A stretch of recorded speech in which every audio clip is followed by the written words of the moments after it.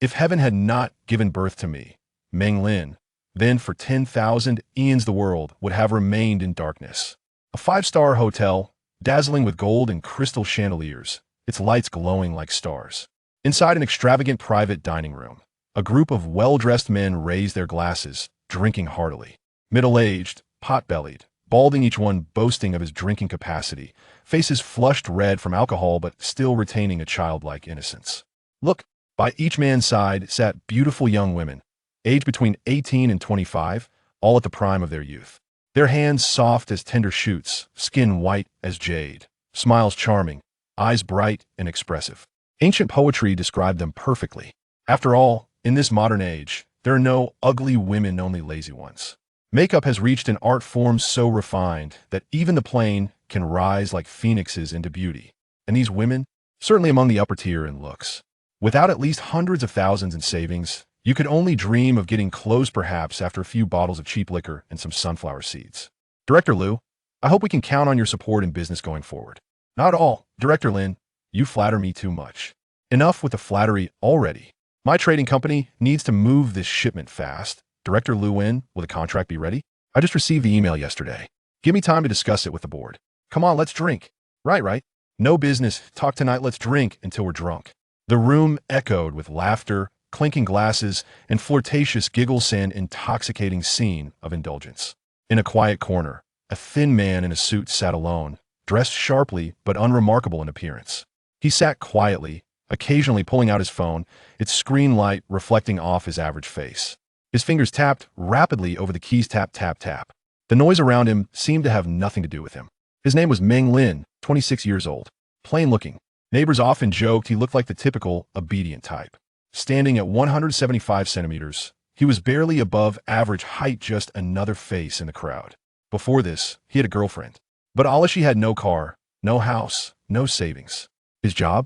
A driver who frequently entered fancy places, yet in reality lived a life of mediocrity. A stable salary, but zero upward mobility. And worst of all, he wasn't handsome. It hurt like 1,000 arrows piercing his heart. Eventually, his girlfriend decided to think long-term. To spare him the burden, she left without saying goodbye, tears streaming down her face, saying only, "You're a good person." He was furious. Thousands of yuan spent on gifts, even bringing her the first milk tea of autumn, and she still dumped him? Where was justice? 30 years east, 30 west. On underestimate a man before his time. Clutching those classic lines from motivational novels, Meng Lin bought lottery tickets every day for a month. Predictably, luck was not on his side. Eventually, he gave up, accepted the cruel reality, and admitted he just didn't have the fate of wealth. Losing a girlfriend limited to hand-holding didn't stop Meng Lin from becoming a legendary figure behind the keyboard. On forums like Tinya, Mop, his presence was unmistakable. Timid and shy in real life, afraid of confrontation, never daring to curse or fight anyone yet online. There was simply no one who could match him. Bold, arrogant, commanding respect from all corners of the internet. Wherever a debate raged, Meng Lin was always there, typing furious line 01 escaped unscathed. As night deepened, the dinner came to an end. Drunk and staggering, the executives were led away by their respective personal assistants, one after another. Wow. Meng Lin quickly stood up, politely standing by the door of the private room, watching the pairs of lovers leave with half-closed eyes. He felt no jealousy, just indifference. Suddenly, a sweet fragrance drifted past his nose. A woman, slightly tipsy, cheeks flushed, supported the completely unconscious Director Liu. Her red lips leaned close to Meng Lin's ear, whispering, "Is your phone really that interesting?" Meng Lin froze. Before he could respond, the woman smiled and handed him a business card, her gaze dripping with allure. He politely accepted it, but the moment their hands touched, he felt a strange tingling sensation. She had gently traced her finger across his palm. Never did he imagine that someone like him, so ordinary, could experience something like this. His face flushed slightly. She winked seductively, her black stockings clicking against the polished floor as she walked away, supporting Liu with a sultry laugh. Glancing at the number scrawled on the card, Meng Lin slipped it into his pocket. Then, he dragged the drunken executive toward the parking garage. After laying the boss in the back seat, Meng Lin leaned back in the leather seat, a strange expression on his face. He considered himself quite presentably. Of course, he could attract a pretty girl or two. But what about Earth's 6 billion people? Even if truth lies with the minority, Sometimes you just can't change fate. From the rearview mirror, he glanced at the snoring lump of a man beside him, wondering whether the woman had approached him merely as a way to get closer to the boss. I'm just a lowly worker with little influence. Even if I wanted to pull strings through pillow talk, I wouldn't have a chance. You must have mistaken me for someone else. Grumbling silently to himself, he listened to the snores and turned on the Rolls-Royce ignition. Soft music filled the luxurious cabin that girl began playing. Speak up if you want somebody. If you desire someone, speak up. You can't let them get away. No. Don't let them slip away. You don't want to end up sorry. You don't want to regret it later. The lyrics stirred memories from long ago. A vision, a Pierita, beautiful, curvy woman tapping the blackboard with elegant handwriting, writing 3 graceful characters.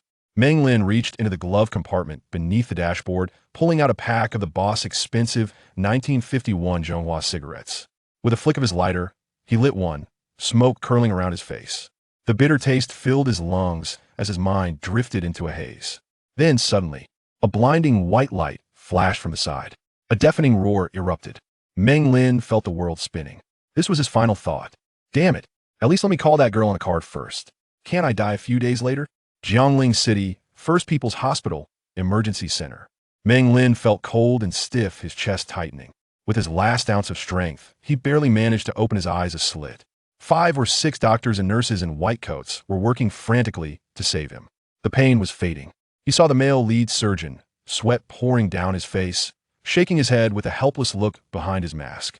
Meng Lin understood was probably beyond saving. He tried to speak, to say something meaningful, but the anesthesia made his tongue heavy, his voice weak. Dizziness overtook him. The last bit of pain vanished. He gave a faint, bitter smile, regret filling his heart. For years, had been a keyboard warrior, untouchable online. No one had ever come looking for him in real life. How freeing. Yet in reality, he had lived a pitiful 26 years. Never married, not even kissed a woman. What a tragedy. No, I can't die like this. With a sudden surge of willpower, Meng Lin opened his eyes wide, gritted his teeth, and turned to the nurse beside him, who was staring blankly at him. I think I'm going to die, but please grant me one last request. His voice was barely audible, yet it broke through. He was sure he was having a deathbed awakening. He was done for. The other doctors and nurses stared at him in shock as if witnessing a ghost. At some point, the female nurse had removed her mask. Around 24, at the peak of feminine beauty, her delicate features were striking. Thin pink lips, refined facial structure, clearly a natural beauty. Meng Lin's heart skipped a beat. Seeing such a pure, untouched face in his final moments, perhaps heaven had granted him a small mercy. Without hesitation, Meng Lin slowly extended his trembling arm, whispering hoarsely, "Nurse, may I touch your face?" The nurse blinked, stunned. Never had she imagined a dying young man would address her as little sister and make such a request. Still dazed, she watched as Meng Lin, eyes narrowed, reached out nervously. His fingers brushed her cheek, soft, smooth, elastic. They slid down to her cool, red lips on the verge of slipping inside. Suddenly, a sharp pain shot through his wrist. The nurse slapped his hand away, her eyes flashing with both anger and embarrassment. Meng Lin felt a pang of disappointment. I'm about to die. Can I touch just a little longer? And besides, weren't they just slicing me open with knives earlier? Didn't I complain once? Oomph. Youngsters these days have no respect for the elderly. Grumbling inwardly, Meng Lin closed his eyes with a sigh, waiting for death. 1 minute, 2 minutes. Wait, why am I still alive? He muttered, confused. A serious voice cut through the air. His main doctor. If you don't want to die, then shut up and stay quiet. There was a hint of jealousy in his tone. In 2003, the sun shone brightly outside. Meng Lin was basking in the glory of success, with his tearful boss urging him to inherit the company, while his ex-girlfriend pleaded with tears not to leave. To his astonishment, it was all but a dream. The harsh light pierced through, compelling Meng Lin to open his heavy eyelids. In the luxurious hospital room, the faces of his fellow surgery patients had vanished without a trace. His mind felt muddled and disoriented when suddenly an unfamiliar yet plump female visage came into view. Rinner has awakened. He has awakened, she exclaimed joyously, her hand adorned with a 7-carat diamond ring, incessantly rubbing Meng Lin's face, which felt quite uncomfortable. A slight twitch coursed through him, and he rolled his eyes. Who are you, lady? Do I know you? I just suffered a car accident, and if you keep shaking me, I might just perish right here. He attempted to voice his complaint, but suddenly his throat constricted, rendering him hoarse. As Meng Lin gazed around, he noticed a middle-aged man in a Zhongshan suit. his face alight with joy as he muttered to himself, "It's good that you've awakened. It's good." This middle-aged couple appeared to regard him as the most precious treasure in the world. How could it be that I, too, am cherished like a gem? Could they possibly be distant relatives? Meng Lin was utterly bewildered. At that moment, an elderly doctor entered, pushing aside the ecstatic couple that seemed to be husband and wife. The doctor leaned down, prying open Meng Lin's eyelids and examining his pupils, then checking his pulse. With a gentle sigh, he turned to the couple and spoke softly. Although the patient has regained consciousness, the severe trauma from the car accident has caused significant brain disturbance. We cannot yet ascertain the unknown effects it may have, so be prepared for any eventuality. A sudden silence enveloped the room. The elderly doctor turned back and, with a nervous shake of his head, scrutinized Meng Lin before asking, "How do you feel? Do you remember who you are?" Even if Meng Lin could speak, he was at a loss for words. Everything around him was so unfamiliar, with not a single recognizable face. Noticing Meng Lin's silence, the doctor sensed an unexpected predicament. His expression darkened as he extended 2 fingers. Cautiously inquiring, "What number is this?" "Young. Old man, do you take me for a fool?" Meng Lin shot him a glare, attempting to articulate a weak 2. However, he suddenly realized that his voice sounded quite peculiar. What on earth had happened? The elderly doctor breathed a sigh of relief and stepped back to allow Meng Lin to see the couple, then pointed at them, asking again, "Who are they?" Meng Lin pursed his lips, shaking his head in annoyance, his head pounding. Yet, he tilted it, hoping to find a familiar boss amongst the surroundings, only to be met with utter disappointment. The expressions of the middle-aged couple stiffened, gradually giving way to fear and panic. The man's fists clenched tightly, creaking under pressure.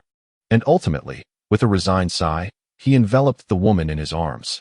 The woman wept inconsolably, her tears falling to the ground in a rhythmic pattern as she murmured, "I am your mother. Do you not recognize us? What has happened to you, Lin Er? Why do you not even remember us?" At this, Meng Lin was left utterly bewildered, his mouth agape in astonishment. Since his childhood, he had known only the absence of his father, who had passed away when he was young, and his mother, who had forsaken him for another life, leaving him to be raised by his aunt. Could it be that the 2 families had mistakenly swapped their children at birth? This thought eluded Meng Lin, and he chose to disregard the couple who claimed him as their son, instead tilting his head to gaze at a youthful maiden in the distance.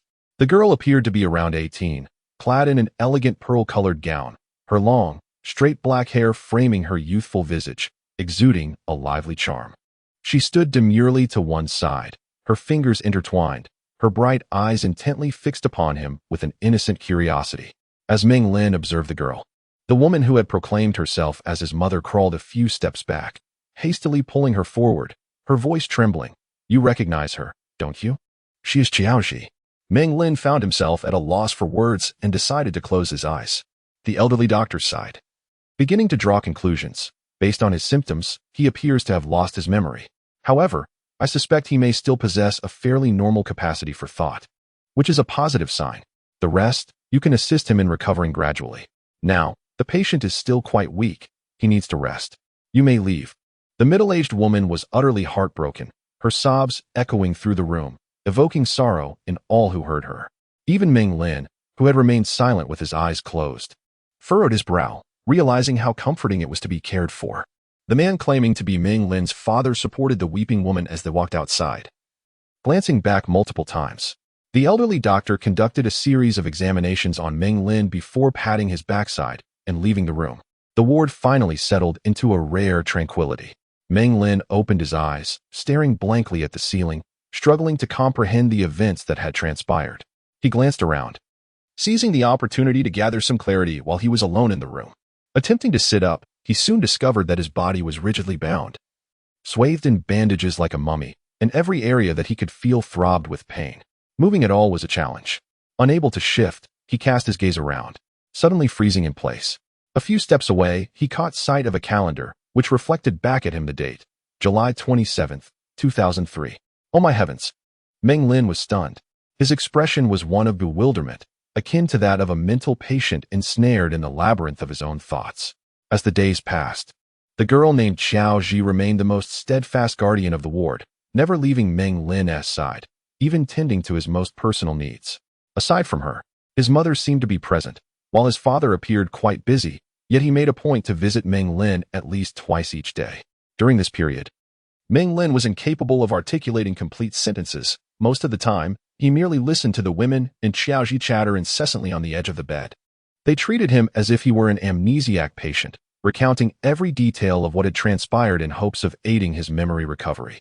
They informed him that he was 17 years old, currently attending high school, that his father was named Meng Hating, and that the woman claiming to be his mother was Xiao Rurong. They hailed from Jiaoling City, and it was a car driven by his bodyguard that had led to the tragic accident. However, Meng Lin remained silent, his expression fluctuating between uncertainty and contemplation, prompting them to cease their efforts. After several days of recuperation, the wretched bandages were gradually removed, and Meng Lin was astonished to discover a renewed sense of vitality coursing through his muscles. His once coarse palms had transformed into delicate, fair-skinned hands, even appearing to have shrunk several sizes. "Bring me a mirror." The first thing Meng Lin wished to do was to catch a glimpse of his altered visage, worried that he might look even worse than before. Xiao Ji, dutifully and demurely, retrieved a small cosmetic mirror from her bag before retreating to the bathroom with a few changes of clothing. In the mirror, a strikingly handsome face emerged, with well-defined features and clear, bright eyes that narrowed slightly, the corners of his lips curving upwards as if in quiet amusement. Even Meng Lin had to concede that this individual was extraordinarily attractive. He gazed into the mirror for 10 minutes, feeling an unsettling inclination towards admiration. Yet, the truth remained. This charming young man was, in fact, himself. Meng Lin slapped his own face, and the man in the mirror mirrored his actions. Frowning in confusion, Meng Lin noted that the striking brows in the reflection furrowed in tandem with his own, leaving him perplexed, as if both he and the man in the mirror were caught in a surreal moment. Could this be a dream? Meng Lin chuckled awkwardly and delivered a sharp slap to his face, the stinging pain nearly bringing tears to his eyes. As Xiaoji walked past him with a basin, she was taken aback by the sight of him slapping himself while laughing maniacally. Lost in his own state of shock, he failed to notice her presence, attempting to awaken from the dream by slapping his face several more times, before finally collapsing onto the bed in exhaustion. Not long after, Meng Lin found himself sitting in a daze, one hand propping up his chin, his gaze vacant as he stared into the mirror raised in his right hand. In that moment, he resembled a philosopher lost in thought.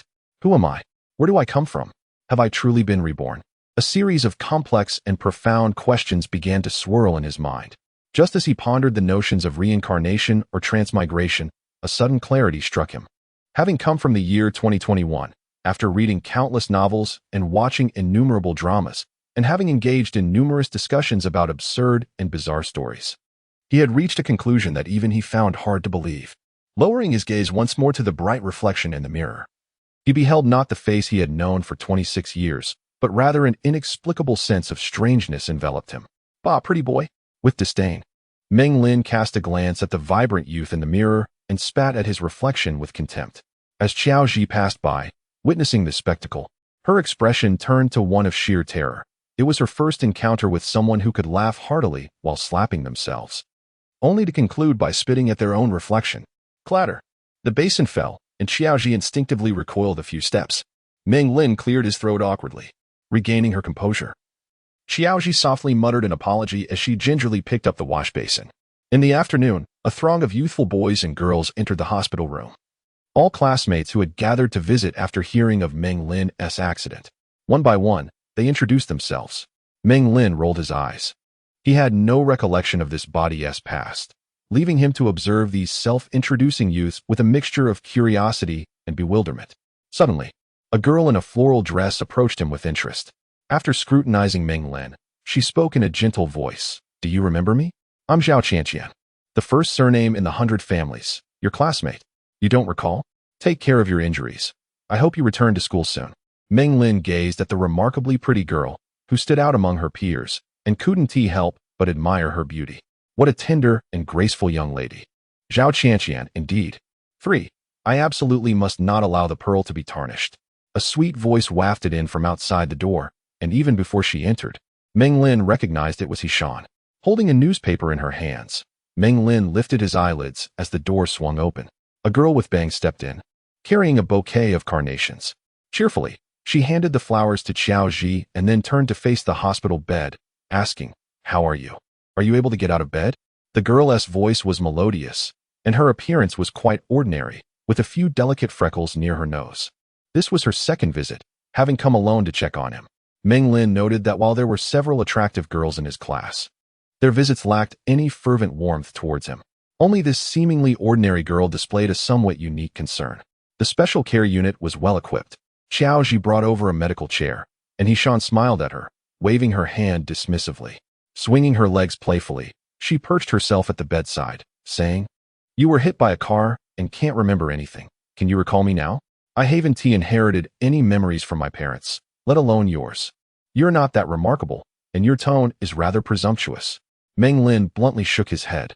A flicker of disappointment crossed Hishan's eyes, but she quickly reconsidered, asking, "Then, do you remember Zhao Qianqian?" Zhao Qianqian. In that instant, Meng Lin recognized her as the charming girl who hoped for his swift return to school. He recalled her introduction vividly, but his knowledge of her ended there. Once again, Meng Lin shook his head, indicating that he did not remember. "She doesn't even ring a bell." "Hee, you really don't remember anything, do you?" Hishan giggled, her voice as cheerful as a sparrow's chirp. Hearing her words, Meng Lin immediately understood. The brat had decent taste, aligning with his own aesthetic preferences. There must be something subtle between him and Zhao Qianqian. And judging by Hishan's excitement upon hearing he didn't remember Zhao Qianqian, it was clear she had some interest in him. Could she possibly like him? Meng Lin rubbed his chin, scrutinizing Hishan carefully. Her figure was actually quite nice, budding, promising a striking S-curve in a few years. Though her face bore a few freckles, slightly marring her complexion. Meng Lin had only had one girlfriend in his past life. And even that was a tragic affair limited to hand-holding. But that didn't stop him from mentally critiquing a little. Noticing Meng Lin's odd gaze, Hishan's cheeks flushed faintly pink. She pouted shyly. "What are you looking at? As if you don't recognize me." "Geez, remember now, I'm Hishan." Meng Lin smiled faintly. He spoke little these days, wary of slipping up. Still, it was frustrating. In his past life, he'd read novels where people reincarnated with golden fingers, systems that dinged with notifications, or even outright superpowers, leaping tall buildings in a single bound, fighting evil, saving the world. And here he was, spending days just adjusting to his body, with absolutely nothing to show for it, all while worrying someone might notice he wasn't the original owner. Oh well, might as well coast for now. Before long, as the morning sun rose on the horizon, its golden rays spilled through the floor-to-ceiling windows, draping the room in a radiant glow. Meng Lin felt a faint warmth and closed his eyes, savoring it. Hishan leaned in eagerly. "Meng Lin, we have a substitute art teacher in our class, the head of the political education office. She's really pretty, but so strict. When are you getting discharged?" "You're the best at drawing." "Drawing?" Meng Lin's lips twitched imperceptibly. Hishan pursed her lips, her thin eyelids blinking rapidly. "You wouldn't believe it. Even Li Heshuan behaves when the head teacher substitutes." Meng Lin vaguely recalled Li Heshuan as a buzz-cut, intimidating guy. Decent name, lousy character. Back in the ward, he was always hovering around Zhao Qianqian. "Is Li Heshuan notorious at school?" "MHM. Hishan nodded, her delicate brows furrowing. "Rumor has it he hangs out with shady people from outside school smoking, drinking, acting all thuggish." "You don't remember how he used to bully you?" "Bully me?" Meng Lin was taken aback and was about to respond when the door swung open. Xiao Rurong entered alongside an elderly doctor. Hishan straightened up obediently. "Auntie." Xiao Rurong smiled gently. "Oh, Hishan here. Thank you for visiting Meng Lin. And I've got good news for you both, Meng Lin. You'll be discharged next week." Her gaze settled on Meng Lin, brimming with affection. Meng Lin took a deep breath. Finally, he could leave the hospital. Lying around like a corpse had nearly rusted his joints stiff. Hishan beamed with joy, even more delighted than Meng Lin. "Really? That's wonderful." Xiao Rurong asked Meng Lin with a smile. "Are you happy, Lina?" Meng Lin nodded. Truth be told, his memories of maternal affection had always been faint. But these past days, with Xiao Ji tirelessly watching over him day and night, the woman's unwavering care and devotion had moved him deeply. Over time, he had subconsciously accepted her as his mother. The elderly doctor approached Meng Lin for a routine examination. His condition is completely stable now. After discharge, just ensure some gentle recuperation. Avoid strenuous exercise for the time being, and regarding his memory, gradual guidance and assistance would be ideal. Hopefully, he'll slowly recall past events. Otherwise, there are no major concerns. Xiao Rurong nodded gratefully and discreetly handed him a thick red envelope. The doctor pocketed it without a word, offered a few more instructions, and briskly departed. With work obligations at noon, Xiao Rurong soon prepared to leave, and Shen accompanied her. It was then that Meng Lin learned Xiao Ji had been their family's caretaker since childhood, as she needed to retrieve something from home. The three women bid him farewell and left together. Such a lovely caretaker? Could it be that I've finally had my rags to riches moment? Transforming into one of those detestable rich heirs. His face flushed with excitement. Meng Lin squirmed in bed like an eager cocoon. After a while, he settled down, propping his head on one hand as he pieced together the astonishing changes that had unfolded. Suddenly, a spirited nurse entered with medicine, her tone indifferent. Up. Time for your injection. Ah. So this is the nurse who assisted in my surgery. Clearing his throat, Meng Lin deepened his voice into a velvety resonance. As medical staff, isn't it your duty to keep patients in good spirits? The nurse paused, setting the medicine on the table. Her striking eyes, lined with crimson, narrowed slightly. What do you mean? Is there a problem? Dropping the seriousness, Meng Lin flashed a roguish grin. You're far too pretty to hide behind that mask. If I could see your lovely face, my mood would surely improve, greatly aiding my recovery. Behind her mask, the nurse's cherry lips parted in surprise. She tilted her head, studying him for a long moment before bursting into laughter. Such beauty in a single smile. She tugged down her mask, revealing a face that rivaled the stars. What nonsense. Who knew you'd be such a little charmer? Not even of age, are you? Remembering his current identity, a 17-year-old high school student, Meng Lin chuckled awkwardly and turned away, allowing her to administer the injection. The nurse murmured softly, "Relax, her big sister might hurt you." In an instant, Meng Lin felt as though he had been stung by a scorpion, glancing sideways with a cold sweat cascading down his forehead. Who on earth inserts a needle so deeply? Don't tell me you're an intern nurse. The female nurse merely smiled, taking a cotton swab to gently dab the injection site. With her lips pursed, she seemed unfazed by his discomfort, insisting he relax even as he tensed up like a piece of wood. All done. Rubbing his sore backside, Meng Lin retreated beneath the covers, pouting. The nurse tenderly adjusted his blanket while tidying up, inquiring, "Are you being discharged tomorrow?" "What else would I do? Stay here for more practice with needles?" Meng Lin replied, his expression peculiar. Unfazed, the nurse raised her hand and chuckled. "Hey, you seem rather honest. What is you in the mood to tease me today? How old are you?" At 26, Meng Lin bristled at being labeled an honest man, feeling the sting in his restless heart. 26, he muttered sulkily. Really? The nurse's smile curved subtly, reminiscent of a cunning little fox. Meng Lin struck a confident pose, devoid of any shame. "Call me brother instead of hey." "Brother?" The nurse laughed. "If you truly are 26, I could call you uncle instead." "Don't say that. Calling me uncle will genuinely make me feel old." Meng Lin coughed awkwardly. Men can be quite strange. While they resent being called uncle by young women in their 20s, the same young ladies calling them dad would likely have them laughing uncontrollably. It seems uncle adds years while dad adds charm. Alas, even Meng Lin is not immune to such whims. The nurse scrutinized his youthful visage with a smile before gently closing the door behind her, leaving behind a faint, lingering fragrance in the air. Meng Lin stared in surprise at the closed door, puzzled by her sudden departure after their pleasant conversation. Resigned, he decided to pick up a magazine to pass the time when a thin discharge paper slipped unnoticed from his grasp. Bending down to retrieve it, he discovered it was his own medical report. Meng Lin, male, 17 years old, with fractures in all limbs, internal bleeding, and a central nervous system infection. Damn it, he muttered, crumpling the document and tossing it into the trash. The cumbersome discharge procedures would naturally be handled by his parents. Xiaoji, leaning down to tidy up, exhibited a graceful figure, her fair neck glistening like polished jade. Though she appeared youthful, her curves were unmistakably alluring.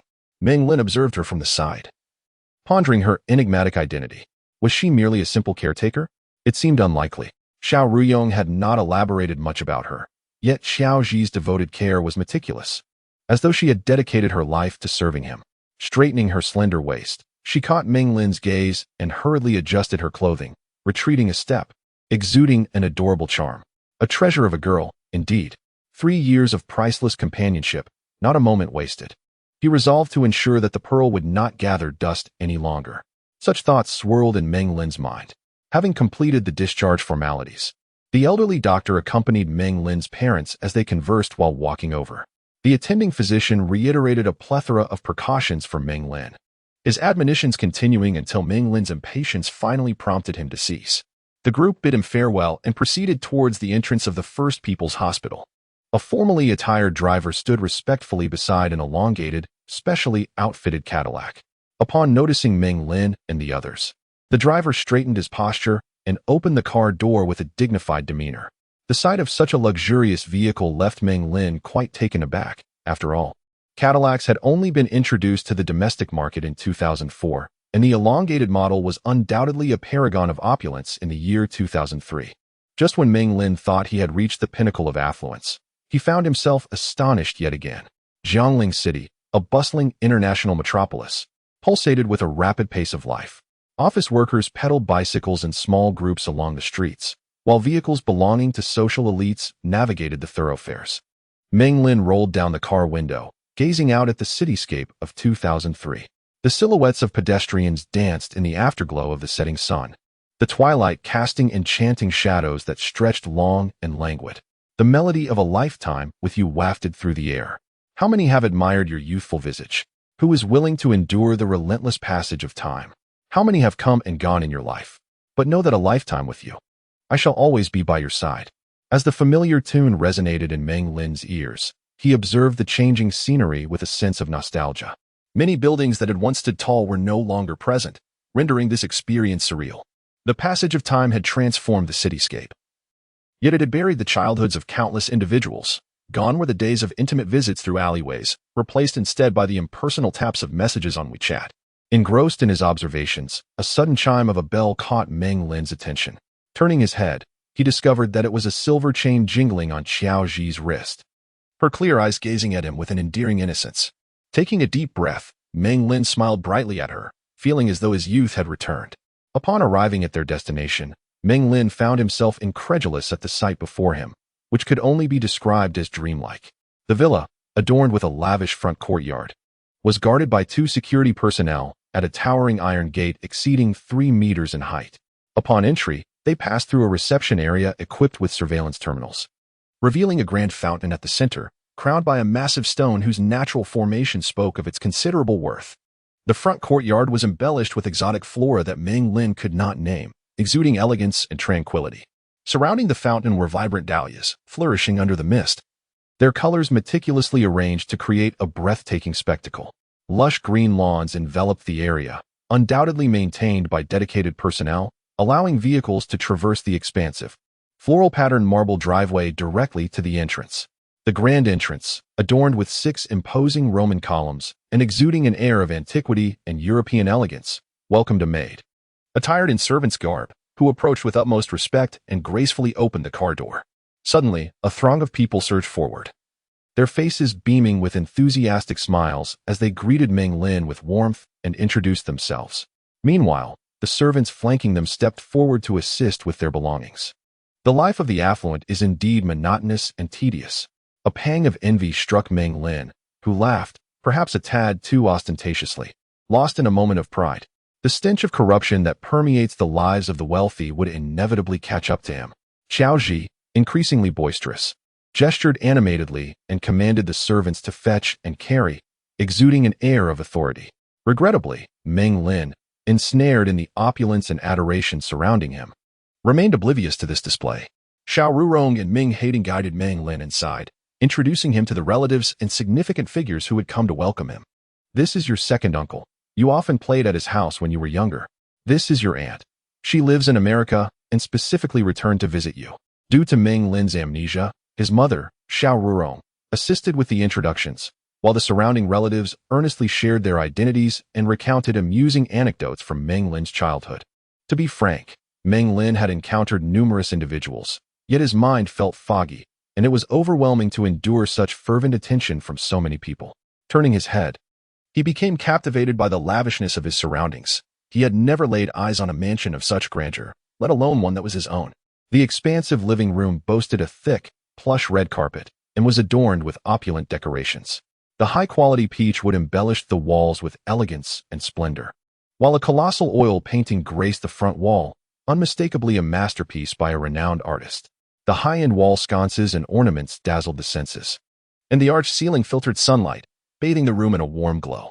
A magnificent crystal chandelier hung in the center, exuding an air of regal luxury. A staircase led to the second floor, where the living quarters likely resided. In 2003, Such a lavish villa would be unattainable for less than 50 million in a decade's time. Meng Lin marveled silently. Having lived in a modest one-bedroom apartment for years, he felt a mix of humor and sorrow, suddenly questioning his own worthiness. To celebrate the return of the young Master Meng from the hospital, many guests had gathered, and the introductions consumed considerable time. Renner has just been discharged and needs rest. Please take him to the bedroom to familiarize him with the room and the environment, Xiao Rurong instructed quietly, beckoning Xiaoji. Xiaoji nodded, tugged at Meng Lin's sleeve, and softly suggested, "Let us first explore our surroundings." Feeling overwhelmed by the crowd, Meng Lin readily agreed, nodding as he followed Xiaoji away from the hall. Eager for a moment of respite, the three-story villa features a gymnasium that boasts not only a billiard room and a bowling alley, but also an indoor soccer field, a basketball court, a volleyball court, and a table tennis room. It is equipped with a fully stocked gym and a spacious tennis room. Meng Lin noticed several sets of golf clubs, yet regrettably, there was no golf course in the backyard. Xiaoji guided Meng Lin on a tour, ultimately leading him to the living room suite. The innermost room by the window was Meng Lin's bedroom, approximately 25 square meters in size, appearing visually expansive with ample natural light, enhanced by a well-executed skylight design. Meng Lin observed that adjacent to the master bedroom was another room, featuring a bed adorned with pink bedding, clearly indicative of a girl-esque quarters. After wandering so much, you must be tired. If you are, feel free to rest for a while, and I shall call for you when it's time to eat, Xiaoji said, her large eyes blinking playfully. Meng Lin harbored suspicions that the bed outside was where she slept. "Where do you sleep?" he inquired. "Right here," Xiaoji replied, pointing to the bed outside with a nonchalant expression. "I have been keeping you company since I was 8. You truly do not remember anything from the past? Goodness. So, you were like a live-in maid." Meng Lin mused, realizing why Xiaoji had been so attentive in the hospital, only to turn languid upon returning home. It seemed her sole responsibility was to care for her own daily life. "In the past, did you really sleep in the same bed as me?" Meng Lin asked, a teasing smile gracing his face. He observed her demeanor, modest and pure, reminiscent of the original owner, and thought it rare to provoke her, let alone touch her. Xiaoji's cheeks flushed crimson, and with a hint of shyness, she nodded and murmured, "Yes, we often did that when we were younger. I used to squeeze into bed with you and why die." Her voice was so faint it was barely audible. Meng Lin, momentarily distracted, had not taken note of her mention of why die. Feeling somewhat weary, he waved his hand dismissively, saying, "I'll just lie down for a bit." He leapt onto the bed, which offered a delightful bounce. Xiaoji obediently perched on the edge of the bed, her hands resting on her knees, quietly observing Meng Lin, who was excitedly clutching the blankets. A glimmer of satisfaction flickered in her crystalline eyes. After closing his eyes for a brief moment, Meng Lin stirred again, asking, "You began accompanying me at 8. Did you not attend school?" "Of course I did," Xiaoji replied earnestly, "but I took an extended leave when you were hospitalized. Otherwise, I would have gone to school just like you. When you attended school, I did too." Meng Lin inched closer, pondering, "What school do you attend now?" "I'm studying something different from you. I am pursuing home economics, specializing in management in the Philippines. After graduation, I can return with peace of mind to take care of you." Meng Lin reflected for a moment, suddenly enlightened. It seemed Xiaoji was training to be a professional housekeeper. This was a vocation he had only heard of before, and he was surprised to discover someone like Xiaoji truly existed. It appeared she intended to care for his life indefinitely. Meng Lin regarded her with keen interest and asked, "What about your parents?" "They are all in the countryside, entirely reliant on your parents' care. Your family has opened a shop in our town for them, and they are living quite well." The Meng family seems rather bourgeois, even resorting to a form of slavery in this new society, while Xiaoji appears content with the status quo. TSK, I wonder if in a few years, feminism will bring me to ruin? Meng Lin ultimately posed the most pressing question of the moment. What exactly does our family do to possess such wealth? Xiaoji stole a glance at Meng Lin, covering her mouth with her delicate hand as she giggled. "Oh dear, with such a collision. You truly seem to have forgotten everything. Your family operates the Ming Investment Group, and with the recent surge in the stock market, your family's assets must have secured a spot among the top 50 on Forbes. When I was in the Philippines, many were familiar with your family." Meng Lin gazed in astonishment at the proud young girl. He, the sole heir of a wealthy lineage, destined to be a domineering CEO, with money and beauty at his fingertips. What does this signify? It suggests that those reborn protagonists, endowed with abilities, strive to conceal their talents and toil for their first fortune, while he begins at the pinnacle. What systems or golden fingers could possibly compare? There's no way he would languish in mediocrity. How could he not be audacious, given the hard-won opportunity of rebirth? Damn it, what an insufferable sycophant. In a half-dream, half-wakefulness, Meng Lin was abruptly roused from his reverie by Qiaoji shaking the bed. It must have been around 6 o'clock. Meng Lin, accustomed to setting his alarm for 7 since he started work at 8, was not pleased to be disturbed. With a surly demeanor, he opened his eyes. Meng Lin, Qiaoji softly called out, and upon noticing the fierce glint in his eyes, she quickly covered her cherry lips, her face reflecting alarm and pity. Meng Lin, exasperated, cleared his throat at the quivering Qiaoji. Is there something you need? Qiaoji hesitated, clearly unsettled by his demeanor, and timidly nodded. Yes, today is Monday. You need to go to school. Go to school? Meng Lin questioned, the concept having been long discarded years ago. Why on earth must he be reborn at 17? Couldn't he have been reborn after graduating university, ready to inherit the family business? Sitting up on the bed, Meng Lin felt a wave of frustration as Qiaoji habitually reached to pull back the covers. Oh no, what is this girl doing? Meng Lin barely had time to intervene before Qiaoji let out a shriek, quickly turning away to cover her flushed face.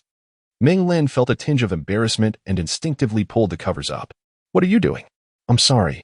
I wanted to help you get dressed. But, how could you? From behind, Qiaoji's fair neck turned crimson, and she whimpered in distress. What is going on?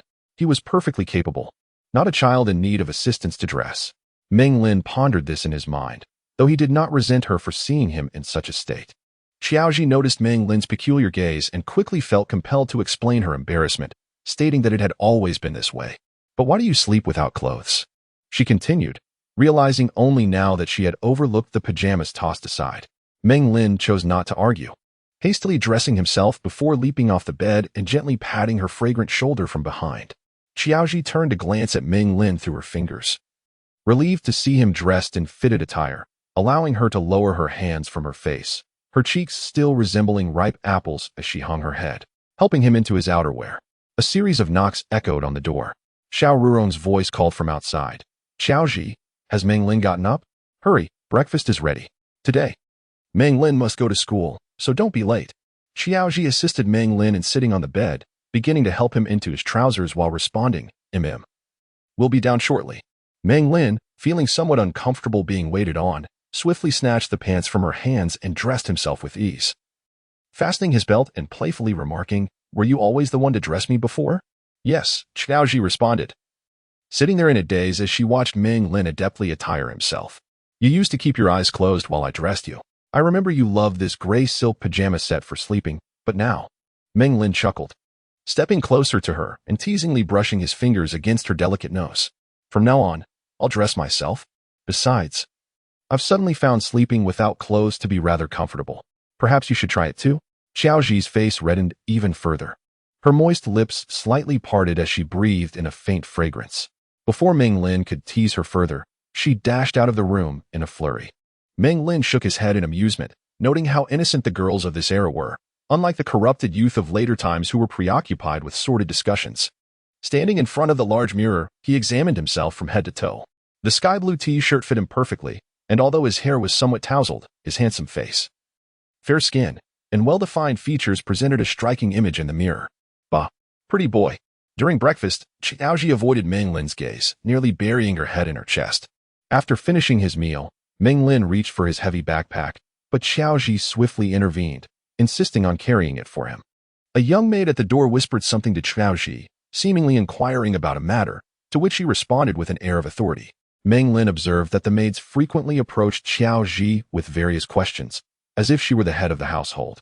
He pondered that his parents must have had this intention, otherwise, they wouldn't have sent her to the Philippines to study home economics. Sitting beside the driver, Qiaoji sat serenely in the back, while Meng Lin mischievously adjusted the rearview mirror to establish eye contact with her, flashing a bright smile. They maintained their gaze for several seconds until Qiaoji finally lowered her eyelids, conceding defeat.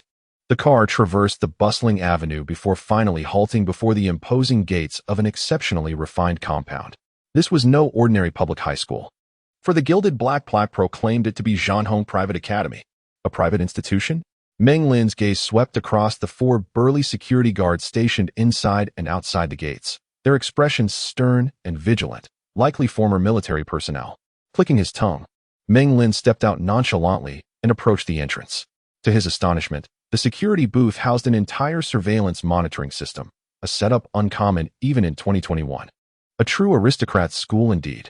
Xiao Ji whispered to Meng Lin, "I'll head back now. I'll come to pick you up in the evening. You should go in. I can only accompany you this far. Without a student ID, no one is permitted entry. Poverty truly limits imagination.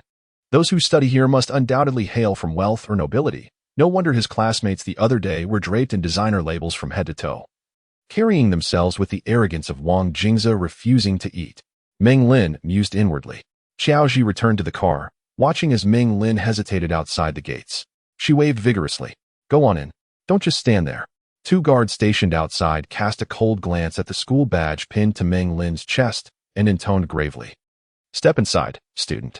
If you linger outside, the school assumes no responsibility for any incidents. Classes are about to begin. Proceed to your classroom." With a faint smile, Meng Lin waved at Xiao Ji and strode through the towering, fortress-like gates. Throughout his walk, his eyes darted restlessly, taking in the surroundings. The campus was teeming with stunningly beautiful female students. In ordinary high schools, girls, burdened by academic pressures and shapeless uniforms, rarely stood out unless they possessed flawless, 10 out of 10 looks. But this elite private academy imposed no restrictions on attire or makeup. Here, the students flaunted their beauty like peacocks in full display, enhanced by an almost ethereal glow. Not only were they visually captivating, but they also retained an innocence untouched by the cynicism of working women, untainted by what one might call worldly airs. By worldly airs, one refers to the pragmatic adjustment of social interactions based on factors like wealth, appearance, and future prospects, a realist approach to sizing people up. Thus, the girls in this privileged environment were both stylish and vivacious. The most unfortunate part?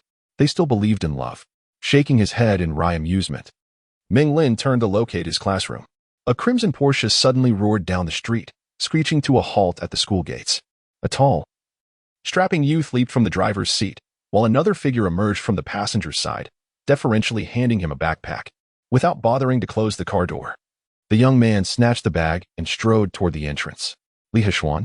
Meng Lin recognized the flamboyant figure at once, hands stuffed into his jeans pockets. A toothpick dangling from his lips, Li Hexuan swaggered through the gates. Spotting Meng Lin, he grinned broadly. "Meng Lin, you actually didn't die? Congratulations, congratulations. Come here, let me give you a pat." Raising his hand, he lunged forward as if to clap Meng Lin on the head. Suddenly recalling something, Li Hexuan retracted his hand. Chuckling, "No photos, no photos. I heard you had an accident with a car. Are you feeling better now?" "Oh." He peered outside, a look of regret washing over his face. "Where's Xiaoji? Had I known, I would have come earlier. I never expected to see you at school today. TSK. I adore your Xiaoji. How about letting her be with me?" His words were frivolous, laced with a man's instinctual fantasies. Meng Lin's expression gradually turned cold. As Li Hexuan stepped inside, he noticed Meng Lin's countenance was off. He halted abruptly, frowning. Why the long face? Meng Lin shook off the ever-persistent Li Hexuan and walked away resolutely. Li Hexuan stood there, momentarily stunned. In his memory, Meng Lin had never exhibited such an indignant demeanor. The sound of a horn echoed as yet another luxury car pulled up at the school gate. The door swung open, revealing a youthful maiden. Her long, pure white dress cascaded elegantly, adorned with intricate silver patterns on the sleeves and collar. The summer breeze tousled her hair, accentuating her already exquisite features. "Zhao Qianqian." Li Hexuan was instantly captivated, his face breaking into a wide grin as he approached her. "I saw your family's car parked in the red light district. I honked at you. You must not have seen me, right? I drove myself to school. Unlike that giant infant Meng Lin, who still needs a driver." Li Hexuan seized every opportunity to elevate himself, particularly at Meng Lin's expense.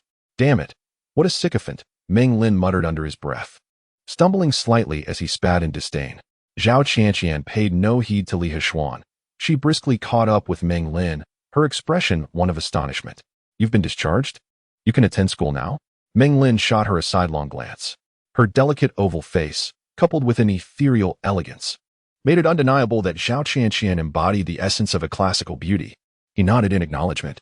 Zhao Chanqian playfully tousled her hair, which the wind had disheveled. You truly can't remember anything?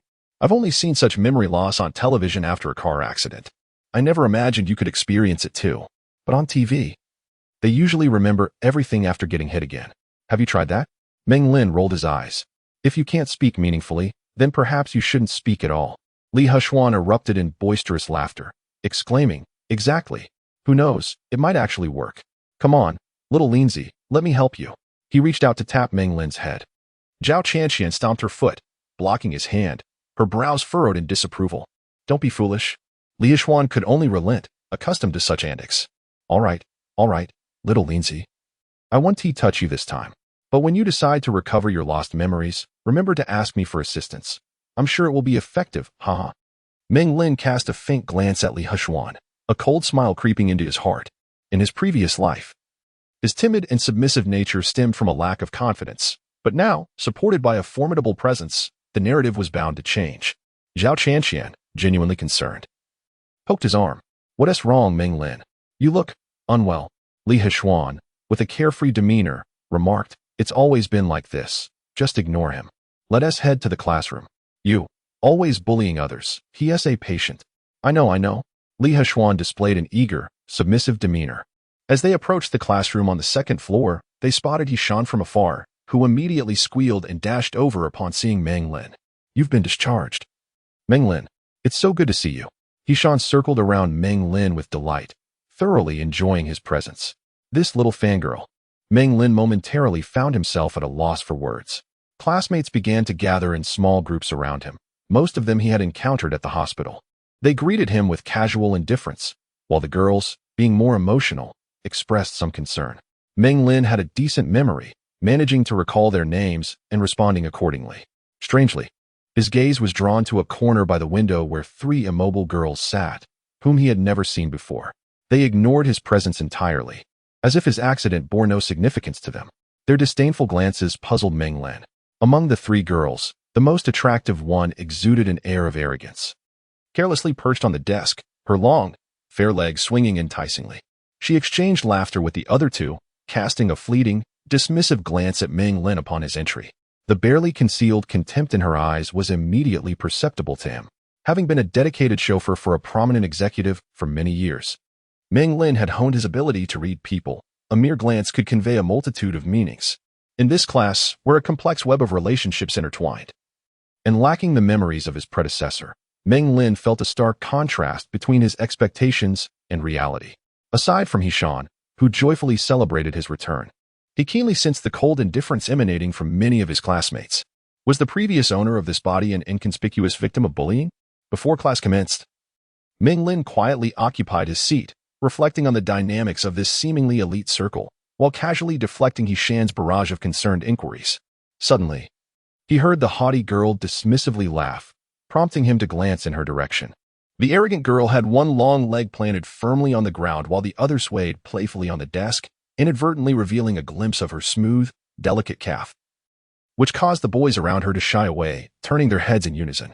Initially uninterested, Meng Lin found himself drawn to the scene, his mature instincts guiding him to follow the contours of her slender waist, glistening shoulders, and finally resting on her beautiful, rosy face. To be frank, when the arrogant girl smiled, she was indeed quite captivating, especially with those striking long legs that radiated brilliance. She covered her mouth and giggled for a while before turning to her 2 female companions with a haughty sneer, uttering vulgar Cantonese insults in a mocking tone loud enough for the entire class to hear clearly. The classroom remained indifferent to her words, continuing with their activities as if accustomed to her habit of verbally abusing Meng Lin. Meng Lin froze momentarily. Though he understood some of the crude Cantonese slurs, especially the derogatory ones, he knew they carried malice, whether in 2003 or even in 2021. Originally inclined to dismiss petty quarrels with girls, a thought suddenly struck him. Yishan stared dumbfounded as Meng Lin abruptly stood up. Who are you talking about? Meng Lin's voice was icy, and in an instant, the noisy classroom fell into dead silence. Everyone turned their heads, gaping at Meng Lin as if witnessing a ghost. The arrogant girl, perched on a desk, was initially stunned. Recovering, she curled her lip and ignored him, narrowing her eyes with undisguised contempt. What are you looking at? What can you even do? Make an example out of her. If he couldn't handle a teenage girl, it would truly disgrace his status as a reincarnated individual. Meng Lin slowly pushed aside the desk before him and approached the arrogant girl, fixing her with a calm gaze. Were you talking about me? Shen suddenly snapped out of her daze. With a shriek, she rushed over, clutching Meng Lin's arm and dragging him back anxiously. Forget it. Just ignore her. Meng Lin remained silent, his expression dark. At that moment, Li Hexuan hurried over and, without hesitation, smacked the back of Meng Lin's head. What is wrong with you? Did the crash scramble your brain? Do you even know who she is? Li Hexuan never imagined Meng Lin's next move.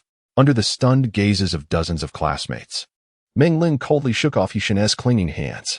Then, in deliberate motion, he picked up the nearest chair, a sturdy steel-framed folding one, and swung it overhead, bringing it crashing down on Li Hexuan's head. Thud.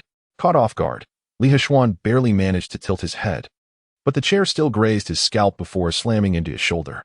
His burly frame crumpled like a sack of potatoes. The classroom erupted in chaos. Li Hexuan clutched his head as he collapsed, howling like a slaughtered pig, toppling desks and sending books flying. Screams filled the air. Shut the hell up. Meng Lin exhaled sharply through his nose. The shrieking girls instantly muffled themselves. In the sudden silence, only Li Hexuan's pained groans remained. His face twisted in agony as blood streamed down. Meng Lin observed impassively. Outwardly, he appeared unshakable, but inwardly, he was anything but. Swallowing hard, Meng Lin, after ascertaining that Li Hexuan's injuries were not severe, forcefully composed himself and tossed the chair beside him with a cold snort.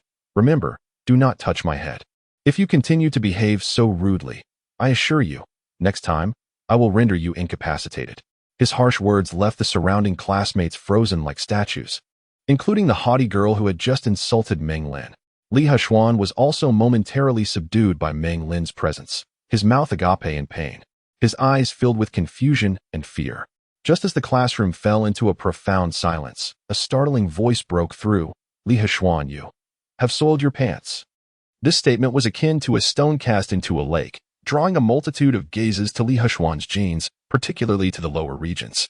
There it was, a patch of yellowish-brown muck, appearing sticky, adhered to his trousers, with several pieces seemingly dropping onto the smooth floor. Good heavens, Li Hexuan, you truly are remarkable. You've been beaten into submission. Chao Jun, a judoka with a 4th-degree black belt, couldn't help but laugh out loud. The moment those words were uttered, it was no longer a mere stone tossed into a lake. It was a thunderous explosion that left everyone astounded. Ugh, how disgusting. The girls felt their stomachs churn violently, instinctively covering their mouths and noses, retreating in revulsion, fearing they might be tainted by that vile substance.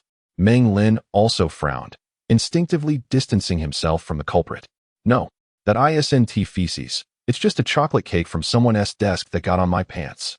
Li Hexuan's face turned pale as he endured the pain, hastily attempting to clarify. Yet, in the face of such a situation, who would believe him? Disgusted glances were cast his way.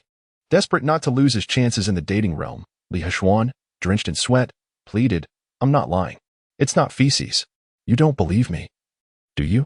In a moment of desperation, Li Hexuan, under the astonished gazes of his peers, reached into his pocket, pulled out a large piece of the yellowish substance, and stuffed it into his mouth, chewing while exclaiming, It's sweet. It's not feces. This act caused several girls with weaker stomachs to immediately regurgitate their breakfasts. Li Hexuan, for heaven's sake, keep your distance from us. The audacious boys couldn't help but tightly cover their mouths, fearing that the deranged Li Hexuan might offer them a taste of that grotesque substance. Li Hexuan was on the brink of collapse. Why won't you believe me? Meng Lin, positioned relatively close, indeed did not detect any foul odor and found himself believing him to some extent. However, it was impossible for him to clarify Li Hexuan's innocence. Seizing the chaotic atmosphere in the classroom, Meng Lin leisurely turned to the arrogant girl, clearing his throat. Who were you just referring to? The haughty girl, her eyes narrowing, having witnessed Li Hexuan's pitiful state, bit her lip, struggling to find her voice. Her complexion shifting from pale to flushed. To Meng Lin's surprise, after a moment of composure, she stubbornly bit her lip, stepped back from the desk, and asserted, I never named anyone specifically, unless you admit to being a fool. With that declaration, she sensed that the situation was spiraling out of control. Much to her astonishment, Meng Lin took a deep breath, steadying the ripples in his heart. Forget it. He silently and sluggishly returned to his seat. Oh, Li Heshuan wailed like a ghost howling and a wolf crying. Never in his life had he suffered such a beating, let alone being accused of defecating and eating feces. It was clearly sweet. Had his classmates just smelled it, the truth would have been obvious. Why were they all avoiding him? The classroom echoed with his tearful shrieks, leaving the remaining students exchanging bewildered glances as they stared at the hysterical Li Heshuan.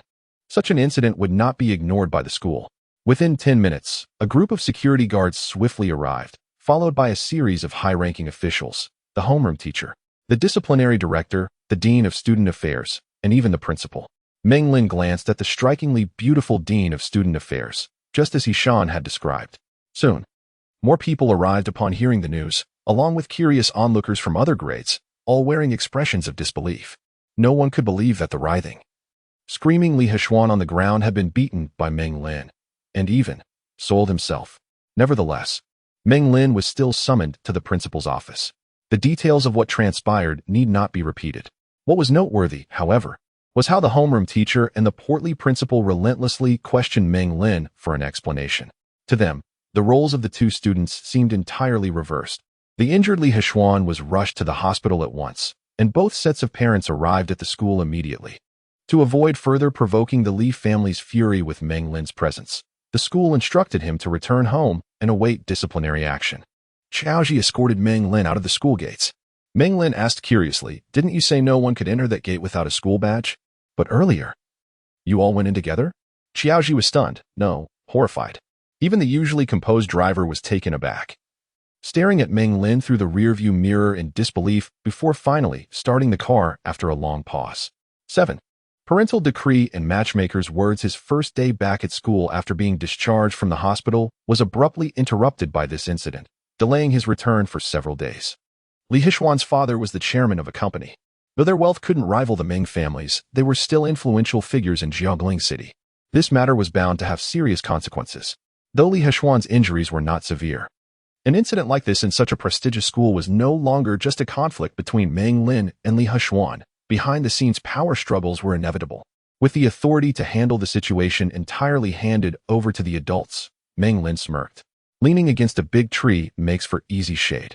In his past life, he wouldn't have dared to raise a hand against anyone, only safely wielding a keyboard. The wealthy acted swiftly. In the end, it was Li Heshuan's father who took the initiative to visit the school, explaining in detail the history of his son bullying Meng Lin. He admitted his own negligence in disciplining his child, leading to such an embarrassing incident for the school. The principal had initially been curious about who had beaten whom, but most importantly, the Li family clarified that this matter had nothing to do with the school. It was merely a private dispute between two well-connected families, a minor squabble between two children. The parents of the aggrieved party have adopted such an attitude that the school, faced with a student like Meng Lin who comes from an influential family, has abandoned its initial intention to impose severe penalties, opting instead to downplay the incident and let it fade away. Xiao Rurong's expression betrayed the deep affection of blood ties. Even as she maintained a stern facade, her eyes brimmed with indulgence and tenderness. "Honestly, what am I to do with you? Usually, you're so well-behaved. How could you end up fighting the son of Director Li? But thankfully, it's all settled now." Auntie. Xiao Ji's crescent moon eyes curved upward in pleasant surprise. "So it's really all resolved?" "Indeed," Xiao Rurong concluded decisively. "Your Uncle Ming has agreed to grant their company a substantial business loan, which also alleviates their urgent financial difficulties. They've agreed not to pursue the matter further. But Xiaoji still seemed somewhat uneasy. What about the school? Is that settled too?" "The school's stance largely depends on the victim's attitude. Since they've withdrawn their complaint, the school will let it go. After all, having our Lina study there is of great benefit to them." Meng Lin set down the magazine in his hands and ventured cautiously. "What about Li Heshuan? How can you even ask?" Xiao Rurong shot him a reproachful, yet doting glance. "He's been hospitalized for days. Fortunately, it was just minor abrasions and some bruising on his shoulder, superficial injuries that required only basic treatment." Meng Lin let out an indifferent "oh," his interest waning instantly. Xiao Rurong studied him with suspicion, pinching his cheek and scrutinizing him closely. "Son, why do you lose your temper so violently? What exactly did he do to provoke you?" Meng Lin offered an awkward chuckle, unable to explain. He certainly couldn't admit that Li Heshuan had merely tapped his head, prompting him to retaliate as a warning. Watching her son's sullen silence, Xiao Rurong released his face with a sigh. We know it must have something to do with Yijier. Stay away from her in the future.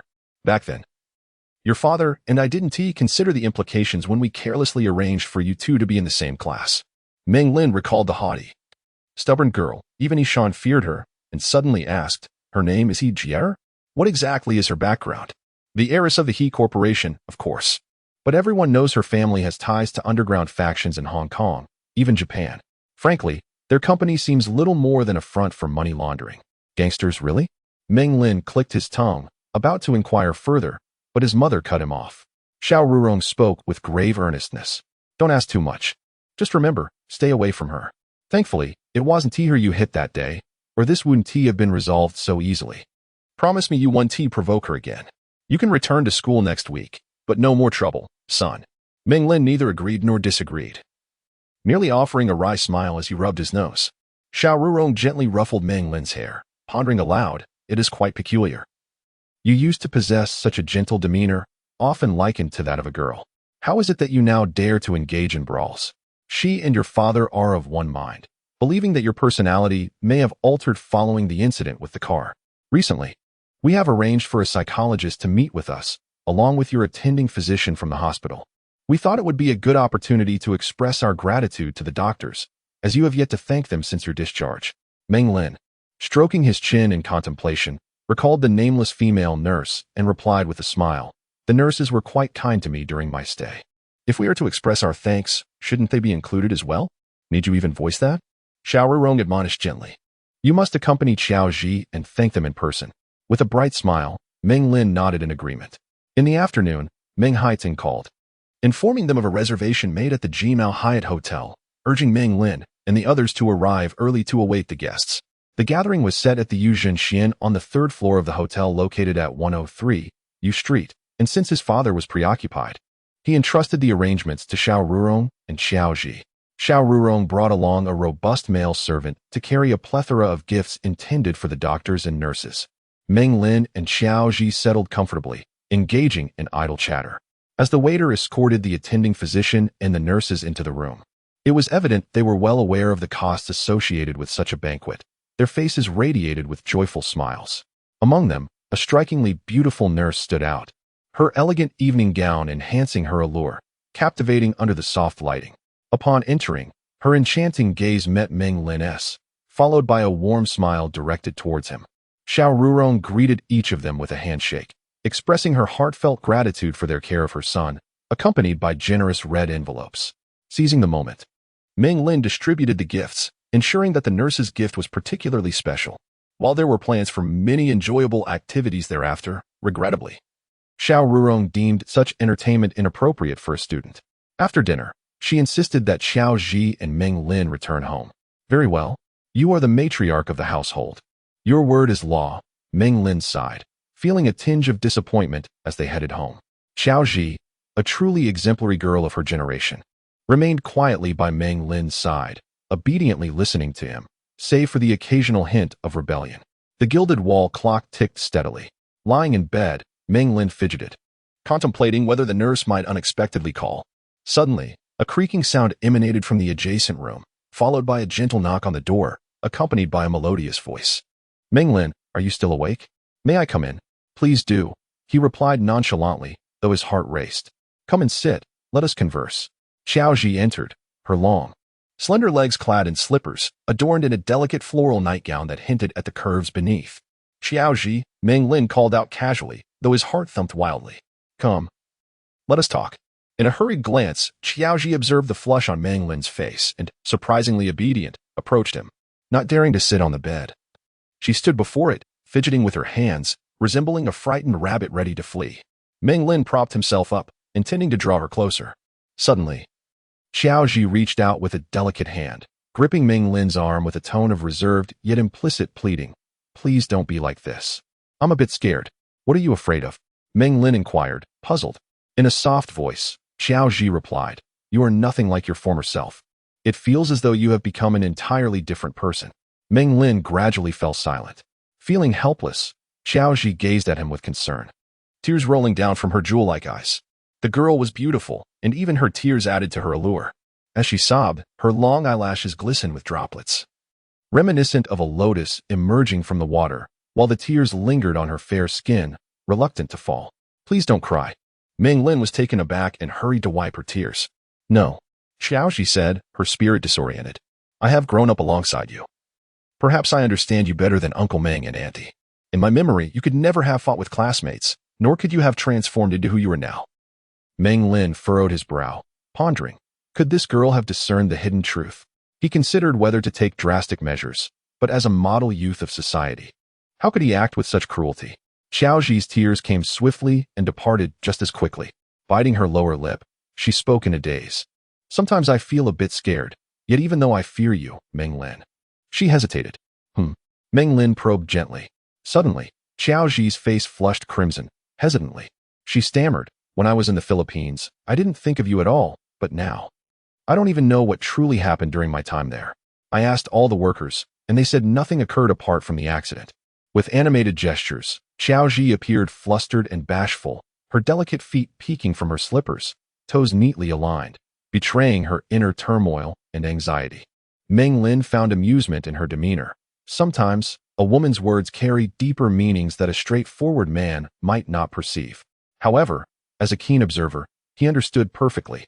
Meng Lin gently cupped her chin, gazing into her evasive eyes, remaining silent.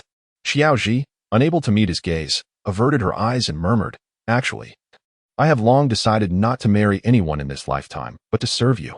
It was unclear how she arrived at such an absurd conclusion. In the past, it was because uncle and aunt treated me with such kindness, trusting me as if I were their daughter, that I wished to repay their kindness and had no intention of marrying. But now, my desire not to marry is for you. I want to dedicate my life to serving you well. As the teacher said, only in this way can all my affections be devoted entirely to you. As a man of later generations, despite being deeply tainted by the internet, Meng Lin was not so greedy. His face, which usually bore an air of indifference, now inadvertently curved into a gentle arc. Xiaoji, don't be so foolish. Why won't you marry? If you truly have no intention of marrying anyone, then marry me. Xiaoji stared at Meng Lin in a daze, her expression a mix of bewilderment and something unspoken. But I'm not worthy of you. Besides, before Huaijie was even born, your mother had already arranged a childhood betrothal between you two. You grew up together. It's a match made in heaven. How could I dare compete with Huaijie for you? Huaijie? Meng Lin was stunned. He had a betrothal arranged by his parents? Who is Huaijie? Where is she? Lu Huaijie. Xiaoji murmured with admiration and envy. She is the daughter of your father's sworn brother. Her family is in Singapore. I've never seen a girl so beautiful. Even as a child, she looked like a princess. You feared no one at home except her. Meng Lin scoffed, dismissing it as some glitch from web novels. Just as he was about to retort, the sound of a car engine echoed from outside. Flustered, Xiaoji hastily adjusted her clothes and scurried back to her room. Double standards. Meng Lin lay in bed, restless, his thoughts spiraling until he finally drifted into a fitful sleep. When his eyes fluttered open, he was met with an unfamiliar yet adorable face. The girl was delicate and rosy-cheeked, her long lashes fluttering like tiny fans. Her bright, lively eyes sparkled with intelligence. Petite and dainty, she stood no taller than 160 centimeters. But her skin was as fair as freshly peeled water chestnuts. When she spoke, 2 rows of tiny, adorable teeth peeked out. Unlike Xiaoji, she wore a pristine white maid's uniform, sitting primly beside him with an air of confidence that seemed to say, I'm beautiful, and I know it. You're awake, young master, she said respectfully. I am Ziyuan, your full-time personal maid, responsible for your daily needs and affairs. Today is my first day, young master. Meng Lin inwardly scoffed. After scanning the room, he asked, where is Xiaoji? Ziyuan tilted her head, her beady eyes darting like green beans. Sister Xiaoji left for the Philippines early this morning. Is there a problem? Meng Lin sighed, but said nothing further. Instead, he questioned, why call me young master? Xiaoji never did. Ziyuan, who had been admiring Meng Lin's handsome features with a peculiar fascination, replied absent-mindedly. Sister Xiaoji instructed all the household staff before she left last night. She gathered everyone and emphasized proper etiquette, addressing the master, mistress. And you as young master was one of them. She even formalized these rules. Anyone who fails to comply will have their wages deducted. Sensing something odd in her gaze, Meng Lin swiftly slipped into his boxers beneath the covers and cleared his throat. You're new here, aren't you? How much does our family pay you per month? 7,000. A radiant joy blossomed across Ziyuan's face, her pear-blossom complexion and dimples utterly enchanting. Meng Lin silently cursed the extravagance of the privileged while the poor suffered in the streets. Naive and guileless, Ziyuan chattered unexcitedly. This salary is quite satisfactory to me. Moreover, I only need to attend to you fully when you're not at school, meaning on Saturdays, Sundays, and all the times you're home. When you're away at school, I can attend classes myself, with your family covering my tuition. Meng Lin's face twitched. In this era where the average monthly wage barely exceeded 1,000, 7,000 a month was beyond what even 99% of elite graduates from top universities could earn, let alone having her tuition paid. How old are you? Meng Lin asked as he took the clothes she handed him one by one. Instead of answering, Ziyuan's gaze abruptly locked onto his bare torso. Good heavens! Meng Lin was stunned. Such brazenness. Yet even after a moment, Ziyuan showed no restraint, her dark, gleaming eyes darting shamelessly. Unable to endure it any longer, and with morning hormones already running high, Meng Lin thought, since you're taking liberties, don't blame me for retaliating. In one swift motion, he cupped her cheeks and leaned in. MMPH. Ziyuan's pink lips were sealed, her startled whimpers muffled as her mouth half opened, eyes widening in shock. Whatever words she meant to say lodged in her throat. After savoring the taste for a few heartbeats, Meng Lin released her, immediately regretting his impulsiveness. What am I doing? He nearly laughed at himself. Lust truly drove men to say and do the unthinkable at times. Reckless, utterly reckless. Ziyuan had gone pale, frozen like a wooden doll. Watching tears well in her eyes, Meng Lin coughed awkwardly. Perhaps that joke went too far. My apologies. Ziyuan inhaled deeply, slowly closed her eyes. And when they reopened, her expression had turned icy. Remembering her earlier delight over her wages, Meng Lin yanked open the bedside drawer, pulled out a stack of bills, roughly 1,000 yuan, and hastily stuffed them into her apron pocket. Don't be angry. Buy yourself something nice with this. Ziyuan stared blankly at the bulging pocket. When she remained unresponsive, Meng Lin ventured cautiously. How about a kiss on the cheek? Moi? With lightning speed. Her lips brushed his cheek before she spun away as if nothing had happened. Meng Lin. Ziyuan pouted shyly, her voice barely above a whisper. Don't do that again, young master. If the master or madam found out, I might be dismissed. Meng Lin's throat moved soundlessly. This hypocritical little. After Ziyuan assisted him with his morning routine, Meng Lin enjoyed an exquisitely prepared breakfast from the kitchen. The Meng family's kitchen boasted an impressive array of culinary talents, featuring not only top-tier chefs specializing in various Chinese regional cuisines and master pastry chefs of different schools, but even the finest chefs from Jiangling City's most prestigious hotels could be summoned at a moment's notice. Having stayed with the Mengs for so long, Meng Lin had never encountered a repeated dish, with the menu innovating daily. Aunt Zhang was instructing Ziyuan on how to assist Meng Lin with his pre-departure grooming and outfit arrangement when Yishan called. The infatuated girl's voice trembled with concern over the phone. Meng Lin? Where are you? Meng Lin, currently observing Aunt Zhang applying hair oil for him in the mirror, replied absent-mindedly. What's the matter? Yishan hesitated before speaking. I'm already at school. I saw Li Heshuan arrive early. He's outside talking to Zhong Rufeng, a senior. You should be careful, maybe skip school today, all right? Her intention was obvious. She was tipping him off. Meng Lin initially thought the school security was reliable and responded firmly. No. After a prolonged silence, Yishan warned. At school, you need to watch out for two people. One is He Jie from our class, and the other is Zhong Rufeng. He Jie's family employs many ruthless and formidable bodyguards, while Zhong Rufeng is essentially a nouveau riche with underworld ties. From what I know, Zhanhong Private High is practically his family's turf. Even the school security seems to answer to him. If Li Heshuan really enlisted his help against you, I'm afraid you'll be at a disadvantage. Meng Lin cursed inwardly. Just moments ago, he had considered the school security dependable, only to have that notion shattered instantly. Backing down. Impossible. Once he had decided to act, there was no room for regret. Now, with his parents backing him and recalling the 26 years of meekness in his past life, Meng Lin gritted his teeth and steeled himself. In a low, resolute tone, he reassured her, don't worry, Yishan. It'll be fine. Not in the mood for further chatter, he hung up and turned to Aunt Zhang. Do we have a sturdy claw hammer at home? Fetch one for me. I just remembered there's a handicraft class today. I'll need one. Make sure it's heavy. And bring me a nail too. Aunt Zhang hurried off to retrieve the requested tools. Soon after, a male servant presented Meng Lin with an iron-handled claw hammer and a steel nail. Young master, will this suffice? If it's too heavy, I can fetch a lighter one. No need. Meng Lin slipped the nail into his pocket, hefted the hammer, and swung it a few times. Satisfied with its heft and balance, put it in my bag. I'll take it to school later. The servant complied without question. Meng Lin narrowed his eyes, tilting his head slightly to inspect the concealed weapon. The hammer fit snugly inside the leather backpack, its presence undetectable from the outside. Under Aunt Zhang's guidance, Ziyuan finished preparing Meng Lin, and they boarded the car together. Throughout the ride, Meng Lin was too preoccupied to tease the double-standard loving lowly, his expression clouded with unspoken tension. Neither Ziyuan nor the driver dared to break the heavy silence. After stepping out of the car, Meng Lin carried his school bag and hesitated thoughtfully in front of the teaching building for the first time, carefully observing the surrounding architecture. He knew something significant would happen today. It was only prudent to familiarize himself with the environment.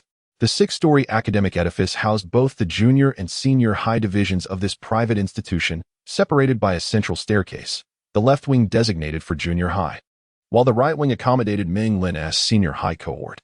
From what he knew, the first-year students occupied the 3rd floor, his own class resided on the 4th, and the graduating seniors claimed the 5th. The ground floor boasted an opulent student cafeteria, while the 2nd floor housed a gymnasium and activity rooms. Each grade's individual resting quarters, lavishly appointed private suites, were situated at the far end of their respective floors.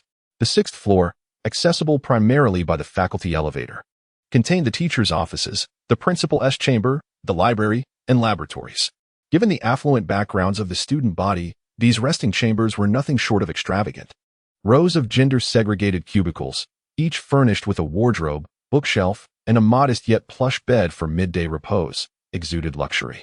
Despite their compact size, they were outfitted with air conditioning, ambient lighting, internet-connected computers, and even private bathrooms, reportedly surpassing the faculty's own accommodations. Students typically changed into their uniforms here before heading to class. As Meng Lin strolled leisurely toward his own cubicle, he retrieved a nail from his pocket, affixed it to the wall, and hung a garment upon it. While changing, his mind wandered to the question of when Li Heshuan and his cohorts might strike if they truly sought retribution. If Yishan's words held any weight, Li Heshuan and Zhong Rufeng's involvement likely stemmed from a clandestine arrangement. After all, Meng Lin's parents had already smoothed things over with the Li family. Logically, they wouldn't condone further retaliation, hence their insistence on the school handling the matter discreetly. As for Zhong Rufeng, given his family's influence over the institution, it was improbable he'd risk tarnishing their reputation with overt aggression. Undoubtedly, his parents remained oblivious. Thus, placing himself in their shoes, Meng Lin pondered, when would they act with the least scrutiny? Opportunities for such confrontations were scarce. Early morning, during the uniform change, presented one window, yet causing trouble at daybreak seemed audacious, with little chance of escape. Between classes? Highly unlikely, too brief, and the repercussions too severe. Lunchtime, post-meal, when security and disciplinary staff patrolled the resting quarters like taut bowstrings, vigilant against the wealthy youth's potential mischief. Or perhaps after school, when faculty departed and students returned to change before heading home, the campus at its most chaotic. If orchestrating a spectacle, this would be the moment to seize. Meng Lin let out a sigh of relief, affirming his judgment. He placed the hammer amidst the blanket on the lounge bed, changed his attire, and proceeded to the classroom. The lounge was accessible solely to the disciplinary director and each student, ensuring the hammer's absolute security. He trusted that no one would dare take it. If an incident were to occur at that time, Meng Lin would have an unexpected advantage over his adversaries. Upon returning to the classroom, Meng Lin observed Li Heshuan seated with a sullen expression, while his classmates regarded him with curious glances. As soon as Yishan caught sight of Meng Lin, she sprang to her feet and approached him, her anxious eyes signaling her uncertainty about what to say. Meng Lin offered her a reassuring smile, disregarding others as he meticulously sharpened a pencil from his backpack with a pencil knife. The morning passed without incident. Meng Lin's assessment was astutely accurate. Otherwise, relying solely on a sharp pencil in his pocket to contend with more than 3 robust students would have proven quite arduous. During the midday break, Meng Lin felt less confident about heading to the cafeteria for lunch, as students had ample free time, presenting numerous opportunities for confrontation. However, he noted that the student cafeteria was situated very close to the teacher's cafeteria, both sharing a vast dining hall, which led him to wager that his peers would refrain from acting out. Moreover, the spacious cafeteria would afford ample time and room to respond should any untoward events arise. As Meng Lin queued to receive his meal, he was somewhat taken aback by the exquisite quality of the food. In this exclusive private school, it was said that students paid a hefty fee for their lunch, which was vividly reflected on their dining tables. The midday meal consisted not only of rice and hot porridge, but also a variety of meticulously prepared stir-fried dishes, crafted under the guidance of specialized nutritionists. While Chinese cuisine was predominant, there were also options catering to students' diverse dietary needs, including Western, Japanese, and Italian dishes. Though the fruits and desserts remained largely untouched, they were very daily. Once seated, Meng Lin noticed discrepancies between the private high school cafeteria and his recollections of a typical public high school. In one corner, several couples were cozily nestled together, feeding each other bites of their meals, radiating affection. A group of single male students, meanwhile, watched television while eating, erupting into cheers during the NBA's top plays. Interspersed among them were a few diligent students engrossed in their books, reminiscent of a more conventional high school cafeteria atmosphere. In such an environment, studying certainly required tenacity. Meng Lin chuckled softly and chose a seat at random, having taken only a few bites. Yishan approached and squeezed in beside him with her tray. As she noticed Li Heshuan's continued inaction, her apprehension began to wane. After all, those who could study in such an institution were far from ordinary. Each student had a certain background. Prior to Meng Lin confronting Li Heshuan, the school had never witnessed such an extraordinary incident. Meng Lin had no idea how Yishan had treated him in the past, but now she was utterly submissive, continuously piling his bowl with dishes she deemed delicious, sparing him the need to lift his chopsticks. Returning to the lounge, Meng Lin locked the door behind him, testing its sturdiness with a satisfied pat before collapsing onto the bed without another thought. Time slipped away unnoticed. The relentless ringing of the bell echoed through the halls as the disciplinary director, Teacher Deng, rapped his pointer against each dormitory door in passing. Wake up. Class begins in half an hour. Students, tidy yourselves after your nap. Washing your face wouldn't hurt. Meng Lin sprang up, stretching his arms before hopping off the bed. After splashing water on his face, he made his way to the classroom. Truth be told, having stumbled through society for years after high school, Meng Lin had long abandoned his academic foundations. Now, thrust back into a sophomore curriculum, the material might as well have been hieroglyphics, barely comprehensible. Fortunately, few in the class paid much attention. Most of the time, the teacher droned through the textbook in solitary amusement while students busied themselves below. This was a classroom of untouchable young masters. No instructor dared provoke them. The afternoon schedule consisted of physics, chemistry, and art. Meng Lin sat rigidly, feigning attentiveness with an expression of harmless innocence. To his credit, the act was convincing, so much so that even the teachers showered him with inexplicable praise, murmuring encouragements like, "Keep striving. You'll be a pillar of the nation." Meanwhile, Li Heshuan, far from humiliated by Meng Lin's earlier thrashing or the mockery of his peers, radiated an unsettling enthusiasm. Through 2 classes, Meng Lin endured the teacher's lonely lectures in silence. Then came art. A palpable tension gripped the room, anticipation laced with unease. The students sat in hushed stillness. Click-clack. The measured cadence of high heels echoed down the corridor before the door swung open. "I am Shen Yanlan, head of the Academic Affairs Office. For the next month, I'll be substituting as your art teacher." Shen Yanlan, in her early 30s, carried an air of quiet authority in her striking gaze. A muted chorus of admiration rippled through the male students, high school boys forever entranced by the mystique of mature women. Meng Lin nodded appreciatively. Even having met her before, he couldn't help but marvel at her elegance, far removed from the awkward charm of youthful girls. Shen Yanlan's voice was cool. "I've heard that Meng Lin is the most skilled artist in this class. Is Meng Lin present?" Snapping to attention, Meng Lin shook his head, stammering, "Teacher Shen. I'm Meng Lin." Damn it, he cursed inwardly. Who has sought to sabotage me? Since when do I know how to paint? Descending from the podium, Shen Yanlan approached, heels tapping rhythmically. "Your classmates speak highly of your work. I've seen your pieces, they're quite impressive. Today, we'll begin with still life sketching. Why don't you demonstrate by drawing this apple for the class?" After her words, Shen Yanlan removed the lecture notes she had been holding to her chest and produced a vibrant red apple, which she had intentionally brought along. She wished for her students to first attempt to sketch it, after which she would explain how to transform still life into patterns suitable for their artwork. "Meng Lin, please illustrate on the blackboard, allowing your classmates to observe how you address the contrast between the object and the design." Meng Lin's expression darkened as he found himself at a loss for how to proceed. Li Heshuan, audacious as ever, whispered, "Teacher, I'm quite hungry. May I have that apple?" Shen Yanlan was taken aback by such an absurd request and, casting a stern gaze at Li Heshuan, whose head was bandaged, replied that as permissible, but only after your classmates have finished their drawings. Li Heshuan eagerly nodded in agreement, aware that this apple had been cradled in Shun's embrace. Undoubtedly imbued with her subtle fragrance, which was far more enticing than that of his slightly awkward female classmates. Teacher, more boys, as if discovering a new realm, clamored enthusiastically. I want to eat the apple too. We all want that apple. I made the first request.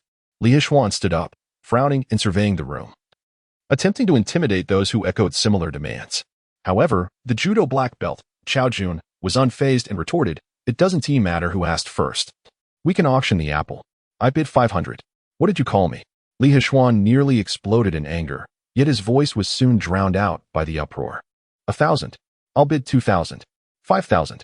I'm offering 5,000. Even Chun Rinming, usually mild-mannered and bespectacled, began to lose his composure.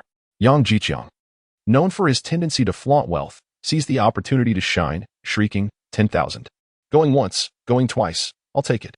Insanity. The girls could no longer bear the scene. Zhao Chanqian sighed in exasperation.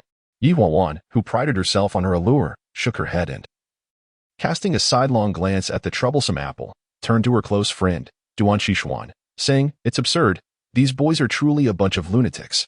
Meng Lin, equally stunned, thought to himself, "Goodness, are all high school students this affluent?"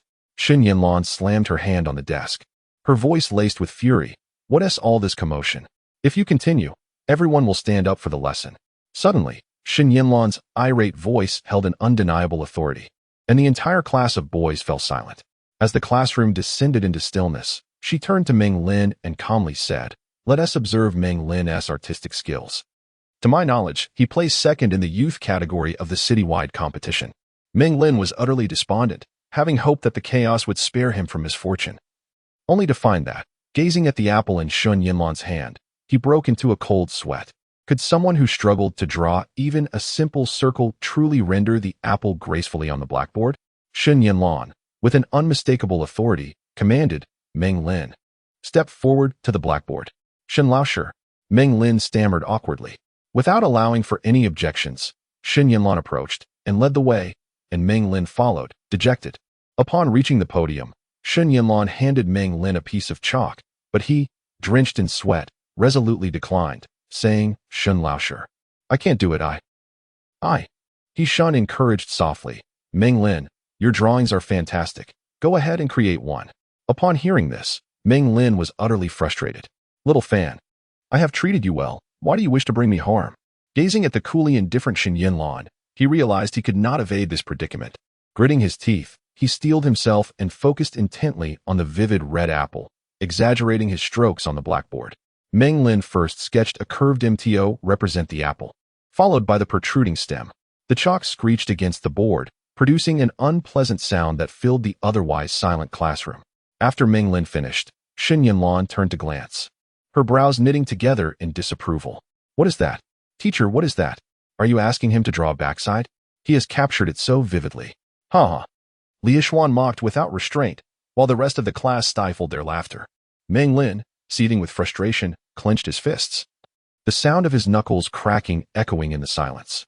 He felt embarrassed and humiliated, for Shen Yanlan exuded a rare warmth, reminiscent of a figure from years past beneath that very blackboard, stern yet dignified. Coldly, Meng Lin glared at the boisterous Li Heshuan, an invisible aura of menace emanating from him. Li Heshuan paused, ceased his laughter, and retreated awkwardly to his seat, cursing inwardly, anticipating retribution later. Taking a deep breath, Meng Lin returned to his seat in silence, restoring tranquility to the classroom. "Teacher." He Shun was the first to rise, casting a sympathetic glance at Meng Lin, saying, after the incident, "Meng Lin has forgotten many things, including his drawing skills." Without uttering a word, Shen Yanlan nodded and began to draw an apple herself. Li Heshuan fell silent, only rising hastily at the end of class, having completely forgotten to ask Shen Yanlan for an apple. He cast a cold glance at Meng Lin and was the first to rush out of the classroom. In a surprising turn, Shen Yanlan gracefully approached Meng Lin, gently placing a prized apple on his desk before departing silently, slowly tidying her lesson plans under the blackboard. Was it an apology? Meng Lin gazed at Shen Yanlan's retreating figure, momentarily entranced. What a delightful teacher she was. Meanwhile, the other raucous boys attempted to snatch the apple, but Meng Lin would not yield. Rubbing it on his shirt, he brought it to his lips and took a hearty bite. Xiao Jun secretly stole a glance at their teacher at the podium, enviously whispering to Meng Lin, "Come on, tell me it doesn't smell extraordinary. Can you discern the teacher's scent? What brand of perfume does she use?" Yang Jiqiang eagerly pressed, his tone brimming with curiosity. These middle school kids with their delusions of grandeur. Meng Lin shook his head and remarked, "No different from the apples at my place. Though this one does seem exceptionally sweet. If you were really offering 10 grand, I'd have sold it to you ages ago. Damn it." Yang Jiqiang let out a pained and disgusted cry. "You've already ruined it. Not only did you bite through the skin, but it's covered in your spit. It's not worth 10 grand. I wouldn't even take it for free. With conditions this lousy, you still think you can pull this off?" Meng Lin smirked to himself. These naive little brats are all talk, zero action. Watch and learn. With a confident stride, he sauntered toward the lectern. The surrounding male classmates exchanged bewildered glances. What is he up to? Casually approaching Shen Yanlan, Meng Lin suddenly slapped his forehead in exaggerated distress. "Ah, this is bad. Is something the matter, Meng Lin?" Shen Yanlan neatly arranged her teaching materials before turning her gaze toward the commotion. "Professor Shen, what time is it?" Meng Lin feigned urgency, as if some catastrophe had struck. Instinctively, Shen Yanlan lifted her slender wrist. 5:32 p.m. "Ah, let me see." Without hesitation, Meng Lin took hold of her fair hand, pretending to check the time while subtly tracing his fingers over her skin. Smooth, delicate, exquisite to the touch. Shen Yanlan merely furrowed her delicate brows, none the wiser. For Meng Lin's acting was convincing enough. Down below, Xiao Jun and the other male students watched in silent fury, their eyes burning with indignation. We sneak glances at best, but this bastard Meng Lin just straight up gropes her. After indulging in a few more strokes of her jade-like skin, Meng Lin dared not push his luck. Releasing her hand, he murmured, "Thank you, Professor," before casually strolling back to his seat. The sight of his male peers, seething with jealousy as if their goddess had been defiled, initially startled Meng Lin. But then he rolled his eyes. "If you brats keep this up, I'll just sweep Shen Yanlan off her feet, take her to bed, and snap a few kissing shots for you to gawk at. One tea that just make you jump off a building in rage." Ignoring them, Meng Lin nonchalantly slung his bag over his shoulder and headed for the lounge, leaving the group in stunned silence. The hallway bustled with students preparing to leave, but no teachers were in sight. Freeing one hand, Meng Lin retrieved the pencil he had concealed in his pocket, gripping it reverse style, the sharpened end pressed against his wrist, while the blunt side remained exposed. The locker room entrance lay just beyond the staircase in the academic building. As Meng Lin passed by, his gaze landed on the railing where 4 tall, robust boys loitered. Li Hexuan was nowhere to be seen. Perched on the railing was a handsome youth in a dark, straight-collared jacket, chewing on something. That must be Zhong Rufeng, Meng Lin thought. The other 3 are probably his lackeys. One of them idly kicked a soccer ball, but all 4 pairs of eyes were fixed on him. Meng Lin swept a cold glance over each of them. Meng Lin walked nonchalantly down the long corridor of the lounge, never turning his head. Yet his attention was entirely focused behind him, able to discern the movements at his back amidst the chaotic sounds. The footsteps of Zhong Rufeng jumping off the railing.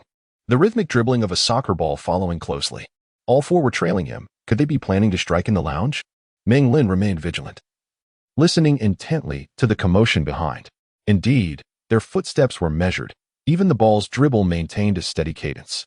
Taking a deep breath, he passed his own lounge without pause, striding swiftly past several doors before abruptly turning to retrace his steps. The group, hot on his heels, froze in momentary confusion at his sudden reversal, halting in unison with furrowed brows. "Excuse me," Meng Lin said with an air of innocence, slipping past them. In a flash, he retrieved the key from his pocket, swiftly unlocked the lounge door, and slipped inside. Undoubtedly, the superfluous maneuver had achieved the desired effect. Clearly disoriented by his feint, they hesitated just long enough for Meng Lin to seize the advantage, darting to the narrow passage between the wardrobe and the bed. A space too confined for 3 to charge simultaneously. Bang! The door was violently shoved open. 3 of them barged in almost at once, while Zhong Rufeng lingered outside, idly juggling the ball, evidently standing guard to deter interference. Leading the charge was a burly figure, roughly 6 feet tall, exuding thuggish aggression. With a snarl, he lunged forward, grabbing for Meng Lin's collar to yank him up for a beating. Meng Lin's gaze never wavered, tracking his every move without blinking.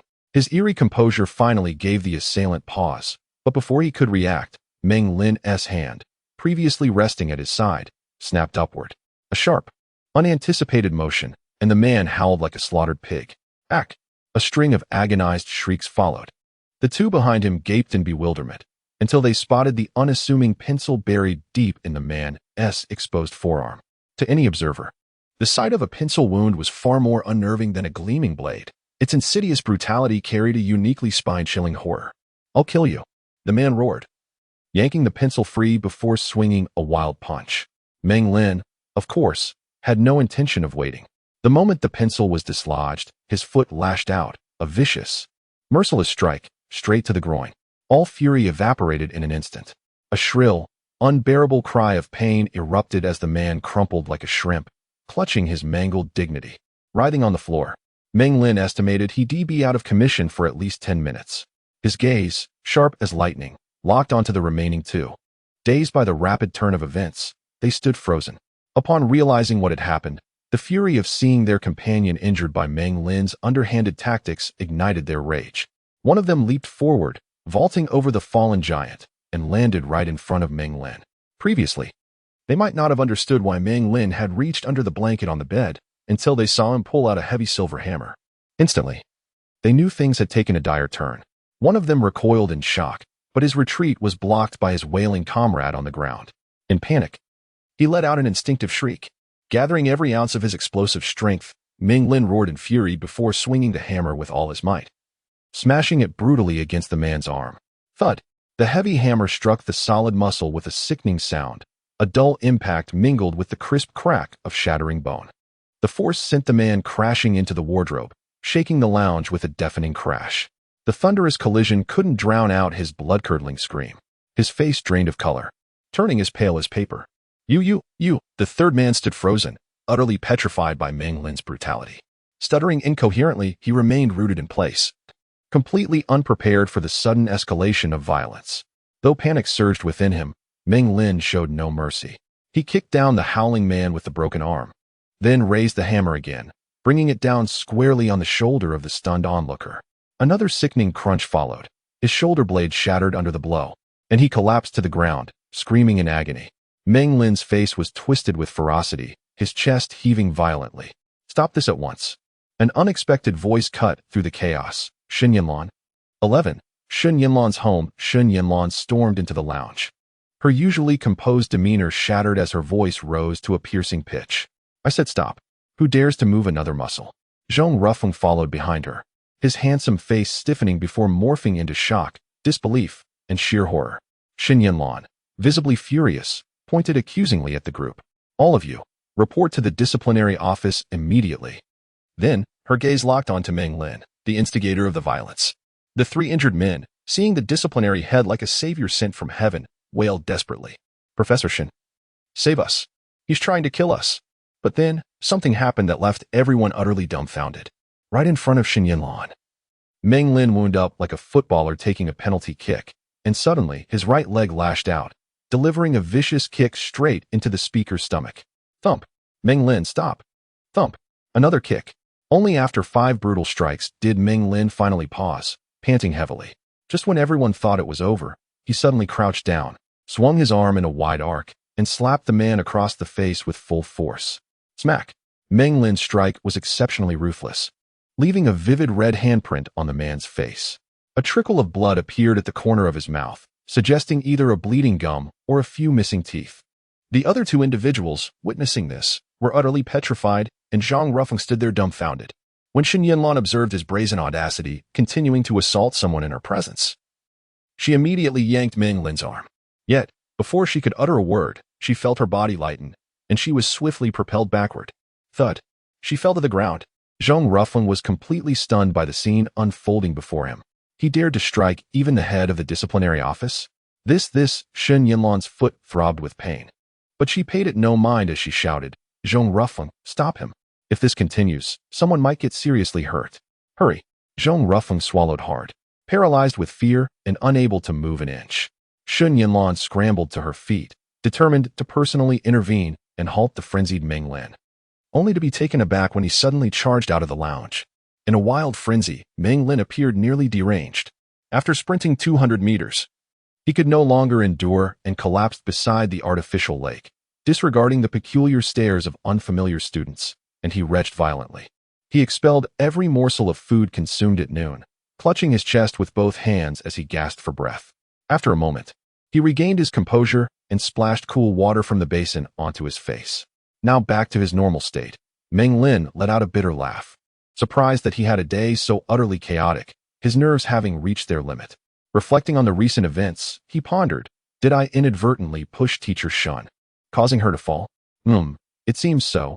Zhong Rufing's physique surely wouldn't be that fragile. This could be troublesome. After resting for 20 minutes, Meng Lin strolled out of the school without anyone detaining him.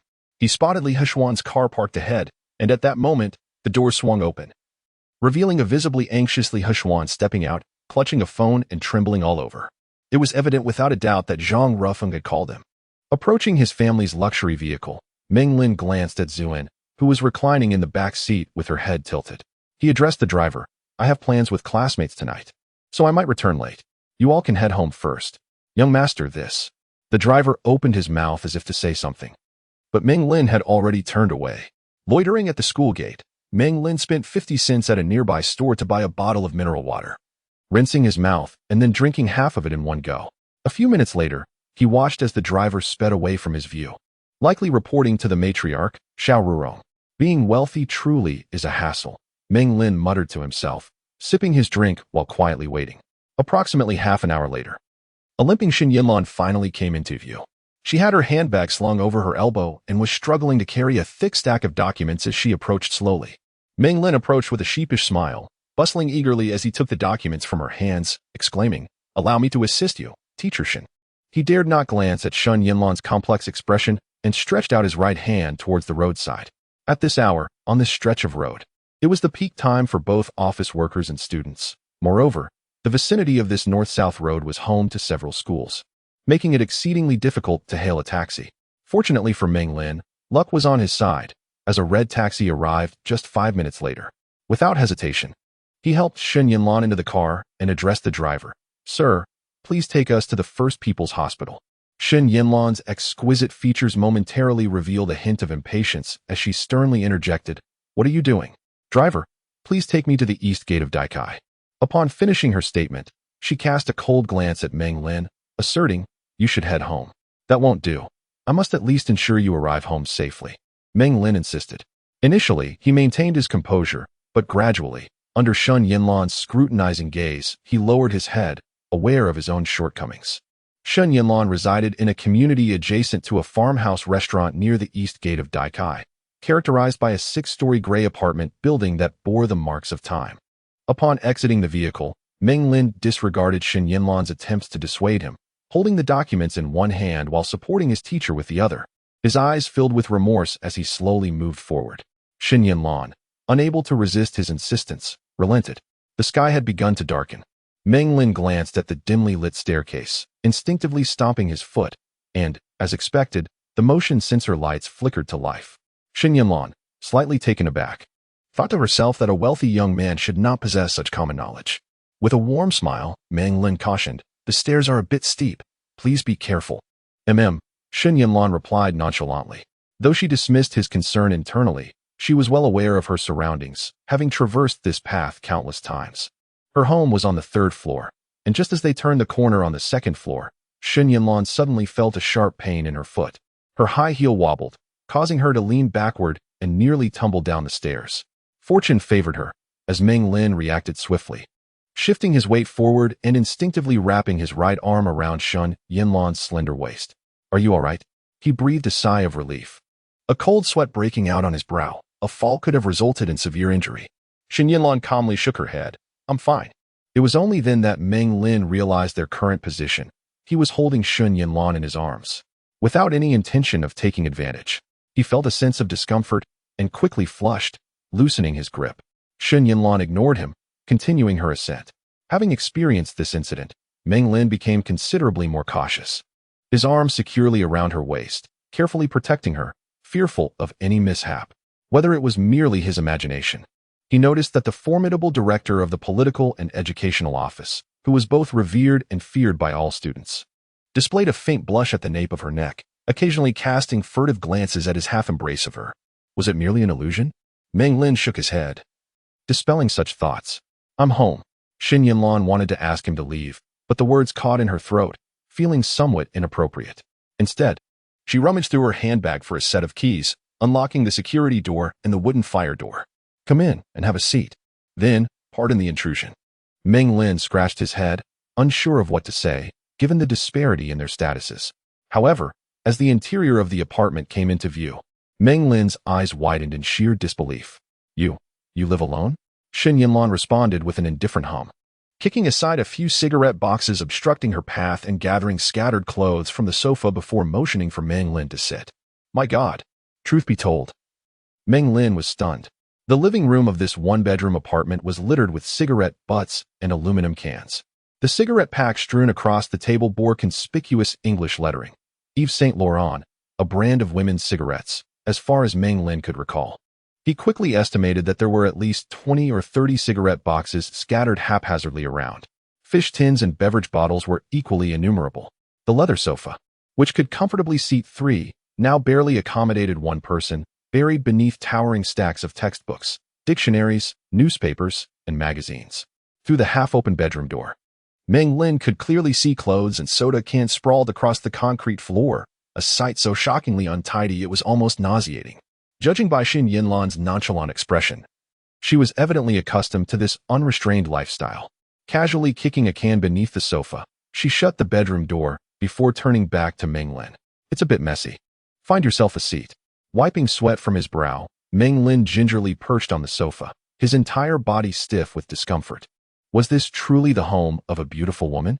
Filthier than even the most jaded keyboard warrior could imagine.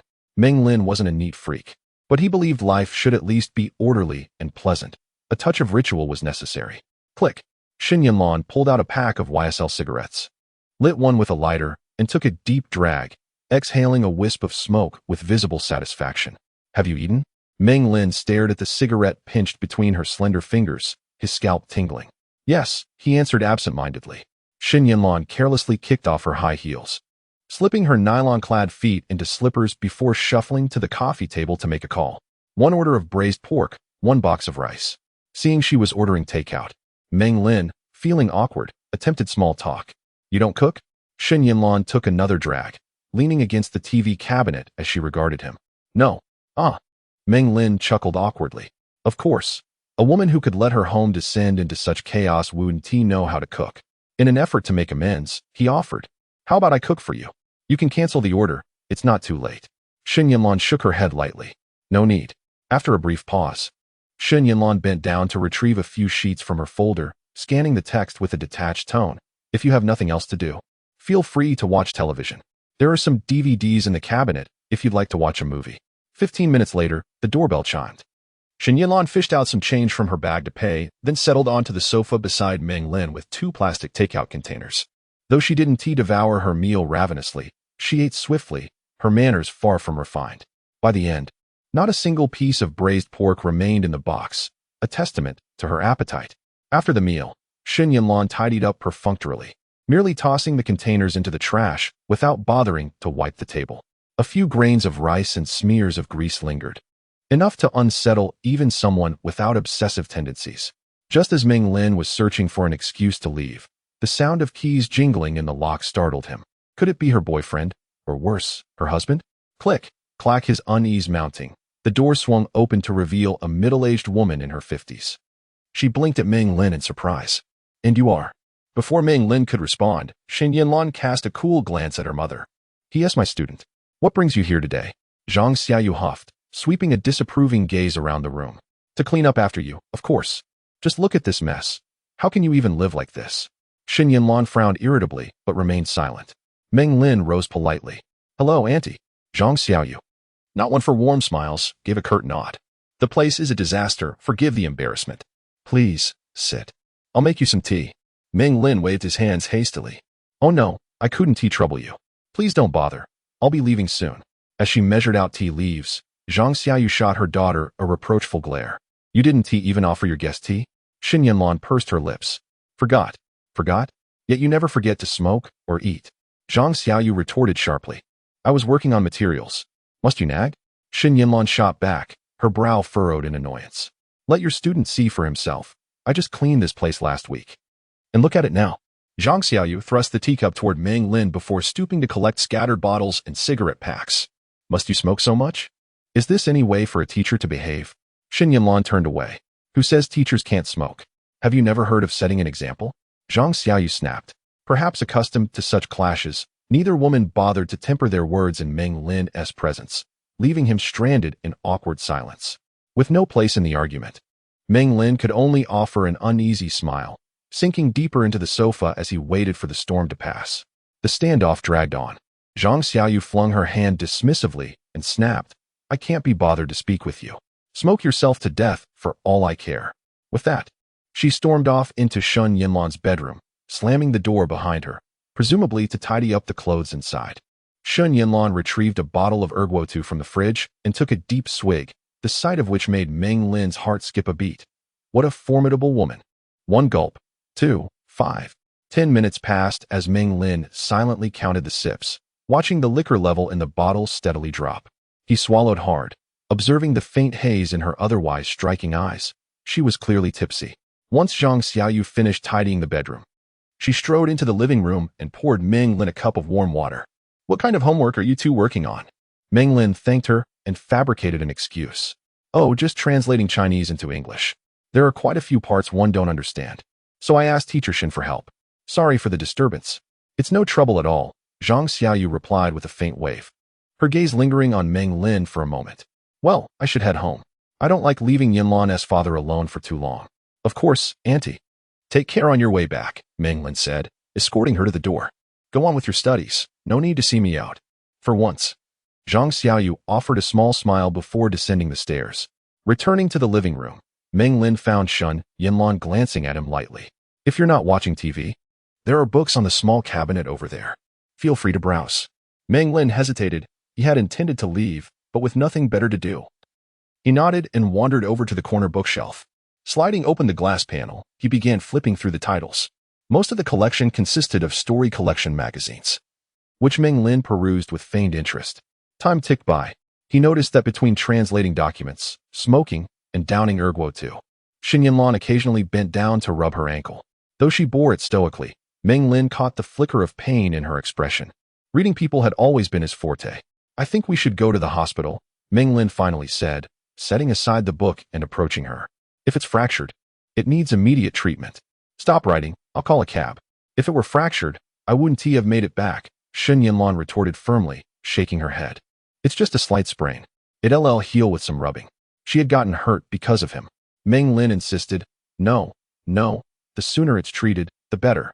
If this delays your work, I'd never forgive myself. I said it's fine.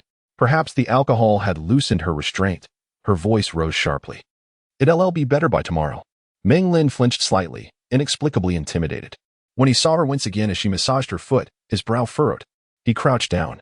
If it's bothering you, let me help. Without waiting for her consent, he gently cradled her foot and slipped it out of the slipper. What are you doing?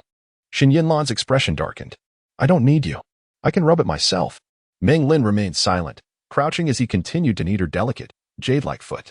He had no knowledge of proper massage techniques, but he exerted his utmost effort, finding some solace in the act, perhaps due to the intoxication. A faint flush crept across Shen Yanlan's finely sculpted face. She tugged at her ankle, her voice sharp. Let go. I told you I don't need your help. Meng Lin felt a twinge of fear. After all, massaging her foot could, in a way, be seen as taking liberties. Shen Yanlan, with her dignified and conservative demeanor, likely wouldn't permit a man to touch her so casually. Choosing silence, he persisted. Shen Yanlan struggled repeatedly, but failed to deter him. Her expression shifted before she finally exhaled a long sigh. Sit on the sofa. It's uncomfortable crouching like that. Her words seemed to tacitly permit his actions. Hesitantly, Meng Lin lifted her slender leg and settled onto the sofa, stealing a glance at her. Shen Yanlan swayed slightly, shifting to the other end to stretch her thigh comfortably before quickly lowering her gaze to the documents in her hands. Was she embarrassed? or simply drunk? Meng Lin couldn't decipher her reaction. All he knew was the silken texture of her stockings beneath his fingers, smooth and intoxicating. This was the first time in either of his lifetimes he had done something like this. His heart pounded wildly. By now, Shen Yanlan lay nearly horizontal on the sofa, her foot resting on Meng Lin's thigh as he needed it. The scene resembled a husband tending to his weary wife after a long day, harmonious, even sweet. Initially, Meng Lin had acted out of pure concern for her injury. But as the atmosphere shifted, his throat grew dry, her flawless legs an unrelenting assault on his frayed nerves. Every press of his fingers sent warmth radiating through his palm. Just as his mind began to drift, Shen Yanlan's authoritative voice cut through. "You can stop now. It doesn't hurt anymore." Meng Lin straightened abruptly, a cold sweat trickling down his temple. Stepping out of the apartment building, Meng Lin found his thoughts lingering on the lingering, tantalizing images. Everything he glanced at seemed smooth and pale. Women are monsters. They drain you of your essence. Women are monsters. They drain you of your essence. Reciting a mental mantra to calm himself, Meng Lin gradually steadied his restless pulse. With measured steps, he made his way toward a nearby barbecue stall.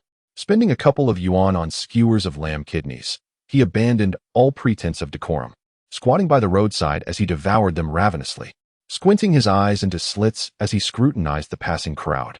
Meng Lin pondered the bizarre incidents that had unfolded at school that day. Apart from the fellow injured by a pencil, 2 others had suffered grievous wounds. The destructive force of a hammer upon flesh far surpassed that of a blade. Not only did it cause extensive necrosis across vast swathes of skin, but its devastation upon bones was particularly horrifying. They would likely remain hospitalized for at least a year, with no guarantee of escaping permanent disability. Students attending Zhanhong Private Academy were all scions of wealthy families. Such severe injuries would undoubtedly drive the victim's parents to frenzy, and the school was bound to descend into chaos. Realizing the gravity of the situation, Meng Lin swiftly hailed a taxi. Before long, he arrived at his destination. Tossing a 10 yuan note to the driver, he moved to exit, only for the middle-aged cabbie to stop him. "What? Did I give you counterfeit money?" Meng Lin frowned, his expression darkening as he fixed the man with a glare. No, the driver hastily explained, his gaze flickering toward the imposing manor villa that loomed ahead. Swallowing dryly, he added, "You gave too much. Let me give you change. Keep it. Consider it a tip." Meng Lin uttered these words with a faint swell of pride, finally. A line straight out of a rich young master's script had found its moment. Thank you. Returning to his room, Meng Lin strained his ears, half expecting the phone to ring at any moment. His thoughts swirled between how to explain the day's events to his parents and, for reasons unknown, the vivid memory of massaging Shen Yanlan's legs. It wasn't merely his masculine instincts at play, the sheer disparity in their statuses acted like the most potent aphrodisiac. "You were just helping her up," he chided himself with a sharp inward scoff. 13. A phone call calming himself, Meng Lin shifted his attention to Ziyuan, who stood dutifully by his side. He noticed her gaze lingering on him, only for her to hurriedly lower her lashes the moment he took notice. "Ziyuan." Meng Lin cleared his throat. "Come, sit beside me." Obediently, she complied, proving far more amiable and agreeable than Xiaoji, with a grin that bordered on roguish. Meng Lin cut straight to the point. "Would you like a raise?" Ziyuan blinked in surprise. Wordlessly, Meng Lin produced several crisp 100 yuan bills, musing once again on how the lives of the wealthy were so unpretentiously dull. What must I do?" A faint blush dusted her cheeks. "Simple. Give me a kiss." In Ziyuan's mind, the act of kissing wasn't an insurmountable hurdle. After all, her first kiss had already been stolen by this very same scoundrel of a young master. What was one more? Once a person finds justification, their descent into indulgence is alarmingly swift. After only a moment's hesitation, Ziyuan tilted her head and pressed a light peck to Meng Lin's cheek. Then, as she accepted the 5 smooth banknotes, she couldn't resist nipping playfully at his lips, a flicker of mischief dancing in her eyes. Watching her blend bashfulness with an intoxicating allure, Meng Lin felt a thrill course through him. Little did he know that this ignited the long-suppressed flames within Meng Lin's soul across 2 lifetimes. Just as he was about to pounce on this delicate beauty and take action, an unfamiliar phone ringtone abruptly shattered the moment. Damn it! With visible frustration, Meng Lin halted his advances, leaning against the bedpost while grabbing a pineapple from the fruit bowl and starting to peel it with a knife. Ziyuan's face burned crimson as she glanced at Meng Lin, hastily straightening her slightly disheveled clothes.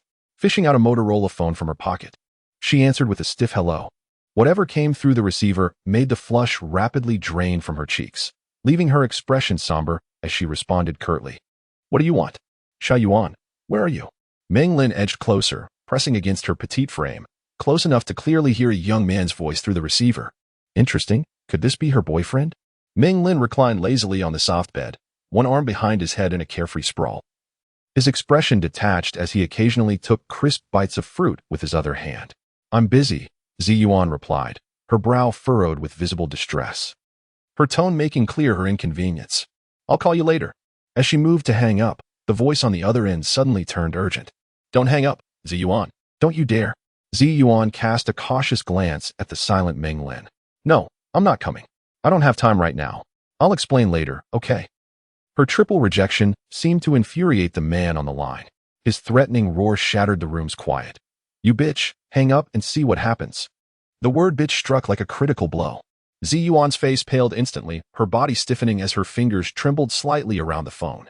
Even her usually charming dimples seemed to lose their luster. Meng Lin frowned, sitting up with a raised brow. Ziyuan's eyes immediately filled with silent pleading, begging him not to intervene. With a resigned shrug, Meng Lin lay back down, playing dead. After his threat, the man fell silent for a long moment before finally growling. Get over here right now. Another pause, then a cold sneer. Or you're dead, Ziyuan. I'll come to your school tomorrow and drag you out myself. Don't blame me for the scene I'll make.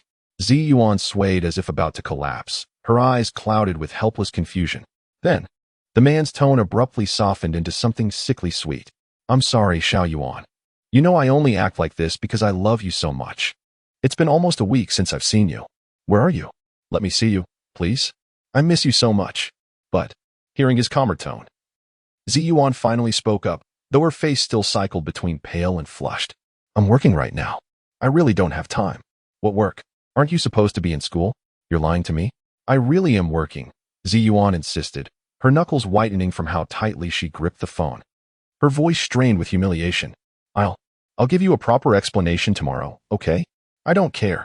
The man bellowed arrogantly. I'm dining out with friends today. And you dare refuse my invitation? You must come immediately. What's this nonsense about finding work at your tender age? Can I provide for you? Ziyuan hesitated, feeling a wave of scorching breath against her ear, tingling and numbing. Go ahead, I'll allow it. Her dark, glistening eyes shimmered with unshed tears as she gazed at Meng Lin, fearful he might dismiss her. Approved. Meng Lin tossed a fruit into the trash with effortless grace, his lips curling into a faint smile. Accept his invitation for now. I'll assist you. For reasons unknown, his composed demeanor eased the tension in Ziyuan's heart. She tilted her head, studying him intently, her expressive eyes silently pleading. Then, may I truly agree? Meng Lin gave a slight nod. Ziyuan lowered her voice into the phone. Where? That's more like it. The man chuckled smugly. We're at the usual spot on Yunnan Road. Come at once. We're waiting. With a soft click, she ended the call, her lips pursed in quiet distress. Young master, what should I do? Meng Lin, amused, drew her delicate hand into his, guiding her to sit beside him on the bed, his expression enigmatic yet amused. Who is he? Your beau? Ziyuan ducked her head shyly, stammering incoherently, an implicit admission. Meng Lin tapped the tip of her porcelain nose, admiring her delicate, doll-like features. You may go, but I'm coming along. Agreed? His masculine scent enveloped her, sending faint tremors through her heart. Though she longed to refuse, the words lodged in her throat. I'll pose as your cousin. I won't interfere, merely observe this boyfriend of yours. Think carefully. If I don't accompany you, neither shall you. After a brief hesitation, Ziyuan murmured uncertainly. Young master. Meng Lin raised a hand, cutting her off with an air of finality. Leading her downstairs, he addressed the interim housekeeper, Aunt Zhang. Aunt Zhang, Ziyuan and I are stepping out briefly. Aunt Zhang, wiping damp hands on her sleeves, frowned in confusion. Young master, dinner is nearly ready. Must you leave now? Yes. Meng Lin adjusted the shirt Ziyuan had just helped him into. I've no appetite. I prefer something light elsewhere. Aunt Zhang hesitated, bound by propriety. Madam has instructed that you're not to leave without reason, especially at mealtime. But if you wish, the kitchen can prepare something quickly enough. Suppressing his irritation, since when did wealth come with so many damned rules? Meng Lin relented. I'll call mother myself. Fetch me the phone. Aunt Zhang hurried away. Within moments, She returned with the cordless phone, dialed Xiao Rurong's number, and presented it to Meng Lin with both hands. Xiao Rurong's calm voice came through. Hello. Who is calling, and what is the matter? Mom. To be honest, Meng Lin had never been quite accustomed to addressing her this way. It's Linner. I'd like to go out for a bite to eat, just for a little while. Is that all right? Xiao Rurong was clearly taken aback. Ever since the accident, Meng Lin had rarely shown her such warmth. A bittersweet mix of nostalgia and joy stirred within her. Son, dinner is almost ready. Where do you want to go? Tell me what you'd like, and I can bring something back for you. Meng Lin quickly explained, it's not just about the food. I want to go out for a walk, to get some fresh air. I see. Xiao Rurong hesitated briefly before relenting. All right, you may go, but have Aunt Zhang arrange for Sheng Hao to accompany you. And Ziyuan should go with you as well. Ziyuan is definitely coming. But who is Sheng Hao? Meng Lin asked. You silly child, Xiao Rurong sighed in mild exasperation. He's the head of our household security. You used to enjoy playing with him. Meng Lin would have preferred not to bring an escort, but if he insisted too much, it might complicate things. Worse still, his parents might find out the truth and take their frustration out on Ziyuan. Fine, he conceded. Don't wait for me for dinner. Xiao Rurong added with doting concern. Remember to come back soon, and hand the phone to Aunt Zhang. I need to speak with her. With a playful grin, Meng Lin returned the phone to Aunt Zhang. She accepted it with both hands, pressing it to her ear and murmuring obediently for a while before the call ended with a series of beeps. Shortly after, Aunt Zhang issued several instructions, first summoning the chauffeur, then sending for Sheng Hao. Before long, a man in his mid-20s arrived with steady, confident strides. Standing at around 175 meters, he had shoulder-length hair, sharp eagle-like eyes beneath faint brows, and thin lips curled slightly upward, giving him an enigmatic, faintly amused expression. Handsome yet coolly composed. He was undeniably striking. Such a composed demeanor naturally drew attention. Even Ziyuan, standing quietly to the side with her thoughts tangled in turmoil, couldn't he help but steal a few glances at him. Sheng Hao gave Meng Lin a slight bow. Young master, would you like to go out for some leisure? Meng Lin nodded, then followed Ziyuan and Sheng Hao as they made their way outside. Strolling leisurely across the manicured lawn and into the garage, Meng Lin remarked, when it's just us, don't call me young master. It sounds awful, like I'm some kind of gigolo for wealthy women. The ill-timed joke made Ziyuan bite her rosy lip with her pearly teeth, her sweet dimples enough to intoxicate anyone. She never expected the young master to jest at her expense. Sheng Hao studied Meng Lin with a peculiar expression, noticing how different he seemed from his usual reserved and taciturn self. They boarded the Cadillac, with Sheng Hao taking the front passenger seat, while Meng Lin and Ziyuan settled in the back. As the luxury car purred to life, Sheng Hao suddenly retrieved a Yushi cigarette, only to reconsider and tuck it away again. The sight of the men's cigarette evoked a long-lost sensation in Meng Lin. In my previous life, I drove for the CEO, suppressing my smoking urges. Suddenly craving a cigarette, Meng Lin leaned forward and asked, give me a smoke. Let me try. Smoke? You want to smoke? Sheng Hao was stunned, glancing at Meng Lin through the rearview mirror. The driver also stared at him in surprise, but remained silent. Meng Lin nodded calmly, his gaze steady and intense as he met Sheng Hao's eyes. After a moment of hesitation, Sheng Hao silently pulled out a pack of Yushi cigarettes, respectfully offering one to Meng Lin before lighting his own. He then passed the lighter to Meng Lin, his deep eyes occasionally studying him through the mirror.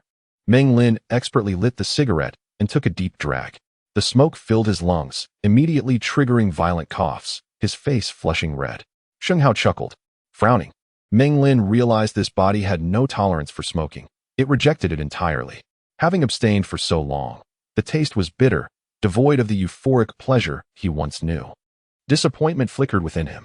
The Cadillac glided past the city's iconic Pearl Tower, cruising slowly along the Huangpu River. The night was deep, the river's waves crashing rhythmically against the embankment. Meng Lin had smoked most of his second cigarette before flicking the ashes out the window. Ziyuan wrinkled her delicate brows, fanning away the smoke with a pout, clearly uncomfortable. Amused by her timid reaction, Meng Lin smirked and tossed the cigarette away. After several kilometers, the driver cautiously asked, young master, where are we headed? Yunnan Road.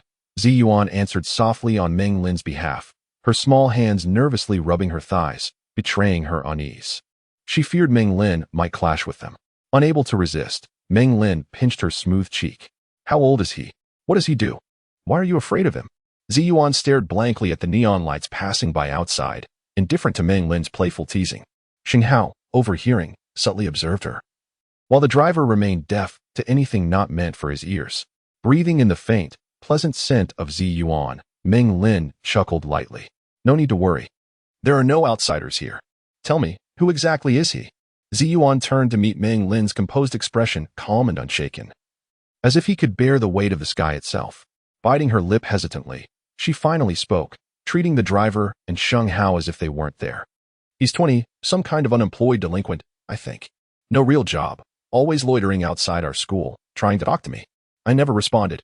Then somehow he got my phone number and QQ, started telling everyone I was his girlfriend.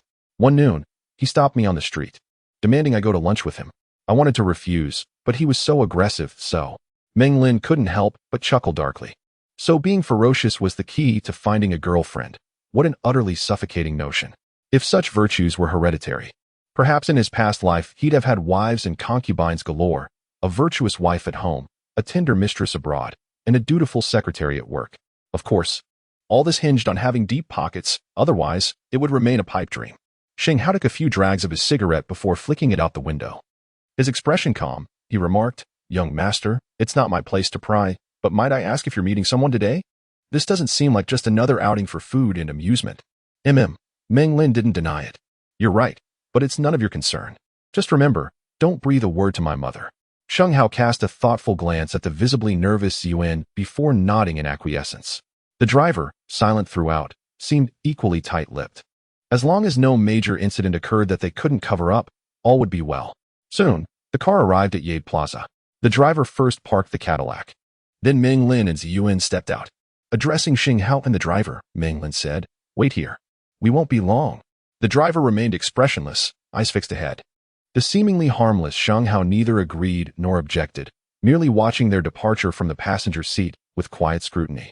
Ziyuan fidgeted nervously, her delicate fingers twisting together in an endearing display of anxiety. She walked ahead slowly, pausing abruptly at the street corner. "Young master," she ventured hesitantly, "perhaps you should return to the car?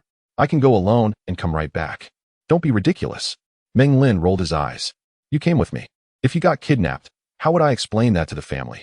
Even if my mother let it slide, yours certainly wouldn't. You're here to work for us. What if you vanished?" The early 2000s were the peak of human trafficking. Having brought Ziyuan along, Meng Lin was determined to return her safely. Ziyuan fell silent. She turned away, took 2 unsteady steps, then glanced back. "Then, could you pretend to be my cousin? My uncle's son?" Meng Lin huffed in displeasure. "What did I say you should call me when we're alone?" Meng Lin. Ziyuan flushed crimson, hesitating before adding in a bashful murmur, "He's very fierce and always surrounded by his gang. Please don't give him any reason to suspect us, all right?" "No problem." Meng Lin nodded firmly and motioned for her to lead the way. After a few turns, Ziyuan guided him into a bustling Sichuan-style eatery, a modest establishment by day, a lively open-air stall by night. At the center of the dining area sat a table of 7 or 8 young men and women in their 20s. The lacquered table was strewn with beer bottles and half-eaten dishes, each person puffing on a cigarette with a large beer stein before them. The moment Ziyuan entered, the chatter died instantly. An utterly sheltered girl, she had no idea how much psychological turmoil her sudden appearance with a so-called cousin would inflict upon her boyfriend. A single stone stirred waves across the pond. 2 women at the table gazed with peculiar expressions at the intimate couple Meng Lin and Ziyuan, occasionally casting furtive glances toward the red-haired man seated at the center, their eyes betraying an unspoken strangeness, while the women remained relatively composed. The 6 other men exuded palpable confusion and undisguised hostility. As matters escalated, Ziyuan had no choice but to steel herself and address the red-haired man, whose face darkened like gathering storm clouds. "Luliang, he's my cousin, my uncle's son," she stammered. Meng Lin, wearing an enigmatic half-smile, kicked aside an obstructive stool and strode toward them. "I'm Meng Lin. Pleasure to make your acquaintance." The surname Meng made it impossible for him to be Ziyuan's cousin. What did that imply? The 2 women understood all too well. This was no cousin, but rather a lover. How bold of Ziyuan to bring another man here as a provocation. 1 step, 2 steps. Silent as a shadow, Meng Lin closed the distance. Suddenly, he seized an unopened bottle of Jiangling beer from the table, his face adorned with a deceptively amiable smile. "Ziyuan brought me here to deliver a message. Luliang, she doesn't tea like you. Not one bit." Luliang, sensing danger, scrambled to his feet to evade, but Meng Lin permitted no such reaction. With a swift, merciless motion, he raised the bottle high and brought it crashing down upon the man's skull. Bang! The bottle shattered, glass shards scattering across the floor. Had Liuyun been capable of speech, he would have cursed this dishonorable ambush, but his head had been split open, the impact sending him reeling into darkness before he collapsed beneath the table. Ziyuan, wide-eyed and lips parted in shock, managed to stifle any untoward sound. The two eccentrically dressed women at the table, however, erupted into piercing shrieks, their shrill voices grating against the ears. The remaining 5 men, no strangers to brawls, roared to their feet despite Meng Lin's efficient neutralization of one opponent. Brothers, he dared to hit Liuyun, cripple him. Meng Lin retreated strategically, denying the nearest assailant any opening. Instead, he drove the jagged remains of the bottle into the man's thigh. The victim, shirtless and frail, seemed almost pitiable, but mercy was not in Meng Lin's nature. The moment the glass pierced flesh, the man howled and crumpled to the ground, curling into a harmless ball. 2 down. After his previous unrestrained beatings in the lounge, Meng Lin no longer held back. With 4 adversaries still poised for violence, he snatched a beer mug from the table and smashed it against the 3rd man's skull. The fool had been bending to grab a wooden stool, too slow. The thick base of the mug connected with a sickening thud, sending him wailing beneath the table. The hardness of glass surpassed even that of steel, wielded with precision. A single tumbler like the one in Meng Lin's grip could dent metal, let alone the tender skull of a fool. The other 3 men were still young, their sparse beards barely marking their transition into adulthood. At this critical juncture, a creeping fear rooted them to the spot. Meng Lin's face hardened as his razor-sharp gaze pinned them down, momentarily paralyzing them with its intensity. He drained the remnants of his beer in one gulp before delivering a cold snort. "Stay out of this," he warned, his voice laced with steel. "This is between him and me. Unless you want to end up like those 2. The tavern plunged into a deathly silence so profound that Meng Lin could hear his own nervous breathing. For in truth, facing all 3 head-on might have been beyond him. A waitress emerging from the kitchen with a tray of dishes froze mid-step, the sudden scene startling her into dropping the plates. The sharp clatter of shattered porcelain pierced the stillness. As for the tavern owner, who knew where he'd scurried off to, "Do you know why I'm here?" Meng Lin's tone dripped with the swagger of an underworld kingpin, his bravado leaving no room for retreat. "I despise those who force innocence into corruption, especially cowards who lay hands on women. What right does Liuyun have to raise his voice at my Ziyuan?" Ziyuan's luminous eyes, crescent moons glistening with unshed tears, gazed up at him. The 2 women who had been cowering now stared in dawning awe, one even casting an unmistakable look of envy toward Ziyuan. Interesting, Meng Lin noted inwardly. Their boyfriends just got beaten, yet here they are, swapping fear for admiration. The art of intimidation wasn't about avoiding backlash. It was about ensuring the performance landed flawlessly. And this was a masterclass. These street thugs, green and unseasoned, were no match for Meng Lin's years of psychological warfare. The battle was already won. "Treat women with kindness from now on," he growled, though his attention snagged on the butterfly knife glinting ominously on the table. A chill crept down his spine. Had I hesitated, that blade might have sent me back to the ICU for weeks. With practiced nonchalance, he palmed the weapon, flicking it open with a fluid twist of his wrist. The steel caught the light as it spun around his fingers. "You call this playing with knives? One call to the authorities, and you'd be locked up before sunset." His dazzling display of knife handling left the room speechless. Even Liuyun, now clutching his bleeding head, could only glare in sullen defeat. Then a clang. The knife slipped, clattering against the concrete floor. Silence. Liuyun's gang. Meng Lin. 15. Poetic justice. "Young master, why you're bleeding?" Ziyuan gasped, darting forward to cradle Meng Lin's hand. Her gem-like eyes shimmered with distress. A slender gash about a centimeter long at the knuckle oozed fresh blood, droplets splattering onto the ground. Meng Lin glanced at it, noting it hadn't reached the bone, and dismissed it with a shrug and a dry cough. "It's nothing." "How can that be?"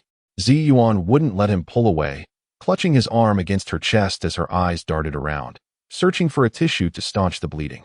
In 2003, small-scale eateries like this didn't provide complimentary tissues on tables. Watching the crimson beads trickle down his fingers, Ziyuan had a sudden inspiration. Parting her cherry-pink lips, she gently took his finger into her mouth, her delicate mouth moving rhythmically to draw out the coppery tang. "Meng Lin." Everyone. Truth be told, Meng Lin's finger tingled with an odd numbness. His arm nestled between two soft mounds, an indescribable sensation. His gaze toward Ziyuan softened considerably. Lu Liang, however, was seething, his lungs nearly bursting with rage. That tiny scratch is nothing. My head split open, blood all over my hand. And not a second of concern from you. Ha, women. Frustration gnawed at Lu Liang until he wished to knock himself out with a beer bottle.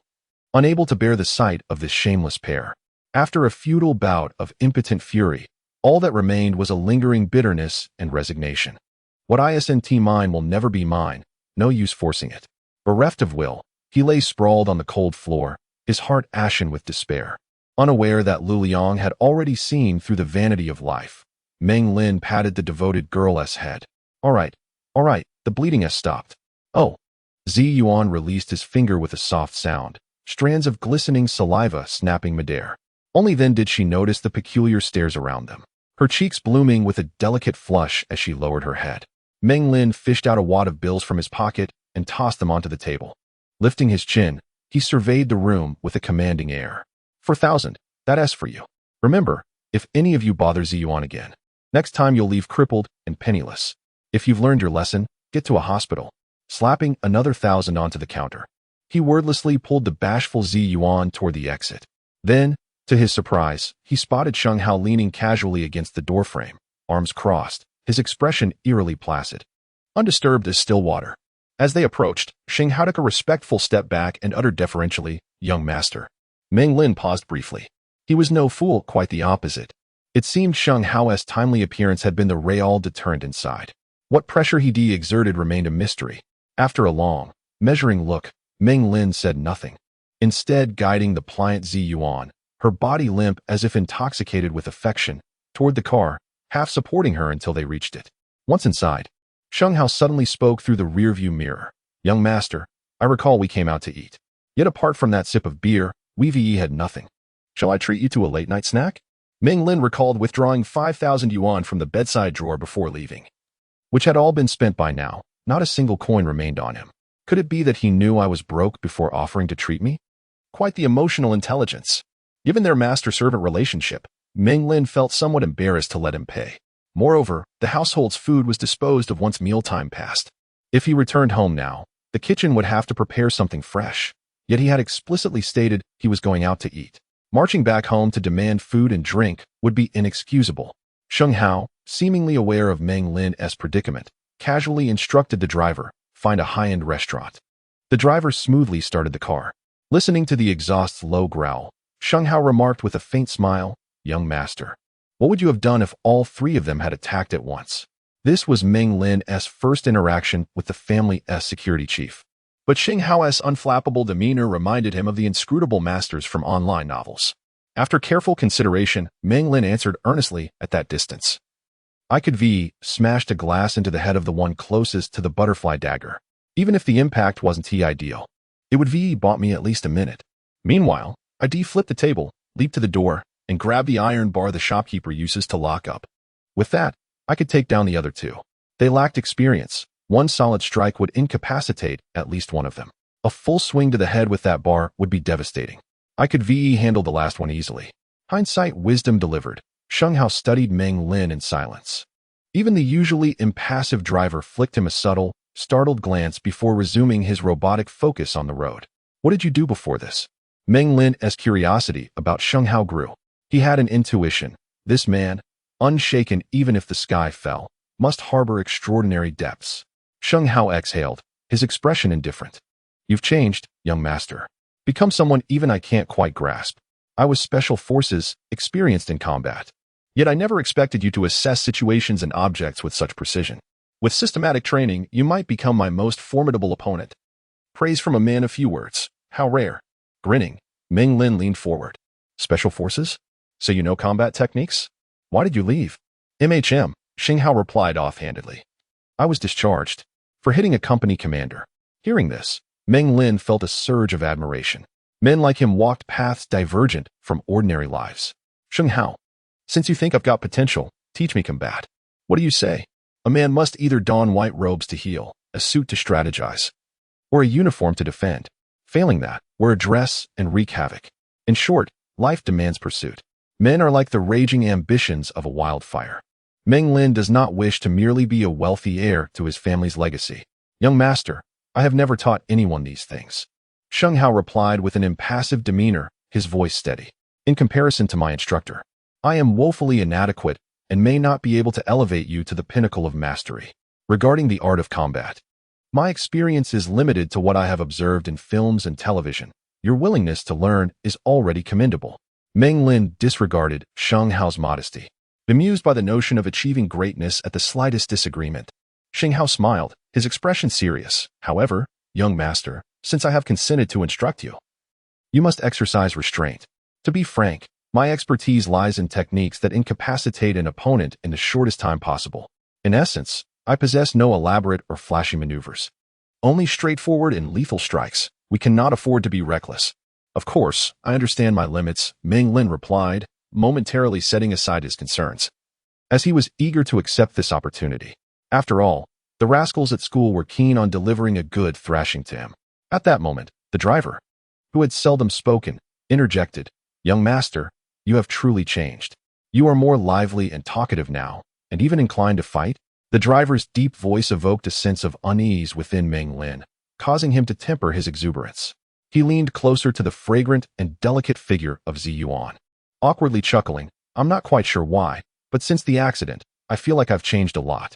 Perhaps I possess a dual personality. Meng Lin composed himself, freeing one hand to gently embrace Ziyuan while the other quietly grasped her tender hand, offering comfort with a soothing caress.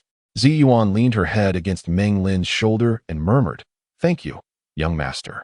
The group arrived at a high-end Hunan cuisine restaurant, where luxury cars lined the entrance, indicating a bustling business.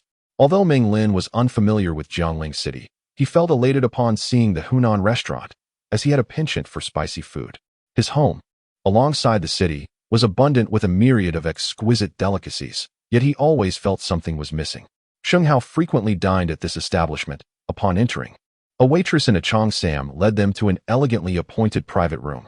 As Meng Lin perused the extensive menu of Hunan dishes, he eagerly ordered a plethora of items and instructed the waitress, Bring a bottle of the finest liquor.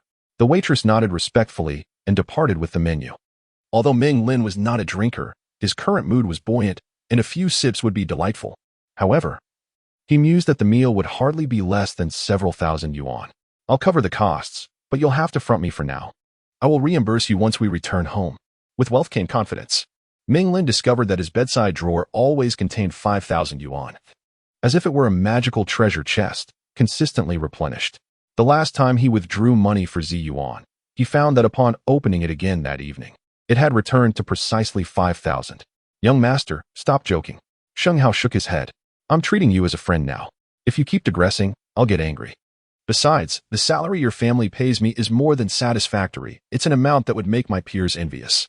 Hearing this, Meng Lin didn't raise any further objections. Between men, sometimes words are unnecessary. Since Sheng Hao regarded him as a friend, Meng Lin didn't stand on ceremony.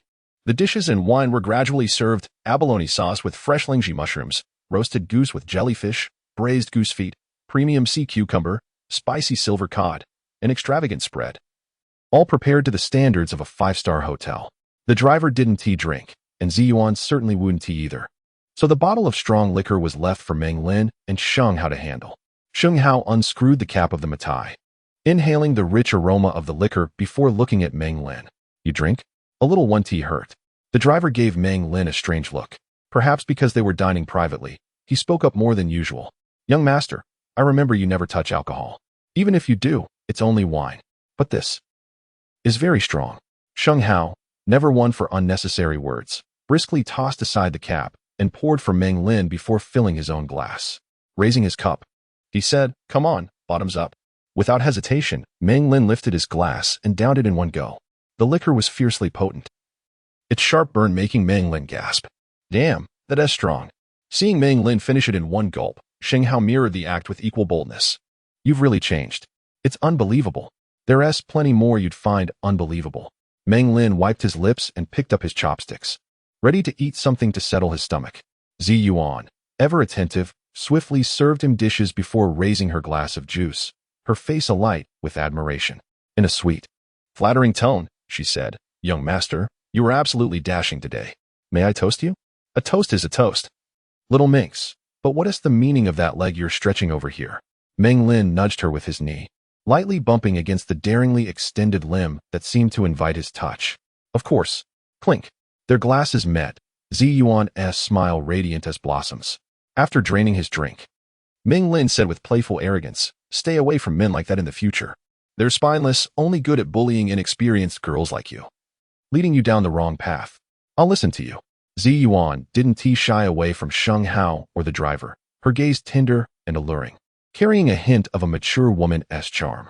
Truthfully, Meng Lin had little tolerance for alcohol. In his past life, as a CEO's chauffeur for years, he had abstained completely, and this body, it likely had never encountered such strong liquor before. For a moment, Meng Lin, with a slightly intoxicated mind, gazed at the petite Ziyuan, feeling a flutter of emotions. However, with Sheng Hao present, Meng Lin refrained from teasing her and lifted his glass, addressing Sheng Hao. "Come. Let me toast you once more, Sheng Hao. Remember to teach me martial arts. Be prepared, it will be quite arduous." Subsequently, Sheng Hao noticed Meng Lin's poor tolerance for alcohol and hesitated to allow him to drink excessively. It would be troublesome if the young master became inebriated. After a satisfying meal, upon returning home, Xiaoru Rong wrinkled her nose, detecting the scent of alcohol emanating from Meng Lin's breath. "Son, have you been drinking?" "Yes," Meng Lin replied, slightly tipsy yet coherent. "I had a bit of wine. I enjoyed that dish. It really suited my palate." "Is that so?" Xiaoru Rong shifted her focus from the drink, nodding with interest and a smile. "What dish was it? I can have the kitchen prepare it for you." "Where did you dine? Perhaps I should bring that chef over? I suddenly feel like having something spicy. I'll just inform the kitchen to pay attention next time." Meng Lin casually dismissed the notion of poaching the chef. "Let us not worry about that.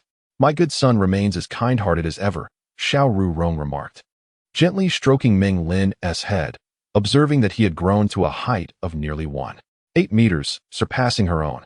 "But I recall you don't like spicy food. Since you enjoy it, I'll ask the kitchen to keep that in mind. Did you have a pleasant evening?" Meng Lin responded with a few polite remarks before heading upstairs with Ziyuan.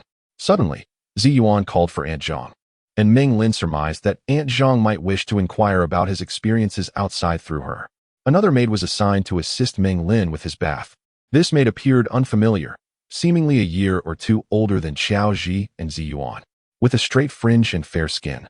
Her delicate features exuded an aura of quiet elegance, reminiscent of a refined young lady. Yunxi, holding a white robe and sleeping attire, respectfully announced, "Young master, I am Yunxi. The water is ready for you. Would you prefer to change in the bathroom or the bedroom?" "In the bedroom," Meng Lin replied. Yunxi obediently replied, "All right, young master, you may soak for a while. I will come in shortly." "Come in? For what?" Meng Lin was taken aback, observing Yunxi's composed demeanor and politely declining. "No need. Please make the bed. I will sleep after my bath." Yunxi quietly acknowledged with a soft bowing slightly as she retreated a few steps before gracefully heading toward the bedroom. From behind, Meng Lin couldn't help but notice Yunxi's remarkable figure.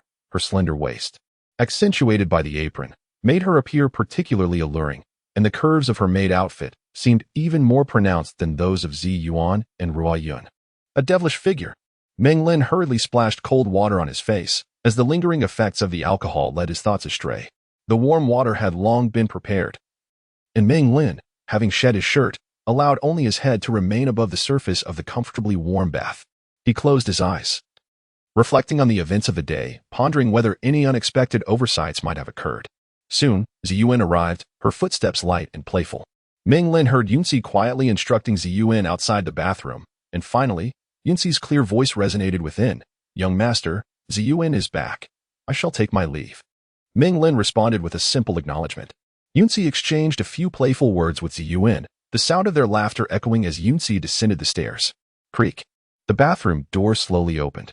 Ziyuan tiptoed to the edge of the bathtub, her cheeks adorned with dimples that danced in and out of view. Upon spotting Meng Lin's head peeking above the water, a flicker of disappointment crossed her features for reasons unknown. Meng Lin's expression darkened momentarily, yet he couldn't help but find amusement in the thought that a boy must always protect himself, whether outside or within the confines of home, lest he be devoured by a mischievous fairy. Ziyuan, without uttering a word, smiled coyly and playfully pouted. Shall I help you scrub your back? Come on, Meng Lin replied. Eyes still closed in the bath. Ziyuan obediently bent her delicate figure, her rosy lips pursed, and took her place at the edge of the tub, gently massaging Meng Lin's back. Her technique was unrefined, suggesting she had not been trained in such matters. 3 minutes. 5 minutes. Initially, Meng Lin felt little, but as time passed, Ziyuan's delicate fingers began to take on a different essence. It felt almost like an indulgence. Perhaps it was the alcohol's effect. But warmth surged through Meng Lin, prompting him to open his eyes and close the door. This isn't right, young master. You are putting me in a difficult position. Ziyuan protested, shaking her head, her face flushed with shyness. There is a rule. When serving you inside, the door must remain open. If Aunt Zhang finds out, I will be in trouble.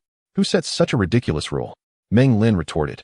Reluctantly, he proposed, then shall we share a kiss? Ziyuan's cheeks turned a deeper shade of red, a mist of warmth enveloping her face. Yet she defiantly denied. Puffed. Who would want to kiss you? Really not going to kiss? Through the foggy mirror, he caught a glimpse of the enchanting Ziyuan behind him, and with a teasing smile, he pressed on. Well, Yunzi would. Upon hearing this, Ziyuan's nimble fingers hesitated. Meng Lin observed her conflicted expression in the mirror, questioning what was amiss. Ziyuan's mood shifted, and she finally huffed in indignation. I see you have your eyes on Yunzi. I knew you were a fickle heartthrob. I rushed up here, only to find you still.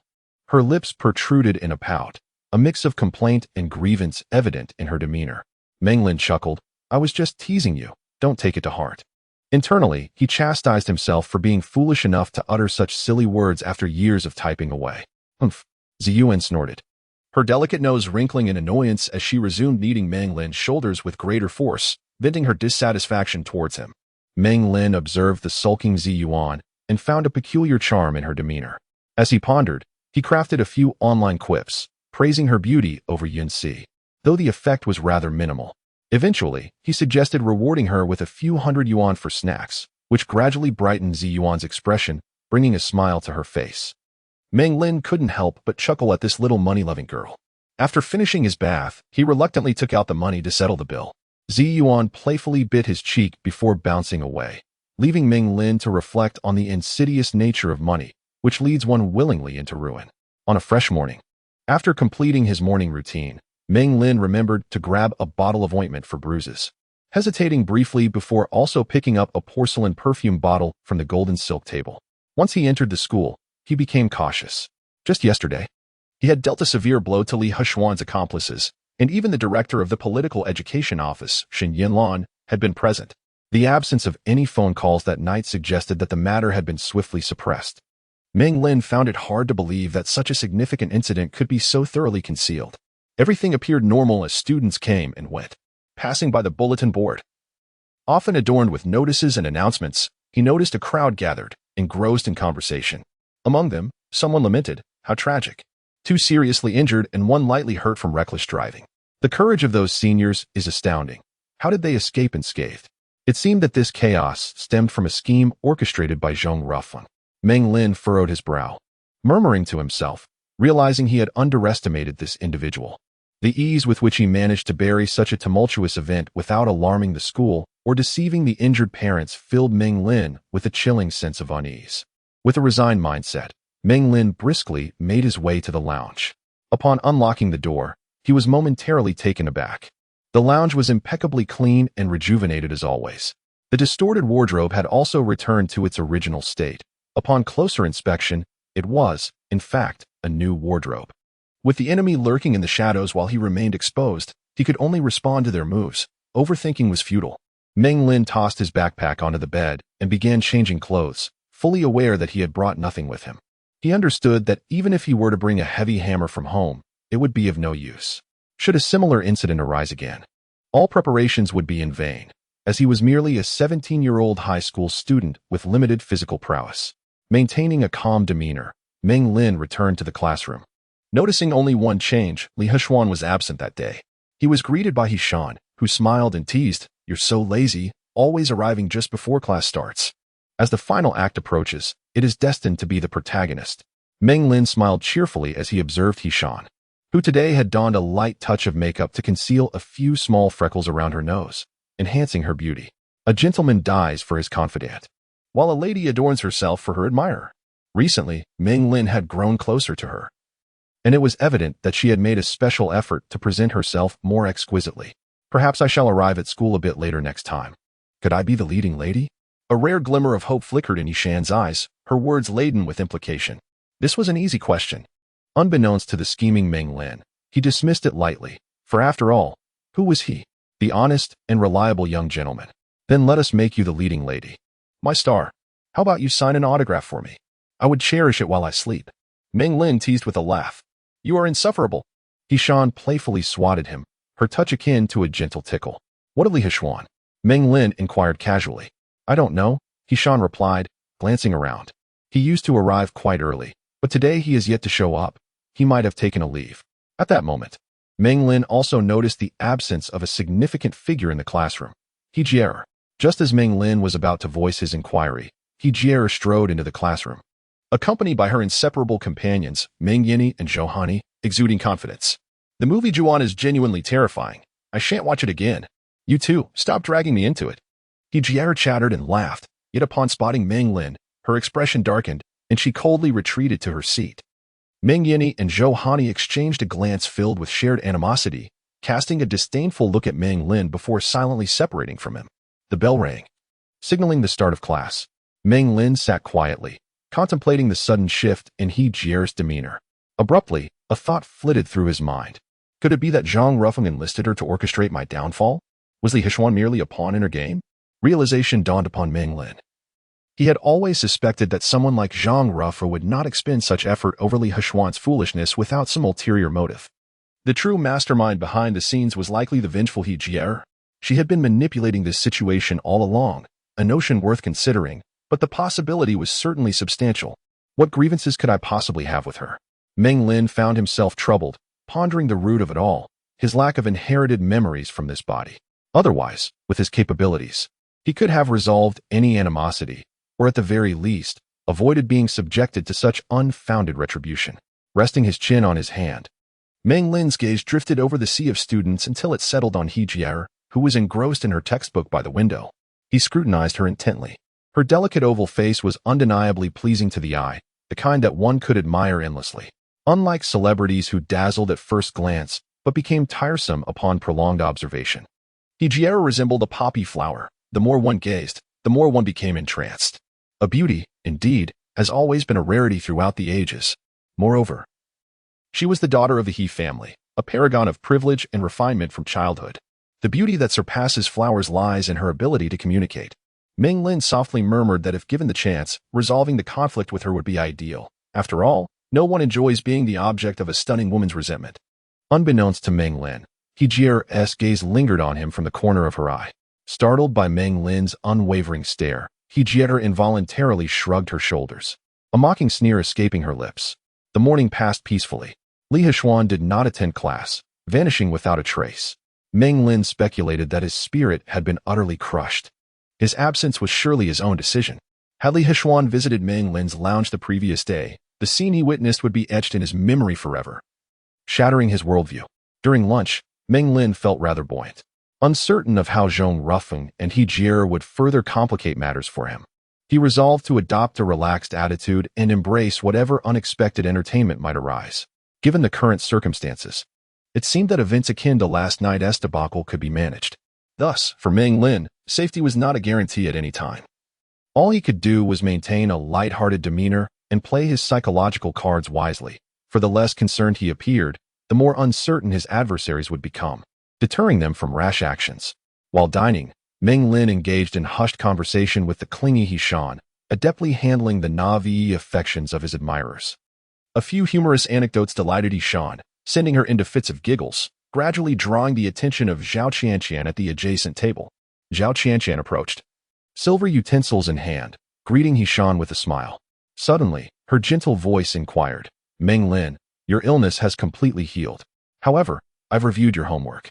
And not only are the answers perplexing, but your handwriting has also deteriorated. What is going on? As the class's academic monitor, Zhao Qianqian's concern for Meng Lin's studies was expected, leaving Yishan with little to say.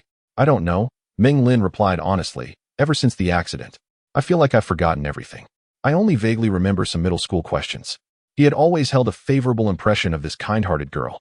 Zhao Qianqian, brimming with sympathy, linked her arm with Shan's and pondered aloud.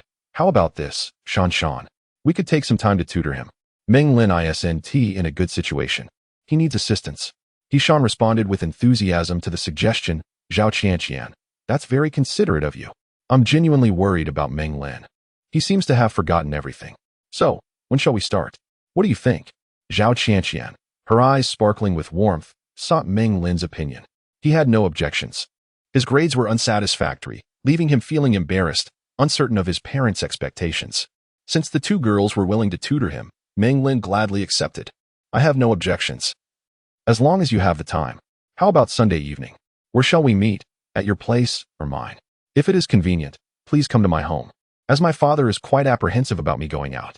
If it is just occasionally, it does not matter, but if it becomes a regular occurrence, he would never agree. For long-term and fixed tutoring, please come to my house. Shan was caught off guard and was overridden by Zhao Qianqian. Although reluctant, she did not dwell on it and could only nod in acquiescence. Meng Lin had no objections. After finishing the meal, they reached the point where the boys' and girls' lounges diverged. Meng Lin smiled at the two girls and bid farewell. Whistling, he headed towards the lounge when suddenly he felt a gaze upon him. Looking up, on the second floor of the girls' lounge, Jie was leaning against the railing, her expression devoid of emotion. Upon noticing Meng Lin's attention, she abruptly turned and vanished. One could only wonder what mischief she was concocting, keeping him awake at night. Meng Lin muttered silently, opened the lounge door, glanced around to ensure everything was normal before stepping inside and locking the door behind him. The room had decent ventilation, so it was unlikely to succumb to gas issues unexpectedly. Meng Lin exhaled in relief, intending to get a good rest to rejuvenate himself. After a brief respite and washing his face, he returned to his seat in the classroom. To his astonishment, Shan and Zhao Qianqian had suddenly become quite affectionate, and upon seeing him enter, they both flashed him sweet smiles. The camaraderie among women was indeed perplexing, Meng Lin mumbled internally, completely unaware that his romantic fortunes were far from limited. Before class, in the aristocratic circle, the most alluring woman of refined grace, Huan, approached with an enchanting fragrance. With a face as radiant as a peach blossom and her lips adorned with vibrant lipstick, she spoke. Meng Lin, do you have a compass? Meng Lin regarded Huan, her legs clad in white stockings, with mild curiosity. Borrowing stationery was a rare occurrence, as each student typically had servants at home who organized their bags daily. Items like compasses were affordable for even ordinary households, and a young lady of her stature would certainly not lack such a trivial item. Thus, there could be only one intention. Huan sought to draw closer to him. Here, take it. Meng Lin calmly retrieved the compass from his bag and handed it to her. Huan did not leave after receiving it. Instead, she scanned Meng Lin with keen interest and, finding a seat directly across from him, settled down. Her voice was smooth as silk. It's been a while. Haven't you finished reading that book, A Soul's Farewell at Blue Bridge, which I lent you? Did I ever borrow this book from you? Meng Lin thought, puzzled. He shifted his gaze to her face, attempting to discern the truth of her statement, only to find the enchanting classmate seemingly responding to his scrutinizing stare, subtly parting her beautiful legs ever so slightly. The movement was so slight that the other students were oblivious to any abnormality. Not so for Meng Lin. He remained fixated on the alluring yet enigmatic Huan, instinctively glancing toward her graceful legs. Goodness, who could possibly withstand such allure? Meng Lin, in a moment of impulsiveness, pinched his nose with one hand, nearly causing a nosebleed. It was then that Huan, relishing her victory, gracefully leapt down from the table and, with an air of charming mischief, reminded him, "Don't forget to return my book. It is a treasured signed edition that my father brought back from America, quite precious."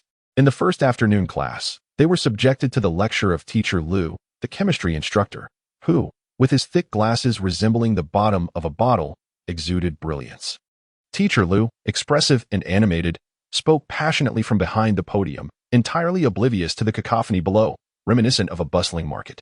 Apart from a few top students, most were preoccupied with their own affairs. Huan and Duan Xishuan exchanged laughter and anecdotes, occasionally glancing in Meng Lin's direction. Later, Duan Xishuan scribbled a note, crumpled it into a ball, and suddenly tossed it at Meng Lin's face. He, attentive to their antics, caught the paper without lifting his gaze, deftly evading the attention of Shan, yet unaware of Zhao Qianqian's watchful eyes.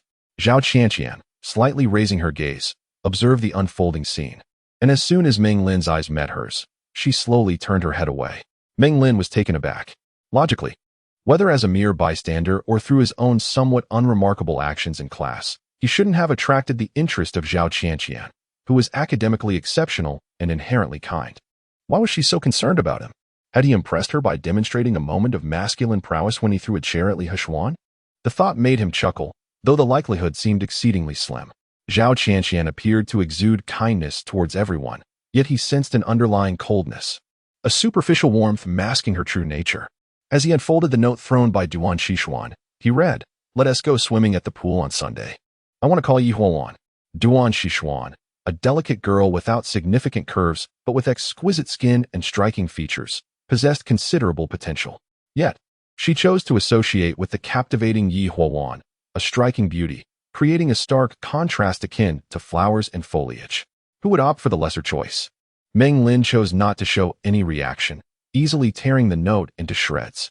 Flattery with ulterior motives is suspect. How insincere, this little sister playing the seduction game. He found it hard to believe that Yi Huowan genuinely extended an ambiguous invitation, recalling how she had previously seemed indifferent to him. Throughout the afternoon, after the paper note incident, neither Yi Huowan nor Duan Xishuan made any further inappropriate gestures. However, Meng Lin sensed Yi Huowan casting flirtatious glances his way, flaunting her enchanting allure. He remained unperturbed, thinking that beauty alone does not grant one the liberty to act as they please. Even the maidservants in his household were not lacking in charm. As school ended, Meng Lin entered the lounge to change clothes, undisturbed by any interruptions. As Zhao Qianqian exited the lounge, she waved at Meng Lin alongside Hishan, capturing the attention of numerous classmates of varying ages and genders. At this hour, students were gathered, awaiting their respective rides. The playground was bustling with activity, with groups of students clustered near the entrance, including He Jie, Meng Yini, and Zhou Hani. Zhao Qianqian smiled, refraining from mentioning the incident where Duan Xishuan had passed a note to Meng Lin. Instead, she earnestly suggested, "Let us begin our tutoring sessions this Sunday. Remember to come to my house after dinner. Hishan, you should join us too. Your English skills are commendable and you could certainly assist Meng Lin. Together, we shall strive for success." Absolutely. Hishan nodded enthusiastically. Meng Lin realized that among the vast class, Hishan was the only one who genuinely cared for him. In gratitude, he bestowed upon her a warm smile, causing her cheeks to flush slightly, followed by a sweet smile that revealed her contentment. At the school gate, a stream of private cars arrived to collect students. When Hishan's family as Hochi appeared, she cast a lingering glance at Meng Lin before waving goodbye and rushing to the car. Meng Lin then spotted a black Bentley emerging from the crowd. Halting at the curb, it was He Jian'er's family vehicle. She exchanged nods with Meng Yini and Zhou Hani before vanishing into the flow of traffic. Zhao Qianqian did not pay attention to He Jie. Instead, Meng Lin followed her gaze to see Yi Huowan and Duan Xishuan exiting the lounge. Yi Huowan donned an exquisite purple gown adorned with a shawl, which, rather than enhancing her allure, made her appear less enchanting than in her school uniform. Despite her status as a school beauty, the formal attire seemed ill-suited for a student. Nevertheless, her figure remained striking, with her every step exuding a captivating sway, drawing the attention of countless male classmates who gazed at her with fervor. Suddenly, the blaring of car horns interrupted the moment. Zhao Qianqian flashed a bright smile at Meng Lin, abruptly grasped his hand, and playfully shook it, exclaiming, "I'll be off now." "Farewell then," Meng Lin nodded, puzzled by Zhao Qianqian's unexpected display of affection. In an instant, she pinched the back of his hand with her fingertips, leaving a mark. The suddenness of her action nearly startled Meng Lin into exclamation as he stared wide-eyed at Zhao Qianqian. She observed his irritation with a calm smile, unbothered, and boarded her vehicle, which roared to life and vanished from sight.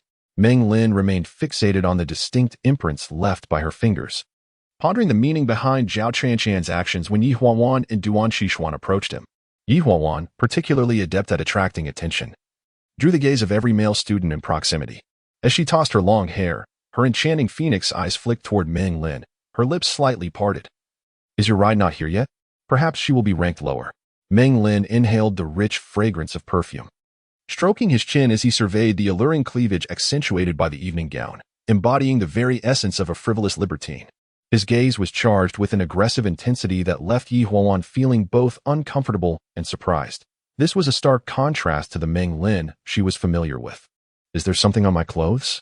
Yi Huan lowered her gaze to the two bulging sections, fearing they might be dusted with grime. Meng Lin, with a half-smile, remarked, "Don't look too closely. I know it's enticing. With you wearing such a sensual outfit to school, won't the teacher call your name?" His flippant words caused Duan Xishuan to widen her eyes in shock, exclaiming, "Where are your eyes wandering?" Yi Huan, equally taken aback, allowed her elongated phoenix eyes to reveal a hint of depth, as if attempting to see through Meng Lin's facade. Meng Lin retrieved his smartphone and cheerfully stated, "Let me get your number. You must tell me, right? Don't you have my QQ? I've forgotten the password." Yi Huan shot him a flirtatious glare and recited a string of numbers, which Meng Lin entered into his phone until her phone chimed in response. At that moment, Meng Lin's Cadillac arrived fashionably late. Before stepping out, he brazenly declared, "Huan, your style is undeniably sexy. I quite like it. Do keep it up." The exhaust expelled a cloud of black smoke as the Cadillac sped away, leaving Yi Huan and Duan Xishuan exchanging glances, both wondering in unison. When did he become so shamelessly indiscriminate? After the vehicle had traveled a short distance, Meng Lin suddenly uttered, "Stop." The driver executed an abrupt brake, pulling over with a puzzled look directed at Meng Lin in the back seat. "What's wrong, young master?" Ziyuan leaned her head curiously. Meng Lin pinched Ziyuan's dimpled cheek, slowly opened the car door, waved goodbye to her, and instructed the driver, "I have matters to attend to with a classmate. I'll take a taxi back later." The driver hesitated momentarily before dialing a number. Soon, Meng Lin pressed the phone to his ear, playfully concocting a fib for Xiao Rio. "Come back early," she replied, exasperated on the other end of the line. "All right," Meng Lin readily responded. Tossing his backpack to Ziyuan, he tucked the ointment for sprains and a vial of perfume into his arms and turned to hail a taxi. The taxi driver inquired, "Where to, young man?" "To Daikai East Gate," Meng Lin replied, settling into the front passenger seat and reclining against the backrest. His thoughts drifting to the aloof yet tempestuous mature teacher, feeling both trepidation and a vague fondness. He had not forgotten the incident when he had pushed her and caused her injury. Since teacher Shen was unwilling to visit a hospital, he decided to deliver the medicine personally. Upon arrival, Meng Lin hurriedly informed the security guard at the community entrance of Shen Yanlan's name and sprinted towards her residence. He knocked on the anti-theft door. No one answered. "Teacher Shen, it's me." Still, there was no response. Meng Lin felt perplexed. Could it be that Shen Yanlan had not yet left the school? Suddenly, the fire door creaked open, and a tipsy Shen Yanlan appeared unsteadily across from him. Her brows were tightly furrowed as she let out a drunken belch. "Meng Lin, how did you come here?" The effects of the alcohol rendered Shen Yanlan's tongue almost incoherent. How much had she drunk? Meng Lin found himself at a loss for words. Shen Yanlan returned to her room, unlocking the security door with her key. "If you don't ring the doorbell, how am I to know you're here?" At her words, Meng Lin slapped his forehead. Having grown accustomed to being waited on recently, he had forgotten to ring the doorbell. Noticing the suspicious look in Shen Yanlan's eyes, he cleared his throat and explained, "I apologize for the intrusion. I wanted to borrow a few books and also bring you some medicine." "Medicine?" Shen Yanlan paused, momentarily taken aback. After contemplating for a moment, she gestured with her chin, "Come in." She then disregarded him, grabbing the unfinished bottle of Erguo II and slumping onto the sofa, her legs swinging as she crossed them, causing her slippers to fly off. Meng Lin halted in his tracks and turned back to pour a cup of tea from the teapot, which he handed to Shen Yanlan with a forced smile. "How could you drink so much? Here, have some tea to sober up." Shen Yanlan shot him a bleary-eyed glare. "Put the medicine on the table and go pick your books. Why are you so concerned about me?" Her voice was loud and in a fit of irritation. She pushed the teacup aside, spilling tea all over Meng Lin.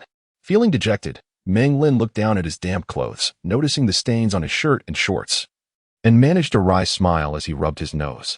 He placed the medicine on the table and slowly returned to the bookshelf, feigning interest as he flipped through the books, all the while glancing at Shen Yanlan, pondering how to administer the medicine without inciting her ire.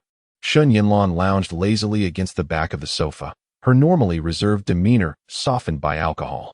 The top button of her black professional outfit was undone, with the second button languidly hanging loose, exposing a hint of white at the collar. Compared to the audaciously dressed Yuan, Shen Yanlan's conservative appearance bore an unexpected allure when slightly disheveled. Such a scene was rare. and Meng Lin was so absorbed in his thoughts that he didn't even realize he was holding the book upside down. What a sight! He unprofessionally commented to himself. Hey, what are you staring at? Shen Yanlan's eyes widened as she seemed to notice Meng Lin's furtive gaze. It appeared that she had drunk too much, causing her temper to flare more than usual. Everything seemed to irritate her. Just reading. Reading, Meng Lin stammered, offering a nervous laugh. Shen Yanlan huffed, slamming down a beer can before lighting a cigarette and wobbling her way to the bathroom.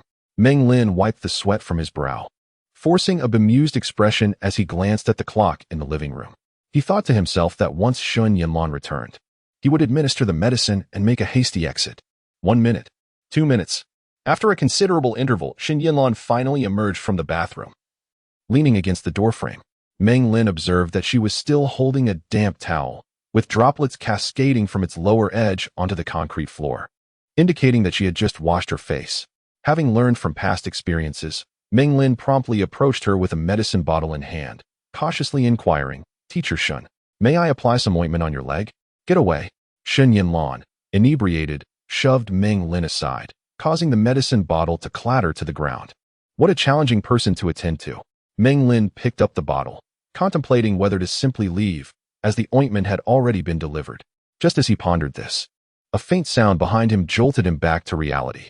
To his horror, he turned around to find Shen Yanlan, who should have been seated on the sofa with a drink, precariously perched on the windowsill, one leg dangling outside. Panic surged through Meng Lin. He dared not raise his voice, cautiously inching closer to the window. "Teacher Shen, what are you doing up there? Please come down, it's dangerous." Shen Yanlan, clutching the towel, steadied herself and glanced at him without responding, then lifted her right arm to wipe the grimy glass haphazardly. She was cleaning the window. Meng Lin was nearly petrified with fear. If she fell and injured herself, he would be unable to absolve himself, even if he plunged into the Yellow River. "Please, don't move, don't clean anymore. I beg you, Teacher Shen, just come down." Shen Yanlan paused momentarily, but remained silent. "How about you come down, and I'll do the cleaning?" "No need." Shen Yanlan finally replied coldly. "Go read your book." Seeing her unyielding demeanor, Meng Lin hastily quickened his pace, closing the distance to within a meter. Suddenly, he spread his arms wide and took a step forward, swiftly enveloping her in an embrace. Just as he uttered, "What are you doing?" Shen Yanlan's grip faltered, though her hips supported her on the windowsill, without her arms to stabilize. Her slender form began to tip backward into the void. "Teacher." 10 meters. 5 meters. 1 meter. With a thud, the towel landed on the ground. Fortunately, Meng Lin had prepared himself. As Shen Yanlan began to lean back, he swiftly caught her around the waist, watching the towel descend. Both Meng Lin and Shen Yanlan were drenched in cold sweat from the near miss. That was close. Once she regained her breath, Shen Yanlan glared at Meng Lin, pushing him away angrily. "What were you doing just now?" If it hadn't been for Meng Lin's sudden intervention, startling Shen Yanlan, such a precarious moment might have been avoided. Meng Lin, filled with unspoken regret, repeatedly bowed in apology. "I'm sorry, Teacher Shen. I was just afraid you might fall." S bosom heaved with anger as she glared at him, exclaiming, "Everything was perfectly fine until you scared me." As soon as the words escaped her lips, she hastily covered her mouth, her expression contorted in pain, and hurried towards the restroom. Moments later, the sound of retching echoed from the open bathroom. Meng Lin, feeling utterly drained, sank onto the sofa. He surveyed the room, noting the pristine concrete floor, with even the corners bearing dark, damp stains that clearly indicated recent cleaning. Meng Lin surmised that the distress caused by Zhang Xiaoyu the previous day had compelled Shen Yanlan to undertake a thorough cleaning. Seizing the opportunity while she was occupied, he found a discarded rag, dampened it, and meticulously cleaned the living room windows to prevent any further mishaps should Shen Yanlan find herself inebriated again. Still feeling a twinge of concern, he decided to clean the glass in the bedroom and kitchen as well. By the time he completed his tasks, the clock had advanced to 9:30. "Ms. Shen, I sincerely apologize for the trouble today. You should rest. I will take my leave now." Hesitating to mention the medicine again, Meng Lin prepared to depart. However, when he noticed the silence, he furrowed his brow and glanced toward the bathroom. There, he found Shen Yanlan hunched over the toilet, one hand pressed against her throat, still retching. After a moment's hesitation, Meng Lin quickly approached her, gently patting her back. Shen Yanlan, her gaze unfocused, turned her head to look at him but said nothing, returning her attention to her distress. 20 minutes later, Meng Lin found himself staring at Shen Yanlan, who had fallen into a deep sleep on the floor, unsure of what to do. However, leaving her in such a state felt decidedly unkind. After a vigorous internal debate, he looked down at her clothing, now soiled, and murmured to himself, "I have no choice. Please forgive me." Swallowing hard, Meng Lin nervously began to unbutton her blouse. After 3 buttons, the fabric parted, revealing a slender waist that seemed to beg for a gentle grasp. Before long, he cautiously slid her skirt down, discarding it into the corner where an automatic washing machine stood. Noticing how deeply she slept, he grew bolder, allowing his eyes to linger on her feminine form before bending down to wrap his arms around her long, stocking-clad legs, lifting her effortlessly and carrying her into the northern bedroom. Weighing no more than 90 pounds, she was light and delicate. Once he laid her gently on the pristine white sheets, a thought crossed his mind. While she slept, he should apply some medicine. Without hesitation, he returned to the living room, retrieved the medicine bottle, poured some into his palm, and rubbed his hands together. Then, he crouched beside her, his fingers gliding over her slender leg, which felt wonderfully elastic. With gentle pressure, he applied the ointment to her swollen foot. In that moment, she lay with her eyes closed, her body curled slightly on the bed, resembling a slumbering kitten. A faint sting prompted her to clutch the sheets tightly, her innocence and vulnerability strikingly endearing. An hour ago, Meng Lin would have never believed that the term adorable could ever be associated with Shen Yanlan. He genuinely felt a tinge of fear towards her. The slumbering Shen Yanlan and the awake Shen Yanlan appeared to be 2 entirely different individuals. Meng Lin marveled. Is this truly the feared teacher Shen that every student dreads? Perhaps she ought to be called Shen Kitty. In what seemed like a response to Meng Lin's thoughts, Shen Yanlan unexpectedly emitted a soft, unconscious sound resembling that of a cat. Sighing, Meng Lin noted the time, 10 o'clock, and realized it was time to return home, lest he face repercussions. He hesitated, holding the exquisite porcelain bottle in his hand, before gently placing it on the table. Reluctantly, he cast a lingering glance at the woman on the bed, repeatedly smacking his lips. Just as he turned to leave, a hand unexpectedly tugged at the corner of his clothing, causing him to tumble onto the soft, inviting bed. With 2 delicate, pale arms encircling him tightly, he felt ensnared, much like a koala. "Teacher Shen, I must leave. Let go, please. Teacher Shen, release me." Inhaling the faintly fragrant strands of her hair, he was overwhelmed by the alluring scent of a mature woman, nearly brought to tears. A beam of glaring light struck Meng Lin's eyelids, prompting him to instinctively rub his eyes and shift positions to continue sleeping. In his hazy state, he sensed some faint movements nearby, straddling the boundary between dreams and reality. His mind was too muddled to process much. All he knew was that he was exceedingly tired and wished to sleep. In the distance, he vaguely heard a commotion, followed by the sound of a door being twisted open. Meng Lin stirred slightly, mumbling, "What time is it?" After a prolonged silence without a response from Ziyuan, he curiously tightened his grip on the blanket and rubbed his head against it, grumbling, "Speak." "It's 6 o'clock," came a cold, unfamiliar voice. Meng Lin, with eyes closed, smacked his lips. It's only 6, no need to rush." Suddenly, he realized that this voice was not familiar at all. Squinting, he turned his head to glance in that direction, stunned, and quickly lowered his gaze to the person in his arms, frozen in disbelief. The figure by the door was not Ziyuan. It was someone who left Meng Lin utterly astonished. A sharp intake of breath surged through him, sending chills across his entire body. "Auntie, Teacher Shen," he greeted Zhang Xiaoyu and the now-awakened Shen Yanlan, feeling as though his life was about to take a dramatic turn.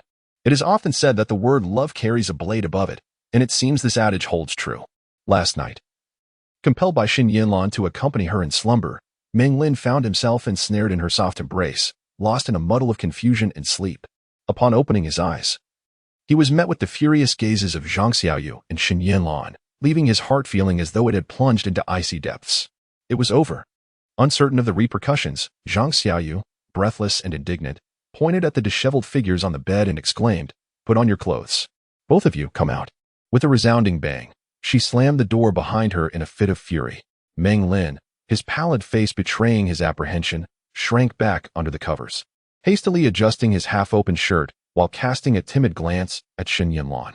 Under the weight of her scathing demeanor, he lowered his head, refraining from uttering a word. At the tender age of 20, he thought to himself, "He is my man." The plastic alarm clock on the wooden nightstand abruptly chimed, its sound jarring against the tense atmosphere. Shen Yanlan withdrew her gaze from Meng Lin, inhaling deeply before lifting a corner of the blanket to inspect her lower half. Clad only in her undergarments, yet still in stockings, she felt a fleeting sense of relief. After a moment of contemplation, she suddenly swung her arm and hurled the clock against the concrete floor. With a resounding crash, the alarm clock shattered into pieces. Meng Lin flinched, instinctively swallowing hard. What on earth transpired? Leaning against the headboard, Shen Yanlan's eyes bore an ominous intensity as she fixed her gaze upon Meng Lin, her voice laced with fury. I distinctly recall you came last night to borrow a book and deliver medicine. Why, then, did you end up in my bed this morning? I demand an explanation.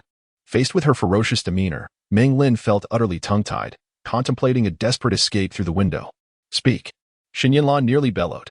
Meng Lin raked a hand through his hair, offering a vague excuse. Well, you were quite intoxicated last night, and, you vomited, staining your clothes. I noticed you had fallen asleep in the bathroom, and I thought it best to move you back to bed and apply some medicine. That's about it. Shen Yanlan tightened her grip on the blanket. That's about it. What do you mean by that? Where are my clothes? Did they simply vanish into thin air? In the bathroom, Meng Lin stammered. I feared you would soil the sheets, and I thought it unwise to sleep in soiled garments. So, I took the liberty of removing them and tossed them into the washing machine. Realizing that fabricating excuses would lead nowhere, he decided to speak the truth, hoping for leniency. Before Shen Yanlan could respond, Zhang Xiaoyu's furious voice echoed from outside. What are you still doing? Did you not understand my orders? Come out now. Taking a deep breath, Shen Yanlan yanked the hairpin from her hair and tossed it to the ground. Why were you in bed with me? She demanded, then swiftly opened the wardrobe, retrieving a professional outfit, and turned to glare at him. Turn around. You must explain yourself. Meng Lin tightly covered her eyes and turned around. Feeling quite anxious as she said, I saw you sleeping soundly, so I covered you with a blanket. And then, well, when you pulled me, I couldn't break free. The moment I opened my eyes, it was like this. Perhaps I was too exhausted yesterday. You see, I tend to fall asleep the moment I touch the bed. I pulled you. Fell asleep the moment I touched the bed. Her inconsistent words were filled with flaws. Shen Yanlan regarded her coldly, raising her hand as if to strike Meng Lin. Yet, in the end, she refrained from doing so. Meng Lin, equally frustrated, sighed, Teacher Shen. I truly did not expect things to turn out this way. I apologize for the trouble I have caused you. Trouble? It is far beyond mere trouble. Shen Yanlan, already dressed, hurriedly slipped on her slippers and stood up. She grasped at her tousled hair with one hand and suddenly looked up. Fine. I shall accept your explanation. Meng Lin's face brightened with gratitude. Thank you, teacher, for your understanding. But will my mother believe it? To his surprise, Shen Yanlan abruptly pointed towards the door. With his hands clasped in a pleading gesture, Meng Lin repeatedly bowed. Please don't be angry. I will explain everything to Auntie. I will clarify the situation. Frowning, Shen Yanlan clenched her fists and, without saying another word, left the bedroom. Meng Lin, feeling a mix of anxiety and determination, followed closely behind. On the coffee table lay a plastic bag filled with soy milk and fried dough sticks, presumably brought by Zhang Xiaoyu, who was worried about her daughter and had delivered breakfast. With her hair streaked with gray, Zhang Xiaoyu stood with her arms crossed. Her expression clouded as she gazed ahead, lost in thought. Upon hearing the sound of her daughter opening the door, Zhang Xiaoyu abruptly turned her head, her gaze sweeping over Meng Lin before finally settling on Shen Yanlan. It's been over 10 minutes. What? Are you concocting some story to deceive me? Speak up. I am listening. Zhang Xiaoyu seemed to have already formed a preconceived notion. Meng Lin managed a bitter, forced smile. Shen Yanlan, however, met her mother's gaze unabashedly. Please calm down and allow us to explain. Things are not as you perceive. With a heavy sigh, Shen Yanlan attempted to articulate Meng Lin's words. But perhaps she too was unclear about the situation. She immediately called out to Meng Lin. You speak. Meng Lin quickly wiped the sweat from his brow. Annie, please don't jump to conclusions. The thing is, yesterday I came to borrow a book from Teacher Shen. But she had drunk too much and got sick all over. He recounted the story he had prepared for Shen Yanlan, omitting the details about administering medicine and tending to her, fearing it might anger Shen Yanlan. Concerned that Zhang Xiaoyu would not believe him, Meng Lin hurried to the bathroom to retrieve the soiled clothing as evidence, presenting it to her. He and Shen Yanlan both anxiously awaited Zhang Xiaoyu's reaction. Zhang Xiaoyu let out a cold, disdainful laugh. Go ahead, keep fabricating. I initially thought you could conjure up a decent story in 10 minutes. Yet here we are with something so rudimentary. Just sleeping in bed? Are you really that delicate? Are you a giant infant or a pampered aristocrat? I am indeed a pampered aristocrat, Meng Lin murmured to himself. Shen Yanlan, growing impatient, sighed deeply. She then furrowed her brow tightly. It is not what you think at all. He is my student, and there is no way we could ever engage in such a thing. Meng Lin eagerly chimed in. Yes, Auntie, you are truly mistaken. How could I possibly be involved with Teacher Shen? Zhang Xiaoyu pushed herself off the sofa and slowly approached her daughter. Step by step, Shen Yanlan. I truly underestimated you. Huh? You are aware that you are a teacher, aren't you? And you recognize that he is your student? Well, how delightful. Mother. Anger flickered in Shen Yanlan's eyes. Zhang Xiaoyu gritted her teeth. Under normal circumstances, I could overlook your untidiness, your daily smoking and drinking. But you absolutely cannot, under any circumstances, engage in a relationship with your own student. Shen Yanlan's temper flared. She turned her head defiantly. You can believe it or not. It's your choice. Slap. Zhang Xiaoyu's hand struck Shen Yanlan's face with force. The era Zhang Xiaoyu belonged to was nearly a decade earlier than that of Meng Lin's mother, a time when conservative values were unfathomable to Meng Lin. A teacher and a student, 28 and 17.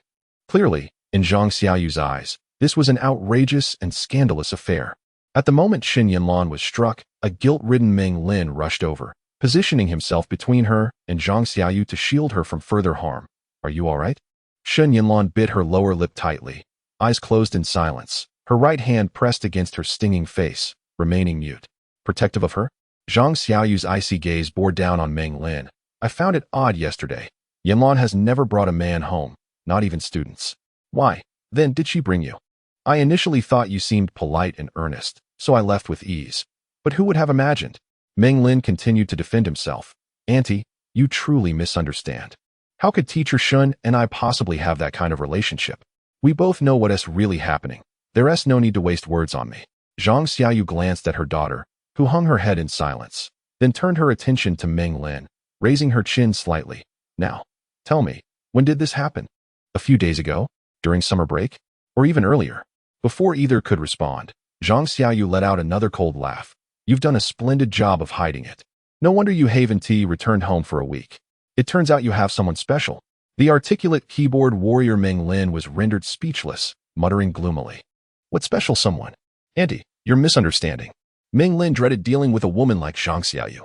The age gap was so vast that communication seemed nearly impossible. Since matters have reached this point, I shall no longer concern myself with who has seduced whom. You two share a teacher-student relationship, and with such a significant age difference. It is utterly impossible for you to be together.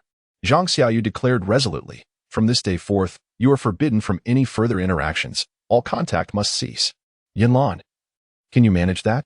Shen Yanlan, covering her face, cast her gaze downward, remaining silent.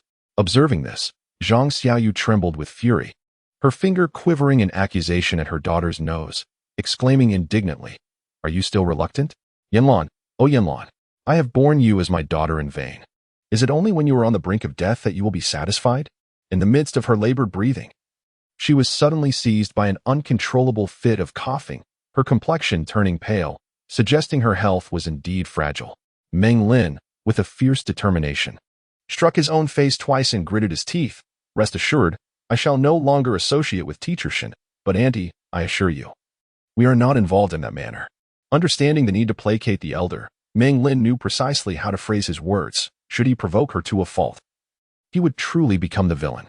Zhang Xiaoyu, however, filtered out his latter statement, and upon hearing his assurance, her expression softened slightly. Coughing, she scrutinized him, saying, I shall remember your words, and I hope, you can uphold them. Let me be clear. If I ever see you two in contact again, do not blame me for being unkind. You need not worry. Meng Lin cast a furtive glance at Shen Yanlan. I will keep my word. Zhang Xiaoyu nodded, hesitating for a moment before her expression hardened once more. Her gaze shifting to Shen Yanlan. And you, can you comply? Say it again. I have no relationship with him. Whether you believe it or not is up to you. Shen Yanlan seemed utterly incapable of bearing the accusation, resolutely refusing to nod in affirmation. You. Zhang Xiaoyu erupted in fury, trembling as she raised her arm to strike her daughter's cheek. Meng Lin swiftly intervened, blocking the descending hand. Auntie, please calm down. Do take care of your health. We will certainly cease any association. Are you pleased to see me driven to my death? Zhang Xiaoyu gasped for breath. Shen Yanlan, I tell you, as long as your father and I draw breath, I shall never consent to your affair. Abandon this futile hope at once. Shen Yanlan's countenance darkened, taking on a somewhat frightening pallor. What must I say for you to believe me? The situation is evident. What more is there to trust? Cannot you listen to an explanation? Listen to what? This child has already admitted to it. What else do you have to say? Meng Lin, sensing the conversation had taken a wrong turn, hastily interjected with a bitter smile. Auntie, I did not admit to anything. I merely wished to avoid upsetting you. Which is why I agreed to refrain from associating with Teacher Shen. Regardless of how many times you ask, I shall reiterate. My relationship with Teacher Shen is entirely innocent. Alas, the tempers of mother and daughter are far too alike, clashing with an intensity that has reached an unbearable impasse. Meng Lin could only lament his plight. Shen Yanlan's expression shifted, and suddenly, in a fit of defiance, she plopped down onto the sofa, crossed her legs, and coldly retorted to her mother, Huh.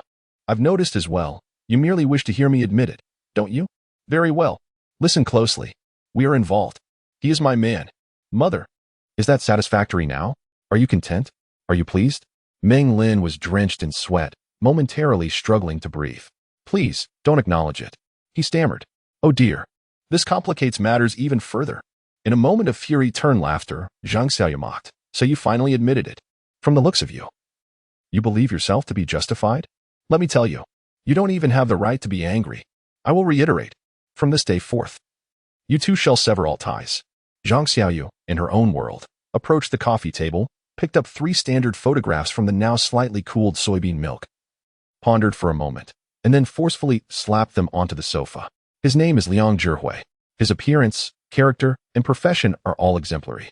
You two should arrange to meet soon and plan your marriage. Zhang Xiaoyu's tone was undeniably authoritative. Today, she had another intention, to find a suitable partner for her not-so-young daughter. In truth, Zhang Xiaoyu had not originally intended for them to wed.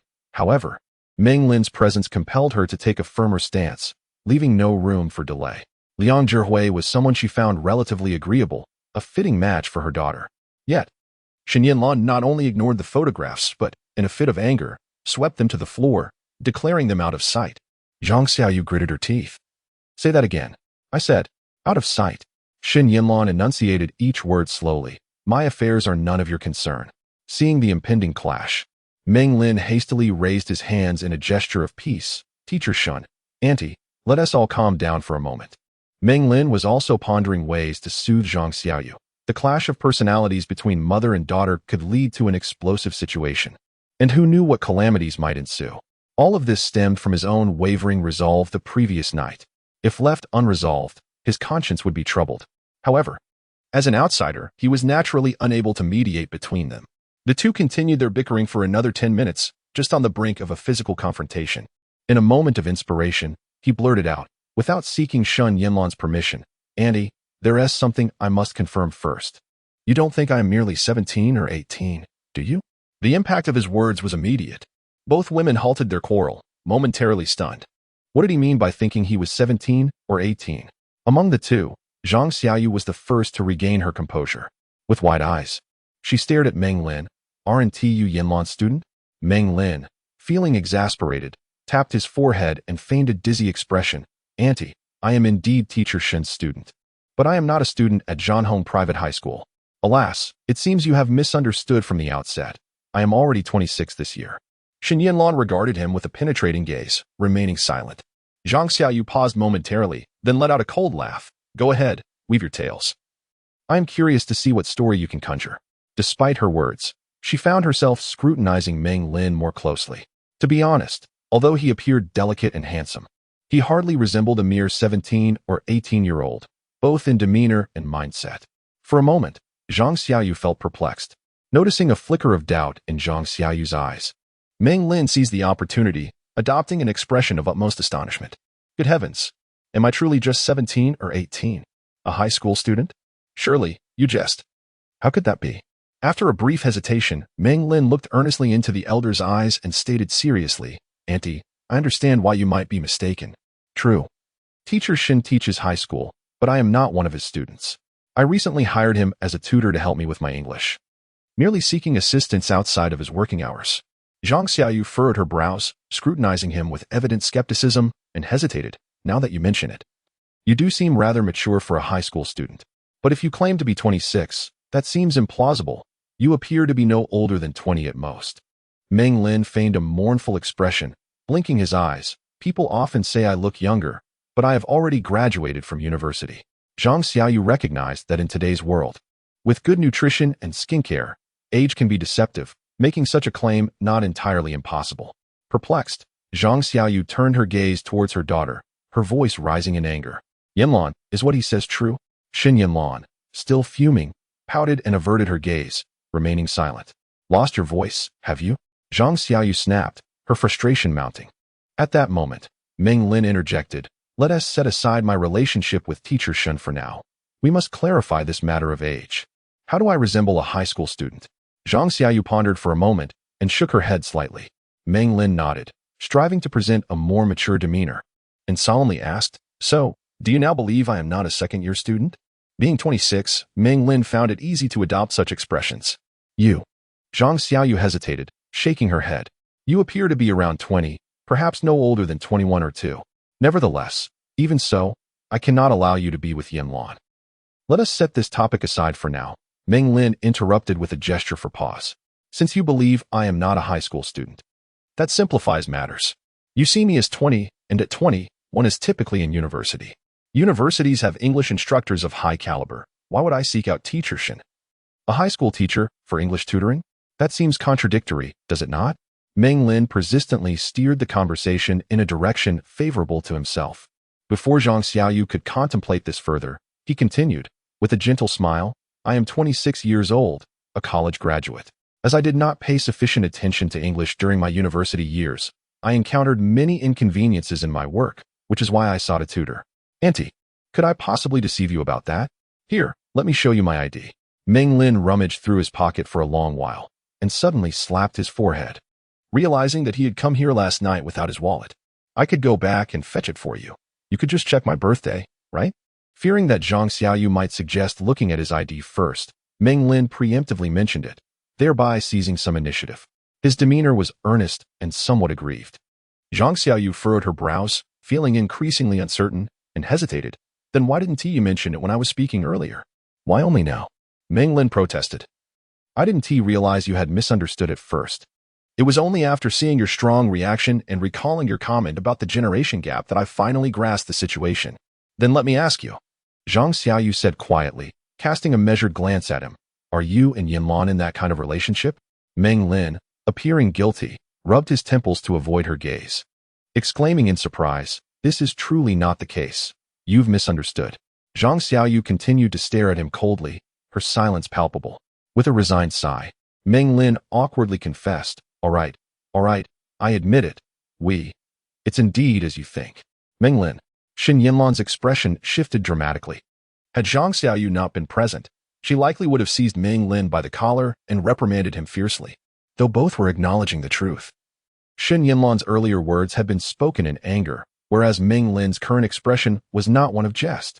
Meng Lin offered a bitter smile, realizing that Annie had caught him, and any explanation would be futile. His words carried an unspoken plea for Shen Yanlan to remain calm. Yet her face was still filled with indignation. Finally, in admission, Zhang Xiaoyu clenched her teeth. Then why haven't you spoken to me about your relationship? Meng Lin, feeling awkward, looked away. Yanlan mentioned that you hold conservative views and would never approve of us being together, so we kept it from you. Upon reflection, I realized that I've only been working for a few years and lack the financial means to support both Yanlan and you too. It's likely you wouldn't consent. Moreover, I am 26 years old, 2 years younger than Yanlan, which might not fall within your acceptable range. Hearing this, Zhang Xiaoyu realized her daughter had instigated the situation and couldn't help but scoff at her. Turning back to Meng Lin, she said, do you think that by hiding this from me, I would agree? No, that is not the case. We intended to wait until I was settled in my career to be honest with you, as that would provide us with some confidence and a greater chance of your approval. Auntie, we are serious about each other. If possible, we wouldn't want to conceal this. Meng Lin bowed apologetically. Zhang Xiaoyu's gaze roamed over Meng Lin, muttering to herself, 26. Indeed a bit young. If he were truly 26, it posed a dilemma for her. While she would prefer her daughter to find a partner of a similar age or one slightly older, the gap between 26 and 28 was not entirely insurmountable. At that moment, Zhang Xiaoyu found herself in a quandary. As Meng Lin noticed an opening, a sincere expression adorned his face. "Auntie, in a few days, I will bring my ID card for you to clarify everything. However, could you please not separate us? Confirming the age is of utmost importance." Zhang Xiaoyu gently nodded. "All right, please bring the ID card as soon as possible. I will need to discuss this with her father, but before that, Zhang Xiaoyu hesitated as she glanced at the two. "Let's proceed as such for now."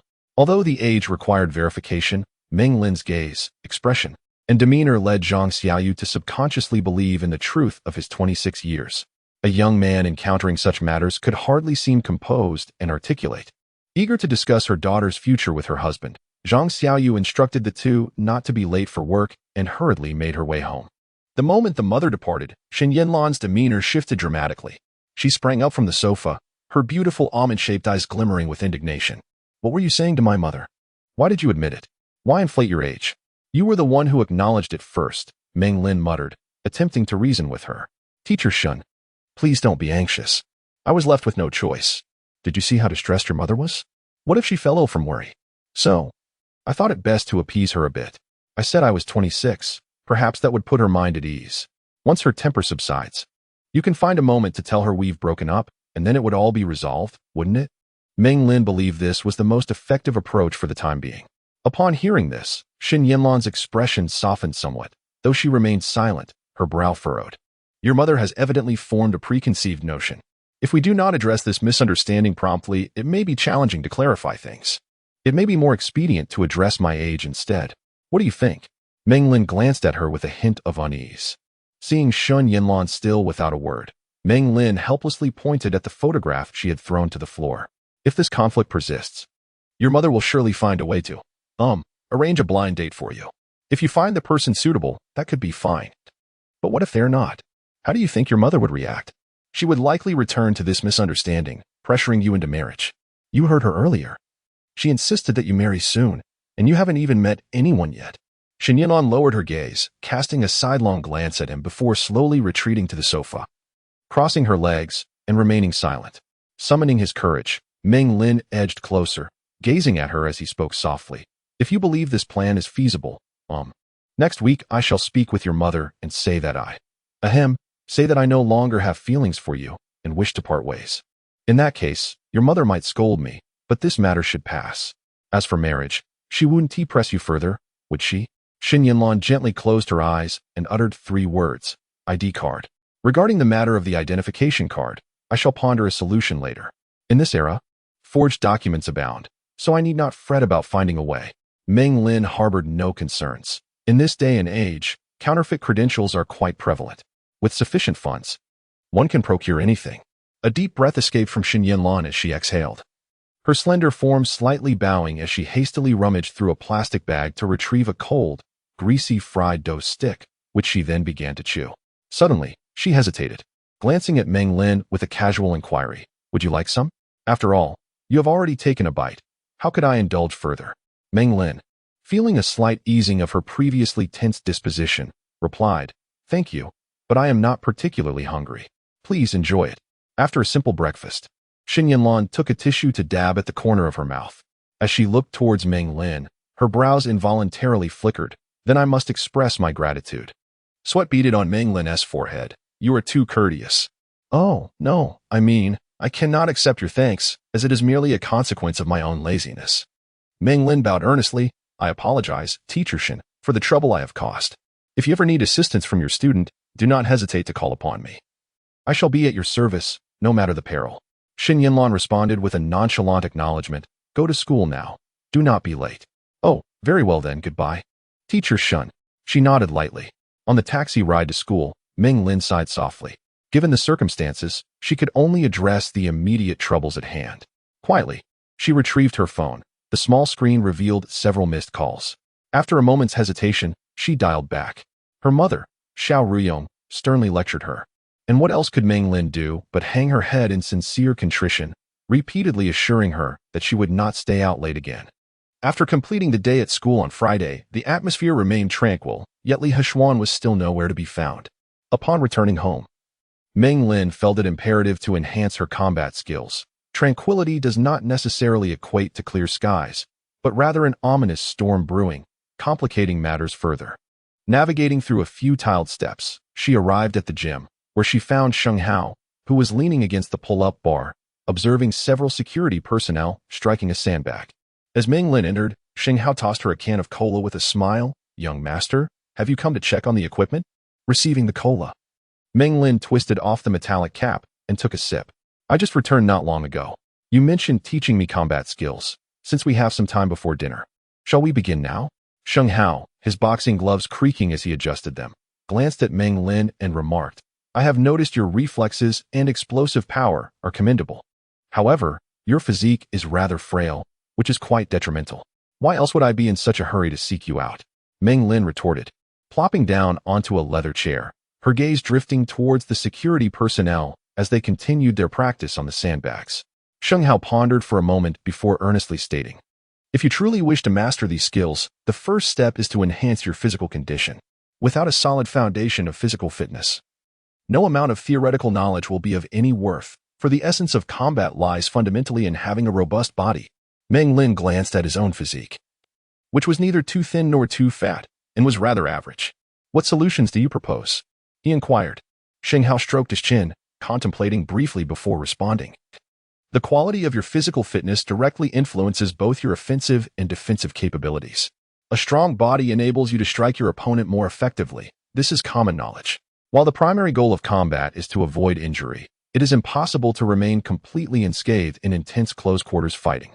Therefore, your physical condition becomes crucial. A well-conditioned body can facilitate a counterattack even after sustaining injuries, but with your current physique, I fear that any significant blow could easily undermine your ability to regroup and retaliate." Meng Lin felt somewhat disheartened, wondering if this was not a blow to his spirit.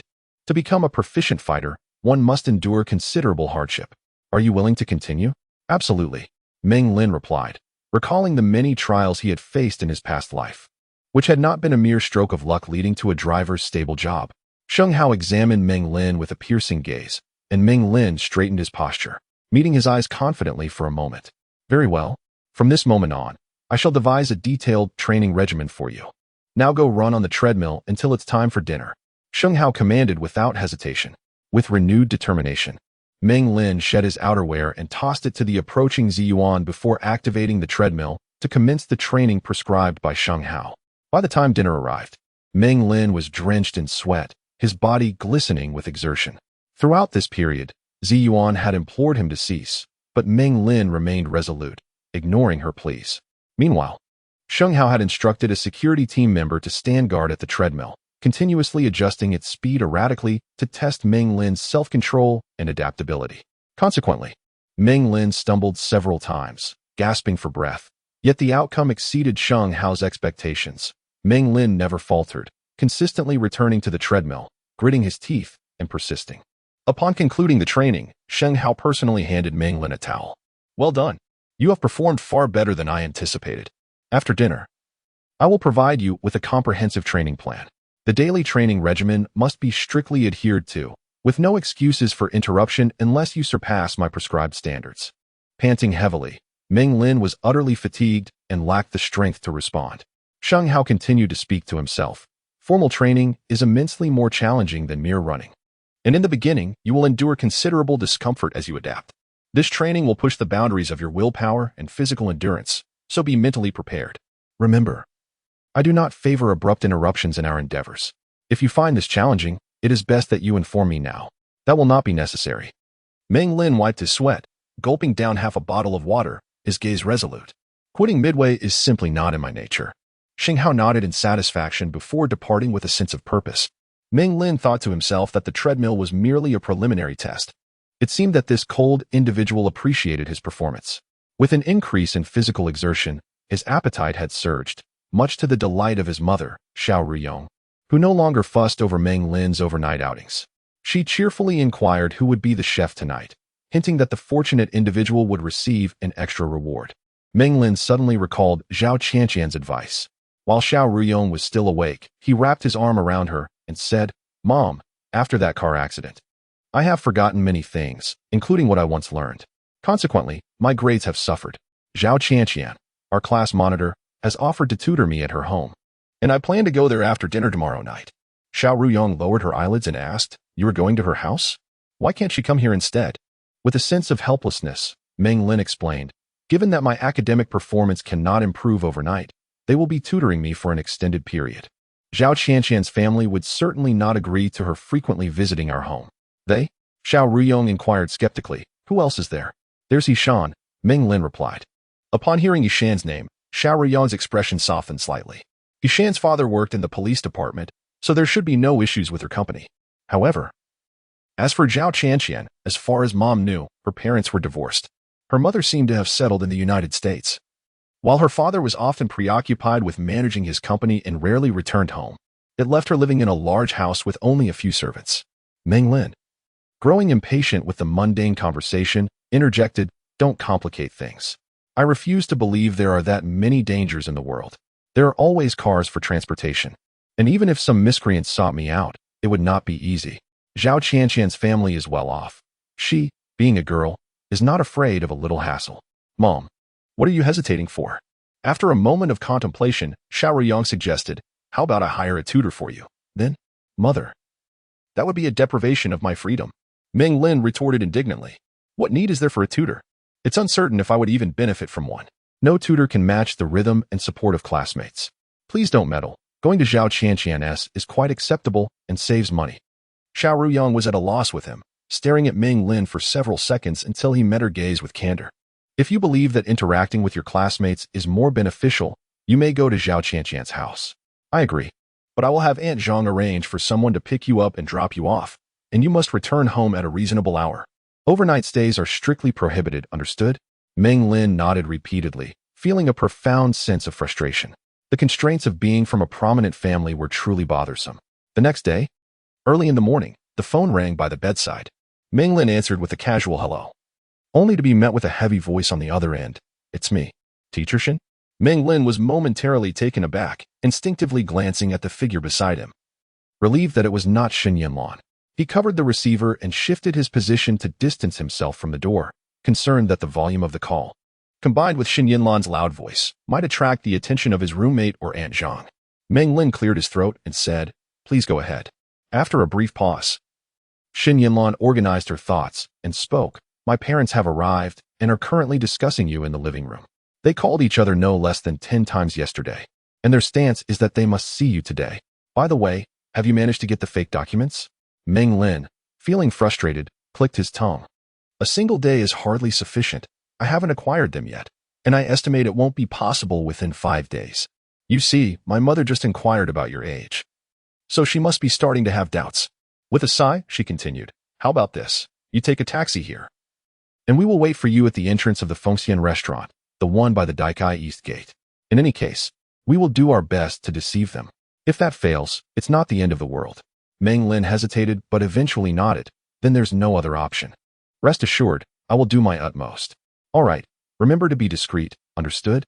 Shen Yanlan reminded him lightly. Sensing that Shen Yanlan was about to hang up, Meng Lin quickly called out to her, furrowing his brow as he pondered. He suggested, "Perhaps we should avoid the Fengxian restaurant. I'll call ahead to reserve a private room at the Durong on Zixin Road. Let us dine there instead." "Why?" "I believe that restaurant is more formal than Fengxian. Since it's my first meal with your family, I want to make a good impression on your parents." After a moment of consideration, Shen Yanlan responded, "You're not short on funds, are you? When it comes time to settle the bill, be proactive. I'll reimburse you the day after tomorrow when school starts. Don't worry, it won't cost much. I'll change my clothes and head out. I should arrive in about half an hour. Shall we meet at the restaurant entrance?" "Okay. Goodbye." Meng Lin retracted his arm and sighed heavily. "What am I getting myself into?" The Durong Hotel is located on the southwest side of the Zixin Road intersection, not far from Shen Yanlan's home, merely a couple of kilometers away. Rarely did Meng Lin attempt to appear more mature, donning a Patek Philippe mechanical watch and applying hair gel with a sense of self-assurance. At 10:40, Meng Lin instructed the taxi driver to stop on the north side of the road, paid the fare, and exited the vehicle to cross the street. Adjusting his shirt, he straightened his back and waited.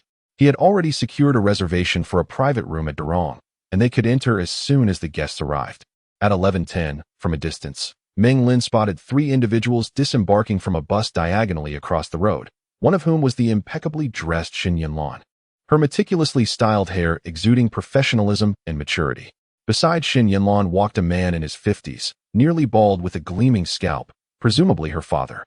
Zhang Xiaoyu trailed on the far right, her face devoid of any mirth.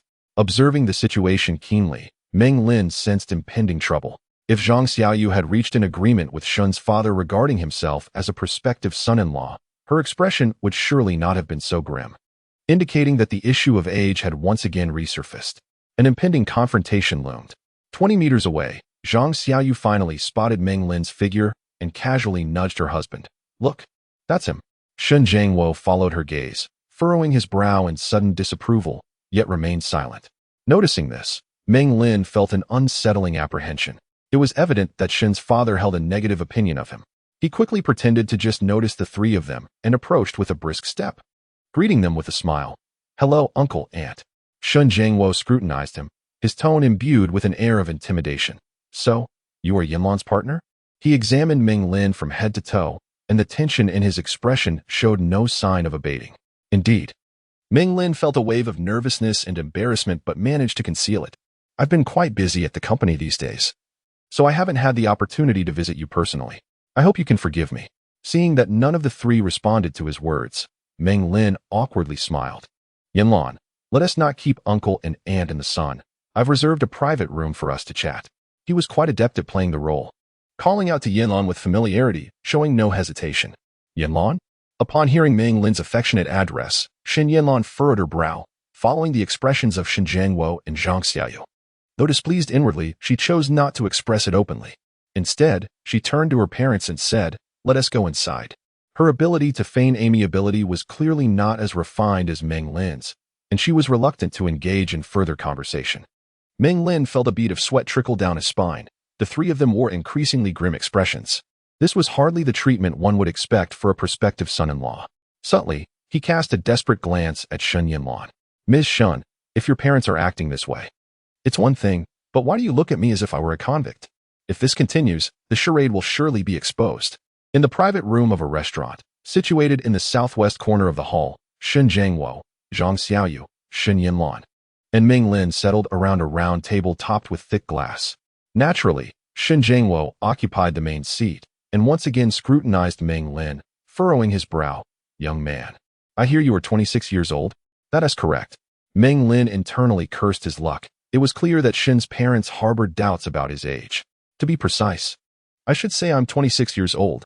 My birthday is on September 7th, so it's only a few days away." He emphasized this detail to enhance his credibility. Shen Jiangwo paused, leaning slightly closer to his wife for a hushed exchange. "Didn't you tell me he was 26? Just look at him. He doesn't resemble someone that age." Zhang Xiaoyu stole a glance at Meng Lin and lowered her voice. "He claims he looks young, but his demeanor is quite mature. I think he is not too far off." Shen Jiangwo shook his head gravely, asserting, "He looks no more than 20. I cannot be mistaken about this." Hearing her husband's comment, Zhang Xiaoyu wavered, contemplating before looking at Meng Lin. "You mentioned you would bring your ID." "Apologies." Meng Lin cast an apologetic glance at the 2 individuals. "Over the past few days, I have been engrossed in contract signing. My work has kept me exceedingly busy, leaving me no time to handle banking affairs myself. Hence I entrusted my identification card to another for assistance." Noticing the scrutinizing gazes of the 2 elders, Meng Lin hastily added, "You see, the contract signing between the 2 companies is quite cumbersome, with an abundance of procedures. Perhaps in about 5 days, everything will be settled." Shen Yanlan shot him a sidelong glance, remaining silent. Shen Jiangwo leaned closer to his wife, whispering, "He seems evasive. There's certainly something amiss. But if he were truly 20, our daughter wouldn't be interested in him. You know how Yanlan is." Zhang Xiaoyu's expression was complex. "Setting aside the age factor, what do you think of his character? Is he suitable for Yanlan?" Shen Jiangwo shook his head emphatically. "Character and work are secondary. Age must be prioritized." This family held traditional values, placing significant importance on age. Shen Jiangwo continued, "Even if we say he is 26, that still makes him younger than Yanlan. I cannot agree to this. We should encourage them to end it sooner rather than later." Psychologically, Zhang Xiaoyu leaned slightly towards Meng Lin. considering that it was unprecedented for their daughter to take the initiative in a romantic relationship, since Yanlan had finally found someone she liked. Perhaps they should not set their standards too high. 26 is not a significant gap, and we should first assess his character and work ethic. That is the key, Zhang Xiaoyu asserted. Observing Shen Jiangwo's unwavering disapproval, Zhang Xiaoyu glared at him indignantly. Yanlan is nearly 30. If we delay further, it won't be us choosing, but rather others choosing us. Moreover, she lowered her voice. They have already shared a bed. What more can we do? Shen Jiangwo sighed gently, finally conceding. All right, I will inquire about him, and also probe into his age. Meanwhile, Shen Yanlan and Meng Lin, oblivious to the elders' conversation, could only speculate that it revolved around age and character. Meng Lin made an effort to appear more spirited, sitting upright, while discreetly glancing at the silent Shen Yanlan, feeling devoid of even the strength to smile wryly. Teacher Shen, could you possibly cooperate with me? At least say a few good words for me later? He implored. I will try, Shen Yanlan replied, her tone neither warm nor cold. Meng Lin felt an overwhelming impulse to faint if the situation were to be revealed. He would not bear the consequences, while Shen Yanlan would be the one to suffer. Zhang Xiaoyu would become furious with her, pressuring her into marriage, and so forth. Yet, it appeared that he was the one in a hurry, while Shen Yanlan remained indifferent. Nonetheless, Meng Lin understood that this was simply her nature. She was not one to engage in pretense. At that moment, a waiter entered with the menu, prompting them to place their orders. Meng Lin took the menu and first handed it to Shen Jiangwo, who perused several pages without arriving at a decision. Zhang Xiaoyu, standing nearby, furrowed her brow and suggested that the children should order. She then took the menu back and presented it to Meng Lin. However, Meng Lin hesitated and pushed the menu towards Shen Yanlan, saying, Yanlan, you are aware of what uncle and aunt enjoy eating. Please make the selections.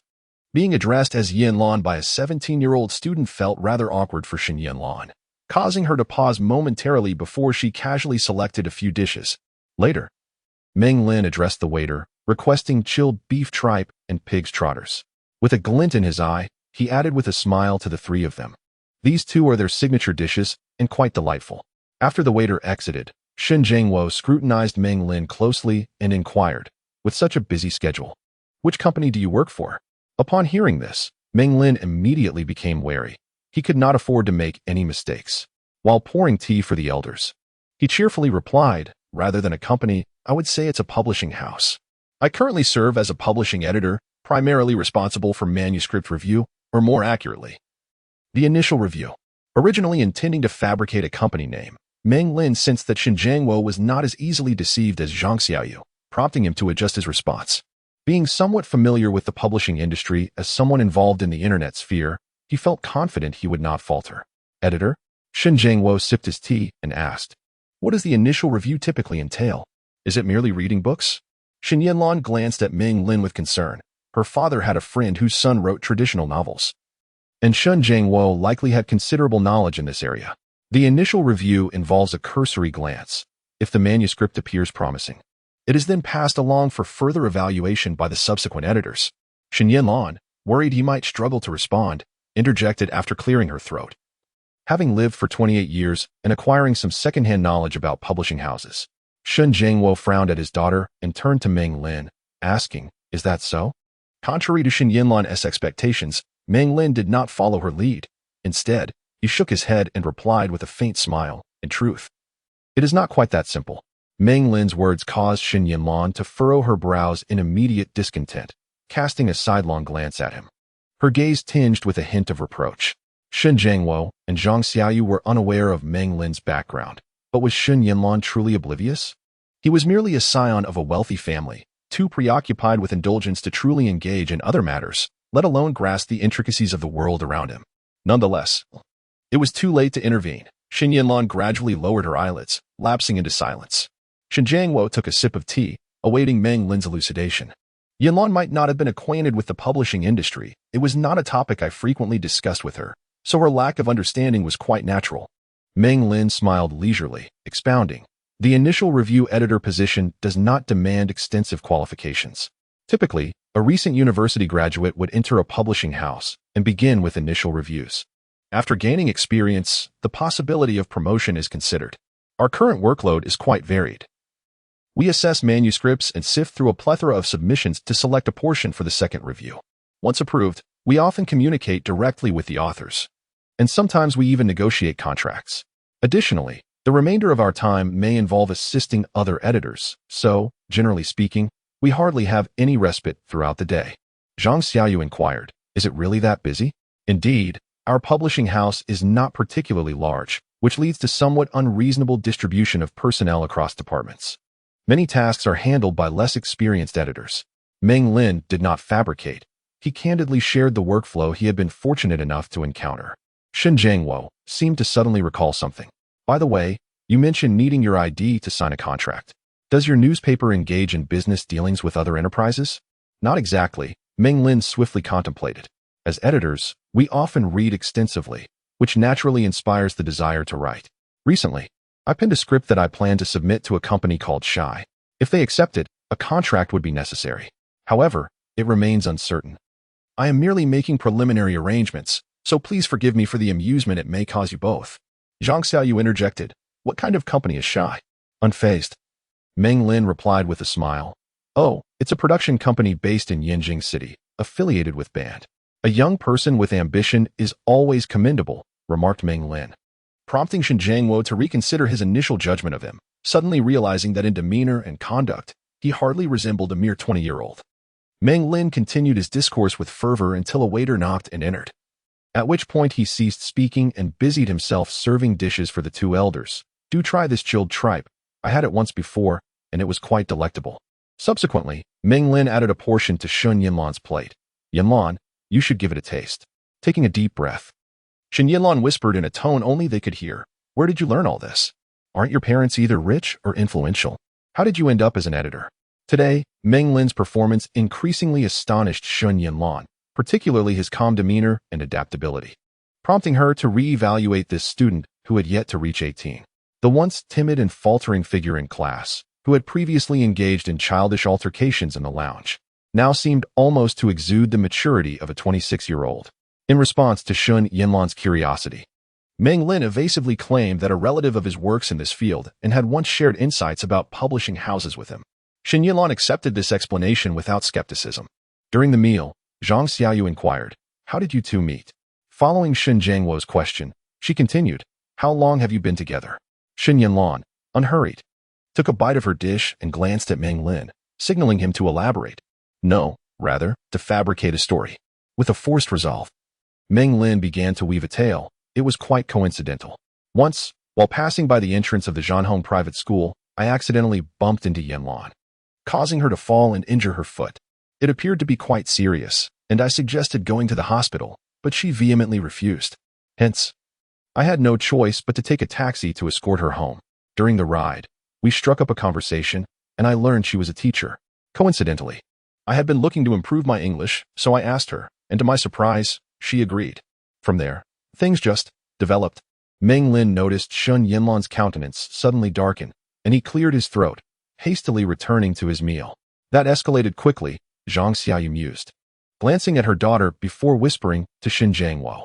Upon finishing his meal, Meng Lin stood and said, "Excuse me, I need to use the restroom." With that, he turned and exited, allowing them some privacy for a discussion that would be uncomfortable for him to overhear. Once Meng Lin departed, the atmosphere in the private room grew lively. Zhang Xiaoyu furrowed her brow as she looked at her daughter. "I see you're rather indifferent towards Meng Lin. What are your true feelings?" "I haven't thought much about it. Just give me a straight answer. Do you like him or not?" Shen Yanlan, known for her forthright nature, preferred directness over subtlety. Shen Yanlan slammed his teacup down heavily, causing tea to spill over the edge, and retorted, "How can you speak to your mother like that?" Zhang Xiaoyu similarly huffed. "First, give me an honest answer. Are you really considering a future with him?" With great reluctance, Shen Yanlan nodded. "Well, what do you mean, well? If you like him, say so. If not, just be straightforward." Zhang Xiaoyu glared, exasperated. "From the way you two interact, it doesn't seem like you're in a relationship at all." Shen Yanlan bit her lip, contemplating. The entire situation was fabricated.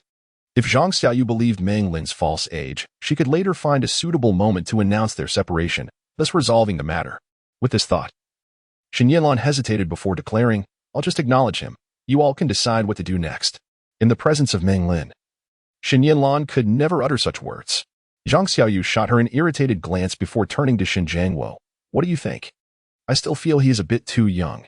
If only he were 30, Shen Jiangwo replied, hesitating somewhat compared to his earlier decisiveness. However, this young man named Meng Lin appeared quite reliable. Indeed, he seemed like someone who could settle down.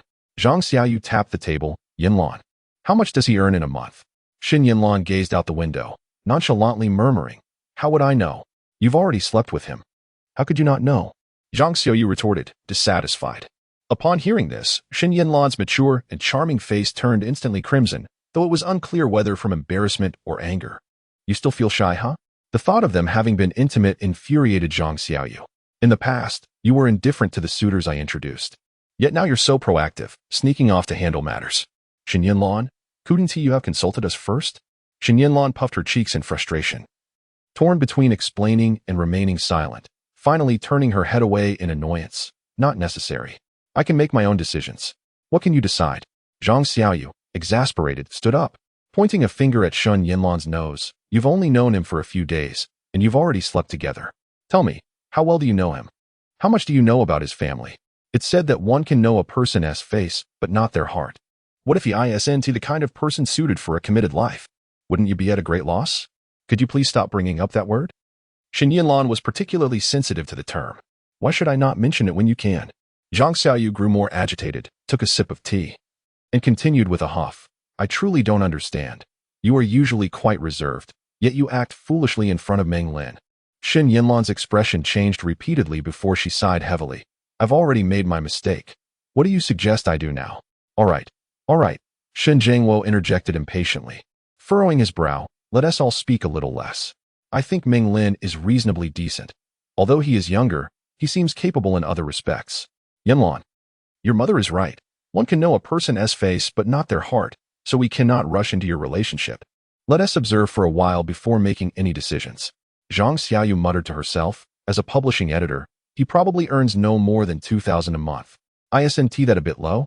Indeed, 15 years later, a 2,000 monthly salary would be considered modest, but in 2003, such earnings were not insignificant.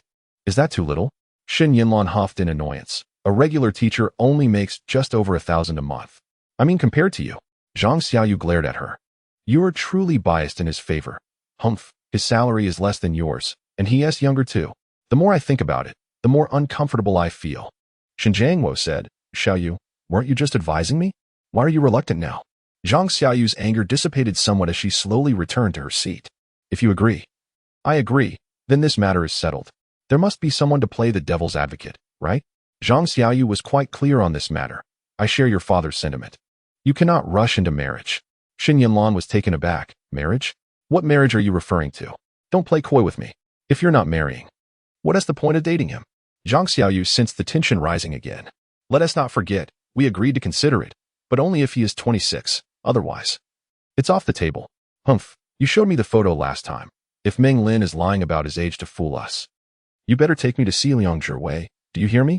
Shen Yanlan fell silent. You really are something. You didn't even confirm his age before getting involved with him. Shen Yanlan rose in indignation. Involved? Enough already. Sit down. Shen Jiangwo scolded firmly. Your mother is right. You have been reckless this time. Misunderstood and accused of being intimate with her student, Shen Yanlan felt an overwhelming discomfort yet, to avoid exacerbating the situation. She reluctantly retreated into her own thoughts, sipping her tea in silence. Perhaps, Shen Yanlan had never felt so humiliated in her life, unable to refute a non-existent accusation. Before long, Meng Lin knocked and entered the private room, quietly assessing the atmosphere and noting the tension on the faces of the three. Frowning, it was evident that a conflict had just unfolded. Shall we order a fruit platter to lighten the mood? I'll call the waiter, he suggested, attempting to ease the tension.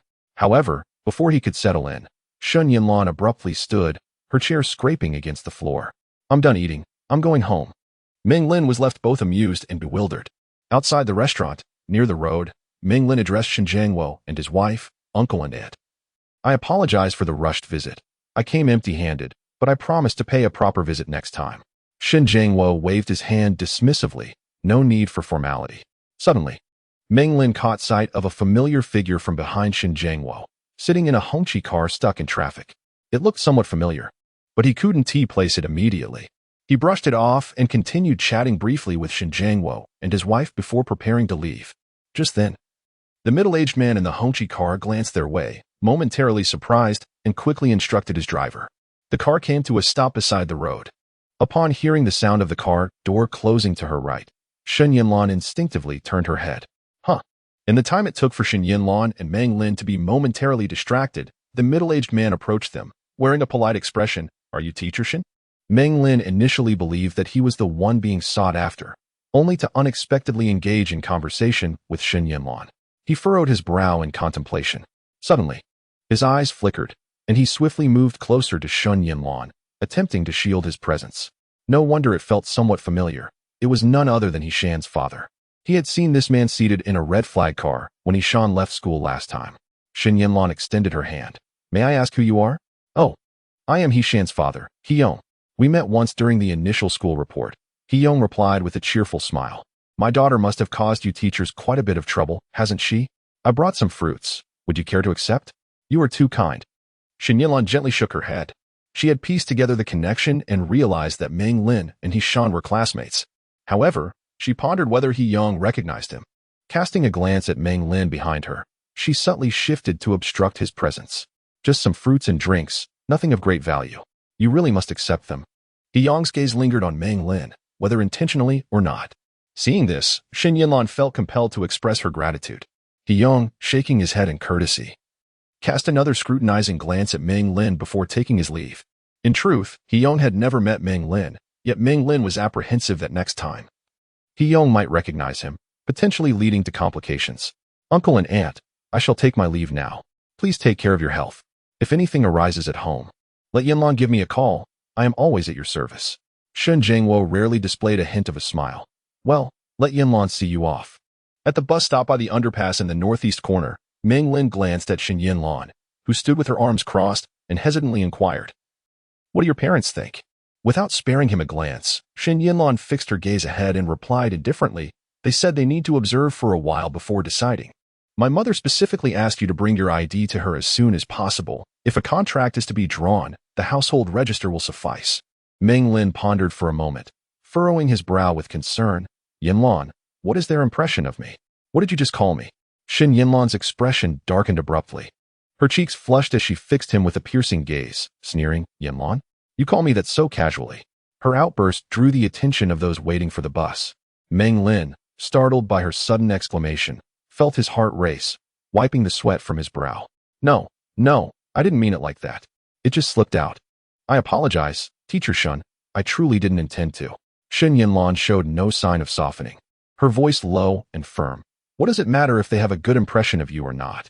As long as you present your documents and convince them of your age, that is sufficient. Whether they agree or not is utterly irrelevant. Meng Lin, I trust you understand your position. Do not become overly engrossed in this." Her final remark carried a distinctly frosty tone. With a temperament like Meng Lin's, a hint of irritation surfaced as he unintentionally pursed his lips and muttered, "I'm only doing this to help you." This remark, however, was overheard by the keen-eared Shen Yanlan. Her beautifully arched brows shot up, and a series of cold laughs escaped her lips. "This is what you deserve. Whose fault is it that my mother has been in such a state? Meng Lin, don't think that your flimsy excuse about sleeping on the bed will suffice." "Humph. Why were you in my bed, and what exactly did you do? I believe you know better than I do." At this point, the crowd grew larger.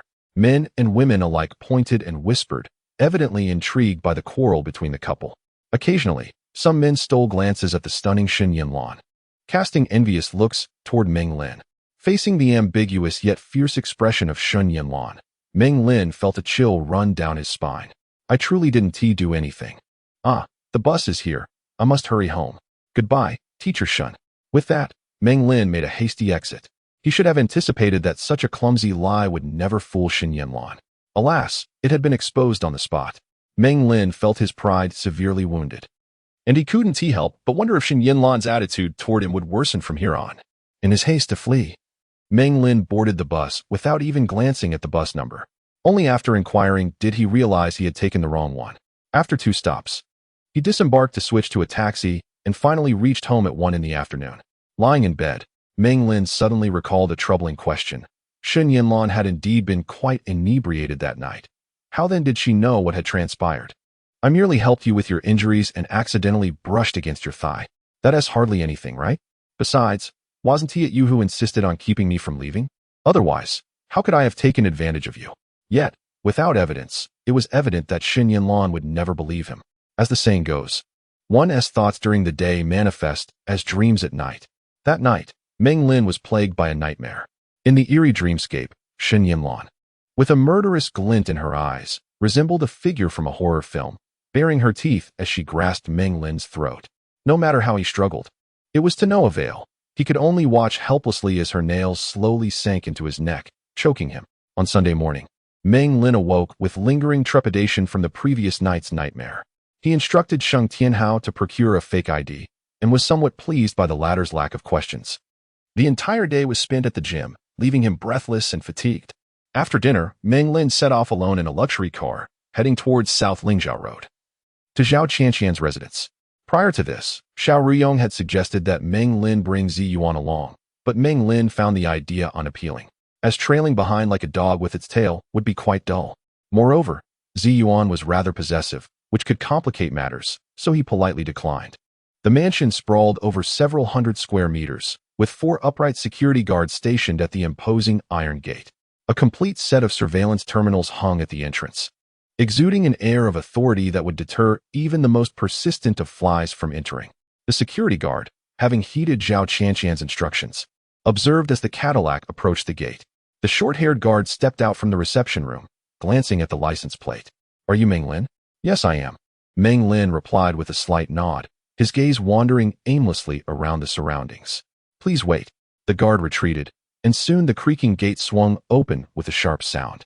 As Meng Lin's vehicle entered, a woman of ordinary appearance, seemingly in her 40s, bent slightly to greet him.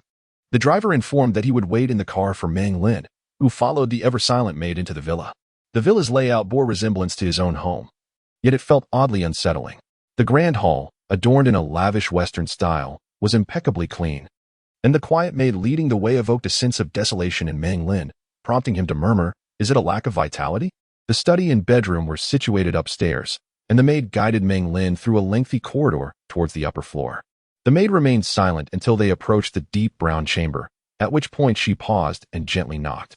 "Qianqian, your bed has a lovely scent. What brand of shower gel do you use?" Despite the door's soundproofing, Meng Lin could hear Hishan's laughter mingling with Zhao Qianqian's inside. 26. Envisioning beauty. Yet reality delivers a ruthless slap. With a series of knocks, the 2 girls opened the door for Meng Lin. Hishan, having evidently prepared herself before his arrival, wore a look of delight, but next to the striking Zhao Qianqian, she seemed somewhat unremarkable. Zhao Qianqian, clad in a comfortable white loungewear, exuded a warm and approachable presence, starkly contrasting her refined demeanor at school. Her damp, flowing hair suggested she had bathed not long ago, and her fair skin glimmered with a delicate sheen. The sight of a beauty emerging from the bath was indeed breathtaking. With Hishan by her side, Meng Lin felt awkward gazing too intently at Zhao Qianqian, diverting his eyes and awkwardly laughing. "You both seem more eager than I," Zhao Qianqian replied with a composed smile. "We have been waiting for quite some time." "Indeed," Hishan pouted, blinking playfully. "Meng Lin is always like this, making us wait. You should remember that we are the girls here. It's quite intolerable." Chuckling, Meng Lin responded, "I apologize." He plopped down onto the soft sofa. Zhao Qianqian glanced at the maid standing quietly behind them and asked, "Did you bring the driver with you?" "Yes," Meng Lin affirmed with a nod. Zhao Qianqian waved her delicate hand, instructing the reticent maid, "Sister Wu, please take the driver to the lounge. Don't keep him waiting." The maid respectfully nodded and bowed slightly before departing. With a creak, Zhao Qianqian closed the door. "Let us begin, but Meng Lin, next time, please don't make the driver wait for you. We will be studying until around 9:30, so he can come back then. It's quite inconsiderate to keep him waiting for so long." Meng Lin was taken aback by Zhao Qianqian's thoughtful consideration for the servants, and an inexplicable fondness for her meticulous nature began to blossom. However, reflecting on Sister Wu's persistent silence, he pondered, why has Sister Wu not uttered a single word? Is it that she dislikes conversing? Not at all, Zhao Qianqian replied with a calm expression. She cannot speak. Sister Wu is actually mute. Mute? Meng Lin was momentarily stunned. And for the first time, an unexplainable sense of mystery enveloped the maid from Zhao Qianqian's household, rendering him speechless. Shan, initially brimming with enthusiasm, had prepared extensively to tutor Meng Lin, bringing along the first-year English textbook. However, Meng Lin's sluggish pace in memorizing vocabulary swiftly diminished her enthusiasm. Eventually, she rubbed her aching temples and declared, "Let us pause for today. Zhao Qianqian can assist you with other subjects." Soon, it was Zhao Qianqian's turn to face a serious challenge. Contrary to expectations, she exhibited remarkable patience, a quality that subtly evoked envy and regret in Qianqian. Zhao Qianqian's gentle and unwearied demeanor made Qianqian acutely aware of her own impatience. Tick-tock. The wall clock ticked away, marking 9:30. Zhao Qianqian turned on the television to watch a drama, her long, slender legs crossed elegantly, exuding a ladylike charm. After a while, she glanced at her wristwatch and remarked, "It's getting late. Let us call it a day, Meng Lin. Remember to review what you've learned today." "Absolutely," Meng Lin replied, somewhat disinterested. Qianqian quietly rose, retrieving her phone, clearly intending to call her family for a ride. Meng Lin quickly interjected, "I'll take you home. There's no need to trouble your family." Qianqian pursed her lips, half-heartedly acquiescing. As autumn approached, the howling wind rustled the edges of their clothing. Zhao Qianqian personally escorted the two to the car, then stood at the entrance, her gaze serene as she watched the taillights fade into the distance. Inside the back seat, Qianqian and Meng Lin sat together. Qianqian appeared slightly exhilarated, though, compared to her mischievous nature, she was more composed, gripping the car door handle and sitting obediently to the side, as if still a tad anxious. "Where do you live? Tell the driver, or else you might end up at my house by mistake." Meng Lin chuckled at Qianqian's nervousness. "Stop teasing me," Qianqian replied, her cheeks flushing. "I live near the municipal police station." Meng Lin recalled his brief encounters with Yong and smiled. "Is your family associated with the police? Is your father an official?" Qianqian shot him an annoyed glance, remarking, "How strange. You can remember questions from before middle school, but can't recall where I live. You even played chess with my father before. If it weren't so late, I would have loved to take you to play a few more games with him. But then again, I wonder if your chess skills have deteriorated. If they have, my father might not be interested in playing with you." Meng Lin wiped his cold sweat. No wonder Yong had looked at him strangely yesterday. He must have recognized him. As for his chess abilities, he knew they were rather lacking. It was common for him to regret moves more often than to capture pieces during a game. As the Cadillac approached the Tianjin community near the Public Security Bureau, Shan cast a sidelong glance at Meng Lin, elegantly waving him goodbye. On the journey home, Meng Lin found himself pondering whether Shan's father held a significant position within the Public Security Bureau. After all, how could she afford to attend such a luxurious private school? A typical civil servant's salary was hardly substantial. In the security office, Sheng Hao awaited Meng Lin's arrival. Upon spotting the car, he stepped out of the duty room, solemnly presenting a printed training regimen to Meng Lin. "Take this home and study it carefully. This outlines the initial training volume. I will provide adjustments weekly. From now on, you must adhere strictly to this plan. Should you falter, I will immediately cease your training." "Understood," Meng Lin replied with a smirk, his demeanor slightly aloof as he departed. Ziyuan, akin to a devoted stone waiting for her beloved, beamed upon seeing Meng Lin, bustling about to prepare his bed. Yet, Meng Lin had already cast aside thoughts of reviewing his studies, reclining leisurely in a chair while scrutinizing the daunting training plan. The regimen stipulated a wake-up time of 4 a.m. each day, followed by high-intensity physical training at the gym. This included a 5,000-meter lung capacity workout on the treadmill, as well as exercises on the seated chest press, dual arm cross training machine, shoulder press, and arm compound training machine, among others. Furthermore, Sheng Hao instructed Meng Lin on essential training equipment he needed to acquire. This did not encompass the rigorous speed-enhancing drills on the punching bags, nor the agility training and combat techniques. Was the mantra simply to train until one could no longer endure? Meng Lin rubbed his temples, already overwhelmed by the harsh reality of the training ahead. The very first requirement struck him with trepidation, waking at 4 o'clock. Goodness, had he ever arisen at such an hour? Observing Meng Lin's despondent expression, Ziyuan approached him cautiously, her voice a gentle inquiry. "What troubles you? Are you looking at the training plan from Brother Sheng?" Meng Lin lethargically nodded, sinking into a defeated posture. Ziyuan leaned in closer, resting her head on his shoulder and glancing at the meticulously printed plan. "Oh dear, you have to wake up so early, Meng Lin. Does that mean I must rise early too?" Meng Lin sighed deeply. "Forget it. You are under no obligation to endure this inhumane treatment alongside me. I can manage on my own. But with my sleep time suddenly curtailed, I should retire early tonight. Ziyuan felt helpless, hesitating before tentatively suggesting, why not? Skip the training. That is out of the question, Meng Lin asserted with unwavering conviction.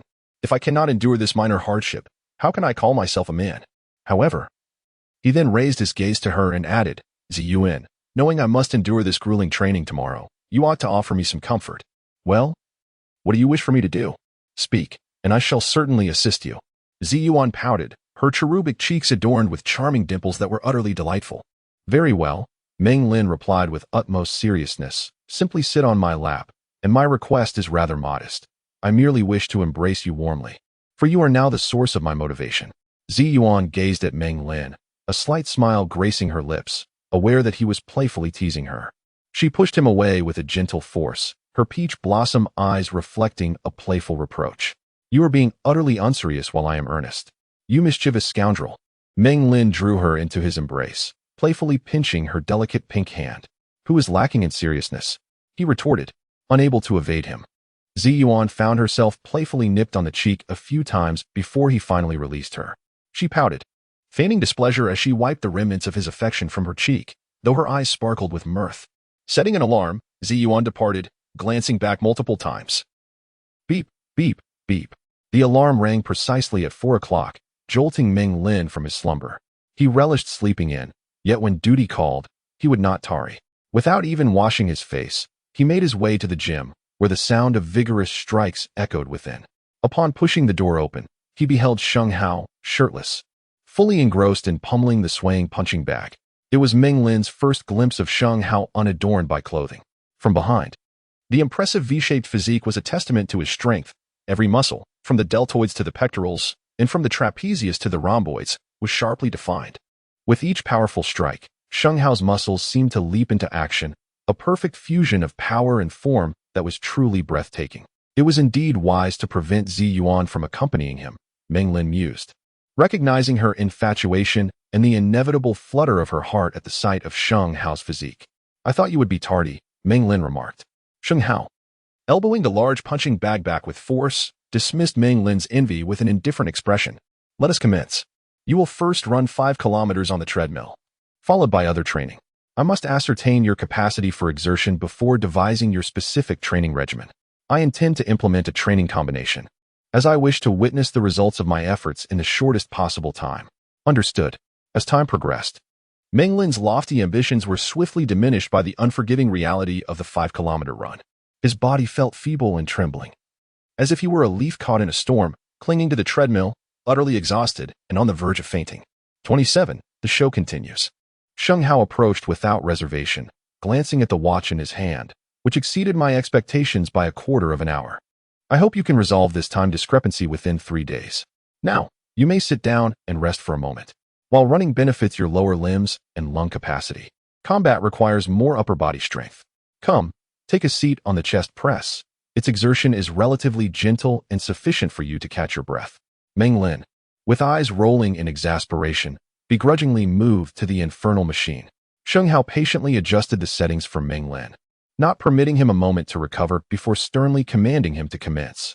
At 6:45, Meng Lin was nearly on the verge of collapse, his condition precarious.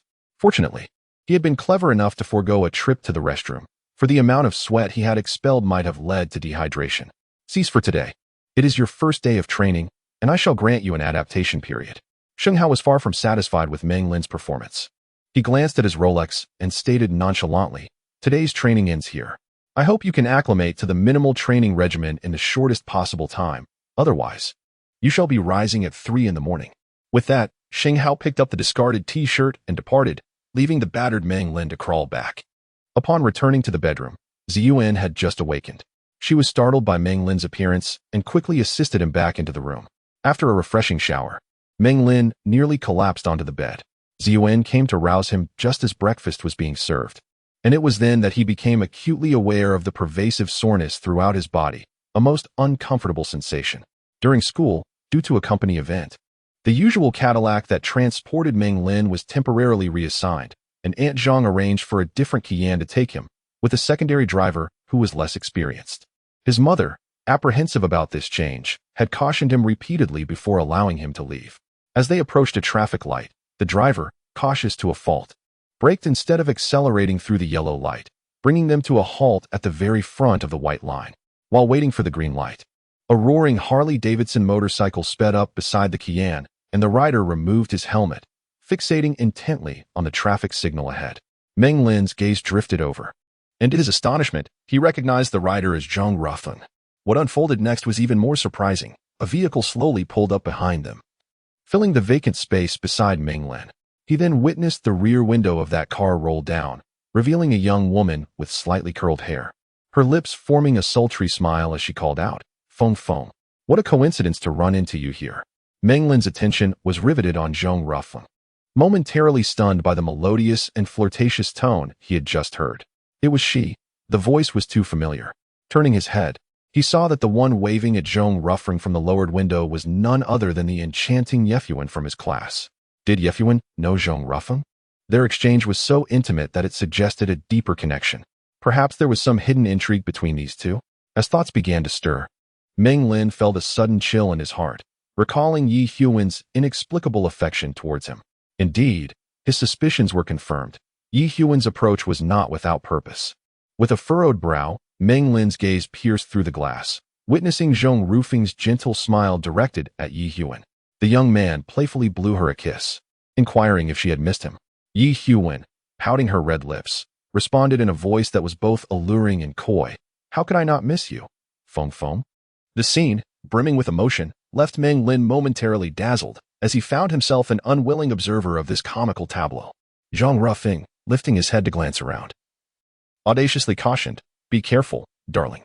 Once you're at school, don't greet me. We mustn't let that fool Lin catch on. You must make him fall for you, so I can play my part smoothly. Do you understand? Don't let me down." Yi Huan's face displayed a mixture of exasperation and reluctance. "Feng Feng, I feel uncomfortable just seeing him. Why should I seduce that fool when there are so many girls you could choose from?"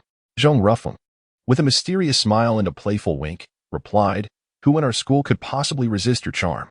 Be a good girl, and next week, I'll take you to the nightclub." Reluctantly, Yi Huan nodded, though still uneasy. "You must promise not to be angry. I'm only doing this for you, after all. I actually can't stand him. I just don't know if I can get into character." In the midst of their exchange, the traffic light turned green. Zhang Rufeng blew her another kiss, cautioning, "Be careful, my dear. Remember, don't let him take advantage of you in any way, or I'll deal with him. And you want to escape my wrath either, understand?" With a smile, Yi Huan withdrew her head back into the car as the window rolled up. Zhang Rufeng accelerated, the motorcycle roaring away into the distance. This entire affair was remarkably theatrical. Even Meng Lin, seated in the vehicle, found himself momentarily bewildered. Once the car carrying Yi Huan had departed, Meng Lin instructed, "Drive slowly. Let that car go first. It doesn't matter if we take our time. Just ensure they remain unaware of my presence in this vehicle, understood?" The driver, puzzled, glanced at Meng Lin through the rearview mirror and nodded, easing the car's speed. Ziyuan, curious, asked, "Young master, who are they? Why are we avoiding them?" With a vague chuckle, Meng Lin responded ambiguously. The unintentional eavesdropping had proven exceedingly beneficial, akin to acquiring enemy intelligence during wartime.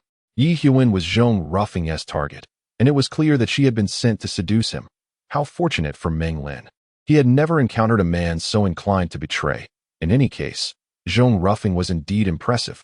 Silently, he commended him, seeing Meng Lin merely smile without elaborating. Ziyuan dared not press further, unaware of the tumultuous thoughts swirling within his mind. The driver slowly approached the school, and Meng Lin instructed him to pull over before he finally alighted from the vehicle. Meng Lin exerted considerable effort to transform her facial expression from one of mockery to one of innocence. Only after spending quite some time adjusting her appearance in the mirror while changing in the lounge did she nonchalantly walk into the classroom. As usual, Shan was the first girl to greet Meng Lin, engaged in light-hearted banter with Zhao Qianqian in the corridor. Meng Lin acknowledged her with a nod. Zhao Jing also offered a smile upon seeing Meng Lin. Meng Lin smiled back and turned her gaze, noticing that Yi Huan's eyes were slowly directed towards her as she entered the classroom. With beautifully lined eyes, Yi Huan subtly blinked, then discreetly raised her hand, concealed beneath her arm, giving a flirtatious wave. A true beauty indeed. Meng Lin audaciously admired her alluring figure, slender waist, rounded hips, and ample bosom, comparable to the maid Yun-Si at home. What set Yihuan apart was her ability to adorn herself and entice others, significantly amplifying her charm. However, truth be told, Yun-Si and Yihuan belonged to different categories of allure, each possessing their own unique extremes, rendering them equally captivating. With a hint of aggressive curiosity, Meng Lin found an intriguing phenomenon. Yihuan, under the scrutiny of gazes, did not seem to harbor the disdain for her that she had mentioned to Zhang Rufu. Instead, she subtly puffed out her chest, her gaze cheerful and self-satisfied, casting a bewitching glance that exuded both indulgence and acquiescence. A natural seductress, perhaps? Or was it merely a psychological illusion leading her subconscious to accept me? Meng Lin discerned a hint of information from the nuanced expressions of Yihuan. Seated beside her, Duan Xishuan frowned and cast a cold glare at Meng Lin, clearly expressing her pure disdain. The first class commenced with Teacher He, the Chinese language instructor and the only one known for his abundant chit-chat during lessons. Today, he unexpectedly brought forth good news for the students. This middle-aged man, who often prided himself on his elegance, cheerfully announced, in light of the students' ongoing feedback regarding the scarcity of outdoor activities at our school, the administration has decided to organize a collective event following the midterm examinations. As for the specific activities, opinions are welcome. We are still deliberating. Any suggestions from the students? This announcement ignited a fervor within the classroom. Who would have thought that the school could exhibit such benevolence?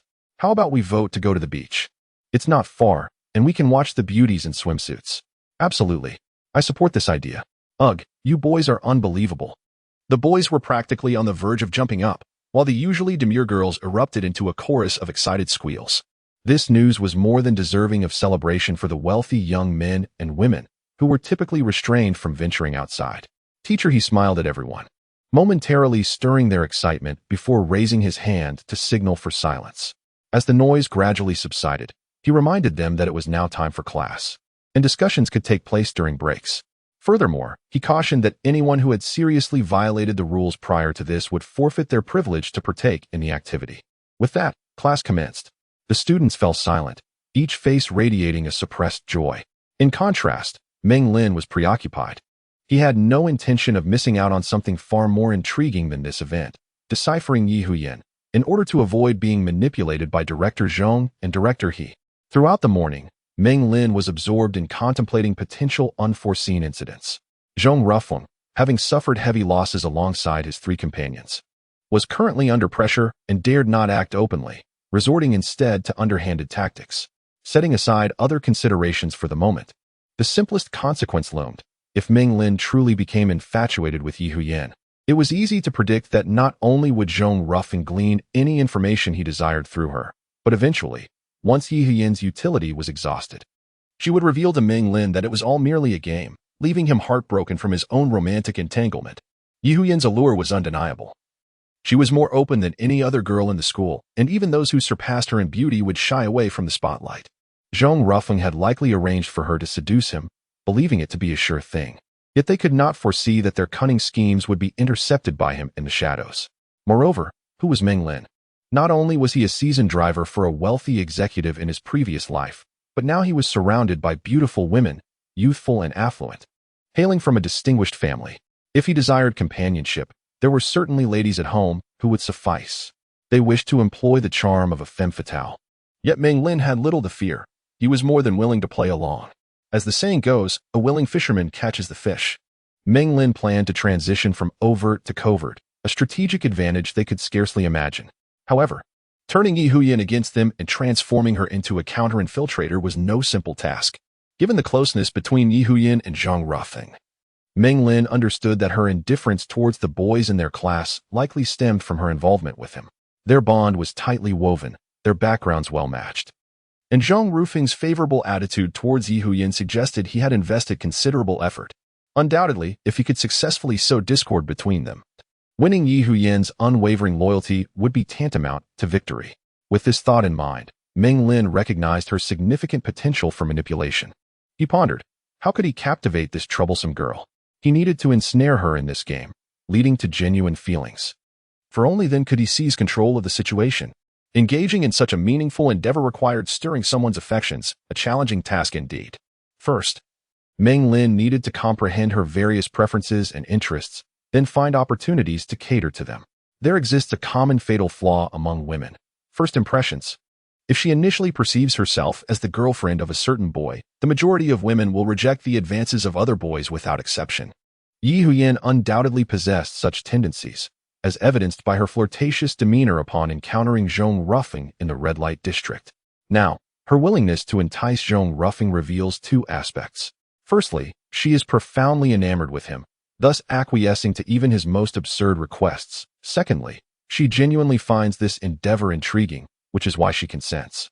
Meng Lin hopes it is the latter reason, for only then would there be greater opportunities. However, mere hope is insufficient. Decisions cannot be made solely based on luck. Upon further contemplation, Meng Lin mused, Yi Huyan comes from a respectable background. She cannot be drawn to Zhang Ruffer for monetary reasons.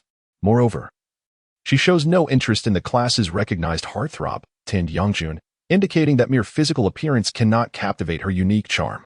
Therefore, since Zhong Rufeng has managed to win her affection, it must be attributed to his wild temperament. Among the restrained peers bound by familial expectations, Zhong Rufeng truly stands out as a distinctive individual. Additionally, Yi Huyan's status as a school darling suggests she possesses immense confidence in her allure. Yet she is also prone to romantic entanglements, which explains her agreement to entice Meng Lin on Zhong Rufeng's behalf. Meng Lin smiled.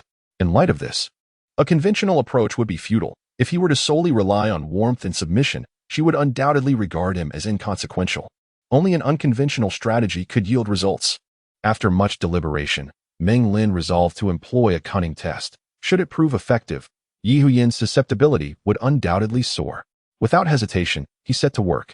That afternoon, Meng Lin entered the lounge, opened his computer, and with swift keystrokes, searched for images of campus romance, selecting several that piqued his interest, which he then sent as a multimedia message. Holding his phone, Meng Lin smiled faintly, unperturbed by any decay of innocence. Moreover, it seemed Yi Huyan required no assistance in that regard. Her alluring and enchanting demeanor suggested a wealth of experience with men. After sending the message, silence lingered on the other end. 1 minute, 5 minutes. Meng Lin felt a wave of anxiety, fearing that his cleverness might backfire. If she were to see those images and become furious, the consequences could be dire. Just as he lamented his miscalculation, his phone chimed. Upon opening the message, he read, Meng Lin, do you enjoy this sort of thing? I can send you some after my shower.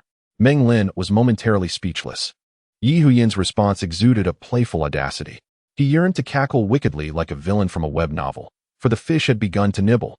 Alas, he could not manage the laugh, so he refrained. Regardless of whether Yi Huyan was enduring humiliation for a purpose, Meng Lin's initial intent had already been fulfilled, and the testing effect had escalated, akin to a whirlwind soaring upward. Meng Lin pondered briefly, then lowered his head and sent a flurry of over 20 images. Regardless of their origin, lazily reclining in his genuine leather chair, Meng Lin propped his leg on the desk and awaited the sound of his phone. Ding! The phone chimed lazily. Yi Huyan's words hinted at a slight vexation. This is excessive, Meng Lin. You haven't had enough. I warn you, if this continues, I will inform the teacher. This is precisely the effect I desired.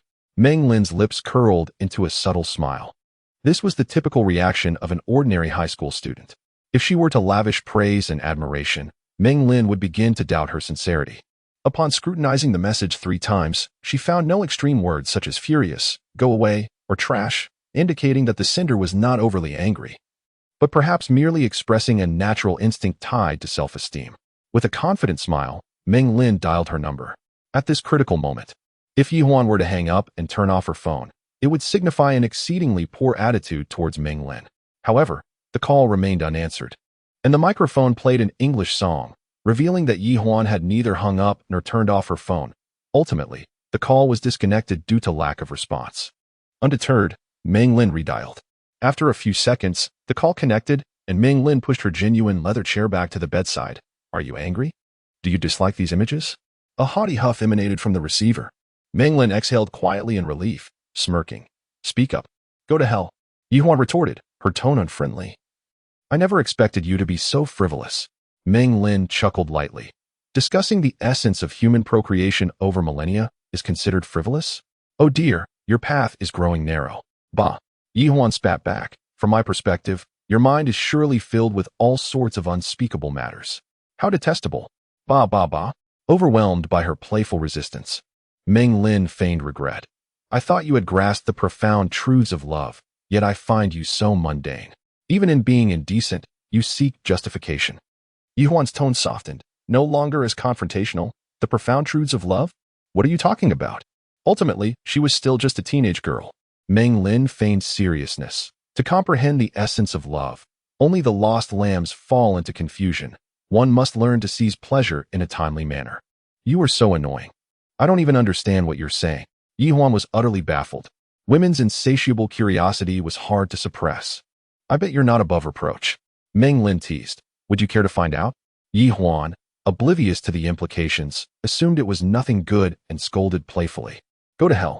I won't try anything. Huh. If I were to die, how would we continue our discussions? After a brief silence, Yihuan languidly remarked, in the future, you mustn't send me such images, or I'll tell all our classmates that you're a bad egg. Meng Lin recoiled slightly, sometimes finding it unbearable to tolerate her cutesy voice. Regaining her composure, she took the opportunity to probe. Yihuan, may I ask you something? What is it? Do you have a boyfriend? Yihuan let out a light laugh. Thinking about such things at this young age, I am a model student. You must be the one with a boyfriend. No way. Meng Lin insisted. I don't believe you Haven T had any experience. What first time or second time?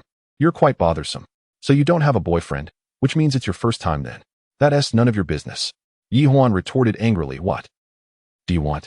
In the next moment, she seemed to recall Zhong Rufing's instructions, shifting the topic with a dreamy smile.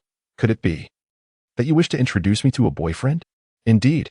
Meng Lin steeled himself, taking the plunge. Why not be my girlfriend, Yihuan? Meanwhile, in the lounge, Zhong Rufing's phone rang. Hello. Without checking the caller ID, Zhong Rufing answered the call, and upon hearing the voice on the other end, he immediately sprang to his feet. Brother, when are you coming back? Rough day. The voice on the line replied lazily. What's the urgency? I was discussing matters with the Black Dragon Society last night and couldn't find the time to take your call. You knew I was in Japan and still called? Brother. Zhong Rufing's mood darkened as he murmured, I've been bullied. The voice on the other end chuckled lightly. You brat. Did you face rejection from a girl? Playing the victim again. Who could possibly bully you? Dad wouldn't even skin him alive before you called me? Zhong Rufing felt aggrieved. I can't let Dad know. This trouble stems from school, and I've been keeping it a secret. If Dad finds out, he'll definitely scold me. Oh. The voice on the line grew slightly serious. How did you dare to cause trouble at school? Dad has repeatedly emphasized that Zhanhong High School is not only our territory, but that no one can be disturbed there. Causing chaos at school is akin to tarnishing our family name. Zhong Rufing felt even more miserable, lamenting, initially, I merely intended to scare him. I never wished for it to escalate. However, that scoundrel was vicious and ended up injuring two of my classmates severely, one lightly. One of them has a comminuted fracture in his shoulder and might be left disabled. This incident has blown up tremendously. I told Dad it was a street racing accident. So I'm shouldering all the responsibility. The initial medical expenses and other costs have already exceeded 500,000. Although there's a benefactor supporting me, I am on the verge of collapse, and I fear my classmates might reveal the truth. A chilling silence ensued. After a long pause, the voice on the phone coldly remarked, Rufing, you are no longer a child. How did you manage to cause such a significant incident? Now that you can't contain it, you think to inform me? Zhong Rufing wiped the sweat from his brow, cautiously stating, Brother, I initially just wanted to assist He Jier. The other person, namely Hushuan, is merely a victim in this. He Jier asked me if I could handle it. And I confidently assured her, so she was involved as well? The voice on the line heaved a sigh of relief. No wonder you grew bolder. In that case, who injured your classmates? The son of the Meng family from Meng Corporation, named Meng Lin. He used to be an inconspicuous little loser, and we never expected him to turn so maliciously. The other party responded with surprise. As far as I know, Meng Corporation is a legitimate investment group. I've only heard that they've been doing quite well lately, with their assets soaring, reportedly landing in the top 50 of the Forbes wealth rankings. Yet, they seem to have no ties to underground forces and dare to act so arrogantly at school. I cannot fathom it either. Zhong Rufing's expression was one of profound confusion. That boy was ruthlessly vicious, certainly no less than Scar 7. Moreover, I was right outside his lounge when the incident occurred. It all unfolded so suddenly. On the other end of the line, The voice from the combat theory department pondered deeply and inquired, how many of them were there? Just one, Zhong Rufu replied, a hint of lingering fear in his tone. But it's strange, he had a hammer hidden in his lounge, which he used to injure my classmate. When I entered, he seemed like a madman. All three of my classmates were knocked to the ground, lacking even the courage to struggle. To be honest, I was quite panicked at that moment. He thought it best not to mention the director of the political education office. Was he really alone? The other party expressed disbelief, but Zhong Rufu's tone of deep grievance was hard to ignore. Don't worry, Rufu. For now, don't take any action. Wait for my return, and we will discuss it further. Zhong Rufu released a sigh of relief. Brother, remember not to let father know the truth. Moreover, I don't want Ejier to know that I couldn't handle this matter, so I need your help. The other party returned to a nonchalant demeanor and replied, no problem. However, have you managed to uncover his background? What does this guy rely on? Does he have any connections aside from his wealth? This was also what puzzled me. Ejier told me that Meng Lin was merely a cowardly, weak-willed rich kid. However, it seemed he had experienced a car accident, and after leaving the hospital, he changed completely. The incident stemmed from his collision with Ejier, and he had even assaulted another boy in class. That was why I intervened on their behalf. But I never anticipated. Since Ejier is involved, what are you worried about?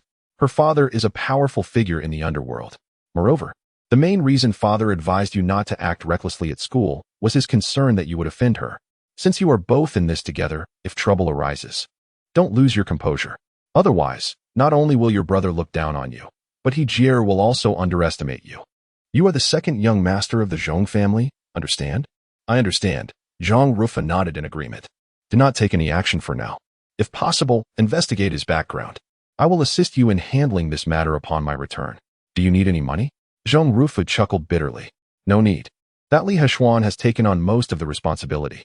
Wei shifted the blame onto him now. That kid is so scared he doesn't even dare to come to school, but he has assured us he won't default on any payments, so it's fine. That's good. During this time, stay low-key. We will talk more when I return. The call ended with a series of beeps. Zhong Rufu took a moment to rest. Recalling his instruction to Yi Huawan to seduce Meng Lin, he decided to pick up the phone and dial Yi Huawan.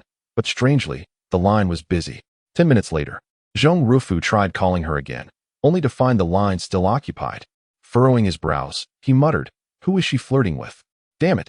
Unbeknownst to Zhong Rufu, the bait he had set to entice Meng Lin was currently engaged in an intimate dalliance with her quarry, the details of which remain untold. Throughout the entire afternoon break, Meng Lin barely closed his eyes, engaging in trivial conversations over the phone, much to Yi Huan's delight.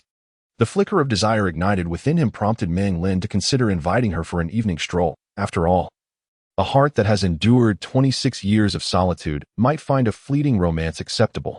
However, after school, he had to dedicate time to learn combat skills from Sheng Hao before heading to Zhao Qianqian's residence for tutoring, leaving his schedule completely packed.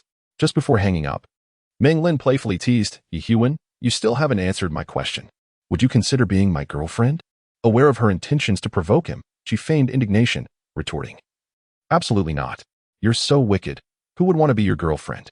Unyielding, Meng Lin pressed on. Then how about becoming my maid? You can choose between the two. Bah! Yi Huan exclaimed, as if struck at her core, pausing momentarily before pouting, not a chance. You better keep your distance, or I'll have the police arrest you. You're truly insufferable. With a brazen demeanor, Meng Lin replied, no dodging the question.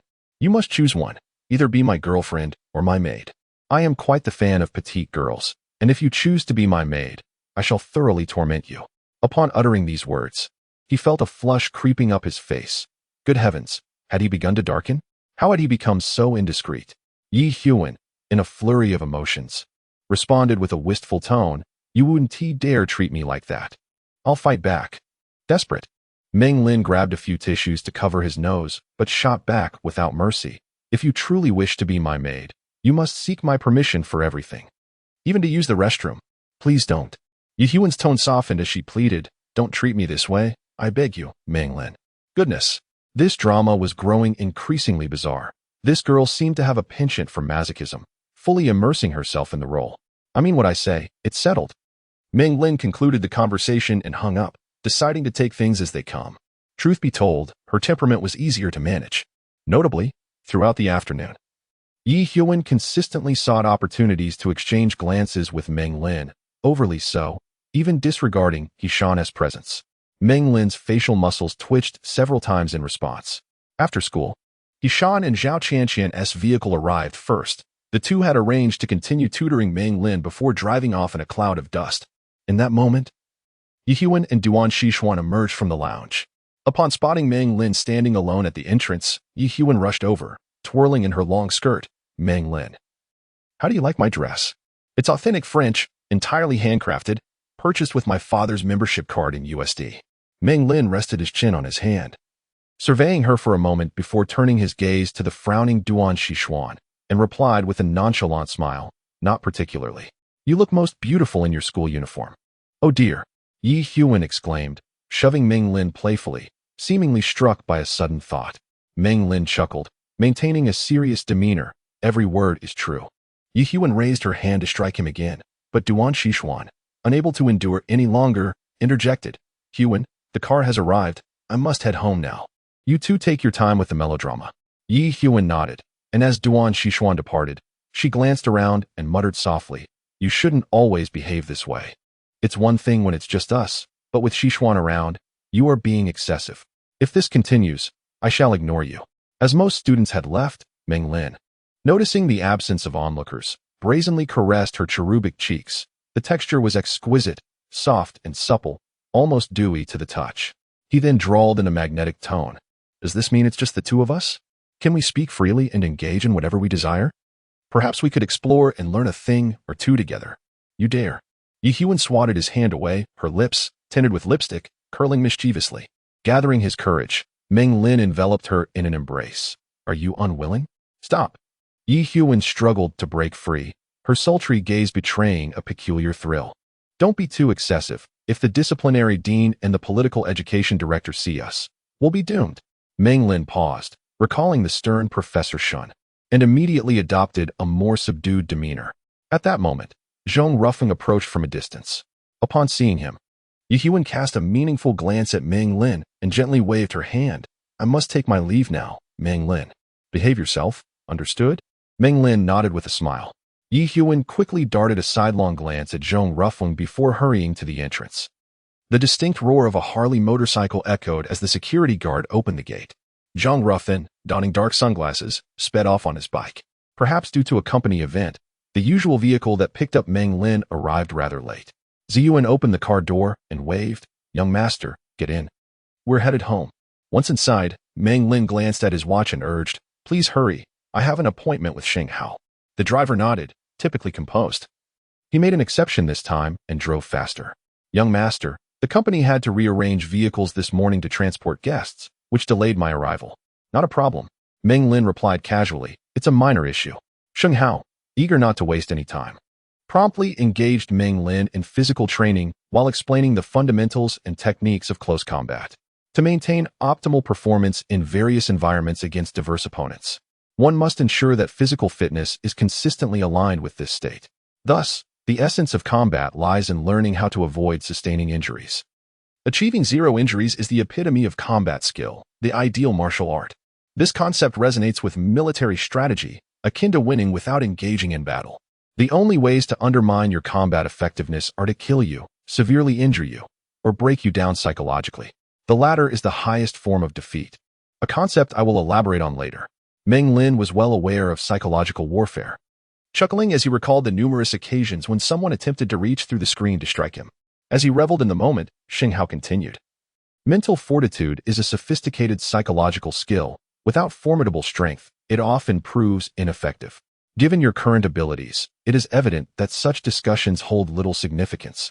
Let me first impart the fundamentals, which revolve around how to evade harm in various forms. Essentially, how to safeguard oneself. Meng Lin diligently repeated the seated chest press exercise. Although relatively light in intensity, he found himself thoroughly occupied. Sheng Hao, engrossed in his thoughts, elaborated, Injury varies in severity, but even the slightest infliction can diminish your reflexes and offensive capabilities. Thus, the ability to evade harm transcends mere self-defense. It is also a form of indirect offensive strategy, underscoring the importance of self-protection. Indeed, it appears that fleeing is an art in itself. The 36 stratagems advocate retreat as the optimal strategy. Military tactics do not deceive. He continued, if you must engage, aim to incapacitate your opponent in the shortest time possible. If that proves unfeasible, prioritize avoiding harm while proceeding cautiously. Typically, this scenario arises when the odds are heavily against you. When confronted by 2 or more adversaries, your primary concern must be your own safety, followed by strategies to subdue them. This necessitates a keen judgment of your environment and the abilities of your opponents, a skill in which you excel. I must emphasize that under any circumstances, you should avoid direct confrontation. If the situation feels unmanageable, learn to retreat. It is wiser to slip away than to remain as a target. Meng Lin grimaced, gripping the barbell as he trained his arm strength and muscles. 30. Close your eyes and think of someone. Sheng Hao observed Meng Lin silently, then firmly stated, at this juncture, I must draw your attention to a crucial point tailored specifically for you. One must embody humility. Maintaining a low profile allows you to evade the notice and contempt of your adversaries. Remember, this principle is vital at all times. Do not be overly ostentatious. I have noticed a significant change in you since the accident. You seem transformed, engaging in fights at school and causing trouble with Ziyuan. Your current demeanor is perilous. Meng Lin paused, taken aback by the observation, and remained silent. Sheng Hao's gaze deepened, revealing an insightful understanding of Meng Lin's thoughts. Even if you currently lack the strength to fight, or even if you possessed absolute power, you must not act recklessly. Remember, excessive bravado only invites more adversaries. You may defeat 10 or even 100, but you can never conquer 1,000. In the real world, no matter how skilled you are, you cannot withstand a bullet. There is indeed some wisdom in this. But why is he imparting such knowledge to me? Is he training me to become an assassin or a mercenary? I merely wish to protect myself, to avoid the humiliation of being abruptly confronted after a period of arrogance. Meng Lin found himself both amused and perplexed. Endurance cultivates resilience, offering unexpected impacts and averting unnecessary setbacks and troubles. The sudden eruption of pent-up feelings can wield greater force. Moreover, patience curbs impulsiveness, maintaining composure. Possessing the ability to think clearly at all times is immensely beneficial to one's state of being. Sheng Hao paused momentarily, adding, of course, if a conflict is unavoidable, one must act decisively when the time comes. Upon hearing Sheng Hao's remarks, Meng Lin ultimately concurred. I shall remember everything you have said. During Zhao Qianqian's tutoring session, Meng Lin's phone suddenly chimed with notifications. Typically, few calls reached Meng Lin, so she was momentarily taken aback. As she fumbled for her phone and glanced at the number, she was astonished to find it was Yi Huawan. Why was she calling out of the blue? Meng Lin's mind was flooded with questions as she pressed the answer button. Why didn't you call me? What do you mean by this? I waited for you all night. Yet, what were you doing? Yi Huawan's voice was irate over the line. Meng Lin facepalmed, exasperated. Am I obligated to call you? It seems we never made any arrangements. Disinterested in Yi Huawan's complaints. She was about to hang up when Shan, who had been distracted, perked up and released her chemistry book. Whose call is it? Zhao Qianqian's gaze bore into Meng Lin, her expression contemplative, waiting for an answer. With a stiff resolve, Meng Lin responded into the phone, sounding like an irritable kitten. I'm busy right now. I'll call you back later. Don't hang up. Who is speaking on your end? Yi Huawan's voice escalated, sensing something amiss. Mind your own business, Meng Lin muttered, casting a glance at Zhao Qianqian and Shan, who were both fixated on her. A wave of anxiety washed over her. If they discovered the complexities of her relationship with Yi Huawan, it would be quite troublesome. Without further thought, Meng Lin forcefully pressed the end call button, offering a smile to her classmates. But before she could utter a word, her phone rang again. It was Yi Huawan once more. With no alternative, Meng Lin simply switched off her phone. Shan, visibly anxious, scrutinized Meng Lin and inquired softly, Is it a woman? Who is it? Oh, just our housekeeper asking about something, Meng Lin replied without a hint of guilt, her demeanor unperturbed. Shan pouted, unconvinced but refraining from pressing further, and resumed her studies. Zhao Qianqian's eyes flickered subtly, her expression slightly off. Meng Lin remained oblivious to the subtle changes on their faces, mentally cursing Yi Huawan for her untimely call, which had transformed the previously relaxed atmosphere into one of tension. Afterward, Shan became increasingly distracted, mispronouncing vocabulary multiple times. Meng Lin sensed something was amiss. He could feel Shan's infatuation and was moved, deliberately offering her a gentle smile. This prompted Shan to finally reveal a smile in return. Throughout Zhao Qianqian's tutoring, Shan remained steadfastly by her side, displaying a notable improvement in her diligence compared to the first day. As the atmosphere gradually lightened, everyone began to engage in casual banter. Zhao Qianqian, either intentionally or unintentionally, sought to bring Meng Lin and Shan together. Suddenly, she asked, "What does it feel like to like someone?" With a playful smile, she first turned to Shan. "Shan, why don't you tell us?" Shan cast a furtive glance at Meng Lin, her cheeks flushing inexplicably. After pondering for a moment, she replied, "I'm not entirely sure, but those in love, according to books and television, often think about that person and desire to be with them, yearning for a life of mutual support." Zhao Qianqian then turned to Meng Lin, inquiring, "And what about you? What are your feelings?" Meng Lin awkwardly chuckled, scratching his head. "Well, I don't know, to be honest. I've never truly been in love, so I can't really say." Indeed, in both past and present, he had never experienced a proper romance, which felt somewhat like a failure. Shan stifled a giggle behind her hand. Zhao Qianqian stood up from the table and circled around the two, encouragingly suggesting, "You both should close your eyes and see who you think of first. As far as I know, the one you genuinely love will appear in your mind during your most tranquil moments. Give it a try." Shan gazed intently at Meng Lin, obediently closing her eyes as Zhao Qianqian had instructed. Meng Lin, reluctant to engage in such childish antics, felt compelled to comply under Zhao Qianqian's unwavering gaze, and thus, he shut his eyes. Girls certainly enjoyed this sort of playful atmosphere. "All right, relax your mindset. Quietly let your thoughts settle." Zhao Qianqian's ethereal voice gently guided them, akin to that of a hypnotist. "Think of the blue sky and the ocean. It's easy to find tranquility. Now, feel a bit happier and ponder who your most cherished person is." Meng Lin began to drift off, gradually finding an unexpected calmness as he followed Zhao Qianqian's suggestion.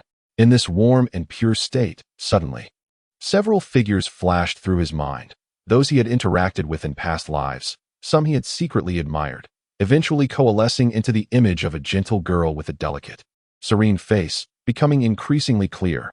Why her? Meng Lin had never anticipated that she would come to mind. Were it not for Zhao Qianqian's coaxing, he would have thought of his past teacher, Shen Yanlan, Ziyuan, or even Zhao Qianqian herself alongside the whimsical Yuanyuan. Yet, none of them were the answer. The tender silhouette dancing in his mind was none other than Chvaoji. Meng Lin was taken aback. As he opened his eyes in bewilderment, he found Shan gazing at him, her eyes brimming with affection, which caused a sudden pang in his heart. Meng Lin's expression grew complex. Girls were often sensitive in such matters. As their gazes met, Shan's demeanor abruptly shifted. Her previously joyful expression gradually became rigid, ultimately falling into silence. Observing the subtle changes in their expressions, Zhao Qianqian sensed something was amiss. After a moment's hesitation, she chuckled, "Just a little joke. Sometimes, we need light-hearted moments to ease the tension during our studies. Let's continue our review." But this was no mere jest. Meng Lin was deeply troubled. He could see Shan's face losing its color, her countenance fading into exhaustion as she vacantly turned away, lost in thought. He felt the impending loss of his only friend. Meng Lin felt an inexplicable premonition. Yet he found himself too absorbed in his own turmoil to pay heed to Shan's indiscretion, for he could not fathom why thoughts of Qiaoji had invaded his mind. Tonight was destined to end in discord. "My father asked me to return home early today." Shan murmured, her head bowed. Zhao Qianqian, realizing her clumsy misstep, lost the desire to continue the conversation. Before 9 o'clock, they parted ways. Zhao Qianqian stood quietly at the entrance of the villa, observing how the moonlight cast an elongated shadow of Meng Lin. She appeared as serene as water undisturbed in a bowl. Shan discerned a flicker of emotion on her face. Meng Lin offered to escort Shan home. Yet she gently declined, her demeanor notably cooler towards him. Had he hurt her? Meng Lin was perplexed. How could a girl seeking romance possess such heightened sensitivity? What he had gleaned from the internet in his previous life was merely theoretical. On the way home, a sense of guilt enveloped Meng Lin as he pondered why thoughts of Qiaoji lingered in his mind. In truth, he was unaware that when he had awakened from his coma, disoriented by the trauma of a car accident and an unfamiliar environment, it was Qiaoji's meticulous care and unwavering companionship during his moments of fear and helplessness that had profoundly touched him. This was a depth of affection he had never encountered across 2 lifetimes. Silently, Meng Lin sat in the car, the driver a man of few words, and the vehicle glided through the night, the only sound being the lonely hum of the engine. Suddenly, He found himself yearning for the distant Xiaoji. What might she be doing? Was she perhaps thinking of him too?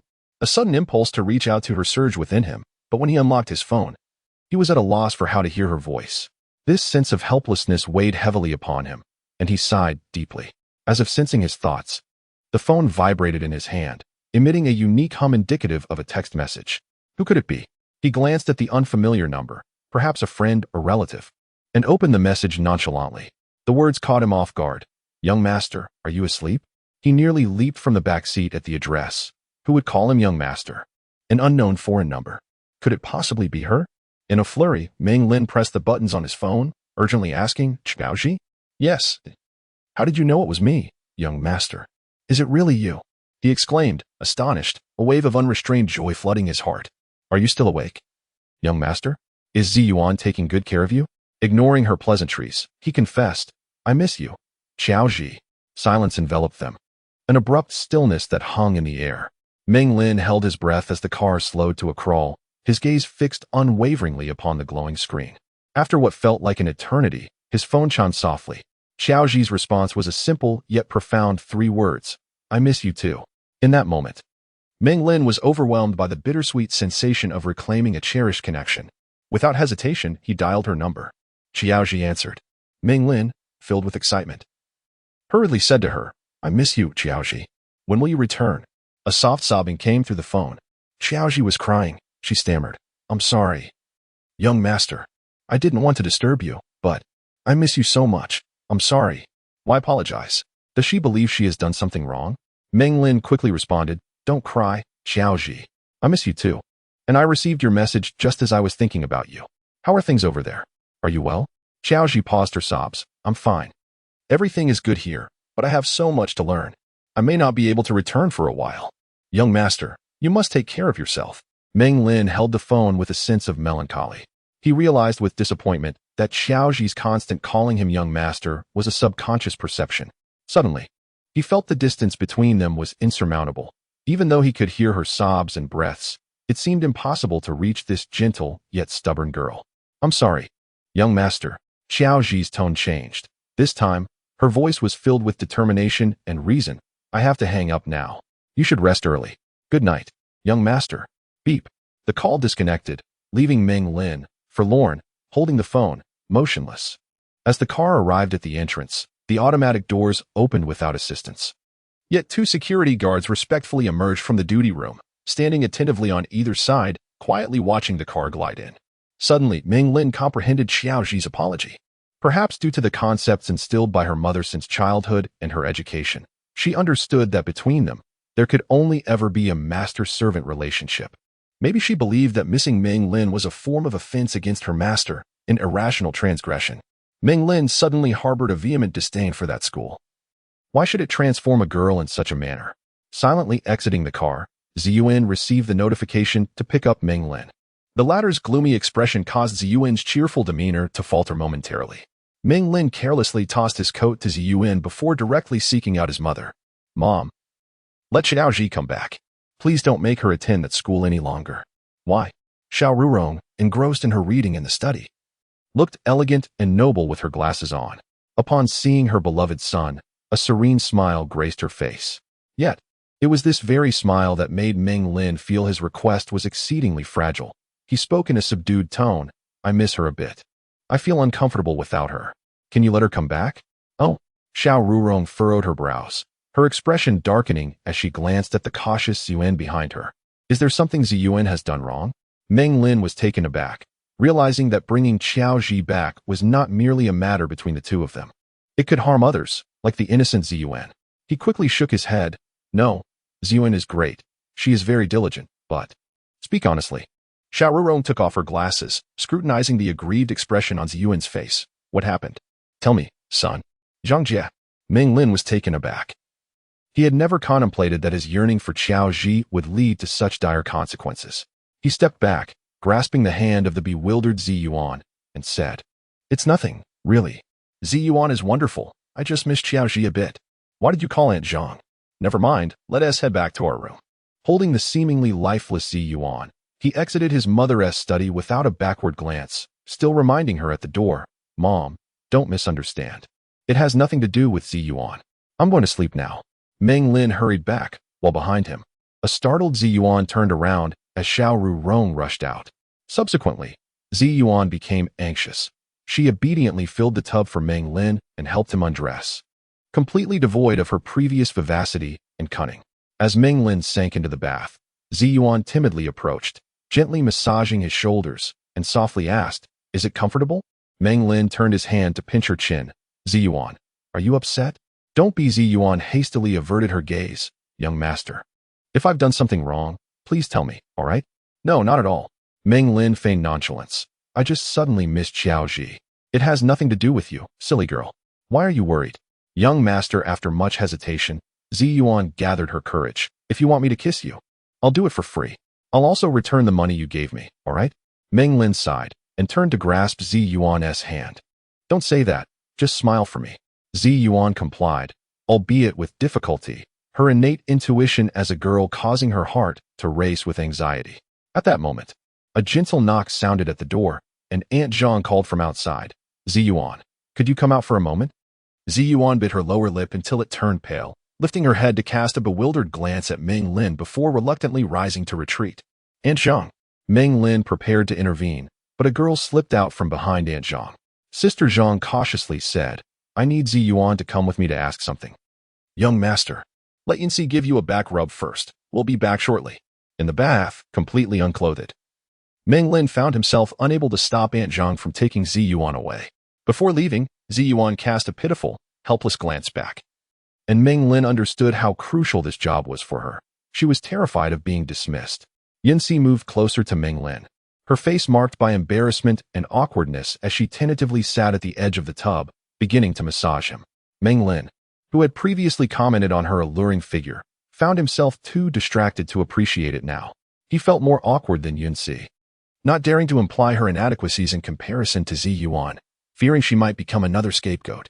Ziyuan did not return that night. It was Yanxi who attended to Meng Lin as he fell asleep. Meng Lin wished to check on Ziyuan's situation, but Yanxi followed anxiously, leading him to sigh deeply. "Turn off all the lights. I'm going to sleep." Exhausted in body and spirit, Meng Lin lay down and soon drifted off. The following morning, after a series of workouts at the gym, he discovered Yanxi waiting patiently with a large white towel. Once Sheng Tian had departed, Yanxi quietly approached to help Meng Lin with water and the towel. As Meng Lin wiped the sweat from his brow, he wondered, "Where is Ziyuan?" "I do not know," Yanxi replied softly, lowering her eyes. "I haven't seen her, but Aunt Zhang instructed me to take good care of you. I believe she may have other matters to attend to." Meng Lin gently set down the towel he was holding, raising an eyebrow. If he insisted on having Ziyuan back, would Yanxi cause any further disturbances? Meng Lin was troubled. Unlike before, Yanxi now bore a submissive demeanor, trailing closely behind him, fearful of causing any issues. Rushing into his mother's room, he found Xiao Rurong at her vanity, applying makeup. The mirror reflected Meng Lin's fluctuating expression, causing her to pause in surprise. Turning to him, she asked, "Son, what's wrong? You look rather unwell. Where is Ziyuan?" Meng Lin leaned closer to his mother, his brow furrowed as he inquired, "What have you done with her? I told you she has nothing to do with this. Why did Aunt Zhang take her out last night, and she still hasn't returned?" Xiao Rurong, perplexed, replied, "I merely asked Aunt Zhang to inquire about her. What could have gone wrong?" "Aunt Zhang." A moment later, Aunt Zhang appeared at the door unexpectedly. "What have you done with that girl, Ziyuan?" Seeing Meng Lin's grim expression, Xiao Rurong questioned Aunt Zhang with irritation. Aunt Zhang glanced at Meng Lin, cautiously approaching to whisper something in his ear. Xiao Rurong's expression shifted dramatically, her sharp gaze fixating on Meng Lin. "Is that so?" Aunt Zhang stepped back. Falling silent, Meng Lin felt an ominous sensation wash over him, suddenly fearing that Ziyuan might not return. Indeed, after a moment's contemplation, Xiao Rurong asked sternly, "Then where is she now?" "Returning home, madam," Aunt Zhang replied, her demeanor reminiscent of a character from an old drama, filled with caution. "I sent her home. Given the current situation, I thought it unwise for her to remain near the young master. You did the right thing." Xiao Rurong surprisingly agreed. Then, with an impassive tone, turned to Meng Lin. "Who would have thought that Ziyuan could be so cunning, son? Yanxi is quite honest. Let her take care of you, and do not protect Ziyuan any longer." Meng Lin vaguely understood the implication in Xiao Rurong's eyes. Aunt Zhang must have mentioned the intimate matters. Instantly, he felt a wave of embarrassment wash over him. How could Zi Yuan, the foolish girl, have revealed their arrangement? Is there truly such a naive woman in the world? Meng Lin fell silent, lacking the confidence to respond. Silently, he exited the bedroom, hesitating at the door before stopping. Where is Zi Yuan? I wish to see her. Son, Xiaoru Rong raised her voice slightly, her expression serious. Why do you still wish to inquire about her? If I hadn't asked Aunt Zhang to find her last night, we might never have uncovered this matter. You are rather foolish to listen to her lies. I suspected this girl lacked substance from the beginning. I did not expect it to be true. With her words laid bare, Meng Lin opened his mouth but could not utter a sound, leaving with Yunxi trailing behind him, his spirit deflated. As he walked on the smooth floor, Meng Lin pondered that the driver should know where Zi Yuan was studying. Could he not simply go find her himself? Worst case, he could support her with a monthly allowance of 7,000 yuan without requiring her to serve him. Having grasped the crux of the matter, Meng Lin's tumultuous emotions began to calm slightly. Upon entering the vehicle, Meng Lin directly inquired of the driver, "Are you aware of the school that Zi Yuan attends? Please take me to the entrance of her school so that I may see her location, and then proceed to take me to my own school." The driver, taken aback, responded, "Oh, I was just wondering, has Zi Yuan taken a leave of absence?" "Ah," Meng Lin replied somewhat indifferently, "she has resigned from her position, and I wish to pay her a visit." "Is that so?" The driver expressed further surprise. This girl was always quite talkative, often mentioning how many of her classmates envied her for securing this job. Numerous peers would pester her for updates, hoping that if your family were still in need of a maid, they might have the opportunity. How could she possibly resign? Is there trouble at home? The driver's words cast a shadow of concern in Meng Lin's eyes. It seemed that even the prospect of hiring a maid could evoke such envy among ordinary folk. Clearly, Zi Yuan cherished her position, which suggested that mere monetary compensation would not suffice. Meng Lin chided himself for his indiscretion. As Meng Lin grappled with his discomfort, Yunxi softly interjected, "Yes, her family indeed has matters to attend to, which is why she has stepped down." Meng Lin cast a grateful glance at Yunxi, who, rather than reciprocating the sentiment, locked eyes with him for a brief moment before lowering her gaze.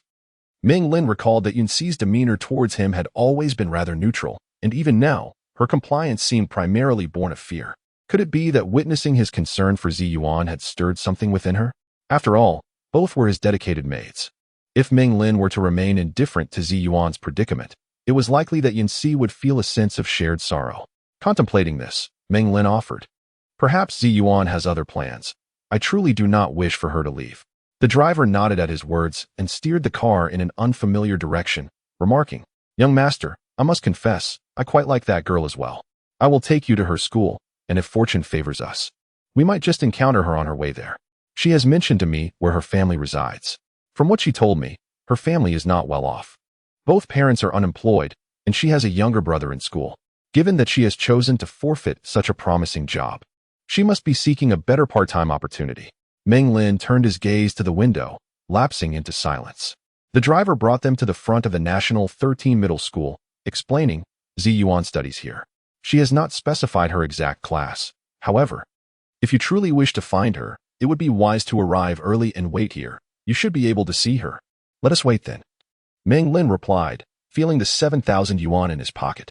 To be honest, after spending so much time together, he realized he did not even know her phone number. He should take the opportunity to note it down. The driver glanced at his watch and nodded, and thus they sat in the car, waiting. Students began to trickle past the 13 Middle School, often in groups of 3 or 5, primarily on bicycles.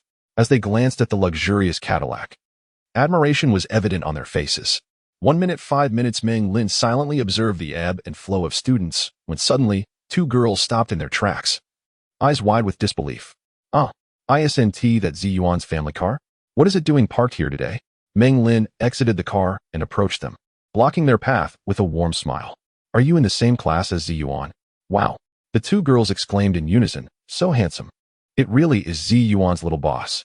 Meng Lin felt a wave of embarrassment wash over him as he adjusted his hair, which was styled with hairspray. He cleared his throat and asked, "Could you take me to find her?" The 2 girls nodded eagerly, and one of them, who was slightly plump, replied, "Yes, yes. We are classmates of Zi Yuan. We're not sure if she has arrived for class yet, but we can help you look for her."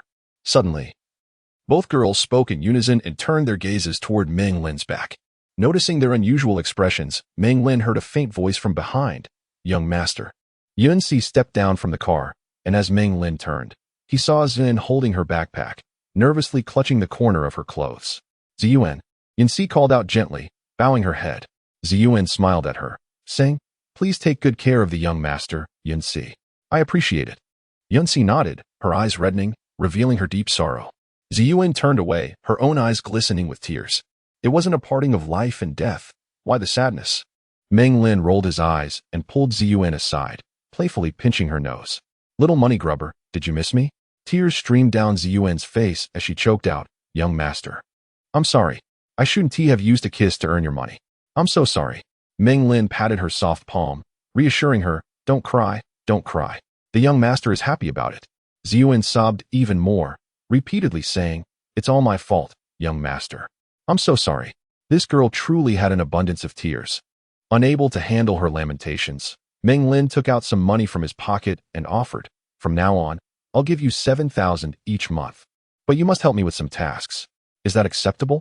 Ziyuan's tears stopped, and she wiped her eyes, her expression transforming to one of joy as she asked, "Really? Did Madam send you to find me to return?" Meng Lin was momentarily speechless. She indeed enjoyed this job, indicating that money alone could not entirely resolve the issue. After a moment of contemplation, he smiled and said, "Yes, my mother asked me to find you. Do you want to continue working with me?" Ziyuan's initial excitement faded as she silently returned the money to Meng Lin. "I don't want your money, young master. I know I made mistakes before, and I will change. I don't want this money. Class is starting soon. You should go to school." Meng Lin had a sudden inspiration and cleared his throat. "I'm serious. It's just that it's not easy to say you're going back right away. Hence, I thought you could help me look after a house. I've rented a place outside, and I need you to clean it. This is your salary. Take it, and just remember to do your job well, all right?" "Really?" Ziyuan asked, her skepticism evident as she held the money in her hands. "Of course," Meng Lin insisted, stuffing the stack of cash into her pocket. "Otherwise, why would I come to find you? Give me your phone number, and when you start working, I'll contact you. From now on, you are my personal employee." Ziyuan glanced at the bulging pocket filled with money, looking back at Meng Lin, and blinked. It turned out that one could indeed take a leave during noon, marking a breakthrough in Meng Lin's monotonous school life. However, the process of leaving school was exceedingly troublesome, requiring parental notification or signatures, approval from the disciplinary director, security's endorsement, and a detailed explanation for leaving campus. With a cunning ruse, Meng Lin forged a document bearing his mother's signature, claiming it was for attending regular psychological therapy. When it came to the disciplinary director, he stealthily pilfered a box of Cohiba cigars from his father's Spanish cedar humidor. The director, a man of worldly experience, was momentarily taken aback upon seeing the box of cigars. Meng Lin, with a disarming smile, explained, "My father doesn't smoke. This box has only had a few taken from it, and has been sitting there for quite some time. I was worried it might go bad, so I thought to bring it out. You smoke, don't you? If you don't mind, you can dispose of it." The director quickly regained his composure, hastily stowing the cigars away in his desk drawer, and then briefly scrutinized Meng Lin's midday departure request before scrawling his flamboyant signature. Finally, with a friendly tone, he cheerfully advised, "Be safe while you're away, remember to return on time, and try not to fall behind in your studies. Take care of your treatment. And I wish you a swift recovery." Meng Lin nodded in acknowledgement and promptly exited the office. After hailing a taxi, Meng Lin reached into his pocket, producing a cigar, and asked the driver, "Do you have a light?" The driver, reluctant to stop at the school's entrance, was intrigued by Meng Lin's presence, and upon hearing his request, quickly retrieved a lighter. With a casual demeanor, Meng Lin bit down on the sizable cigar and took a while to light it with a dime store lighter. Once the car was in motion, he indulged in the smoke until they neared the school, where he spotted Ziyuan in her distinctive blue and white striped sports uniform, gazing down the road. Meng Lin instructed the driver to pull over, stepping back a pace himself. Ziyuan, caught off guard by Meng Lin's arrival in such a vehicle, stood frozen for a moment. Meng Lin opened the door and waved. "What are you dawdling for? Hurry up and get in, Ziyuan." She snapped back to reality, her youthful fragrance enveloping him as she nestled against him eagerly. Upon noticing the large cigar he was chewing, she giggled, "Young master, you look so rebellious smoking like that. Just like a little hoodlum." "Hiki." Meng Lin, genuinely concerned for her, pulled her into an embrace, saying, "Let me hold you. Be good and listen." With a rosy flush on her cheeks, Ziyuan obediently nestled into his arms. "Did you miss me?" Meng Lin teased, gently tapping her nose. To which Ziyuan shyly nodded. Satisfied, he released her and removed the cigar from his mouth, tossing it out the window. He then earnestly declared, "Ziyuan, I am taking you to my rented place. This will be my private space, known only to a select few. Here is a key for you. Remember to keep it tidy, and if I'm ever at the house, you must be there." Ziyuan carefully accepted the key, repeatedly expressing her gratitude. Meng Lin added, "I'll provide you with 7,000 a month. Naturally, your tuition is on me. Should any unexpected expenses arise, just let me know, and I will cover it." Ziyuan nodded obediently. Meanwhile, the driver, utterly astonished, gazed into the rearview mirror with a look of shock, instinctively perceiving the beautiful girl in the back seat as a pampered mistress. Meng Lin, with a playful smile, suggested to Ziyuan, "Why not move into that house? It would make work more convenient, and I can provide you with a monthly allowance." Ziyuan's cheeks flushed with embarrassment as she shyly toyed with the hem of her clothing. "But I'm all alone. I would be scared. I've always slept with my mother at home." This was indeed a concern, as Meng Lin could not accompany her to sleep in the house every night. He sighed in resignation. "All right then." However, after a moment of hesitation, Ziyuan timidly inquired, "I have a classmate who rents a place in Jiangling City. Her family is struggling. Would you allow me to bring her to sleep there?" "Is that so?" Meng Lin blinked. "You can do as you wish. Just don't bring any boys to sleep over. You're terrible." Ziyuan blushed and playfully shoved him, shaking his hand with a mock pout. "Is it all right if I get a spare key from her? That's up to you." After all, the house was rented by Meng Lin specifically for her to legitimately receive her salary, making it rather useless for him otherwise.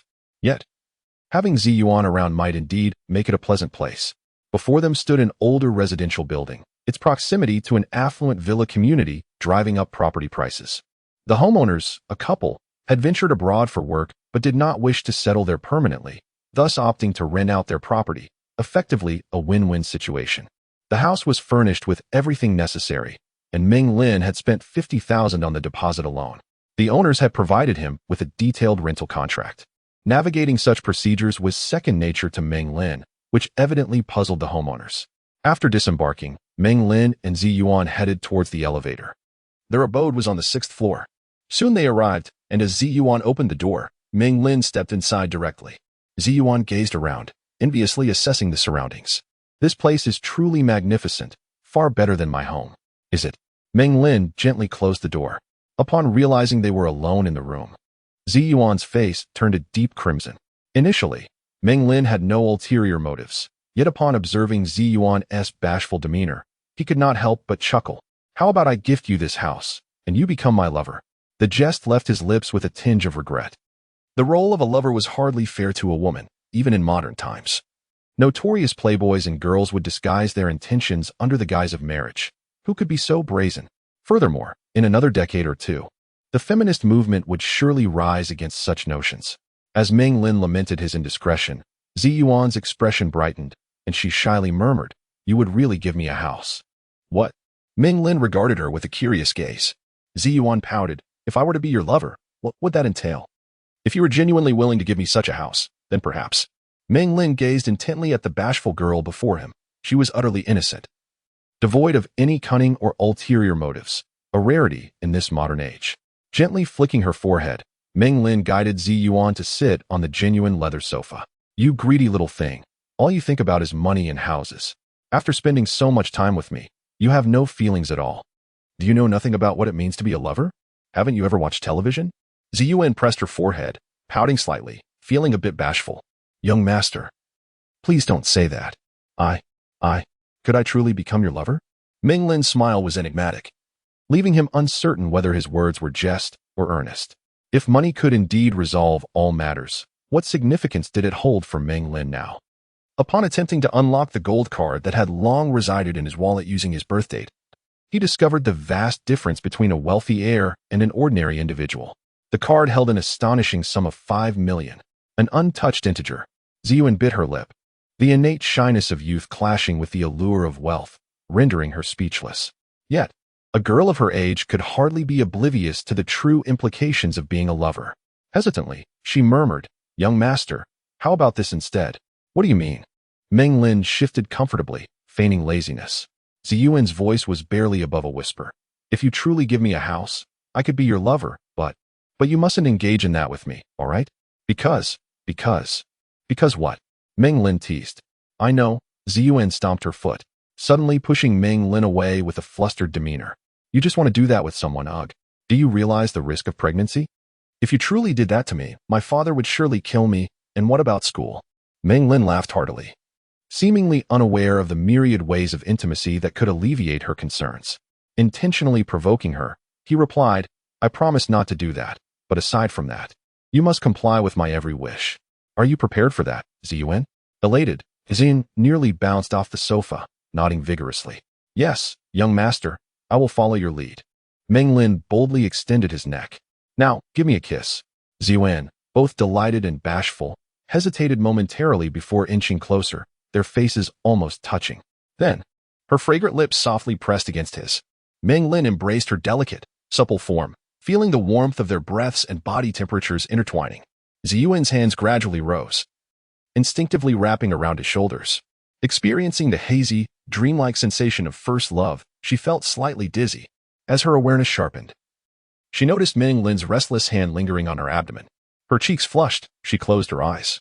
Reclining on the sofa in an alluring pose reminiscent of a flower succumbing to its fate, naturally aware of what might ensue. Her slightly trembling body and fluttering eyelashes betrayed her nervousness and shyness. Meng Lin's hand explored the petite curves, eventually slipping beneath her collar, igniting a fervor within him. No, young master, you mustn't touch there. Ziyuan's face turned crimson, her body aflame with heat, though she was aware of how to respond amidst her gentle struggles. This unfamiliar sensation reminded Ziyuan of the romantic novels and steamy films depicting such intimate encounters. Her body writhed more vigorously, seemingly attempting to escape the heat radiating from Meng Lin's touch, yet also inviting more of his advances. Just then, an untimely phone rang. As Meng Lin's movement slowed, she found herself unable to ignore the phone call. If something were to go awry, such as her parents discovering she was absent from school, all her efforts would be rendered futile.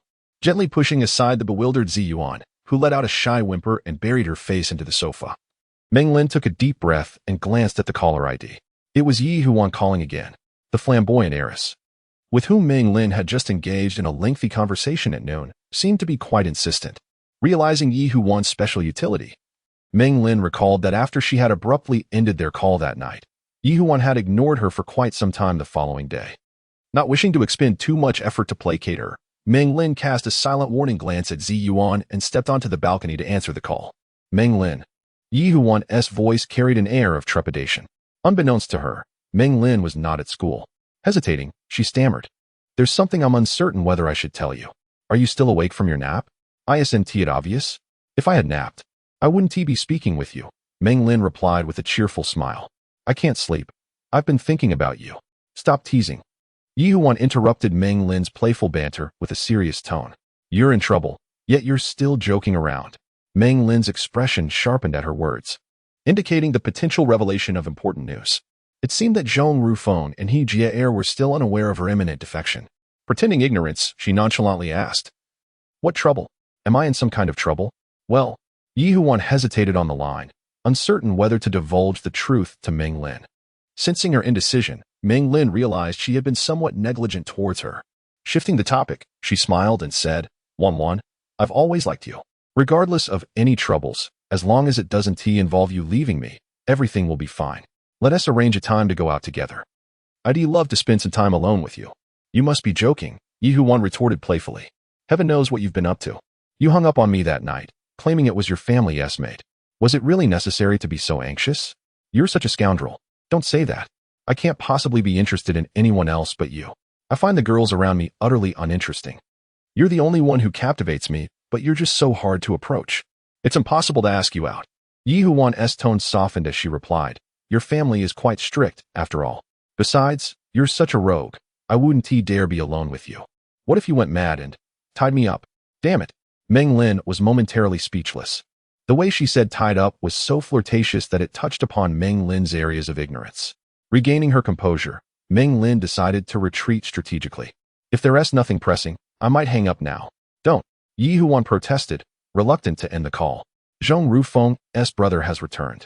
Meng Lin frowned, pondering what significance Zhong Rufeng's brother held. What does that mean? Is it serious? Meng Lin.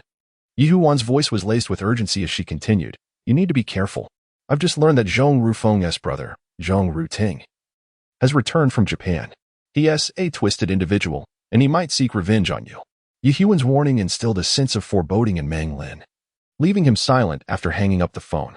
Observing his prolonged silence, Zi Yuan quietly approached, tilting her small head. Whose call was that? You seem rather upset. It's nothing, Meng Lin replied, noticing Zi Yuan's presence and suppressing his solemn demeanor. Let's head to school. Zi Yuan nodded, then hesitantly inquired. Am I supposed to wait for you here every day, young master? Please refrain from calling me young master. If you continue to do so, it makes me quite uncomfortable. Meng Lin said, from now on, just call me Meng Lin. As for whether you wait for me or not, it's entirely up to you. I may not be able to come here every day. However, if you can stay here, that would be even better. Oh, does your family permit you to stay out? Zi Yuan explained, I haven't told my family that I no longer work for them. I figured, since my home is rather cramped, it would be more convenient to live out here and take care of you.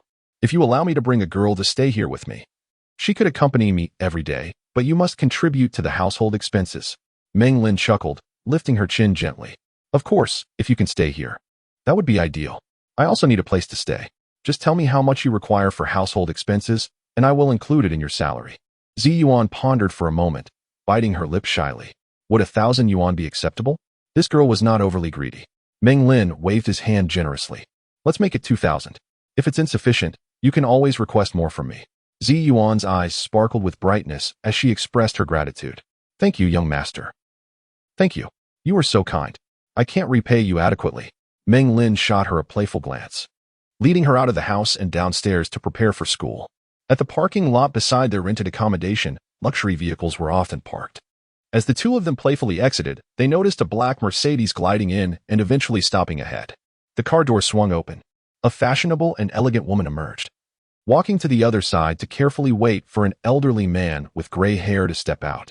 Zi Yuan gazed enviously at the luxury car and the beautiful woman, whispering, Meng Lin, look over there. That woman exudes such grace. Meng Lin glanced up, momentarily taken aback. The woman wore light brown sunglasses and a pale blue suit. Yet he instantly recognized her as the beautiful nurse from the hospital. The memory was vivid. One evening during dinner with his mother, he had intentionally left a note with his contact information in a gift box for her, accompanied by a phrase befitting a 26-year-old adult. However, that note seemed to have vanished without a trace, as the nurse had disregarded it completely. What ill intentions could Tang Liuyun possibly harbor? Encountering the nurse here unexpectedly, Meng Lin hesitated, contemplating whether to greet her. Meng Lin? The nurse, catching sight of him out of the corner of her eye, exclaimed in astonishment. The fact that she could still recall his name indicated that she remembered him. Meng Lin smiled as he approached her with Zi Yuan. Before he could greet her, the nurse turned to the elderly man beside her, smiling as she spoke. Uncle, this is a former patient of our hospital. A very charming young man who seems to still be in high school, named Meng Lin. As she linked arms with the elderly gentleman, the two appeared quite intimate. It turned out he was her uncle, and Meng Lin had initially assumed she was being courted by a wealthy suitor. Meng Lin internally scoffed at the thought. Upon hearing the nurse's remarks, the elderly man smiled and nodded in acknowledgement towards Meng Lin and Zi Yuan.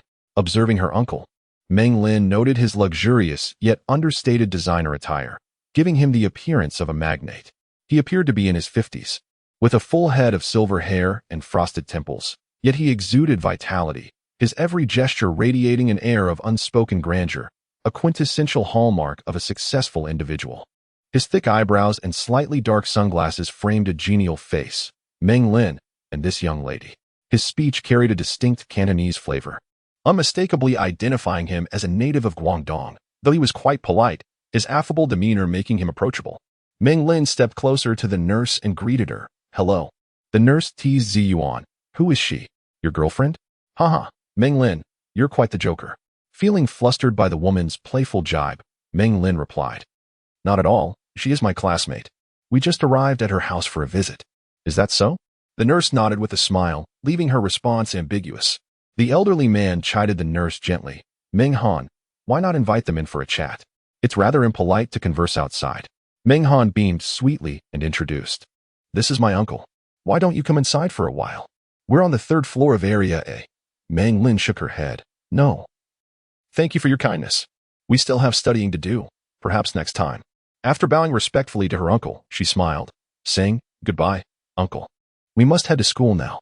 The elderly man nodded with a smile, and suddenly, Meng Lin remembered the few Cohiba cigars tucked away in her pocket, which had lost their appeal when smoked alone. Unsure of how to dispose of them, she stepped forward. Uncle, do you smoke? The elderly man paused, puzzled. I do. Are you wanting to smoke? Not at all, Meng Lin replied, pulling out 2 cigars. Since this is our first meeting, I'd like to gift you these 2 cigars. I hope you enjoy them. The elderly man clearly appreciated the gesture. Upon seeing the cigars in Meng Lin's hands, she quickly offered them. I borrowed them from my father, but I'm afraid the teacher might find out. If you don't mind, please enjoy them. Thank you. He graciously accepted them, then waved goodbye to Meng Lin and Ziyuan, saying, Remember to come back and visit. I'll have a gift for you too. After bidding farewell to the nurse, Meng Lin took Ziyuan's hand, and they hurriedly departed. Back at school, Meng Lin remained vigilant, tension coiling within her as she navigated the afternoon, everything proceeding as usual. Around 8 o'clock in the evening, Sheng Hao handed her a fake ID, prompting Meng Lin to pick up the extension and step outside the villa to dial the number for Shen Yanlan's home. Who is it? Shen Yanlan's voice, still laced with a hint of impatience, emerged, tinged with a trace of inebriation. It's me, Meng Lin, she coughed lightly. What is it? Shen Yanlan replied coolly. Meng Lin gently covered the mouthpiece and said, The fake ID is ready. If your mother arrives, I can present it to her. When would be a convenient time for you? I am uncertain whether she will come today. Suddenly, Shen Yanlan's voice faltered, her tone betraying a hint of impatience. Well, if you have nothing else to do, you may come over now. Perhaps another day would be better. I will wait until your mother arrives before I visit.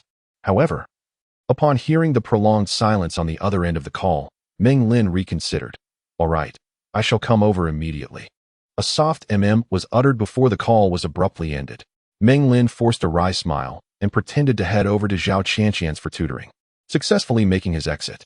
As night descended, the city was adorned with sporadic sounds of vehicles, adding a joyful hue to the streets.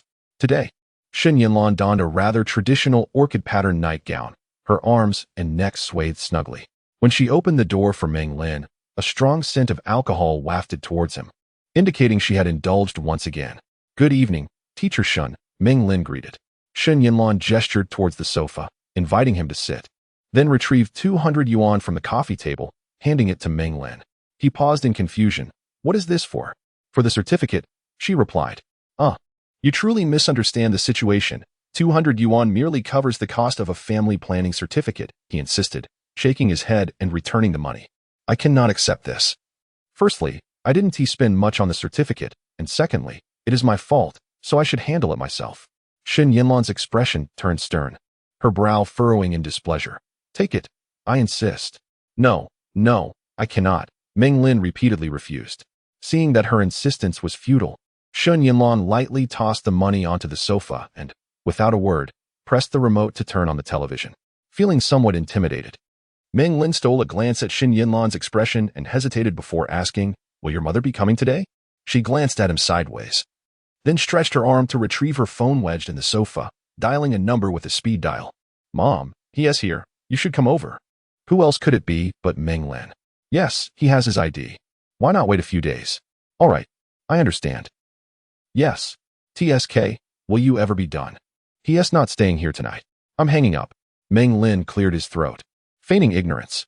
Shen Yanlan angrily tossed her phone aside. She won't be coming today. The phone bounced twice on the sofa before ringing again. Who is it? Sister Shen. It's Liuyun. Teacher Tang Liuyun from the private school cheerfully exclaimed. Zhang Xiao and I are shopping at Wang Fujing. We just saw a top that would suit you perfectly, a short black blouse. What do you think? Shall I buy it for you to try? I have enough clothes. I do not need it. You've been drinking again, haven't you? Tang Liuyun teased Zhang Xiao, sticking out her tongue. If you don't want it, we shall buy it for ourselves. By the way, we'll come over to your place later. It's been ages since we visited. Let us talk another day. It's a bit inconvenient today. Oh, do you have guests? Shen Yanlan's peripheral vision fell on Meng Lin, and after a moment's hesitation, she replied, No, it's just me. Oh, I was thinking of stopping by with Zhang Xiao, but well, Let us postpone until tomorrow. Do rest early. I shall hang up now. Mm. The next morning, Shen Yanlan was indulging in a leisurely sleep. Ding dong. Shen Yanlan, slightly drowsy, opened her eyes and instinctively glanced at the wall clock in her bedroom. It was already 7 o'clock. The doorbell chimed again. Rubbing her eyes, Shen Yanlan rose to answer the door. Peering through the peephole, she straightened her somewhat disheveled pajamas and slowly turned the doorknob. Sister Shen. The two individuals outside called in unison. They were Zhang Xiao, the Chinese teacher from the middle school department, and Tang Liuyun, the biology teacher. Shen Yanlan welcomed them inside and shut the door behind her, inquiring, "What brings you here this early?" In their private high school, the three shared a close bond. Although Shen Yanlan's home was often in disarray, which deterred frequent visits, Zhang Xiao, clearly coerced by Tang Liuyun, greeted Shen Yanlan before moving a chair next to the bookshelf to search for suitable books, gradually losing herself in reading. Shen Yanlan went to the kitchen to wash 2 teacups and poured tea for her guests, asking, "What clothes did you buy?" Out of the corner of her eye, she noticed a small blanket curled up next to the sofa. She quietly retrieved the comforter and returned it to the bedroom. When she emerged, she heard Tang Liuyun laughing.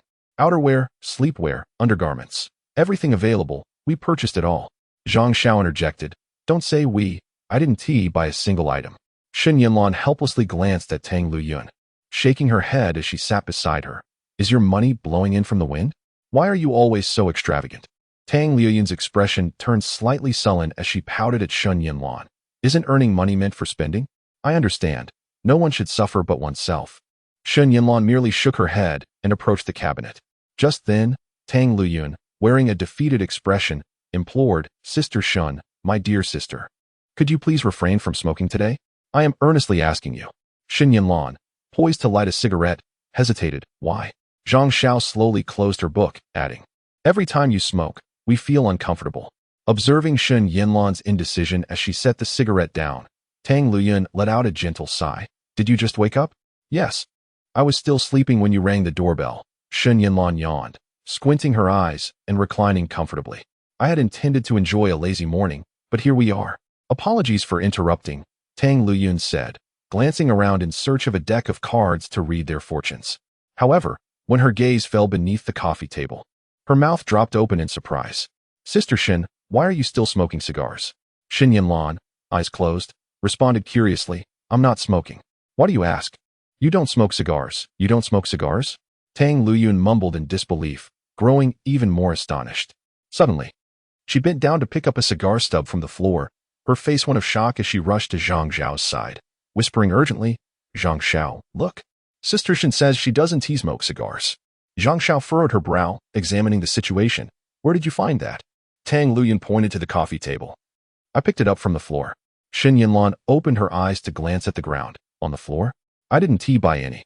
Before she could finish her sentence, her expression changed, her brow furrowing as she fell silent. Tang Liuyun glanced at the silent Shen Yanlan, then at the large cigarette butt in her hand, her expression suddenly shifting to one of astonishment as she nudged Zhang Xiao. "Heavens.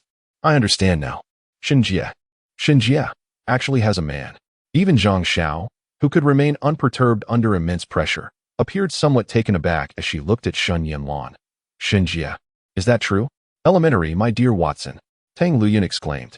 Shen Yanlan shot a fierce glare at her. "Don't listen to her nonsense." "I'm not speaking nonsense," Tang Liuyun retorted, raising the large cigarette, "but this cigarette is irrefutable evidence. Otherwise, why would you have such a thing at home if you don't smoke men's cigarettes?" Shen Yanlan pondered for a moment, her gaze flickering. "Perhaps it was left behind by my father." "Impossible." Tang Liuyun nearly leapt up. "Uncle smokes pipe tobacco. How could he buy such strange cigars? Moreover, it looks rather expensive." "Shen Jie, you should confess quickly. Is it that Jiang Daofei from your office? I've noticed he has an interest in you for a long time." Shen Yanlan's brows furrowed. "What do I have to confess?" "Stop overthinking it." Zhang Xiao turned to face her, seriousness etched on her face. "Just have a word with us. I promise we won't spread it." "Zhang Xiao, why are you adding to the chaos? I told you there's nothing." "Wow." Tang Liuyun's eyes sparkled with excitement. "Shen Jie is actually shy? Goodness. Am I imagining things?" Shen Yanlan deliberately hardened her expression and glared at both of them, then gently stood up. "I'm going to wash up first." Behind her, Tang Liuyun and Zhang Xiao began to murmur, clearly having discerned a flaw in her vague responses.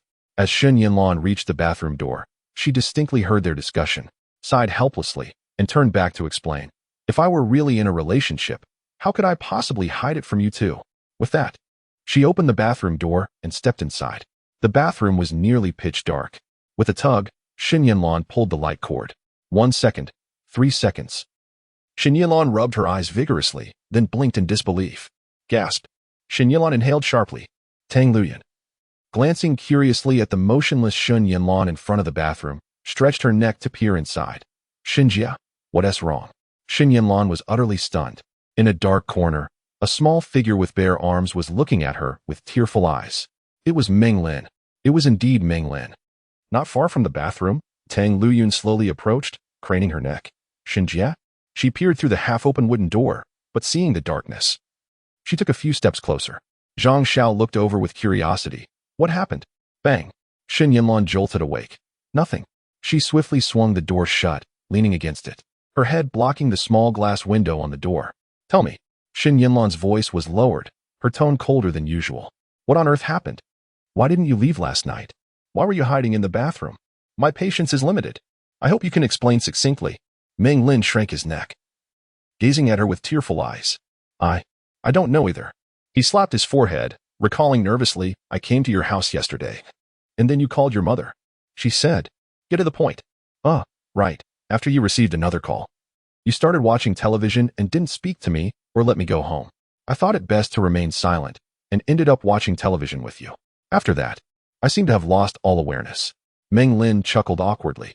Last night, you were drunk and insisted I drink a few glasses. I can't hold my liquor. I ended up dozing off. Oh, by the way, when I woke up this morning, I found an extra blanket on me. You covered me, didn't you? Shen Yanlan took a deep breath. I saw you were sound asleep, so I didn't wake you. I covered you with the blanket and went back to my room, thinking you would eventually wake up and go home. But when I opened my eyes, it was already bright outside. Continue. Why didn't you come out and inform me when Zhang Xiao and the others rang the doorbell? Meng Lin looked at her with a sorrowful expression. Actually, I intended to call out to you as soon as I woke up, but I habitually went to the bathroom first. Once inside, I heard the doorbell ring. I figured it must be your mother, and she knows about our relationship, so I wasn't too worried about misunderstandings. Plus, I was in a bit of an inconvenient situation at that moment, so I didn't say anything. When you opened the door, I realized your friends had come. But it was too late for me to warn you.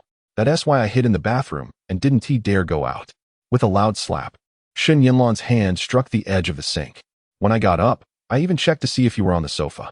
When I didn't see you, I felt relieved. If I had known you were still here, I wouldn't have opened the door at all. Teacher Shen, I was wrong. I'm sorry. Meng Lin looked at her pitifully, completely shedding the demeanor of a wealthy heir and appearing vulnerable. So, what do we do now? Shen Yanlan silently turned on the faucet. Cold water splashing on her face, her emotions slightly calming. You absolutely cannot go out. You must not let Zhang Xiao or Liuyun see you. I'll try to get them out. When the opportunity arises, you must leave quickly. Do you understand? I understand. At that moment, their thoughts aligned. If Zhang Xiao and Liuyun discovered that Meng Lin had spent the night at Shen Yanlan's house, the misunderstanding would be monumental, and Shen Yanlan's reputation would be irrevocably tarnished. Once I go out, you need to be clever. Rest assured. Though he spoke confidently, Meng Lin felt a profound sense of uncertainty. As he watched Shen Yanlan grit her teeth and open the door, he hurriedly sought the darkest corner. Carefully moving aside a plastic basin that obstructed his hiding place, crouching down. What have I gotten myself into? Sister Shen, please do not keep us in the dark any longer, exclaimed the vivacious Tang Liuyun, her chatter animated. How many times must I repeat myself for you to believe? In contrast, Shen Yanlan's confidence noticeably waned. Her gaze flitted to the playing cards beneath the coffee table, and she quickly bent down to retrieve them, tossing them lightly onto Tang Liuyun's lap. Here, you love fortune-telling, don't you? Why not give me a reading today? Tang Liuyun pouted and shot Shen Yanlan a sidelong glance, muttering, changing the subject, huh? With practiced ease, she shuffled the cards and pushed them back to Shen Yanlan. You shuffle them. Once you're done, I'll read for you.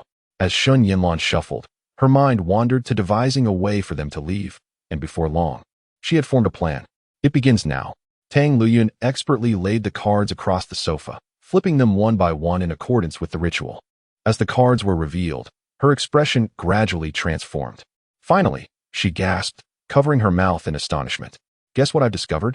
Look at Shen Yanlan and Zhang Zhao's skeptical faces. Tang Liuyun blinked in surprise. Right now, right this moment, Sister Shen has a man hidden in her home.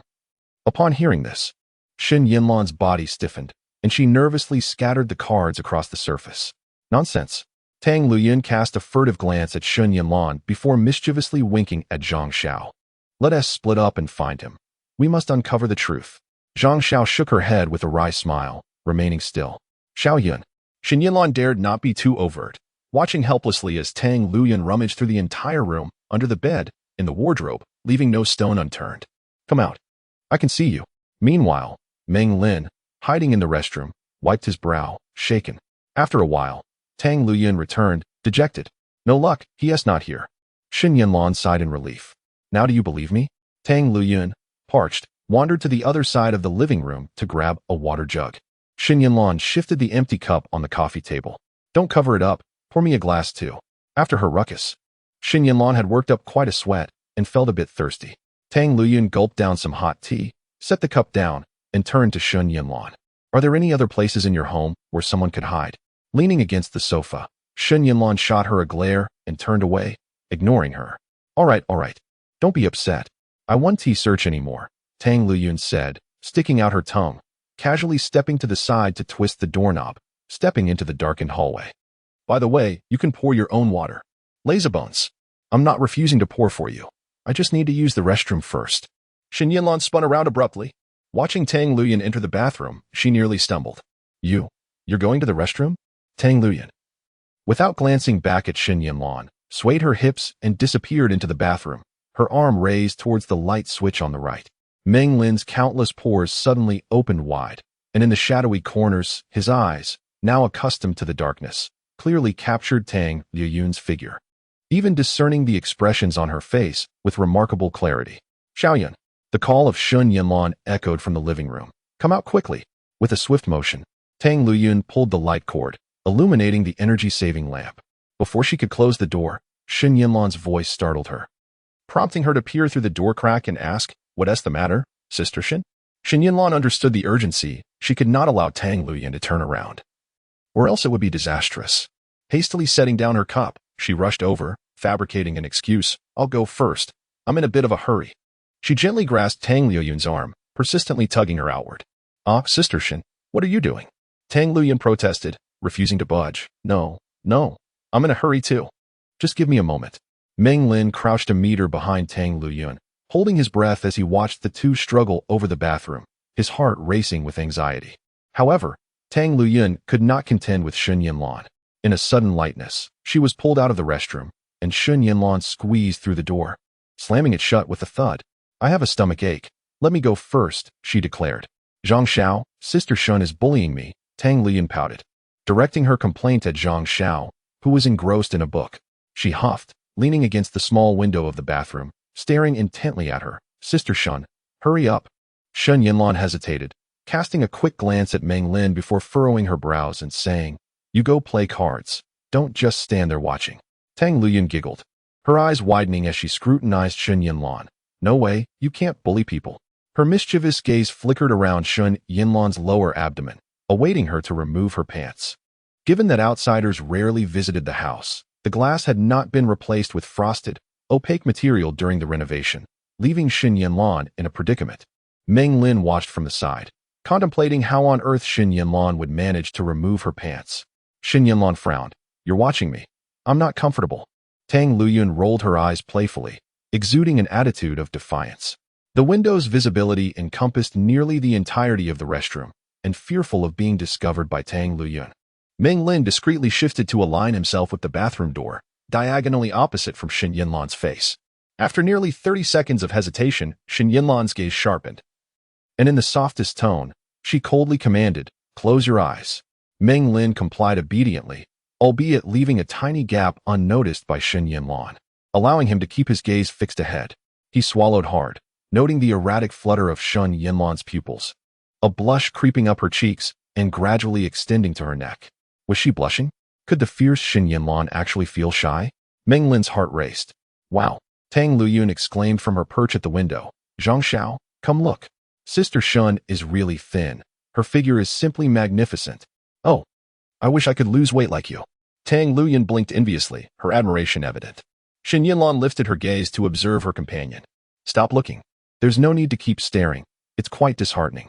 Tang Liuyun's head vanished beyond the glass window. Sister Shen, hurry up. I can barely hold on any longer. It was only upon hearing the faint voices of Tang Liuyun and Zhang Xiaoxiao that Shen Yanlan felt a wave of relief wash over her. She reached for her pants, but hesitated, ultimately abandoning the idea. Narrowing her eyes, she glanced at Meng Lin, who was crouched nearby. I can delay for a maximum of 5 minutes. During this time, you must devise a solution. Without revealing her intentions, Shen Yanlan discreetly covered her exposed thigh with her palm. Meng Lin, still half closing his eyes, scratched his head in distress. I have no ideas either. Perhaps I should go out and explain things to them. It might work. Shen Yanlan remained silent, pondering the least favorable options. What should they do? What indeed? 3 minutes later, a frustrated Tang Liuyun returned to the bathroom door. Sister Shen, are you trying to torment me? I was merely joking with you. Please. If you don't come out soon, I will have to. Tang Liuyun pressed her hands against her abdomen, her face flushed. Shen Yanlan glanced urgently at Meng Lin and sighed. Just wait a moment. My stomach is a bit uneasy. Both were at a loss. Realizing they could not allow Tang Liuyun to resolve her physiological predicament in the kitchen, could they? You don't have a man. I believe that is insufficient. My dear sister, please let me in. I beg of you. The sounds of scratching at the door echoed into the restroom, sending chills down the spines of both individuals, who instinctively covered their ears. Just as Shen Yanlan and Meng Lin were on the brink of despair, the scratching abruptly ceased. They heard Tang Liuyun exclaim, followed by frantic calls for Zhang Xiaoxiao. Zhang Xiaoxiao, come here. Hurry. Her once faint tones suddenly brimmed with excitement. What is it? What is going on? Oh, just come and see for yourself. Quickly. A knot tightened in Shen Yanlan and Meng Lin's hearts as they pondered what Tang Liuyun had uncovered. Look, Sister Shen confidently claims there are no men around. Yet what is this? How could there be such a thing in Sister Shen's home? As the two whispered, Meng Lin felt his heart drop. Zhang Xiaoxiao, Liuyun, what on earth is it that has you both so startled? Shen Yanlan feigned casual curiosity. Zhang Xiaoxiao hesitated to respond. But Tang Liuyun, astonished, interjected, it's a t-shirt, a men's one. Meng Lin felt a bead of sweat trickle down his brow as he pointed to his own nose in response to Shen Yanlan's questioning gaze. It belongs to me. After a night under the covers, Meng Lin had removed his t-shirt and hung it on the coat rack before entering the restroom. Shen Yanlan's expression shifted dramatically as she inhaled deeply. Little did they know, the crisis was far from over. Suddenly, Zhang Xiaoxiao exclaimed in bewilderment, Liuyun, feel this t-shirt. 2 seconds later, Tang Liuyun's astonished voice pierced through. My heavens. The t-shirt, it's wet. It's still warm with sweat. It was just taken off. Tang Liuyun and Zhang Xiaoxiao exchanged shocked glances. There's a man in the house. In a bathroom barely measuring 2 square meters, Shen Yanlan, upon hearing the synchronized voices of the two individuals, covered her eyes in anguish, frequently massaging her temples with fervor. It was abundantly clear that if she were handed a brick at that moment, she would not hesitate to hurl it at Meng Lin. The situation was rendered even more dire by the presence of a sweat-soaked t-shirt, pushing the two into a corner once more. There could be no graver predicament. Tang Liuyun, stimulated by the shirt, disregarded her need to relieve herself, clutching her abdomen in excitement as she exclaimed, Zhang Xiao, the t-shirt is still warm. The man must still be inside. We should split up and find him. We absolutely must catch him. Zhang Xiao furrowed her brow and whispered, perhaps we should refrain. Shen Jie is reluctant to share, and she undoubtedly has her reasons. Tang Liuyun, unfazed, chuckled playfully. That man must be from our school. Shen Jie is likely hiding him out of embarrassment. I'm curious to see who dares to pursue Shen Jie. It's truly reckless. Oh no. I mean, he has impeccable taste. Haha, impeccable taste. Tang Liuyun nearly misspoke, hastily correcting herself with an awkward laugh. The furnishings of the living room, bookshelves, coffee tables, sofas, and TV stands, could not conceal anyone, prompting Tang Liuyun to redirect her gaze towards the kitchen and bedroom, cackling as she bounced off to search. The temperature in the bathroom continued to rise. Cornered, Meng Lin and Shen Yanlan exchanged silent glances, neither uttering a word. 1 minute, 2 minutes. After a series of footsteps, Tang Liuyun's voice broke the silence. There is no one here. Could it be that the man just left before we arrived? And thus we missed him? I'm not sure. Zhang Xiao, though intrigued by the man, did not wish to undermine Shen Yanlan's position. Since she was unwilling to speak, Zhang Xiao resolved not to pry further. I need to recall. I think I encountered several men upon entering the compound. Tang Liuyun's words allowed Meng Lin and Shen Yanlan to collectively exhale in relief. Yet, before that breath could fully escape, Tang Liuyun smacked her forehead and exclaimed, "The bathroom. I haven't checked there yet. He must be inside. Xinjia, please open the door. Let us see him." Knocking incessantly, bang, bang, bang. Tang Liuyun continued to thump against the door. Shen Yanlan sighed, choosing silence in response. "We promised to keep it a secret. Don't feel embarrassed." "Oh, please. Just satisfy my curiosity." Climbing to the window, Tang Liuyun squinted intently inside. The possibility of a peaceful resolution had long since evaporated. In a moment of desperation, Shen Yanlan glanced at the window and declared, "Stop searching. He.s. not in the bathroom. He left just before you arrived." Tang Liuyun's admission sparked a creative idea in Shen Yanlan's mind. She fabricated a lie to align with this deduction, realizing that she must ensure Meng Lin remained hidden at all costs, as the consequences would be dire otherwise. Tang Liuyun, upon hearing her concede, burst into laughter. "Then please tell us who he is. Is he from our school?" Shen Yanlan looked at her. "Aren't you going to the bathroom anymore?" "Oh, what is the point of that now? Please clarify this matter first." Shen Yanlan cast a glance at Meng Lin, pondered for a moment, then swiftly adjusted her trousers and dashed to the toilet. As the sound peaked, she quickly remarked, "I will divert their attention. You slip into the bedroom." After straightening her nightwear, Shen Yanlan slowly exited the restroom. Meng Lin's heart raced. After a brief moment, he peered through the door crack and noticed the three were seated on the nearby sofa. Hesitant to act impulsively, he patiently awaited an opportunity. "Sister Shun, when did this happen?" Tang Liuyun inquired, her impatience evident as she tugged at Shen Yanlan. "Well, it was probably a few days ago," Shen Yanlan replied vaguely. "What is his name? Is he a teacher?" "No, he isn't from our school, nor is he a teacher." "Then, how did you meet?" "We just met. That's all," Shen Yanlan responded ambiguously. Sensing the moment was right, she quickly signaled Meng Lin and shifted her body slightly to ensure that Zhang Xiao and Tang Liuyun's attention was directed towards her.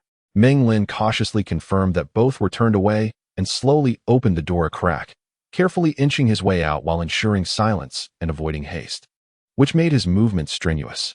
"Why have you been keeping this from us, being all mysterious?" Tang Liuyun continued to chatter. Shen Yanlan's taut nerves began to relax.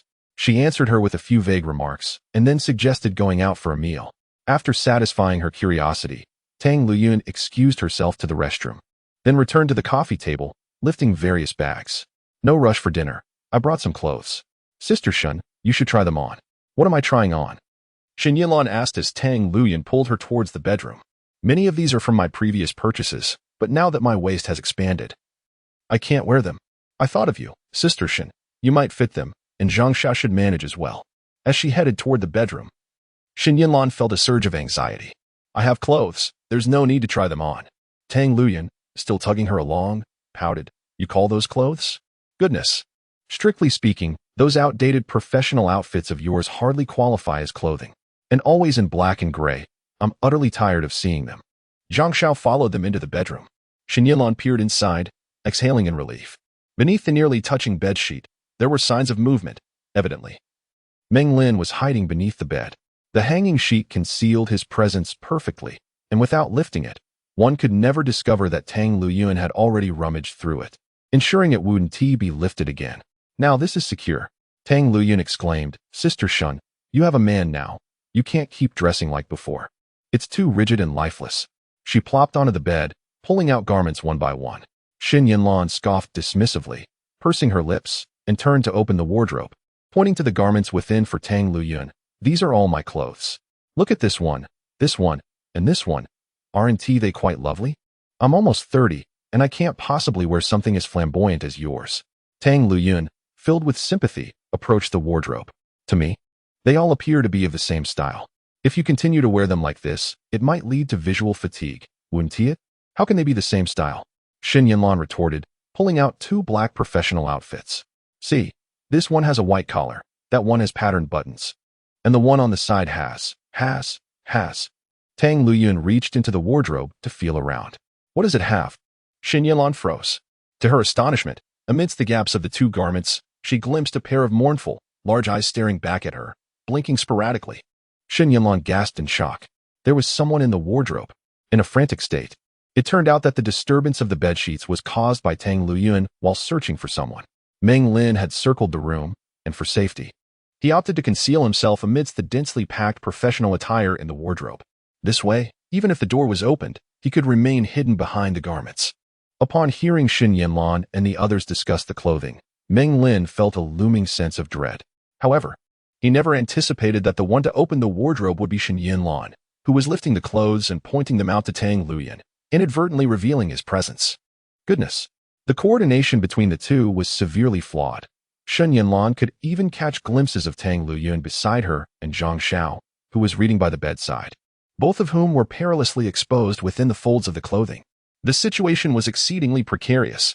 "Sister Shen, I believe this is not a wardrobe, but a coal pile," Tang Liuyun remarked, rummaging through the leftmost garments. "Aside from lingerie and stockings, it seems you truly recognize only black, don't you?" As Tang Liuyun reached for the third suit, Meng Lin distinctly felt a few fingernails brush against his chest, causing his entire body to tense up as he dared not move, shooting a desperate glance at the oblivious Shen Yanlan. What is soft behind me? Is there more clothing hidden? Tang Liuyun wondered, curiously frowning as she felt something with her fingertips, about to lift the outer garment to peek inside. There was nothing inside. Shen Yanlan's face drained of color as she hastily grasped her arm, urging her to release the suit. Meng Lin swiftly vanished once more behind the array of garments. Tang Liuyun, puzzled, glanced back into the shadows. "That's strange. I distinctly felt something behind me just now." Her curiosity was piqued. Yet her primary focus remained on Sister Shen. At that moment, she chose not to dwell on it. "Never mind, try on the clothes first, today. We must make you look exquisite." Meng Lin, drenched in sweat, dared not even wipe his brow, signaling for help to Shen Yanlan with a trembling urgency. Shen Yanlan immediately understood, feigning nonchalance as she closed the wardrobe door. "All right, you choose a couple for me. There's no need to try them on." Spreading each piece of clothing flat on the bed, Tang Liuyun picked up a coffee-colored cotton top and held it against herself. She then gently handed it to Shen Yanlan, saying, "How can you discern its charm without trying it on, Sister Shen? Quickly take off your pajamas and give it a go." Shen Yanlan received the garment, but shook her head in reluctance. "I think this one is fine as it is. I want to try it." "Oh, why fear trying it?" Tang Liuyun pouted and began to peel off Shen Yanlan's nightgown. With no alternative, Shen Yanlan instinctively glanced towards the wardrobe and raised her hand to stop Tang Liuyun. "Isn't it fine if I take it off myself?" Slowly unfastening the buttons, in the next moment, Shen Yanlan's slender figure was revealed before them.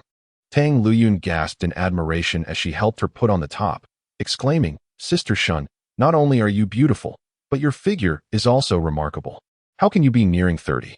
Zhang Xiao was also drawn over by their interaction. "Indeed, whoever marries Sister Shen will be truly fortunate." Tang Liuyun chuckled. In her eyes, Sister Shen was perfect, save for a certain assertiveness in her character that might be too intense for the average man to accept, especially considering Shen Yanlan's vices of smoking and drinking.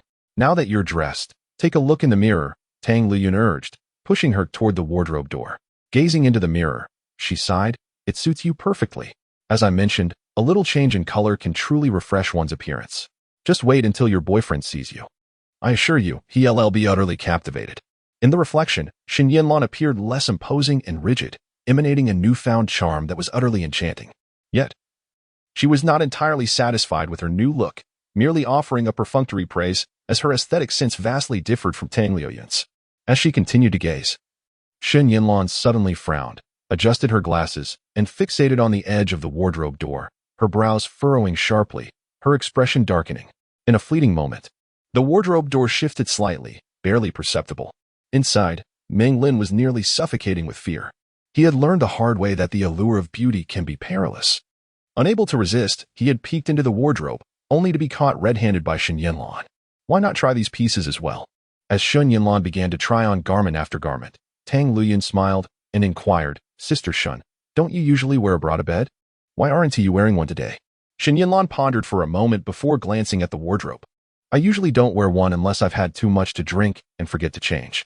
This was indeed true. Often, Shen Yanlan would go to bed in her outfit without changing, which explained the untidy state of her home. "What about Zhang Xiao? Do you take off your bra to sleep?" "Generally, yes. It's quite uncomfortable to sleep in one." "Me too.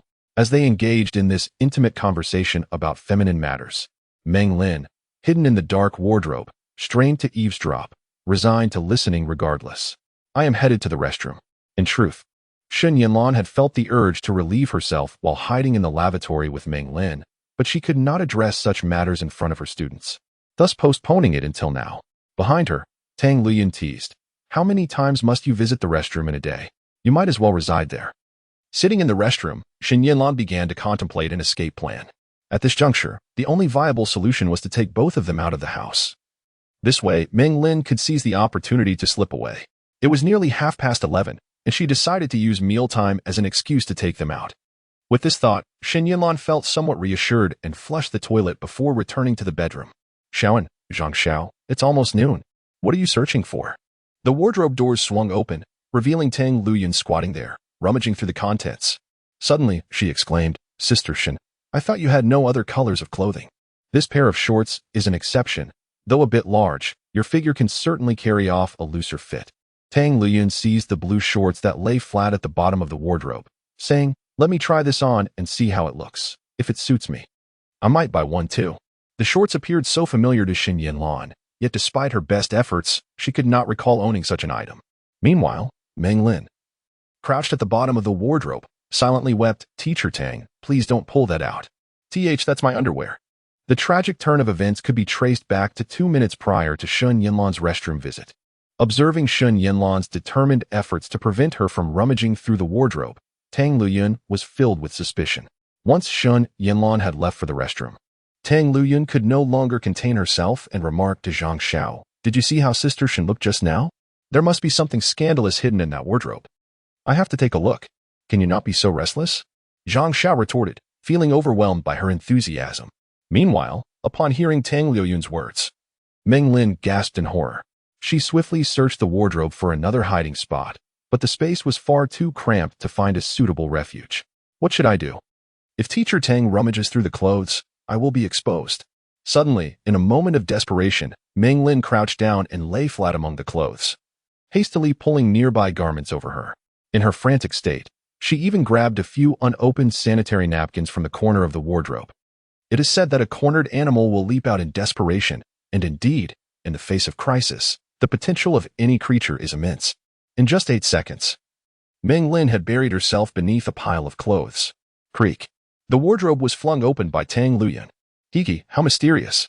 I must see what you are hiding." Tang Liuyun hummed a tune as she rummaged through the contents. This is how the events unfolded. "Xiaoyan, what are you pulling out?" Finally recognizing the shorts, Shen Yanlan was taken aback, rushing forward with alarm. "Those are a pair of shorts I wore long ago. I can no longer fit into them. Please stop pulling. I'll find you something new." "Oh, I do not desire your clothing. I merely wish to test its effect." Tang Liuyun persisted, but noticed that something seemed to be snagged on the back of the shorts, refusing to budge. Increasing her effort, she wondered what was going on. "Is there something hooked?" Meng Lin, near despair, exclaimed, "Teacher Tang, if you tug any harder, I shall be left bare, feeling the chill breeze against my skin." In this critical moment, Shen Yanlan arrived, swiftly pressing down on the shorts to cover Meng Lin's nearly exposed backside, which was clad in old garments that had not seen a wash in ages, likely harboring unwelcome guests. "Let us not torment it any further. Instead, let us dine." Shen Yanlan, while maintaining her hold on Meng Lin's rear, refrained from lifting her hand. "Alas, there are no sanitary balls in the cabinet. I even spotted a few cockroaches crawling about last time." Meng Lin silently commended her, realizing that most women generally despise cockroaches. Suddenly, she felt something wriggling in her palm, and as she clenched her fist, a wave of nausea washed over her. Cockroaches. The falsehood concocted to distract Teacher Tang from the shorts turned out to be true. There were indeed cockroaches in the wardrobe. "I am such a fool. An idiot. A simpleton. Teacher Shen, I concede to you." Though Tang Liuyun had no intention of yielding, the mere mention of cockroaches made her involuntarily pout. "Very well, Zhang Xiao, are you hungry?" She cast a wistful glance at the stubborn shorts, then reluctantly withdrew her arm. Zhang Xiao regarded the situation. "Well, if we are eating, let us proceed. I shall follow your lead." Simultaneously, Shen Yanlan wiped the sweat from her brow. "That was close. Let us go. The place is quite popular, and we may find no seats if we delay." She ushered the two outside. "Leave your belongings at home. We shall return shortly." Seizing the moment when the others were distracted, Shen Yanlan discreetly poked Meng Lin's backside, then quietly closed the wardrobe door. Meng Lin understood Shen Yanlan's intent. "Let us take our things," she suggested. Tang Liuyun gathered a few articles from the bed and followed Shen Yanlan into the living room. Zhang Xiao mentioned she had matters to attend to in the afternoon and would return home. "I, too, shall not linger. After our meal, we shall take a cab back." Tang Liuyun rolled her eyes dramatically, feigning distress. "Alas, the only regret is not having met Sister Shen's boyfriend." "Oh, right. Our meal lacks excitement. We should invite him along, so we can be introduced." Shen Yanlan glared at her. "He just left not long ago. We shall discuss this another time." Next time, Tang Liuyun whined, stretching her voice. "Who knows when that next time will come? Zhang Xiao, do you agree?" Realizing Shen Yanlan's reluctance to let them meet the gentleman, Tang Liuyun, not willing to concede, pulled Zhang Xiao along, hoping for solidarity. Zhang Xiao shrugged slightly. "Since Sister Shen said next time, let it be next time." "Humph, traitor." Tang Liuyun tossed a bundle into Zhang Xiao's hands, shot her a glare, and strode toward the door. Meng Lin gently opened the wardrobe door, peering towards the tightly shut bedroom door, and then stealthily made his way over. Finally, he felt a sense of relief. However, Meng Lin remained cautious, pressing his ear against the door to listen intently for any sounds. "I've never actually dined at the youth canteen. How's the food there?" "Quite good." As long as the two remained inseparable, Shen Yanlan could not find peace. She feared that the mischievous Tang Liuyun might stir up trouble again. She urged her friend, "Hurry up, don't dawdle." "I know." Tang Liuyun stepped aside to let Zhang Xiao exit, but suddenly turned back, her gaze fixed intently on Shen Yanlan's eyes. With a teasing smile, she mused, "We'll let you off this time, but next, you must introduce us to your boyfriend." "All right." Shen Yanlan replied absently as she prepared to close the door, but a second later, she froze, her arms stiffening against the doorframe. What did you just say?" Tang Liuyun, walking down the stairs with her back turned, replied, "I said, it's been a while since I've had barbecue. Next time, let's bring that Meng fellow along." A smirk played on Tang Liuyun's lips as she paused on the second-floor corridor, glancing back at Shen Yanlan. "Isn't he your boyfriend?" With that, she turned without looking back and followed Zhang Xiao. How do you?" Shen Yanlan stood in shock, staring at Tang Liuyun's retreating figure. She realized it. Tang Liuyun was aware of her relationship with Meng Lin. She knew he was in the room. How could this be? Shen Yanlan racked her brain, unable to comprehend how Tang Liuyun had discovered Meng Lin's presence. Had there been some slip-up in the room that gave it away?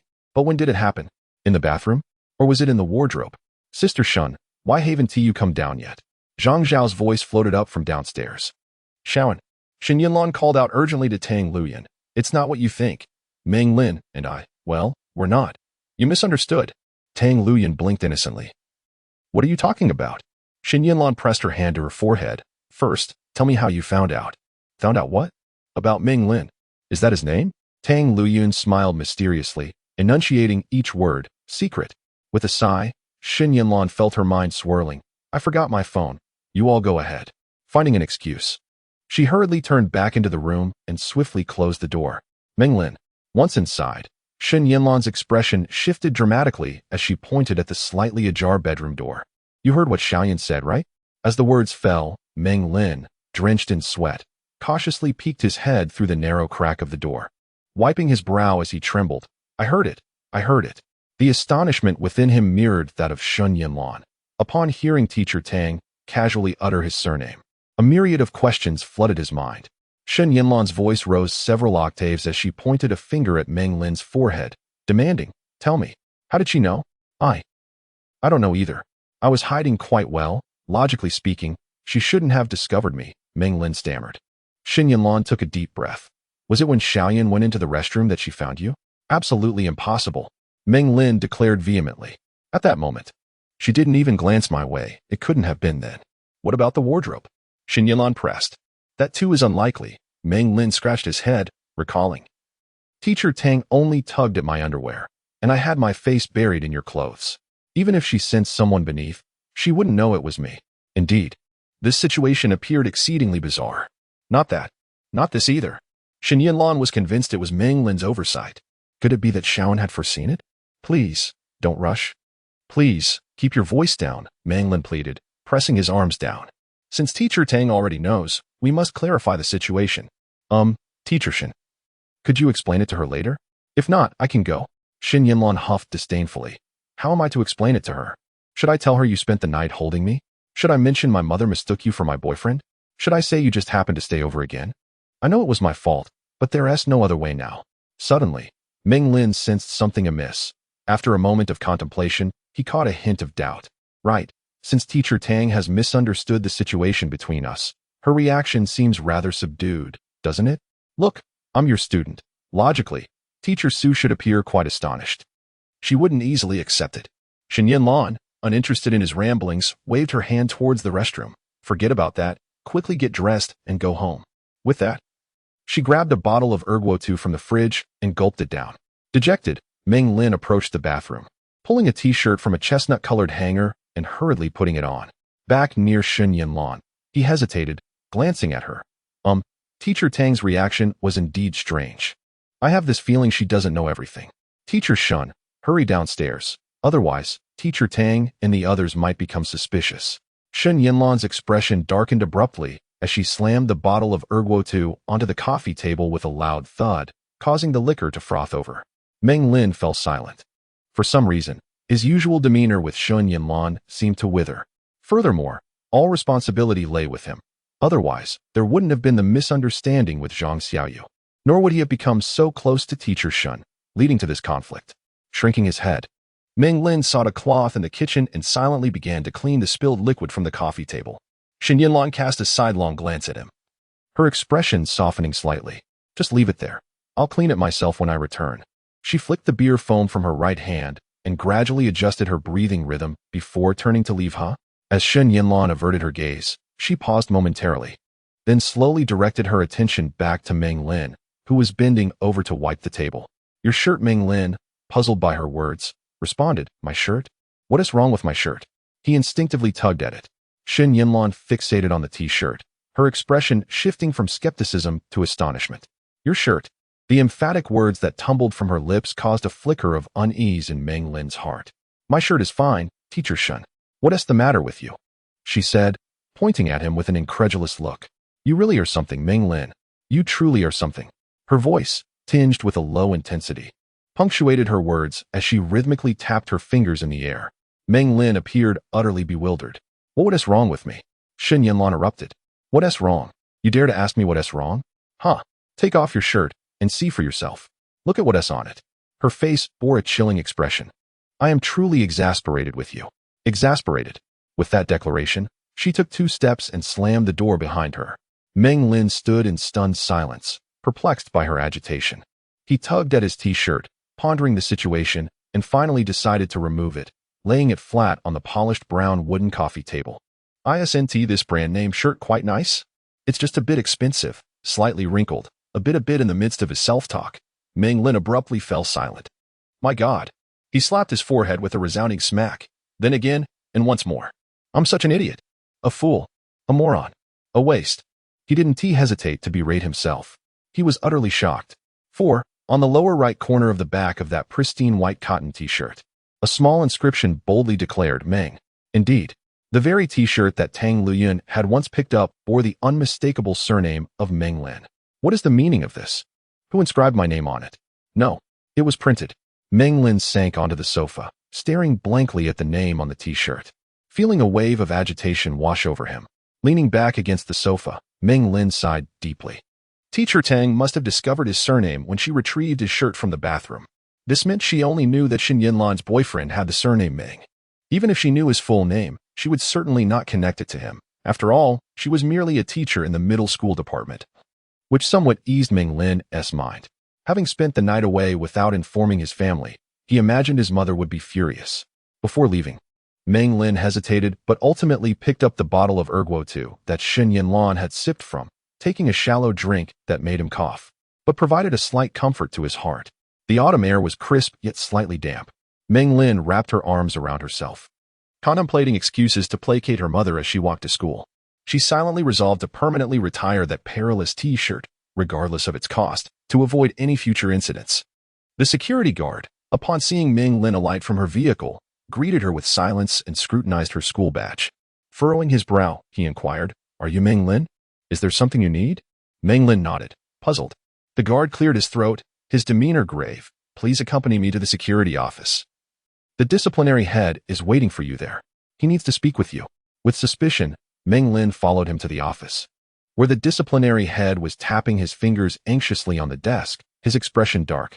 "Meng Lin," he began, "there has been an incident concerning your lounge." After a brief pause, he rubbed his forehead and continued in a steady tone, "Your lounge has been forcibly pried open from the outside." Taken aback, Meng Lin stiffened, exclaiming, "Pried open? Who would do such a thing?" "We are currently investigating," the disciplinary head replied, his brow knitting in concern. "Some cash and your watch remain untouched in the drawer, but we cannot ascertain whether you have any other valuable personal items. Therefore, we require your assistance in the investigation. Please come and examine the scene." Meng Lin nodded, a warning from Yi Huan echoing in her mind. Just then, as classes were about to commence, students emerged from the lounge in small clusters, heading back to their classrooms. As Meng Lin ascended to the second floor, she spotted Zhang Rufeng descending the stairs, seemingly heading somewhere. Upon catching sight of Meng Lin, his expression shifted dramatically, and without a word, he turned and left. Before Meng Lin's lounge, the scene had been cordoned off, likely alarming the authorities. She scrutinized the lock at the entrance, her pupils slightly contracting. The lock had been forcefully twisted apart from the outside, the brass handle discarded on the ground, and significant damage marred the area around the door, leaving the lock hanging loosely in place. This scenario unmistakably indicated that the lock had been deliberately broken. Such strength was indeed remarkable. The disciplinary head, accompanied by 2 security guards, entered the lounge, and Meng Lin hastily followed, inspecting whether anything was amiss. As she had anticipated, nothing appeared to have been disturbed. It was clear that the intruder had targeted her specifically. "Did you lose anything?" the disciplinary head inquired, watching her intently as she conducted her search. After a moment of contemplation, Meng Lin shook her head, affirming that nothing had been taken. The 500 yuan and her Rolex watch remained untouched in the drawer. "Very well," the disciplinary head exhaled in relief. "I just discovered the scene and have yet to file a report. If you are certain that no valuable items are missing, we will refrain from filing a case." "Meng Lin, do you wish to check again?" "No need," Meng Lin replied, her inner turmoil masked by an unusual calmness. "I will wash my face and head to class." The disciplinary head, slightly taken aback, gestured to the 2 guards, "You may leave. I still need to discuss a few matters with the student." The guards departed quietly, and the disciplinary head spoke again. "Are you certain nothing is missing?" This was his third inquiry, yet Meng Lin truly had lost nothing. It was unthinkable to fabricate a story about a loss that never occurred. The disciplinary director furrowed his brows in confusion, muttering, "How peculiar. What could this person possibly want by tampering with your lock? What are his intentions?" Meng Lin remained silent. The director, abandoning his deeper speculation, looked up at Meng Lin and advised, "Dear student, refrain from leaving valuable items in the lounge in the future. Furthermore, if you sense anything amiss, report it to me immediately. We will have the lock repaired promptly to prevent any recurrence of such incidents. If possible, please avoid alarming your parents." His concerns were clearly excessive. Meng Lin had no desire to disturb his parents. The situation was already troublesome enough. If they were to learn of his perilous predicament, he feared he would be confined, losing all semblance of freedom. The director sighed in relief and patted Meng Lin on the shoulder, saying, "Thank you for your cooperation, Meng Lin. Goodbye." Satisfied, he departed. Knowing that the school was cautious with every student, and Meng Lin's promise not to inform his parents would undoubtedly alleviate many complications. As Meng Lin stood quietly in the lounge, he began to contemplate the audacious intruder who had vandalized the lock, feeling a chilling dread seep into his heart. From every angle, this individual sought but one outcome. His purpose for invading the lounge had become glaringly evident, seemingly intent on causing him harm.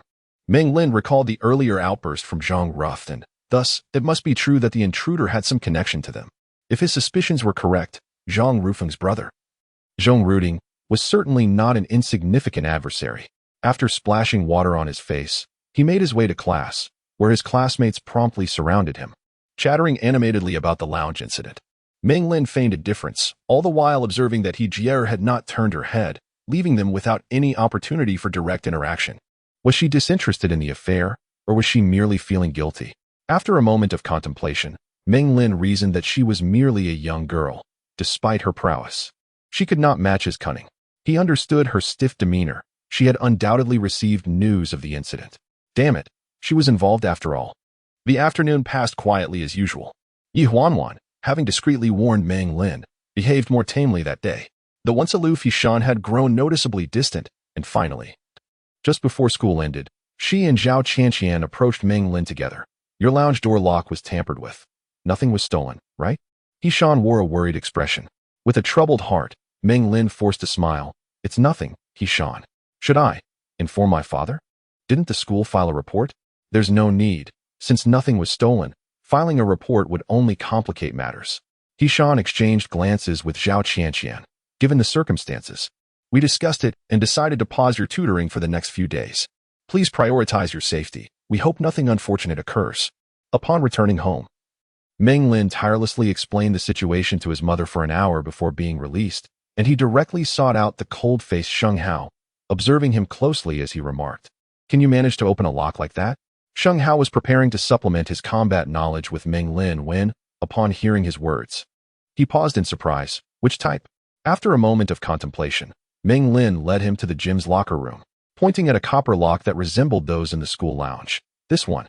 Sheng Hao approached the lock with curiosity, inspecting it closely. You want to break it? Yes, Meng Lin replied, his brow furrowing as he cautioned. Can you do it without alarming anyone? Sheng Hao regarded Meng Lin, took a step forward, his arm muscles tensing as he forcefully twisted the lock. It emitted a sharp creaking sound, the veins on his forearm standing out, yet the lock remained intact, causing a chill to settle in Meng Lin's heart. Noticing the troubled expression on Meng Lin's face, Sheng Hao stepped back, resting a fist atop the copper lock. He then raised his palm and struck down hard onto his fist. The forceful impact produced a muted thud, as if the lock were being pressed under great weight, causing it to sink slightly. When Sheng Hao twisted again, the lock shattered completely, fragments flying as he tore apart the door, leaving a significant breach. Sheng Hao flexed his fingers, speaking coolly. There are those who can break locks directly. Such individuals possess exceptional wrist strength, honed over at least a decade of training. Why do you ask? Are you in trouble? His last words carried a tone of certainty as he fixed his gaze intently on Meng Lin. Taking a deep breath, Meng Lin did not conceal the truth. The lock to my lounge has been broken. If it had made a loud noise, it would surely have drawn attention. Yet the culprit came and went with ease, and I only discovered the damage just before class. Sheng Hao pondered for a moment, then shook his head and raised an eyebrow. I hope he broke the lock in a manner similar to mine. To directly break your door lock. Unless he possesses the secret technique of the bone dislocation hand, such a person could disarm you in an instant without any weapon. I have yet to encounter such an adversary. Bone dislocation hand. Meng Lin was momentarily speechless, and Sheng Hao's words deepened his unease. The threat he faced was not from mere thugs or gangsters. Anyone capable of destroying a lock in such a manner was beyond Meng Lin's current abilities to confront. How had he attracted such a character? Sheng Hao tossed aside the remnants of the lock and leaned against the wall, crossing his arms. Do not hide anything from me, young master. I do not wish for you to come to harm. It is my duty to protect you. Feeling restless, Meng Lin turned to leave. Teach me combat skills. We must train. Sheng Hao followed silently, observing as Meng Lin sat before the shoulder press machine. Unlike before, he did not assist Meng Lin in setting up the equipment. Instead, he placed his hands on it, speaking calmly. I cannot transform you into a combat expert instantaneously. Without predictable circumstances, I cannot teach you the most effective escape methods. If your opponent is skilled, your current state of training will not suffice. To be frank, young master, I do not wish to fail you. I enjoy this profession. It is both easy and rather leisurely. Meng Lin scrutinized him for a long time and stated, You may speak the truth, but you must not disclose these matters to my parents. Unless you promise me, I will not divulge anything to you. Sheng Hao pondered for a moment before nodding, retrieving a cigarette from his pocket and igniting it with an expensive DuPont lighter. Go ahead, he urged. Those who fear death are not true heroes. Meng Lin hesitated, gradually recounting the events of her first day at school, including the altercation with Li Heshuan and the incident in the lounge where 3 senior students were injured. Sheng Hao listened intently, discarding cigarette butts one after another until the ground was littered with them, the air thick with smoke. He remained calm and composed. The Zhong family wielded significant power in Jiangling City, with formidable connections in both the underworld and legitimate realms, their influence only second to the He family, closely affiliated with the Triads and Bamboo Union. Offending them clearly spelled trouble. From what you've described, it seems that the intruder in your lounge had intentions beyond mere intimidation. What do you plan to do? What can I do? Perhaps teach me a few formidable techniques? Meng Lin replied, feeling a tinge of frustration. Your training speed surpasses my expectations. Sheng Hao's next words, however, chilled Meng Lin's spirit. While you may handle ordinary individuals with ease, facing skilled opponents will reveal your inexperience. Meng Lin shot an annoyed glare at the perpetually nonchalant figure before him, who continued, I suggest you refrain from attending school for the time being. This left Meng Lin at a loss. She did not wish to appear weak. Li Heshuan wouldn't dare show his face at school, she thought, quickly adopting an innocent demeanor. As a beacon of hope in the future of our nation, I cannot squander my education. Let us consider another approach. In the event you encounter a surprise visitor with impeccable timing and planning, your wits will be your greatest asset. Flee as far as you can, Sheng Hao advised, casting a calm glance her way. Remember, do not squander your cunning. Any attempt at trickery will only provide your opponent with an opportunity for success. In situations where there is a vast disparity in strength, retreat is an art form in itself, as it undermines their intent to harm you. Truly, it is a skill in its own right. Meng Lin had often heard Sheng Hao speak of the nuances of retreating in combat and could no longer contain her curiosity. What is the technique of dividing tendons and dislocating bones? Isn't that something from martial arts novels? Huh. I am quite familiar with legendary martial arts techniques, to be honest. I even know about the great capture and the 18 throws of clothing, among others. 2 years prior, Sheng Hao disregarded Meng Lin's enthusiastic rambling and, with a cool demeanor, remarked, the chief of the Jiangling City Public Security Bureau personally approached our squad leader, requesting our assistance in apprehending a notorious criminal. Meng Lin fell silent, quietly listening, aware that Sheng Hao, typically reticent, possessed countless astonishing stories that could leave ordinary individuals speechless. It was rare for him to engage in conversation, especially on such a sensitive topic. This individual was exceedingly brutal, having injured 7 people along the bond, leaving the victims in a harrowing state. 5 of them had their hands utterly mangled, fingers shattered or reduced to fragments, and the arms connected to those hands twisted grotesquely, resembling a twisted pastry, a horrifying injury from which recovery was impossible. There are 2 somewhat better scenarios. It is said that when the 2 intended to flee, he caught up with them from behind and dislocated their arms. As a result, their hands were spared from such devastation, though the injuries sustained were still grievous enough to lead to disability. The 7 individuals were severely traumatized, with one even ending up in a psychiatric hospital. Meng Lin stared in astonishment as Sheng Hao recounted the grim tale with an expression of indifference. The legendary martial arts that he had only heard of were, astonishingly, real, so vastly different from the whimsical narratives of chivalric tales. I was one of the borrowed team members at that time, yet I never even caught a glimpse of him. This individual vanished, only to be discovered in January of this year, when a male corpse was suddenly found in a hotel. His jaw had been dislocated, rendering him incapable of calling for help. He likely succumbed to the agony. This person not only suffered catastrophic damage to his limbs, but his ribs were also grotesquely twisted by some inexplicable force. His entire body was swollen, resembling dough that had risen excessively, an utterly harrowing sight. Sheng Hao maintained a composed demeanor and remarked coolly, no evidence was found at the scene, but the door lock had been forcibly twisted from the outside, indicating that the perpetrator had broken into the hotel room. The victim appeared to have connections to underground forces, and his death was left unresolved. A chill coursed down Meng Lin's spine, causing his scalp to tingle. I share this with you to make you aware that if you were in the lounge this afternoon, you might meet a fate similar to that of this individual. Moreover, this criminal is a notorious figure with a criminal record, thus, apart from civil disputes, your death would not concern anyone else. I do not know which powerful entity you have offended, but your current predicament is quite dire. Do you comprehend my advice? I wish to avoid complicating my work, so it would be best if you ceased attending school. Meng Lin abruptly countered, questioning whether he truly enjoyed dismembering people's hands. Sheng Hao furrowed his brow and regarded Meng Lin before continuing. So, you insist on returning to school? Sheng Hao. Meng Lin sighed, massaging his temples. Our agreement stipulates that you must not reveal this matter to my mother. I will resolve my own issues. Even if something were to happen to me at school, it would not concern you. Remember, this is a secret between us, understood? Sheng Hao's gaze deepened as he calmly inquired, are you not afraid of death? Even the most insignificant creatures strive to survive. Meng Lin certainly feared death, but he would not show weakness in such a critical moment.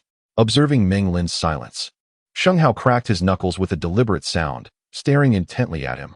I am not fabricating a story. You can verify this online. If you believe I am deceiving you, you may inquire with your classmates. I am aware that you have a classmate named Hishan, whose father is a significant figure in the Jiangling City Public Security Bureau. You can ask her. You know Hishan? Since you began attending Zhanhong, I have familiarized myself with the backgrounds of nearly all your classmates, even keeping records of the school's security personnel. Oh, Meng Lin pondered, squeezing his chin. Could the one who broke my lock be one of the security guards? No, it could not. Unexpectedly, Sheng Hao shook his head, asserting that with his skills, infiltrating a school equipped with merely average surveillance would be an effortlessly trivial task. His demeanor made it abundantly clear that he was an exceptionally cold-blooded and composed individual. Indeed, a formidable adversary. Meng Lin pondered for a moment before suddenly laughing. Sheng Hao, do you think he has a peculiar penchant for twisting people's wrists? Perhaps indicative of a certain sadistic inclination?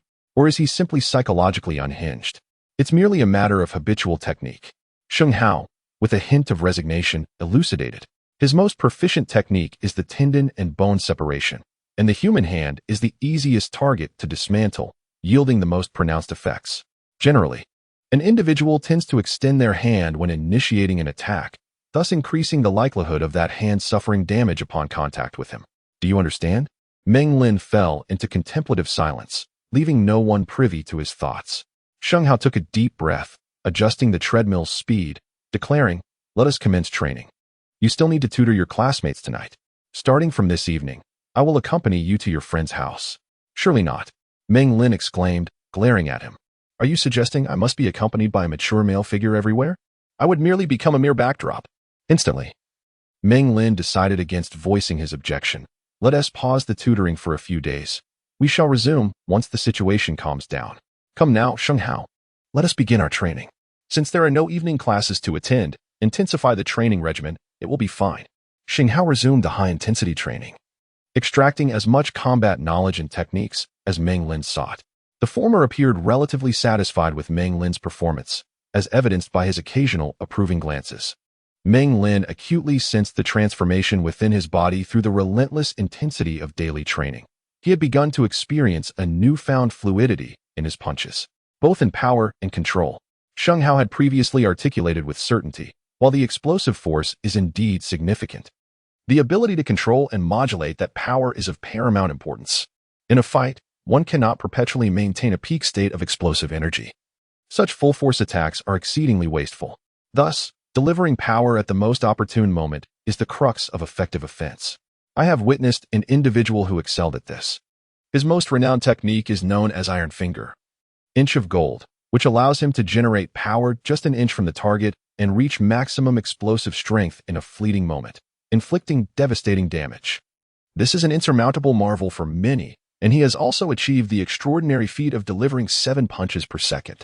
Meng Lin was momentarily taken aback and inquired, "And what about you?" Sheng Hao's brow furrowed gravely, refraining from responding to Meng Lin's query. The speed of one's punches signifies the strength of their control over power. However, solely pursuing velocity is insufficient.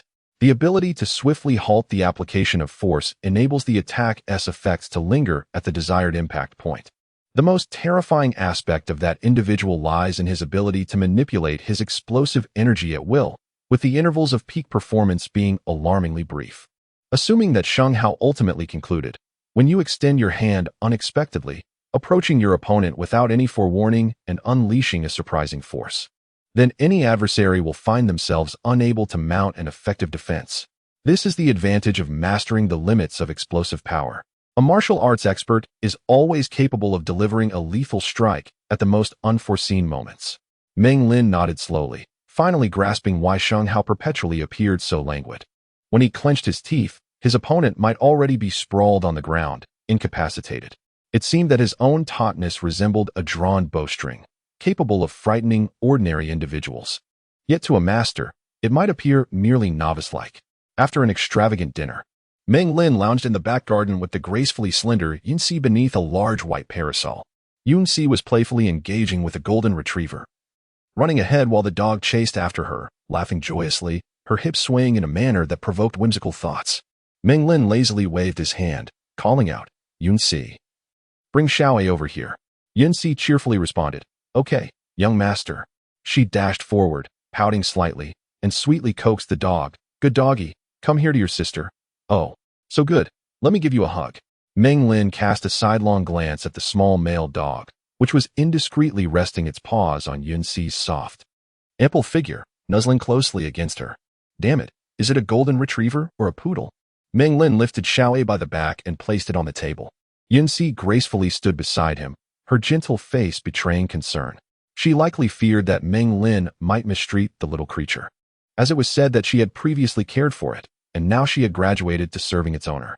Have Aunt Zhang fetch me a sharper razor, Meng Lin said with an ambiguous tone, causing Yunxi's face to pale. I have to shave its fur, otherwise it will get fleas. No wonder I was itching all over last night while sleeping in bed. Young master, Yunxi's face turned ashen, pleading for the dog. Yanzi bathes it every day. How could it possibly get such things? In the past, I have made up my mind. Hurry and go. Meng Lin interrupted her with dissatisfaction, crossing his legs and pressing down on the dog, grumbling. Even if it doesn't have fleas, it still needs a shave. Rest assured, I won't harm it. Didn't you say it's your little brother? How could I bear to hurt your brother? I'm just going to give it a new hairstyle. I guarantee it will look even cuter. Yunxi cast a final desperate glance at Xiaowei, walking away with reluctance, glancing back 3 times. One could easily surmise that she was inwardly cursing Meng Lin. Meng Lin chuckled as he inspected Xiaowei, clearly noticing its dampness beneath. Damn it, silly dog, if you were human. In a few minutes, Yunxi returned, swaying her hips, a sharp razor clasped between her delicate fingers. With a charming smile, she said, Young master, how would you like to shave it? Let me handle this. You need not trouble yourself. Meng Lin fixed his gaze upon her, pursing his lips, and responded in an authoritative tone. A girl cannot do this. I fear you might injure it. Hand me the blade. Upon hearing Meng Lin's concerns, Yunxi gradually exhaled a sigh of relief and stepped forward, proclaiming, I shall help you catch it. I can coax it into behaving, thus minimizing the risk of injury. She leaned forward. Her alluring curves accentuated as her oversized collar hung loosely, revealing all beneath, causing Meng Lin to nearly cover her nose once more. Xiaowei, under Yunxi's control, submitted to Meng Lin's playful torment. After Meng Lin gleefully shaved it bald, she concluded the amusing antics that had left Yunxi feeling distressed. With a playful whistle, Meng Lin exclaimed, Now, it looks splendidly unique. Yunxi was at a loss for words. Suddenly, a phone call interrupted. Meng Lin glanced at the screen, waved her hand, instructing Yunxi to take Xiaowei and leave first. As she answered the call, Meng Lin paused for a brief moment before saying, Teacher Shen, is there something you need? Shen Yanlan's calm voice resonated. I am waiting for you at the school gate. Meng Lin surveyed her surroundings and noticed that Yunxi had vanished. Lowering her voice, she inquired, Is your mother coming? With Zhang Xiaoyu persistently urging for the fake identification, Meng Lin felt somewhat resigned given the difficulties of meeting her now that she had obtained the documents. After a moment of silence, Shen Yanlan emitted a soft sigh. Yes. Remember to bring your ID. Meng Lin hastily fabricated an excuse about going out to eat, disregarding her mother's incessant chatter as she rushed out with Sheng Hao. The night breeze was cool, and while driving to school, Meng Lin recalled the matter of the ID. Presenting the pristine fake ID to Zhang Xiaoyu would undoubtedly raise suspicions. Typically, one would possess an ID by the age of 16, and after 10 years, the document could not possibly remain in such immaculate condition. Thus, Meng Lin resolutely marred the counterfeit ID. Upon arriving at the school gate, Shen Yanlan was already waiting at the bus stop. She surveyed the driver and Sheng Hao, cast a glance at Meng Lin, then lowered her head to observe the approaching bus before stepping onto the road, composed amidst the bustling crowd. Meng Lin instructed Sheng Hao not to follow her, assuring him that she would return alone in the evening. Strangely, Sheng Hao shot a peculiar glance at the striking Shen Yanlan and then at Meng Lin before silently instructing the driver to depart, opting to take a taxi by himself.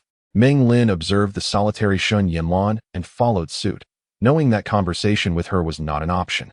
They boarded the bus and disembarked at the Zhaicai East Gate station. Crossing the street, Meng Lin hastily voiced her curiosity. Teacher Shen, did your mother mention anything? Shen Yanlan gazed straight ahead, seemingly unresponsive. Meng Lin scratched her head, realizing that Shen Yanlan would remain silent unless prompted directly. If your mother disapproves of our relationship, what should I say? Shen Yanlan's eyelids flickered, yet she maintained her silence. Meng Lin internally lamented, sensing that perhaps Shen Yanlan was still upset over the previous incident. At that moment, as they approached the T-junction, Shen Yanlan abruptly halted, her gaze fixed on a nearby restaurant named Imocha. Be clever, Shen Yanlan instructed before striding towards the establishment.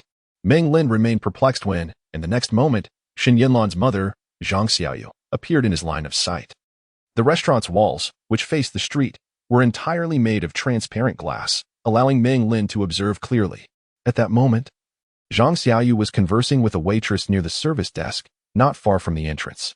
After a brief exchange, she nodded and stepped outside, her demeanor suggesting she had not dined yet. Coincidentally, Shen Yanlan and Meng Lin approached her.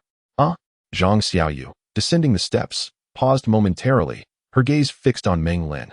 What brings you here? He responded, I brought my ID. Shen Yanlan, with a sullen expression, glanced at Meng Lin and said, show it to my mother. Of course. Meng Lin replied, retrieving a counterfeit ID from his pocket with both hands, presenting it to Zhang Xiaoyu. I just completed the formalities a few days ago. I apologize for the delay. As he spoke, Meng Lin felt a twinge of anxiety, keenly observing Zhang Xiaoyu's reaction. After all, this was a fake ID, and the security watermark differed significantly from a genuine one. He feared she might detect the ruse. Zhang Xiaoyu, with an indifferent tone, acknowledged with an O, examined the birthdate section, nodded, and returned it to him. That went surprisingly smoothly, Meng Lin thought, taken aback. After a moment of contemplation, since Shen Yanlan had not instructed him on what to say, he decided to improvise. Auntie, you are aware of my age, so what about my relationship with Yanlan? Zhang Xiaoyu remained silent, glancing at her watch before addressing her daughter. You should tell him. Your father is waiting for me to prepare dinner. With that, she cast a final glance at Meng Lin and turned to walk towards the road. Meng Lin was bewildered, pondering the meaning of her words. Recently, Zhang Xiaoyu and Shen Jiangwo had indeed treated him poorly, but today's coldness was unprecedented. Had they disapproved? He speculated that after discussing it, they deemed him too young for Shen Yanlan, and thus had dismissed him even before seeing his ID. Teacher Shen, what did your mother ask you to convey? Just then, as Meng Lin was lost in thought, Shen Yanlan had already rounded the corner, heading home. He followed her with a wry smile. Does your mother disapprove of us?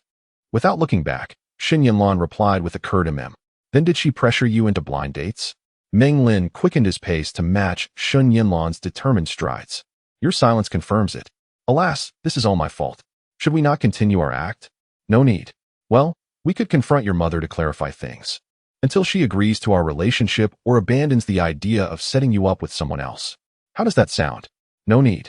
How can that be? Meng Lin, growing anxious, pressed on. You don't even like him. What if your mother insists? With a furrowed brow, Shen Yanlan suddenly turned and snapped. I said no need. Did you not hear me? The sound was piercing, even amidst the bustling chaos of the intersection. Observing Meng Lin's stunned expression, Shen Yanlan continued coldly. How do you know I do not like him? Do not presume too much. My mother has noted your age and will no longer use that as an excuse. This evening, I will inform her that we have broken up. Meng Lin, from this day forward, whether it be blind dates or marriage, you shall have no part in it. The performance is over. Meng Lin felt as though he had been frozen in place. Indeed, the performance had concluded. Shen Yanlan was correct. Their initial plan had been to convince Zhang Xiaoyu of their fabricated 26 years, thereby minimizing any negative repercussions. Now that Zhang Xiaoyu had seen his identification, she had accepted the truth. What Shen Yanlan would do next, and what Zhang Xiaoyu would do, was no longer of his concern. Teacher Shen, I understand. Initially, Meng Lin believed he had regarded being Shen Yanlan's boyfriend as a burden. Yet, when she declared that the performance was over, he realized he did not feel the anticipated relief, but rather a subtle sense of loss, an indefinable melancholy. At that moment, he understood that he had, in fact, derived joy from it. Shen Yanlan managed to rein in her emotions somewhat and nodded coolly at him. If you understand, then go home and study diligently. Goodbye, Teacher Shen. Watching Shen Yanlan gradually walk away, Meng Lin chuckled and shook his head, then sat down on the roadside. He instinctively reached into his pocket and pulled out a cigarette. Lighting it, he inhaled, only to be caught off guard by the smoke. These past few days had been overwhelming, leaving Meng Lin so busy that he had scarcely found time to learn to smoke. A sense of confusion regarding how to handle the crises began to spread within him. Unknowingly, he found himself thinking of Teacher Shen again. Although Shen Yanlan's final instruction to study was delivered in a calm tone, Meng Lin, having lived 2 lifetimes, could discern that she was suppressing her emotions. It seemed that their entangled past would likely come to an end from this day forth. Meng Lin tossed the still-burning half of his cigarette into the grated drain, brushed the dust from his pants, and turned towards the bus stop across the street. Without these trivial matters, he could focus on dealing with those privileged youths. Now that was the real issue at hand. As he reassured himself, a commotion suddenly caught his attention. 42. Compound aluminum hydroxide tablets. Hey, are you all right? What's wrong with her? I don't know. She just suddenly sat down. Oh no, could it be a heart condition? Quick, call 120. While waiting to cross the street, Meng Lin heard the voices not far behind him and turned around, curious about the commotion. To his astonishment, there was Shen Yanlan, the very person he thought had vanished from the scene, crouched about 15 meters away. One hand was pressed against her forehead, while the other, trembling slightly, clutched her abdomen tightly, and beads of sweat streamed down her pale profile. At this moment, a crowd had gathered around Shen Yanlan, with several concerned individuals suggesting the immediate need to call for an ambulance. However, to their surprise, the visibly pained Shen Yanlan stopped them, saying, "No need to call. The ambulance. Teacher Shen." Meng Lin squeezed through the throng, grasping the unsteady Shen Yanlan, who was attempting to rise but was on the verge of collapse. "What happened to you?" Shen Yanlan leaned slightly against him, struggling to keep her eyes open as she replied, "I have medicine in my bag, please. Get it for me." With great weakness, she pointed her toe at the small black handbag that had fallen to the ground. "All right, just lean on me for support. Don't move." Quickly unbuttoning her bag, Meng Lin reached inside. To his relief, Shen Yanlan's bag was remarkably tidy, devoid of the usual array of cosmetics one might expect from a woman, even lacking a mirror. Inside, he found a set of keys, a wallet, a notepad, and a bottle labeled with a compound of aluminum hydroxide tablets. Upon seeing the name of the medication, Meng Lin sighed in relief, unscrewing the bottle and retrieving 4 white tablets. "Here, take these quickly."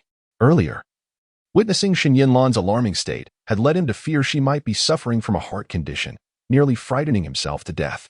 Shen Yanlan glanced at him, managing to take the tablets into her mouth, chewing for a considerable time before finally swallowing. "Is she all right? Should we call for an ambulance?" one bystander inquired. "For now, it's unnecessary. She has a stomachache, and after taking the medicine, she should feel better." "Thank you all," Meng Lin replied. Before long, the onlookers gradually dispersed. Meanwhile, Shen Yanlan began to feel slightly better. One of her hands was held by Meng Lin while the other rested on his shoulder. "Are you feeling any better?" he asked. "Yes, just help me get home," she replied. "All right, please watch your step and don't fall." The distance to Shen Yanlan's home was not far. After walking nearly 100 meters north, they turned eastward towards her residential complex. Suddenly, perhaps due to the waning effects of the medication, Shen Yanlan's expression twisted in pain again. She clutched her abdomen tightly, her legs involuntarily bending as if succumbing to exhaustion. Seeing her condition, Meng Lin realized they could not ascend the stairs in this state.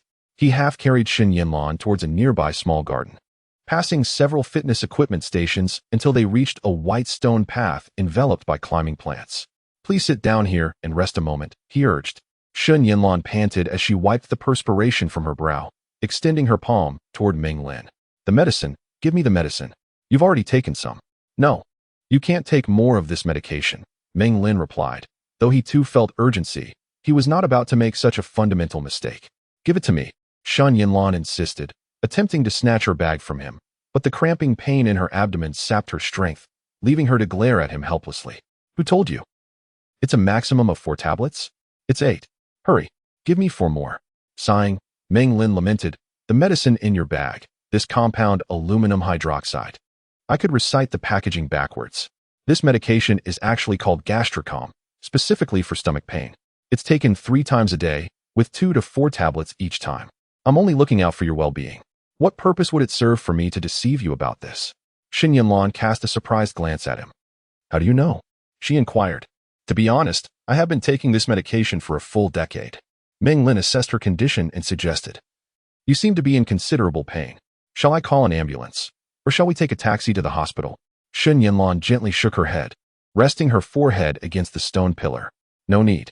It's an old ailment. It always occurs like this. It hurts for a while, but then it subsides on its own. Whether I take traditional Chinese medicine or Western medicine, the pain ultimately remains the same." Through the gaps between her fingers, she gazed at him and softly asked, Do you have stomach issues as well?" "Yes, It was quite similar to your condition in the past, Meng Lin replied, referring to his previous life. Suddenly, as if recalling something important, he slapped his forehead. Ah, I remember now. How could I have forgotten? Forgotten what? She asked. I just recalled an acupoint that treats stomach pain. Teacher Shen, please sit still and extend your hand to me. Meng Lin settled beside her steadily. Acupoint? Shen Yanlan questioned, skepticism evident in her voice. Which hand should I use? Meng Lin hesitated for a moment, scratching his head in thought. I seem to have forgotten which hand. How about you extend both hands? He suggested. Meng Lin grasped Shen Yanlan's delicate wrist, turning her palm upwards. He then aligned his index, middle, and ring fingers along the bottom edge of her palm, positioning them at the center of her wrist, 3 fingers' breadth away. He pressed down firmly with one finger onto the designated spot. Shen Yanlan's other hand was measured in the same manner, and he applied pressure to the corresponding acupoint. A sharp intake of breath escaped Shen Yanlan as she felt the sudden pain. Doubt clouded her mind about Meng Lin's technique, and she yearned to express her discomfort, but she seemed reluctant to show weakness in front of others. Thus, the word pain that hovered on the tip of her tongue was swallowed back. Shen Yanlan clenched her jaw tightly, managing to suppress any sound of distress. Meng Lin was entirely unaware of the intensity of the pain at this acupoint. As his own stomach issues were not as severe as hers, a simple medication would suffice for him, so he had never tested it on himself. You are familiar with traditional Chinese techniques? Shen Yanlan's eyes, filled with pain, betrayed a hint of skepticism. Meng Lin shook his head vigorously. I cannot claim such knowledge. I learned this from watching television. An elderly traditional healer mentioned that this position, 3 fingers' breadth from the palm, is an acupoint for alleviating stomach pain. However, I don't remember whether it pertains to the left hand or the right. My apologies. In this era, it seemed there were no such television programs yet. In 2009, a popular show called Health Hall aired on a science education channel, where he had memorized a few acupoints for treating and nurturing the stomach. And he was now putting that knowledge to the test, uncertain of its efficacy. 5 minutes later, Shen Yanlan looked at Meng Lin with a hint of astonishment. Blinking her eyes, the pain has subsided. That's wonderful news, Meng Lin responded, genuinely pleased. He had approached this with a tentative mindset, only to discover that it truly proved effective. Shen Yanlan withdrew her hands from Meng Lin's grasp and attempted to move her body. However, her brow furrowed deeply. When I remain still, there is no pain at all, but if I move my abdomen, it still feels slightly uncomfortable. Is it still painful? She asked. Could you help me apply pressure for a while longer? Acupressure points should not be pressed for too long. Let me demonstrate another method for you. This point is beneficial for nurturing the stomach. If you have time, you may practice this on your own as well. Without further thought, Shen Yanlan nodded and extended her arm once more. Meng Lin cleared his throat, saying, Teacher Shen, this acupressure point is not located on your hands. If it's convenient, could you please remove your left high heel? Shen Yanlan's expression shifted, retracting her left foot and hesitating. You said you saw this on television, right? Which channel was it? I'd like to check it out myself. I watched a program from 2009. Which one did you see? That program aired quite some time ago, just that one episode. It surely cannot be found now. Observing this, Meng Lin suggested, what if I demonstrate on my own foot? And then you can learn from me. Meng Lin genuinely wished for Shen Yanlan to massage this point daily to improve her stomach health. After stating this, he bent down to take off his shoes, thinking that Shen Yanlan had no reason to refuse the proposal. Yet, to his surprise, she reached out to stop him. Feeling helpless, Meng Lin took a step back. Teacher Shen, if this doesn't work, I can demonstrate for you, and afterward, I'll write down the key points. You won't need to do it here. You can practice at home later before he could finish. Shen Yanlan interjected. There's no need to go through all that trouble. In the next moment, her ankle, clad in flesh-colored stockings, was freed from the confinement of the high heel. Come on, she said, shifting her slender form to lean comfortably against the stone pillar. She gently lifted her left leg, pausing momentarily in the air before it slowly descended onto the stone seat. Teacher Shen, may I place your leg on mine? Shen Yanlan glanced around before nodding. However, pain flickered across her face, and she slightly lowered her head, resting her right hand against her forehead, thus concealing her expression from Meng Lin. The acupressure point I mentioned is located approximately in the center of the sole of your left foot, right here. Please feel for it. As Meng Lin reminisced, he cradled Shen Yanlan's left leg, positioning his thumb on the center of her foot and applying gentle pressure. This is the spot when you massage it. You should move from top to bottom, doing it several times a day. Shall I demonstrate once for you? Meng Lin looked up at her, and through the gaps between his fingers, he caught a glimpse of her eyes. Noticing her gaze slightly averted before she pressed her fingers together and emitted a soft sound from her throat. Curious about the flush on her neck. Meng Lin dismissed it and continued to move his thumb, massaging the sole of her foot. Remember, you must press from top to bottom. Applying some force for it to be effective, the acupressure point is definitely here. However, since you're wearing stockings, I won't press too hard. When you practice, you can apply double the pressure compared to what you feel today. Shen Yanlan remained silent, not nodding in response. That's settled then. Do you see any issues?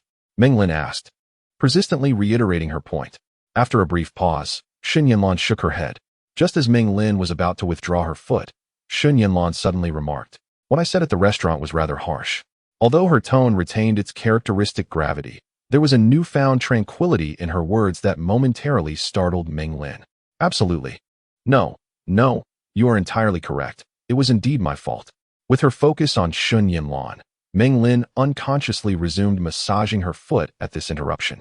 I know you mean well, attempting to dissuade me from the blind date, Shen Yanlan said, her hand still shielding her face. However, I am already 28. I cannot resist such matters indefinitely. Upon reflection, my mother has a point. I glanced at that person's photograph yesterday, and he seems quite decent. Hence, you needn't bear any psychological burden regarding this. Meng Lin was genuinely taken aback by Shen Yanlan's words.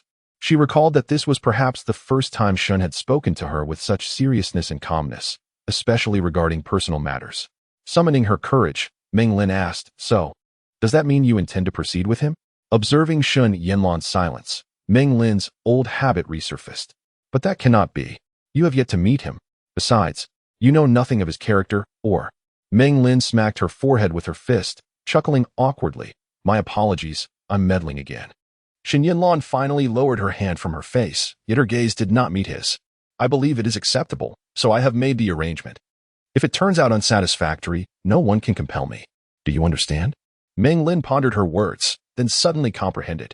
Shen Yanlan's statement was meant to assure her that she should not feel guilty. If she were to marry that person, it would be entirely her own decision. Unrelated to Meng Lin. "I understand." Meng Lin nodded in acknowledgement. "Please don't consider me bothersome.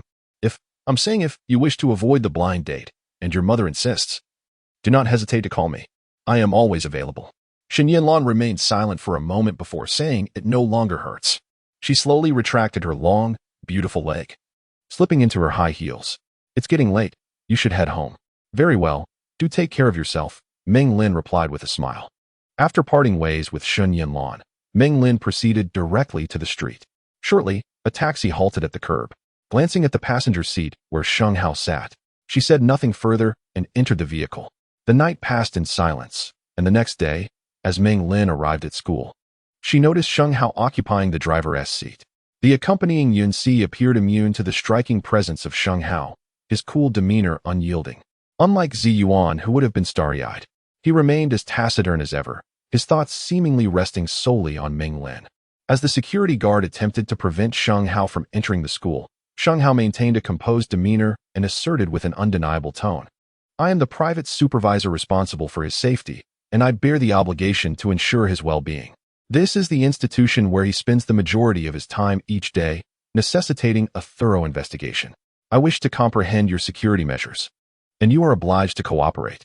The security guard was completely subdued by his imposing presence. As Meng Lin approached the classroom, he glanced back to see the guards respectfully escorting Sheng Hao to the security office, clearly impressed. The lounge door had been repaired, and Meng Lin noticed that a camera had been added at the end of the corridor. Consequently, anyone attempting to intrude upon the student lounge would immediately be visible on the security office's display terminal. Perhaps due to the recent incident in the lounge, Shen had become unusually talkative, occasionally whispering to Meng Lin. Although her complexion appeared somewhat paler than before, it was evident that she was one of the most concerned individuals in the class regarding Meng Lin's well-being. Once classes commenced, Jier had yet to arrive. Meng Lin surmised that she must have taken a leave of absence, and an ominous feeling began to rise within him. Could it be that something would transpire today? He hoped that the deranged individual who had intruded upon the lounge would not return so soon to seek him out. At noon, Meng Lin, as per his usual routine, was set to leave for psychological therapy. He hailed a taxi and headed to his rental property, as he had numerous tasks to attend to. having promised Ziyuan. He felt compelled to purchase a house for her. This was no insignificant sum, while money was not an issue. Meng Lin needed to concoct a plausible excuse to deceive his parents. The housing prices in the first-tier city of Jiangling were notably high, especially in this prime area, with amounts exceeding 1 million. No parent would overlook such a considerable expenditure. Even though the Meng family was affluent, such a large sum could not be squandered recklessly. After some contemplation, he recalled that Ziyuan had mentioned she would go there after school, and her school was closer to the rental property. She must have already arrived at the house by now, and he had heard she had brought along some classmates. As Meng Lin passed by the public garden of an affluent neighborhood, he noticed an elderly man seated at a stone table. It was Meng Han's uncle, wearing light brown sunglasses and comfortably observing a group of carefree children before him. Upon spotting Meng Lin, he smiled and nodded. "Meng Lin, are you going to a classmate's house?" Meng Lin held a favorable impression of the elderly man, not to mention he was the uncle of a nurse he knew. So he comfortably took a seat on the stone bench opposite him. The uncle appeared to be in good spirits, basking in the sunlight. The old man glanced at the group of children and the nannies who were chatting nearby, watching the playful antics of the little ones. Meng Lin, somewhat puzzled, looked at the children and the nannies, wondering what was so captivating. The elderly man shifted his position and savored a sip of the ancient tea resting on the stone table. Sometimes, the things that people easily overlook can be quite precious. The pace of this world can be excessively frantic, and these moments allow me to feel at ease. Meng Lin nodded in agreement, recognizing the truth in his words.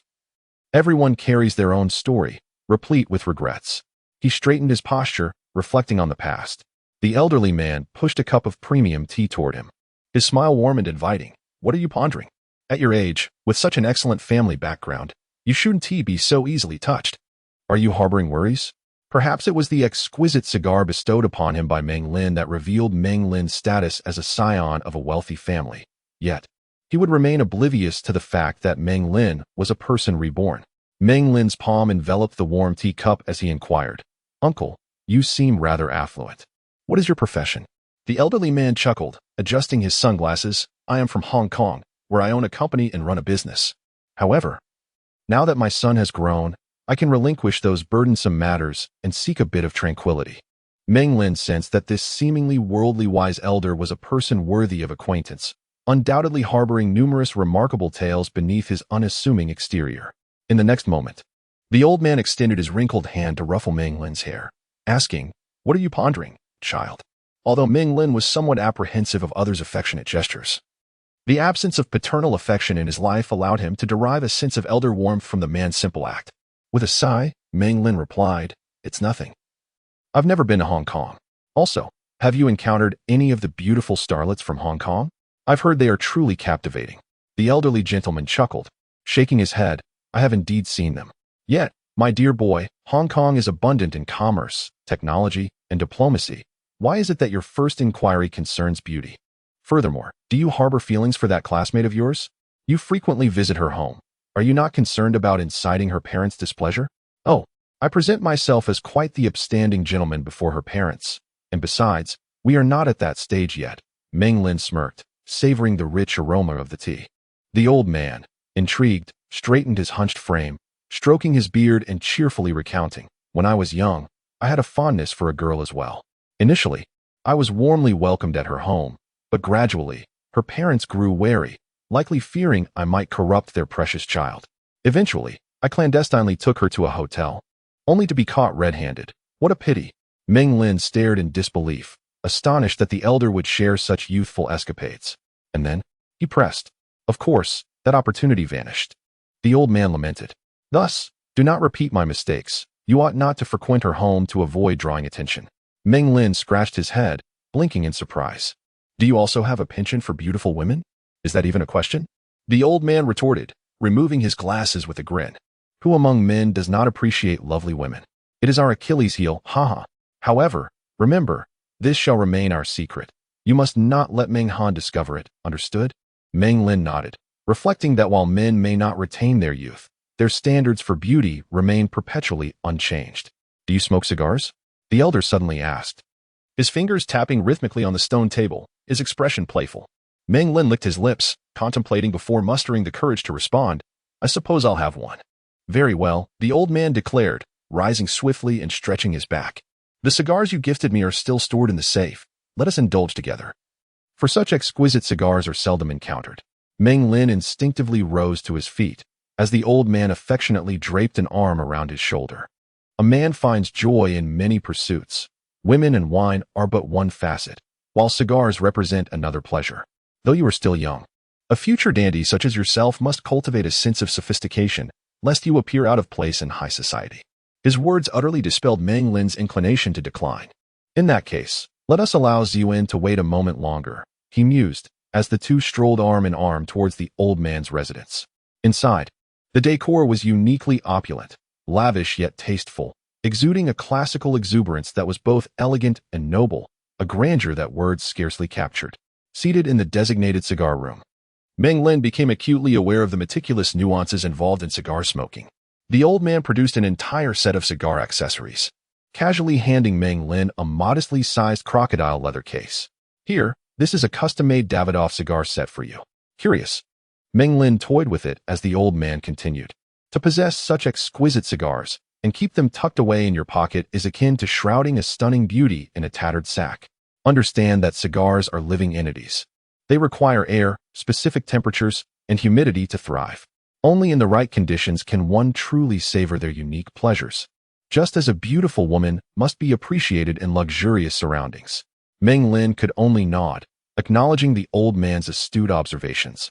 Realizing that he had surely been a notorious charmer in his youth, the old man expertly opened the compartment, explaining, when venturing outdoors, "You may store your cigars in this case."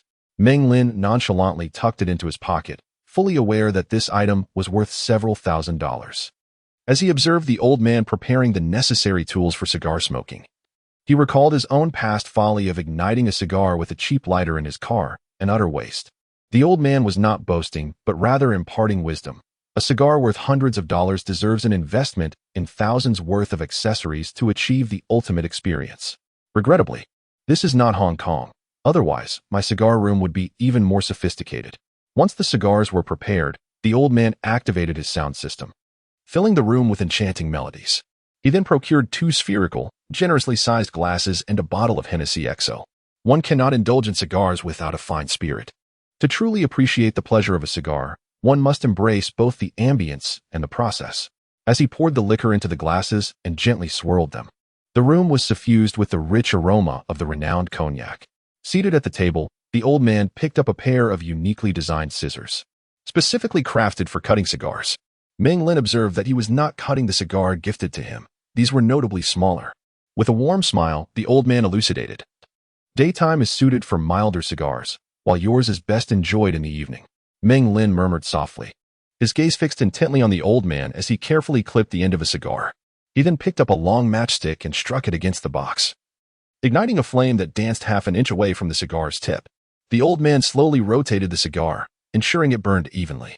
Handing the cigar to Meng Lin with a cheerful smile, he advised, "Take a sip of the XO first to savor its rich aroma, then indulge in the cigar." Upon hearing this, Meng Lin lifted his glass and took a sip of the liquor. The taste was peculiar, and though not particularly strong, it was bearable. As he raised his gaze, he noticed that the old man had already lit his own cigar. He sank into the leather sofa, his expression focused, eyes half closed. One hand held the cigar aloft, while the other brought the glass closer to his lips.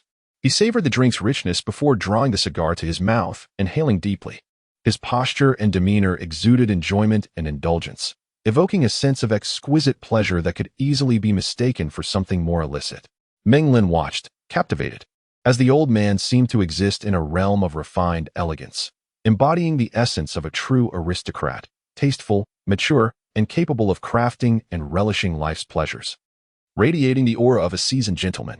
With the absence of the nurse, Meng Lin seized the opportunity to excuse himself after finishing a cigar, aware that lingering would only highlight his own humble disposition in contrast to the old man's noble demeanor. Such an aura, so elusive, could not be cultivated in mere days. As autumn winds whispered through the air, the refreshing breeze from the nearby Worker-S Lake was felt even from afar. The emerald willow branches swayed gently in the wind, shedding leaves that danced upon the lake's surface, creating ripples that shimmered in the sunlight. A sudden gust stirred, and in an instant, the water sparkled, casting a mesmerizing interplay of light and shadow, ever-changing and breathtaking. With a creak, the key turned in the lock, revealing Ziyuan and her classmates, adjusting their attire in preparation to depart for school. Leaning against the railing at the corner of the hallway, Meng Lin caught a glimpse of a girl accompanying Ziyuan. She bore an alluring resemblance, aptly named Yuanyu, her name itself captivating. Yuanyu, of similar age to Ziyuan, possessed porcelain skin and a flawless doll-like visage. Her expressive eyes sparkled with mischief, embodying the type of petite woman who knew how to charm. Upon encountering Meng Lin for the first time, she appeared slightly nervous. Yet her curiosity was palpable. However, as their eyes met, she quickly averted her gaze. "Is that you, Meng Lin?" Ziyuan exclaimed with focused enthusiasm, trotting toward him with a lively gait. Leaning in, she added, "From now on, you and I will be living here. You must come visit us often if you have the time, and when will you provide for our household?" With a beaming smile, Meng Lin retrieved a stack of cash from his pocket and handed it over. As Ziyuan accepted the 2,000 yuan, she pouted playfully, voicing her complaints. "We've been waiting for you for ages. We thought you wouldn't show up, and now you arrived just when we wanted to go shopping. Where have you been? We were so anxious." Meng Lin playfully pinched Ziyuan's chubby cheeks, contemplating the idea of establishing a cigar room after enjoying cigars with his uncle. Ziyuan responded with a puzzled expression, clearly bewildered by Meng Lin's musings. As time was not on their side, Meng Lin suggested, "Let us head to school. Lest we be late, we can procure our belongings tomorrow." Ziyuan, the adorable little money grubber, bounced with delight at the thought of money, linking her arm with his as the trio set out to catch a ride to school. Yuanyu tilted her head, observing the pair, evidently perplexed by their intimate camaraderie. The residential area was some distance from the main street.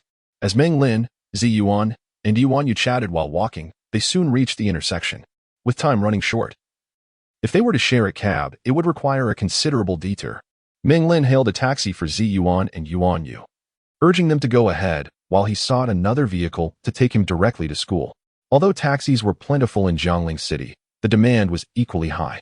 What terrible luck, Meng Lin thought, standing at the curb for what felt like an eternity without a single empty cab in sight. Growing increasingly anxious and regretting not riding with Ziyuan and the others. 1 minute, 5 minutes. Just as impatience began to take hold, a black sedan gradually approached from the street corner. As the vehicle slowed to leave the fast lane, it provoked a cacophony of honks from the cars behind. Yet it stubbornly edged closer to Meng Lin, seemingly intending to park right in front of him. Initially, Meng Lin mistook it for a familiar car, but upon closer inspection, he realized he did not recognize this vehicle, and worse still, it was an unlicensed black car. A jolt of fear coursed through Meng Lin's veins. His senses suddenly heightened as if a bowstring had been drawn taut.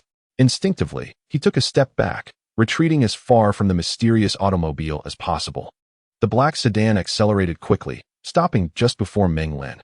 The door swung open, and a middle-aged man emerged, straightening up as he surveyed Meng Lin with hawkish eyes, approaching him deliberately with heavy footsteps.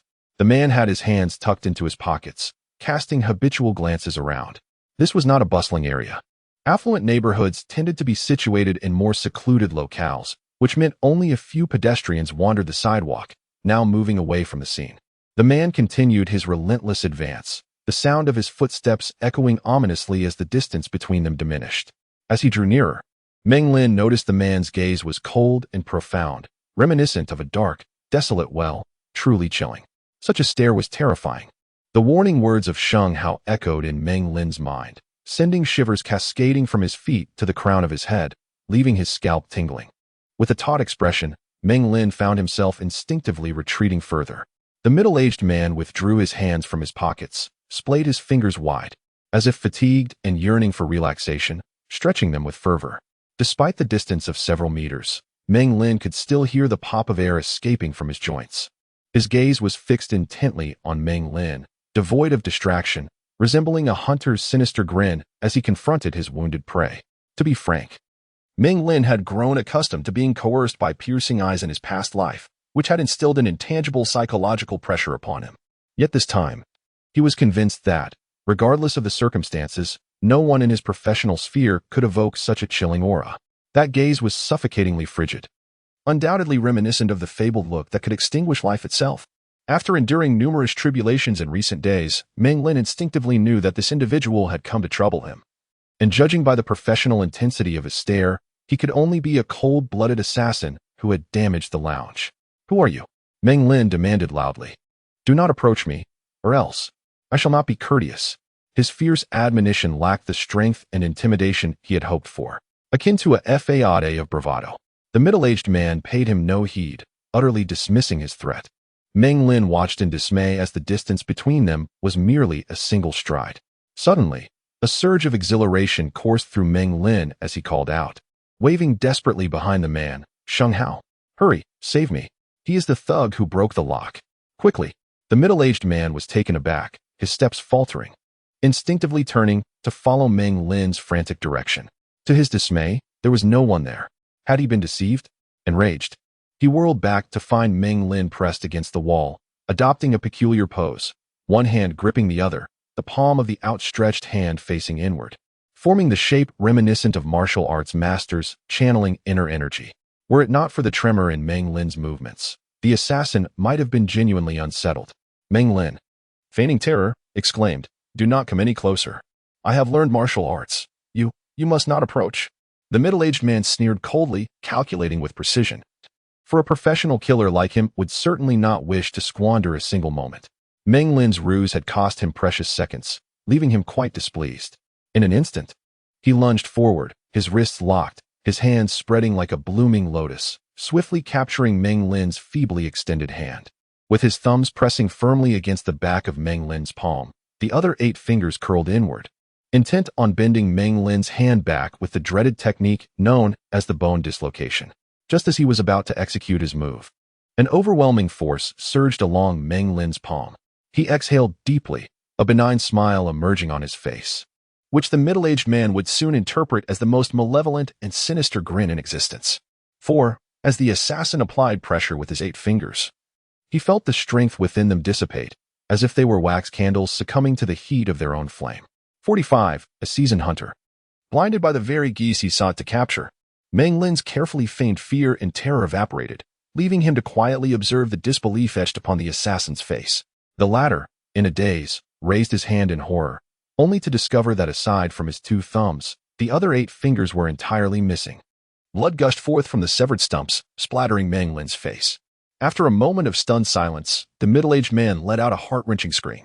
The connection between one's fingers and heart is profound. The prey is not a lamb awaiting slaughter. Having spent years hunting, he had become blind to the dangers around him. Meng Lin regarded the pitiable assassin with indifference. Since the incident in the lounge, Meng Lin's temperament had grown callous and ruthless. Unfortunately for this unfortunate fellow, he remained oblivious to the true nature of a wealthy scion, and his careless arrogance sealed his fate at Meng Lin's hands. The outcome was all too evident. When Meng Lin lured the assassin to turn around, he had already drawn forth a razor he had meticulously sharpened over the past few days. The blade was exceptionally sharp, gripped firmly in his other hand, creating an absurd posture. Such an unusual turn of events occurring to a mere 17-year-old student was hardly remarkable. Thus the assassin remained unguarded, falling prey to Meng Lin's trap. The more composed a person is, the more frantic they become when faced with uncontrollable circumstances. Irretrievable blunders can lead to total collapse. The middle-aged man stared in terror at his maimed hands, unleashing a frenzy of screams. Meng Lin's expression twisted with malice, his eyes filled with hatred. "If you seek to take my life, then prepare to meet your own demise." He raised the razor high, bringing it down with all his might towards the exposed chest of the middle-aged man. The sound of a high-quality zipper being pulled open echoed through the air, chillingly resonating in the now desolate street. The assassin, once mercilessly brutal in his destruction of countless lives, realized that his nightmare was far from over. His screams abruptly ceased as he looked down, witnessing his chest laid open like a coat unbuttoned. The fitted t-shirt was neatly sliced, revealing a relatively clean and robust torso. Yet that torso was now ravaged by Meng Lin's blade. A gaping wound split open, and due to the pull of gravity, the intestines began to spill forth uncontrollably. The middle-aged man staggered back a step, emitting a peculiar short gasp, likely a result of air rushing from his abdomen. In a state of confusion and helplessness, he instinctively cradled the protruding entrails, struggling to push them back inside. Suddenly, a strange expression crossed his face, as if a fleeting memory had washed over him, leaving him momentarily stunned. Meng Lin's ferocious visage gradually faded as the blood-stained razor clattered to the ground. Confusion and fear flickered in his eyes. This was his first act of murder. The scene before him was overwhelmingly impactful. The exposed entrails, first sullied by the blood, quickly overflowed with vibrant crimson, releasing an unbearable stench unique to internal organs that assaulted the senses. Meng Lin's brutality vanished entirely. The composure and calm of the middle-aged man vanished, replaced by the helplessness that ordinary individuals exhibit when faced with misfortune. A tumult of fear and despair, poised on the brink of losing his life, clashed violently with the instinctual desire for survival, weaving together an expression of profound sorrow, frozen like a still image upon his pallid visage. This countenance lingered hauntingly in Meng Lin's mind, evoking a dreadful compassion within him. How could he, confronted with a crumbling adversary, experience such emotions after the unique pressure of a formidable foe had dissipated? Regardless of the intentions the middle-aged man harbored or the magnitude of threat he once posed. In this moment, a vibrant life was extinguished, and the sheer force of his will to survive, coupled with his impending despair, struck Meng Lin with considerable impact. Murder! Call the police. The frantic cries echoed nearby, followed by the sharp screech of brakes. On the street, a driver, aghast at the gruesome scene, slammed on the brakes, causing the vehicle behind to collide with it, setting off a cacophony of screeching tires. In Meng Lin's days, Sheng Hao's figure surged towards him with remarkable speed. Like a flash of lightning, Sheng Hao positioned himself between Meng Lin and the middle-aged man, swiftly pulling Meng Lin aside and retreating from the scene. He quickly removed his jacket, draping it over Meng Lin's head. With a firm kick, Sheng Hao sent the bloodied razor flying, muttering reassurances, "It's all right, it's all right. He's dead. He can't harm you anymore. Don't be afraid, it's okay." Meng Lin heard Sheng Hao's fragmented words, while the dull thud of the middle-aged man collapsing to the ground resonated in his ears, blood soaking the pavement. However, with his head covered, he could see nothing. "This is Phoenix Street. A homicide has occurred here. My client accidentally injured this individual in self-defense. He is likely the wanted criminal you police have been seeking." Sheng Hao held Meng Lin tightly, swiftly retrieving his phone to call the authorities as the surrounding crowd began to swell with murmurs. "Oh my God. His intestines are spilling out. The killer is this young man." Some white-collar workers, just having finished lunch and on their way to work, retched uncontrollably at the sight. The city is perpetually like this. When no calamity strikes, the streets are teeming with vehicles, but when an incident occurs, an inexplicable swarm of onlookers materializes, gossiping and hastily approaching. Sheng Hao put away his phone, glaring coldly at the gathering crowd, and bellowed, "Do not approach the scene. Maintain a safe distance, or I shall take necessary measures against you. I am the private security supervisor of the victim and possess the authority to employ force against anyone who encroaches upon the safety perimeter. I warn you to stay back." His authoritative tone and stern expression compelled the crowd to instinctively retreat. Time passed, though its length was indeterminate. Meng Lin heard the distant wail of police sirens as officers arrived at the scene. It was evident that Sheng Hao was well acquainted with several of the officers, exchanging casual greetings before they commenced their routine procedures. Moments later, Meng Lin was escorted to a police vehicle, the piercing sirens blaring as they began to depart the scene. Sheng Hao removed the coat covering his head, revealing a kindly female officer who stood before Meng Lin, her face a portrait of disbelief as she opened her notebook, evidently intending to inquire about the circumstances surrounding the incident. Sheng Hao did not enter the vehicle. Meng Lin glanced around and noticed all the officers inside staring at him in a daze. Gradually, he awoke from the shock of the murder. Turning back, Meng Lin peered through the glass window and observed the scene on the street, now encircled by curious bystanders. The thoroughfare was completely blocked, with the area where the corpse lay cordoned off by police tape, while Sheng Hao stood at the center, conversing with the officers. The vehicle moved at a leisurely pace. Yet Meng Lin's stomach churned tumultuously. An officer adorned with a star-shaped insignia exchanged glances with the female officer, prompting her to ask, "Comrade, what is your name?" "I am Meng Lin," he replied softly, suppressing a wave of nausea. The officer skillfully tapped her notebook and continued, "Comrade Meng Lin, did you kill the middle-aged man at the crime scene?" Meng Lin numbly nodded. A nearby male officer exclaimed, "Is it truly you who killed him? He is rumored to be the bone-crushing machine. Can we be certain he is that wanted criminal?" Interjected another officer bearing a star insignia, furrowing his brow. "There can be no mistake. I recognize that man well.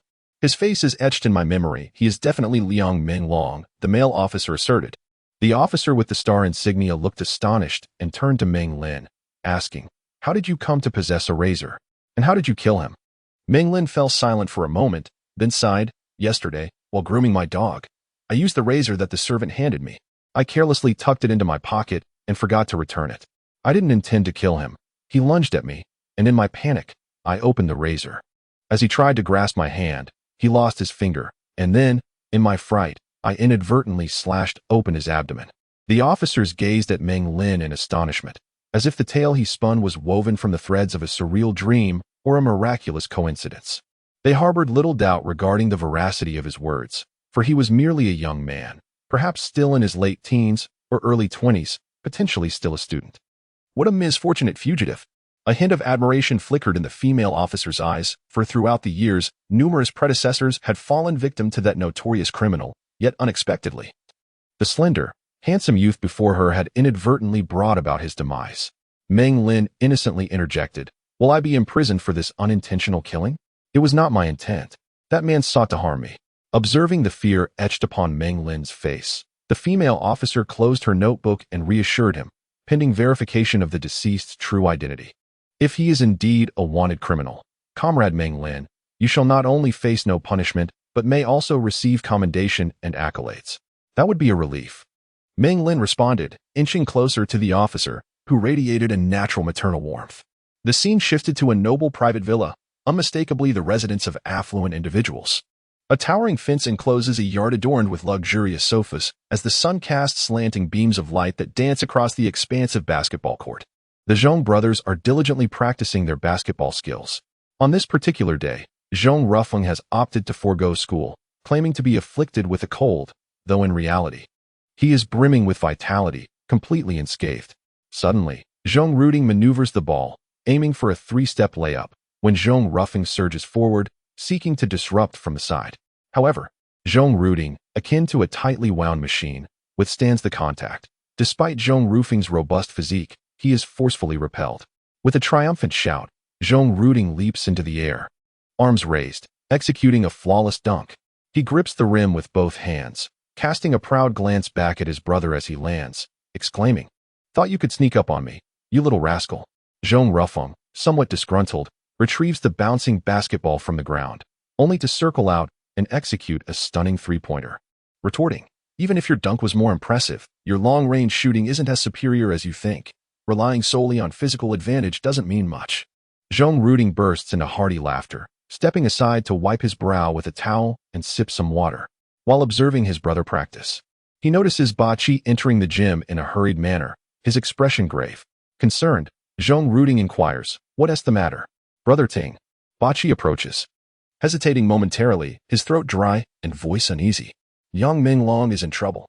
Zhong Ruding's face hardens, irritation flashing in his eyes. "A bunch of fools. Did the police catch them?" "No." Ba Qi's words emerge slowly, each syllable heavy with sorrow. "He is dead." "What?" Zhong Ruding's countenance transforms drastically. His gaze fixated on Ba Qi for a long moment before he suddenly turns and hurls the bottle of water he holds with great force. Zhong Rufeng, taken aback, halts his practice. The gym falls silent, the sound of the water bottle crashing to the floor ringing out clearly, lingering in the air. Through clenched teeth, Zhong Ruding seethes. Was it that security chief from his family? No, Ba Qi's tone is laced with bitterness and complexity.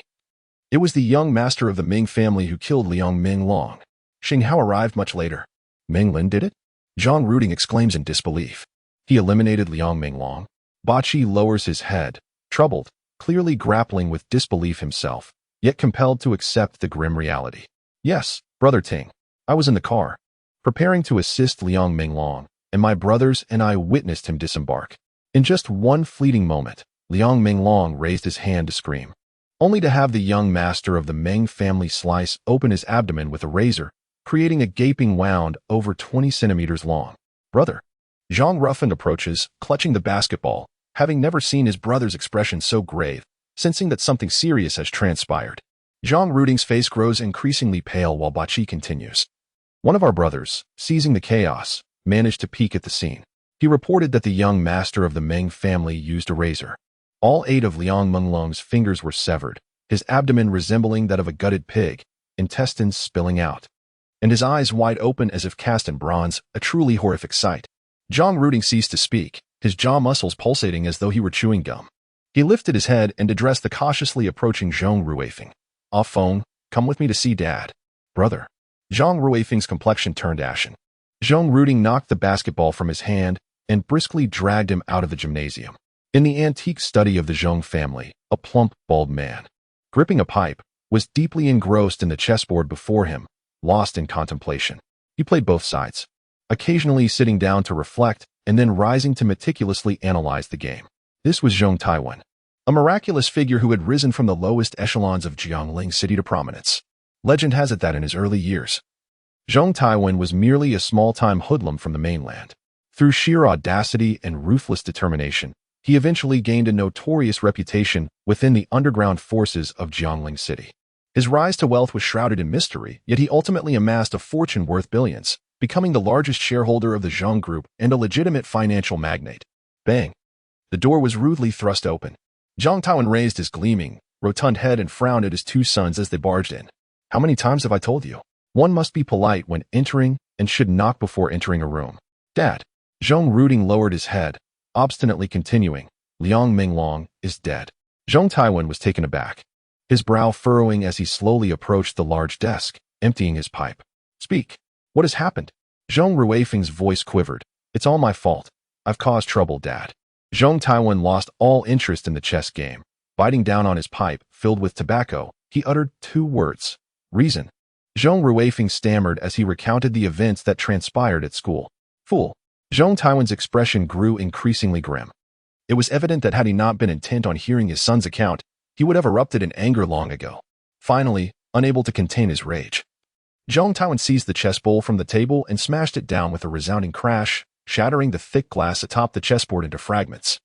Pointing at Zhang Ruifeng's head, he exclaimed in exasperation, I have always had greater expectations for you than your brother. I supported your studies in hopes you would one day become a true financial tycoon. Who would have thought you would engage in such folly? If Liang Menglong had not been murdered, would you brothers have concealed this matter indefinitely?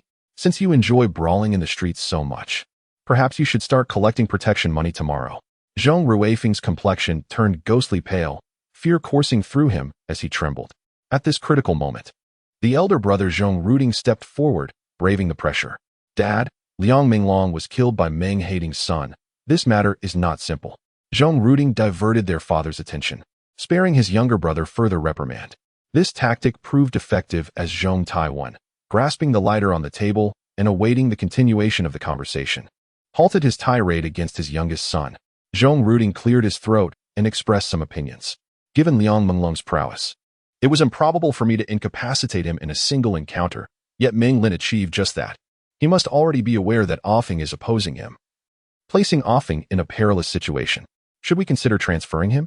Meng Hating's son. Zhang Taiwan focused intently, his heavy brows raised. On one occasion, at a forum for entrepreneurs, Meng Hating had brought along his precious son, a sheltered youth, hardly seasoned. Could he possibly eliminate Liang Menglong? This incident was unrelated to Offing. I had been operating in the shadows all along, and I suspect I may have made a grave error. Zhang Ruding did not wish to shirk responsibility. After a moment of contemplation, he raised several doubts. Following this encounter, I have come to realize that Meng Lin is no ordinary individual. It is crucial to note that his previous image was that of a fragile scion, yet now he possesses remarkable capabilities and has even orchestrated Liang Menglong's demise. Zhang Taiwan inhaled sharply, his palm stroking his bald head, eyes narrowed in disbelief. After consuming half of a cigarette, he forcefully extinguished it in the ashtray and coldly remarked, Since you chose to engage with him, it indicates you have already investigated his background. Did you ascertain his origins beforehand? Father, I have looked into it. His background does not support his ability to eliminate the bone-crushing machine. I believe their family's security chief, a former Special Forces operative, is unlikely to achieve such a feat. Yet the outcome was unexpected. Understood. You may leave for now. Zhang Ruding cast a glance at his stern-faced father, then pulled his brother along and quietly departed.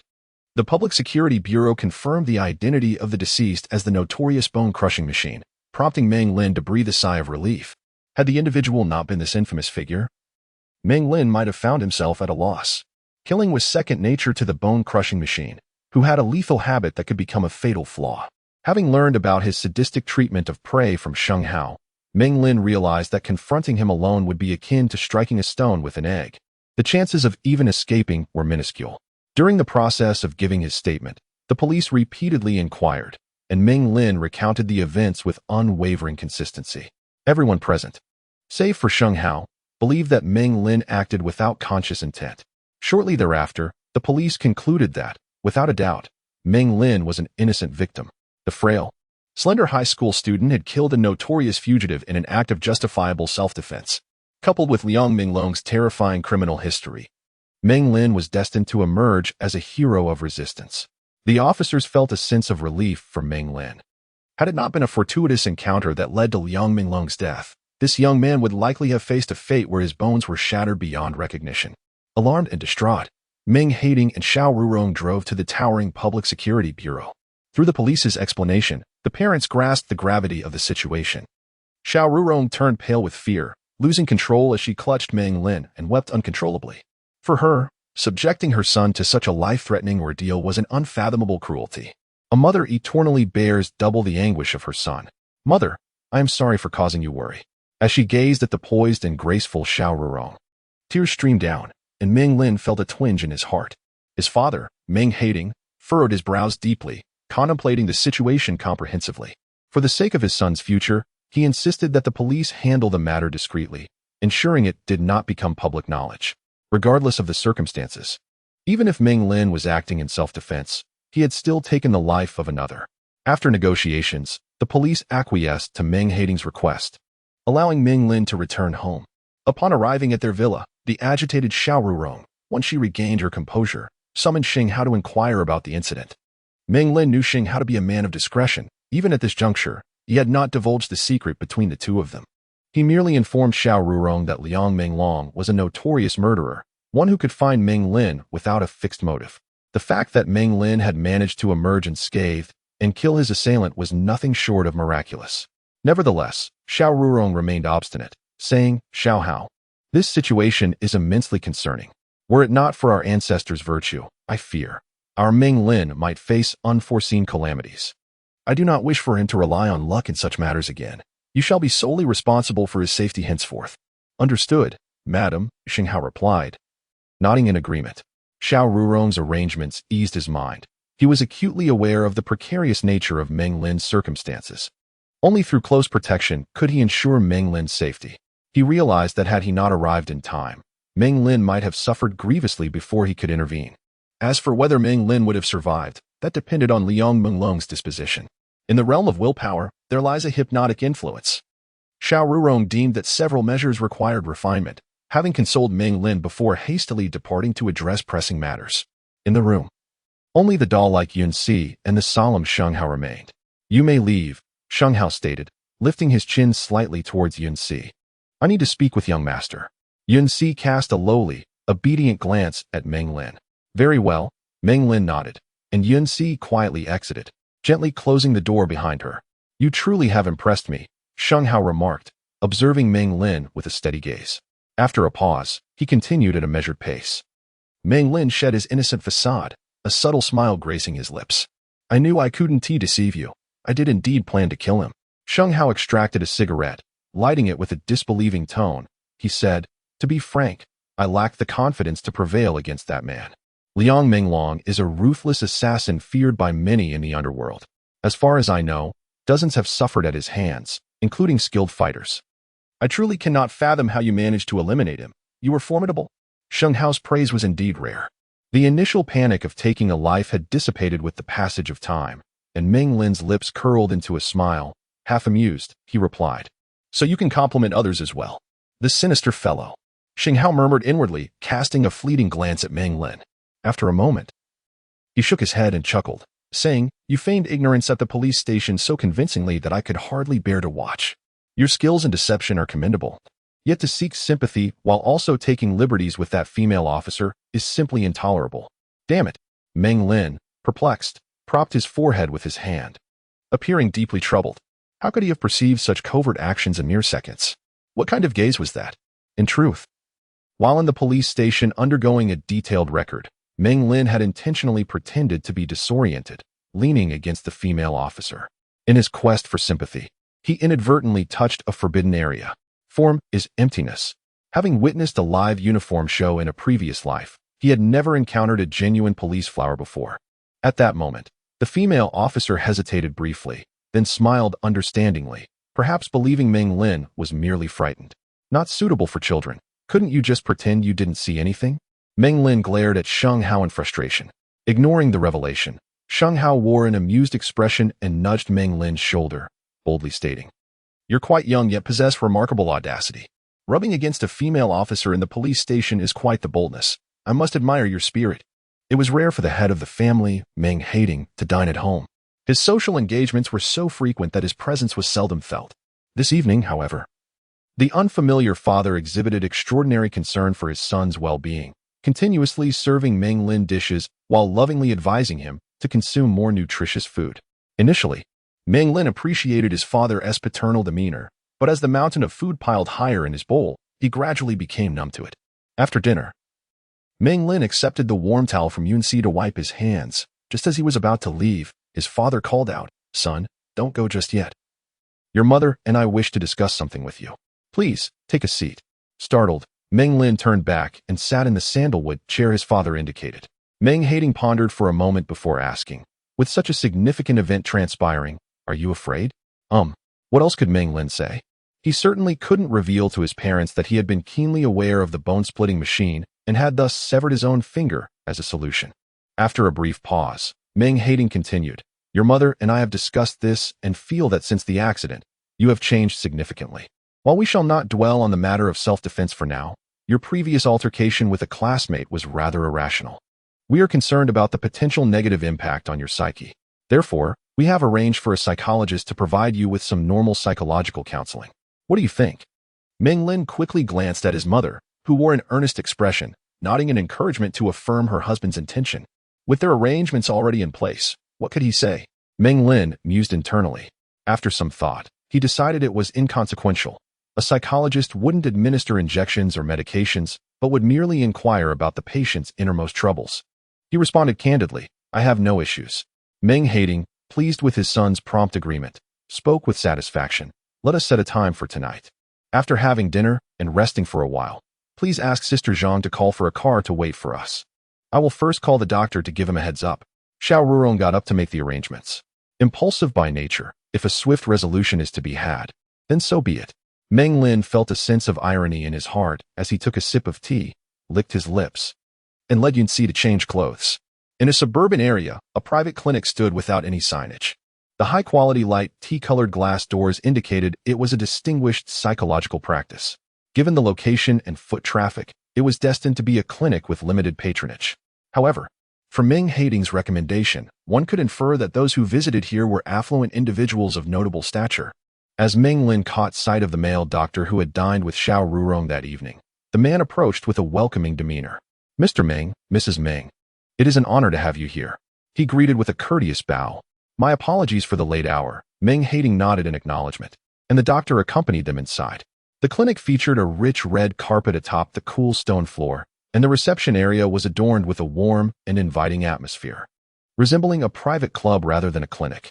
Two young women in nurse uniforms greeted them with smiles, serving tea and water with utmost respect before quietly stepping aside to await further instructions. After exchanging pleasantries, a nurse, her face obscured by a mask, approached briskly, holding a medical file. "You must be Meng Lin, correct? Would you please follow me for an examination?" Her voice was melodious, earning her an unspoken score of 7 in Meng Lin's mind. He stood up abruptly and walked into a specialized treatment room, lying down on a soft, comfortable bed with a yawn. The nurse began to use a stethoscope, probing him as if searching for a hidden mine. With nothing else to occupy his time, Meng Lin's gaze fixed intently on the masked nurse. Judging by her facial structure, she likely had distinctive features, though he wondered if the outside psychologist had diminished her appeal. Regrettably, he was not particularly intrigued. Lost in thought, Meng Lin noticed the door swing open. The next moment, the male doctor, impeccably dressed, stood behind the nurse. Observing her as she attended to Meng Lin for a while before speaking, "You may step out now. I will take it from here." The nurse complied and exited. The doctor picked up the file left by the nurse, scrutinizing it earnestly. Finally, he took a seat on the stool beside the bed, his expression warm and congenial. "Young Master Meng, given the unexpected events you've encountered recently, I would like to conduct a psychological assessment with your cooperation." In Meng Lin's subconscious, he believed psychological consultations typically occurred in an office, not on a treatment bed. It was important to note that this was not a physical examination, but a psychological one. Nevertheless, he decided to heed the doctor's arrangements, curious about his intentions. After a moment of contemplation, he nodded in agreement. "Doctor, I am at your service." The male doctor smiled as he retrieved a pocket watch with a chain from his pocket. "Observe the hands of this watch," he instructed. "Yes, just like that. Watch it move slowly." "Ah, yes."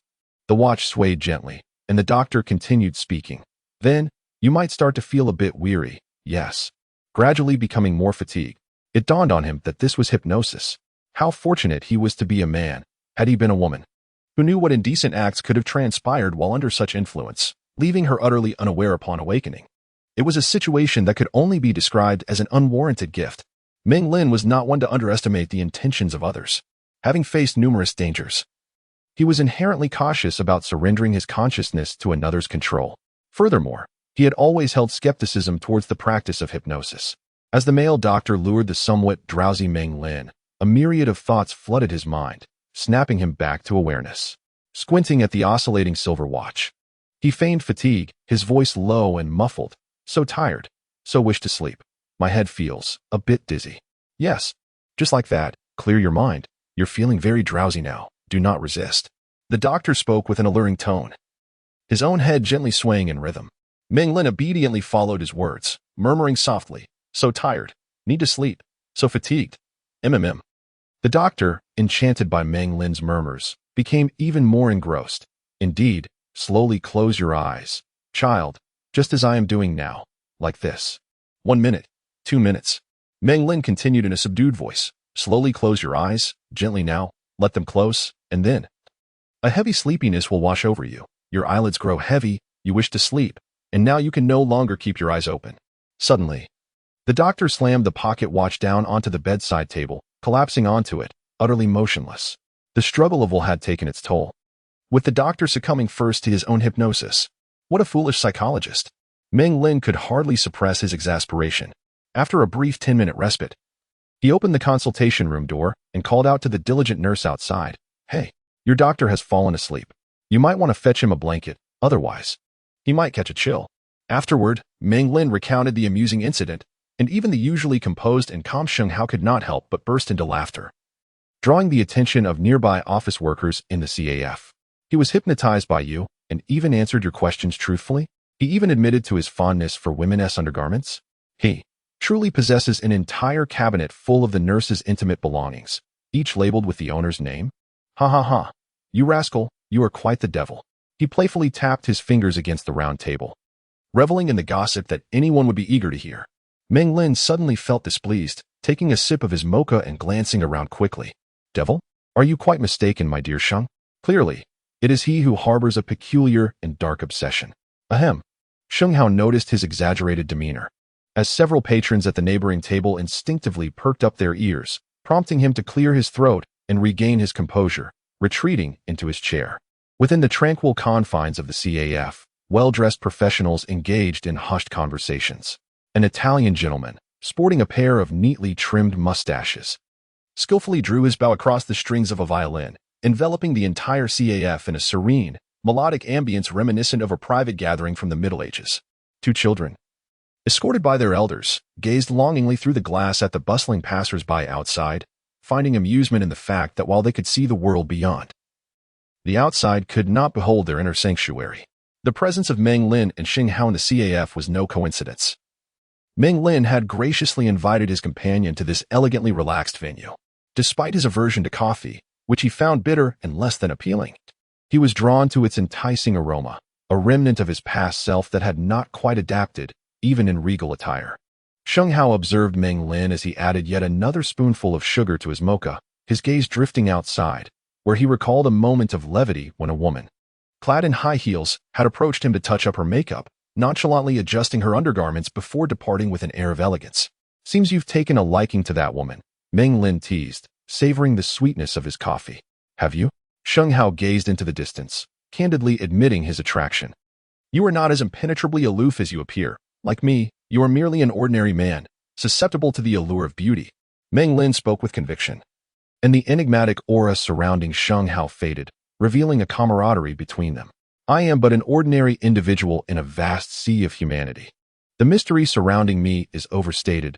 Sheng Hao sighed softly. Are you enamored with her, or do you simply appreciate beautiful women? He countered, raising an eyebrow at Meng Lin.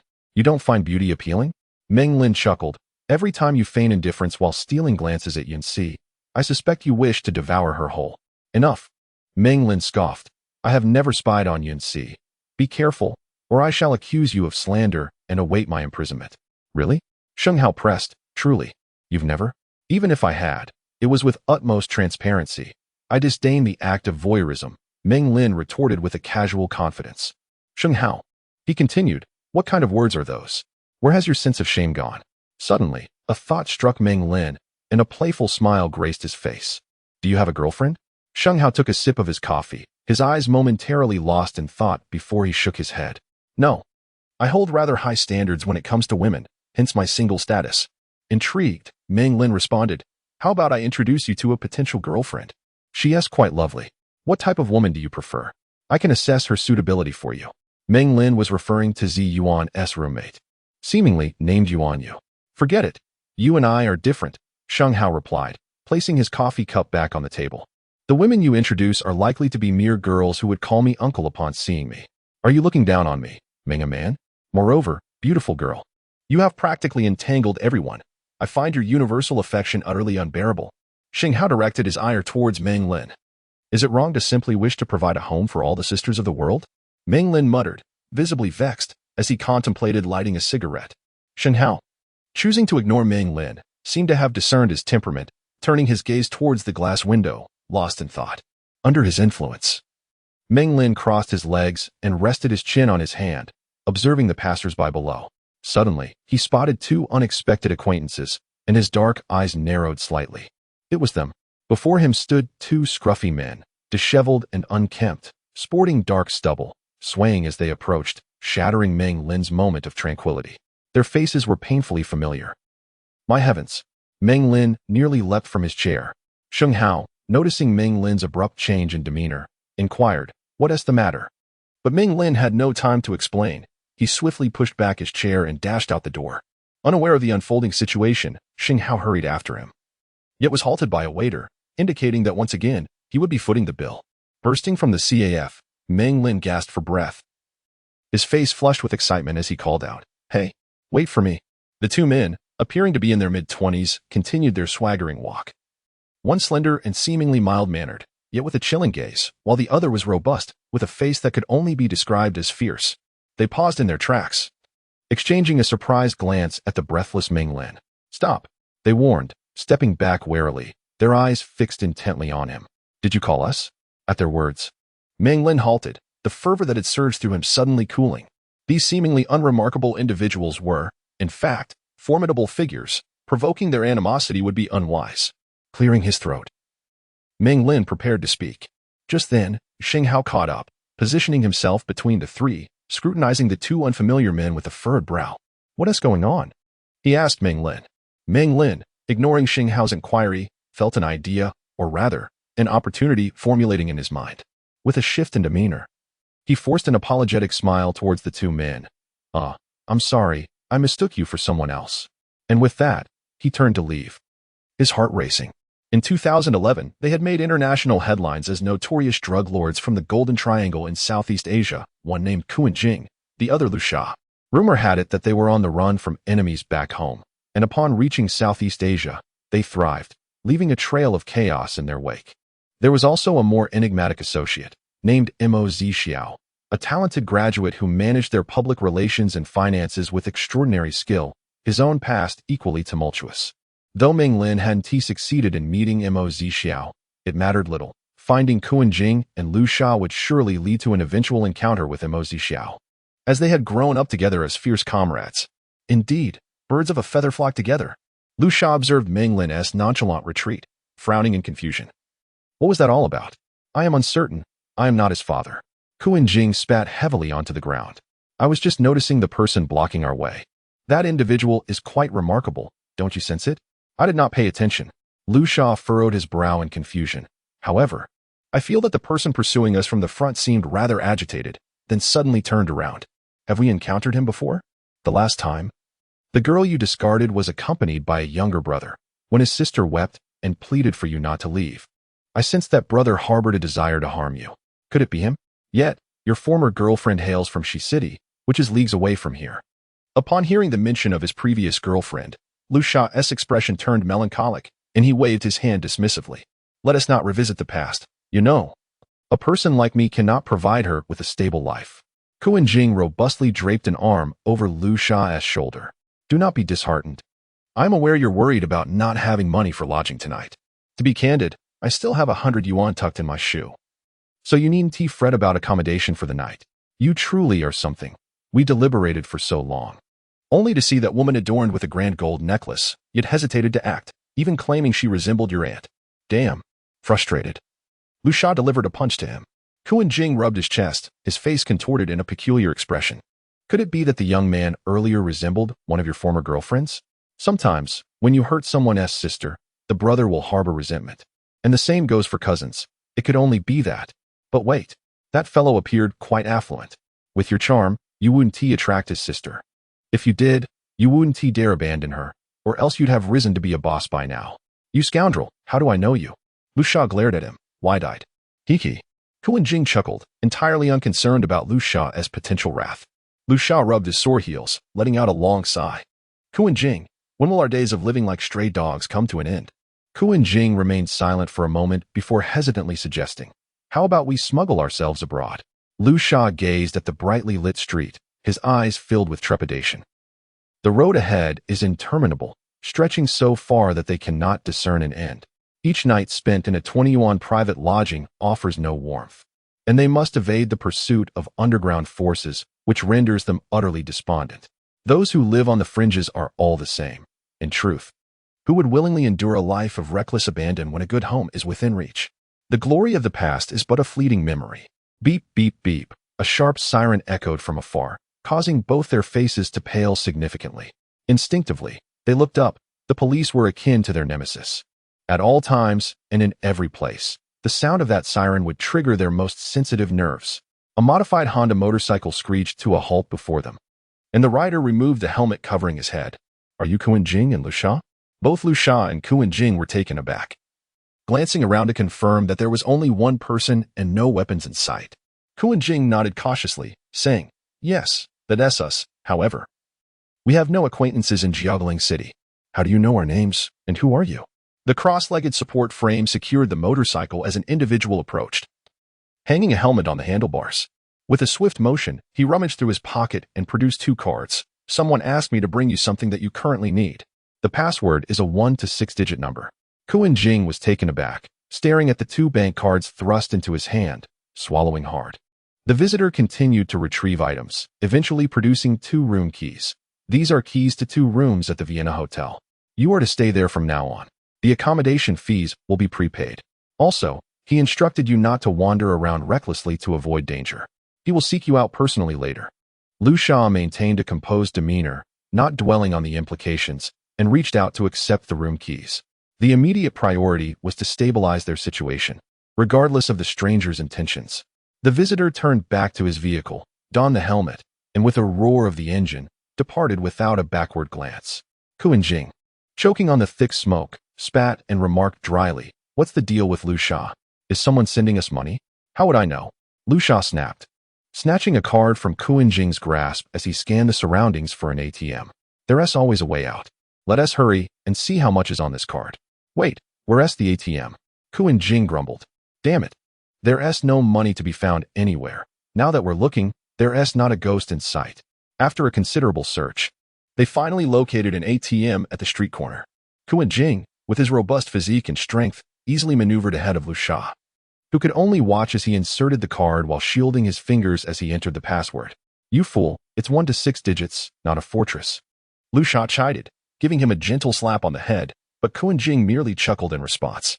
The screen of the ATM flickered to life as Kuan Jing navigated the options, eventually selecting the balance inquiry. A moment later, the amount displayed on the screen left him momentarily speechless. 1,000. Get out of the way. Lu Sha's slight frame suddenly erupted with unexpected strength as he pushed Kuan Jing aside. Oh my heavens! Is there really that many zeros for 1,000? You fool! It's 100,000. Liu Sha barked, his voice a mixture of exhilaration and a hint of trepidation. Kuan Jing stared, equally stunned, counting the zeros with his fingers before exclaiming loudly, "Indeed, it's 100,000. Who gave us this money? Can we withdraw it? Is embellishment not inferior to timely assistance? The latter is the true art of winning hearts." Meng Lin pondered the reactions of the two upon returning home. Anticipating they would not be entirely disheartened, yet gratitude was inevitable. 100,000 yuan in 2003 could nearly purchase 2 lives. Following the unexpected incident involving Liang Menglong, Xiaorong approved Meng Lin's request for a week off. Elated, Meng Lin spent his time at home practicing combat techniques with Sheng Hao, voraciously seeking knowledge related to fighting. Sheng Hao observed Meng Lin as he sparred with a security guard, and upon conclusion, tossed him a bottle of cola, remarking, "At this rate, I won't be able to teach you much longer. You're learning too quickly. Your academic performance seems lackluster, though. Every time I visit the study, I find Yanxi assisting you with your homework." Meng Lin, with an exuberant spirit, indulged in soda, wiping the perspiration from his brow with a dry towel. "I possess a character that is exceedingly diligent when intrigued. To articulate it more professionally, I have a proclivity for specialization, given my physique and skill level. Should I encounter another Liang Menglong, it would undoubtedly spell my demise. One must not neglect the importance of mastering combat techniques." In the end, Meng Lin relentlessly struck the punching bag in the gym, sweat cascading from him. Sheng Hao leaned against the equipment, silently observing as Meng Lin threw his punches, then abruptly halted before the bag to unleash a powerful blow, repeating this action with fervor. "What trickery are you playing? Do you aspire to cultivate the iron finger technique?" "Not quite," Meng Lin retorted, stepping back from his stance.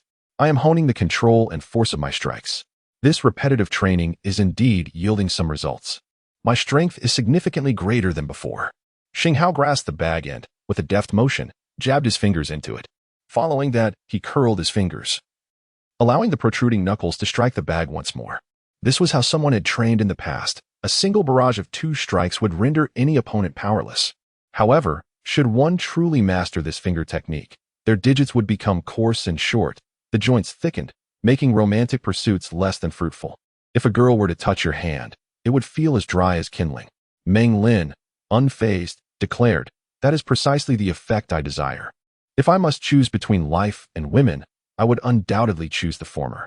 Sheng Hao remained still, raising an eyebrow, somewhat contemplative. "Your mindset and determination suggest you are no mere scion of wealth. Your maturity makes me feel as though we are becoming more like friends." Meng Lin smirked. "I have always considered you a friend. Such a statement is hard to believe coming from you. You would be astonished by many things. Perhaps I possess a duality in my character." Sheng Hao chuckled softly, expressing his skepticism. Meng Lin's eyes twinkled mischievously as he cheerfully proposed, "Sheng Hao, let us spar. Remember, do not hold back. I want to gauge my true level against yours." Before Sheng Hao could decline, Meng Lin swiftly struck towards his ribs. Sheng Hao, perpetually akin to a languid cat, transformed into a formidable cheetah at a moment's notice, successfully blocking the attack with his arm. Wow! Sheng Hao's left hook came crashing towards Meng Lin, who raised his arm to defend, attempting a low kick. Sheng Hao deftly sidestepped, and with lightning speed, his right hand shot out, delivering a resounding slap to Meng Lin's face. Had that been a fist, it would have left him not only flushed but utterly humiliated. Sheng Hao retreated slightly, his voice cold as he warned, "Next time, I shall use my fists. If you truly seek to test your skills, we shall commence genuine combat from today." "Excellent."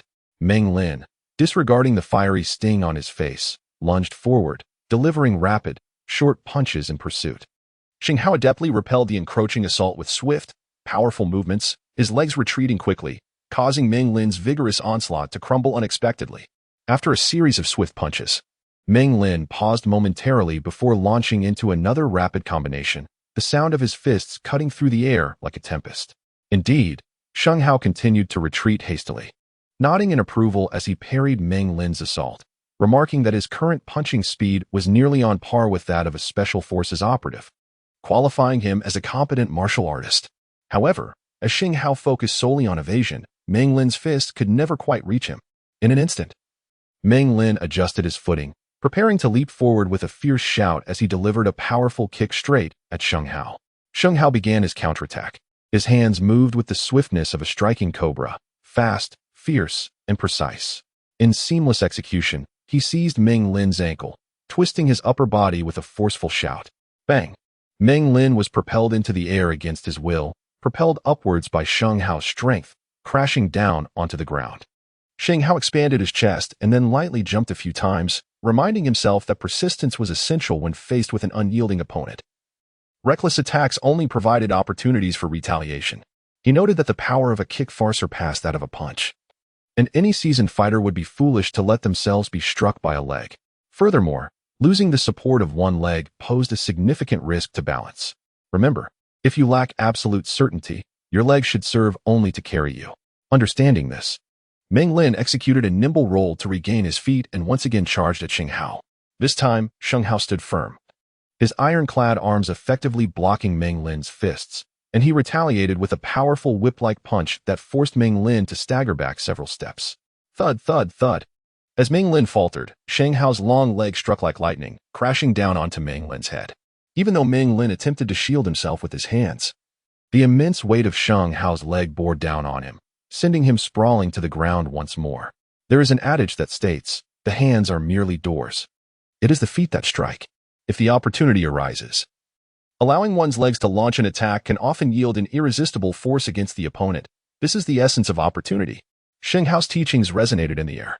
Meng Lin sprang back to his feet, unleashing a flurry of skilled punches, but Sheng Hao effortlessly deflected each one, evading a sweeping hook from Meng Lin. Sheng Hao took a slight step back, poised to counterattack. Unexpectedly, Meng Lin utilized his shoulder to propel his arm with renewed force, not retracting his punch, but instead delivering another blow in the blink of an eye. This was the ultimate mastery of explosive timing. Meng Lin's fierce punch finally connected with Sheng Hao's abdomen, though its power was only a fraction of what Meng Lin had intended. Nevertheless, it caused Sheng Hao to stumble back in surprise. You've been hit, Meng Lin began, but before he could finish, Sheng Hao suddenly bent low, striking Meng Lin's supporting leg with his robust limb, resulting in yet another awkward fall. A modicum of success must never lead to complacency.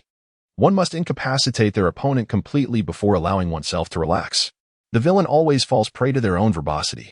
Sheng Hao's words echoed in Meng Lin's ears as he lay on the ground, feeling dazed and utterly disheveled. To prevent Meng Lin from feeling disheartened, Sheng Hao added, "The final strike was quite commendable, a testament to your ability to learn and apply knowledge. I must admit, you have indeed landed a hit on me.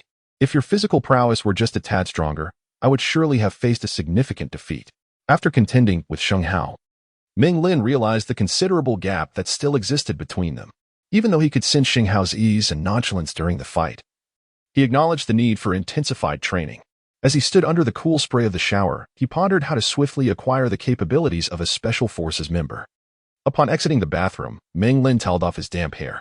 The autumn breeze whispered chillily, sending a shiver through his body after his cold shower. Once dressed, he donned a long shirt, instantly feeling more comfortable. He then draped the towel over his shoulder, preparing for another round of muscle training. Suddenly, Aunt Zhang hurriedly approached, first spotting Yun Si, who was engrossed in a romantic novel in the gym. "Is the young master here?" she called out, with a glance and a smile. 100 charms arise. The beauty of the 6 palaces pales in comparison. Yun Si hastily tucked her book away, mindful of the house rule against reading during work hours, especially when Meng Lin was home. "You're here. Where's the young master?" Aunt Zhang inquired, oblivious to Yun Si's frantic concealment of the book behind her back. Her urgency palpable, Yun Si steadied herself, masking her panic. "Aunt Zhang, the young master is inside training. Is there something urgent you need him for? A distinguished guest has arrived. Hurry, summon the young master to the living room," Aunt Zhang exclaimed, disregarding Yun Si's presence as she dashed into the gym. "Young master, come quickly. Guess who has arrived?" Meng Lin had scarcely begun his workout when he noticed Aunt Zhang rushing towards him, her expression brimming with excitement. Who could it be? Visiting us unannounced. Aunt Zhang's face lit up with elation. "Your cousin is here. Miss Liu has returned to the estate today, and she mentioned wanting to give you a surprise. She's currently chatting with Madam in the living room." "Cousin?" Meng Lin was momentarily taken aback, furrowing his brow as he recalled that it was Liu Huaidai, the daughter of his father's sworn brother, who had been a beauty since childhood. The same Liu Huaidai who had been his playmate in Singapore?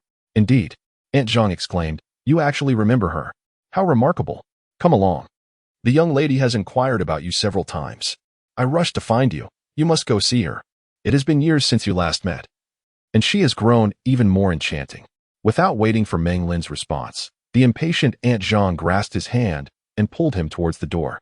Meng Lin felt a twinge of annoyance. Although Aunt Zhang was well-meaning, her rigidness and lack of social awareness were trying. I, the host, am not in a hurry. Yet you insist on dragging me along, he thought. The next moment, as he entered through the side door of the living room, his mind momentarily faltered.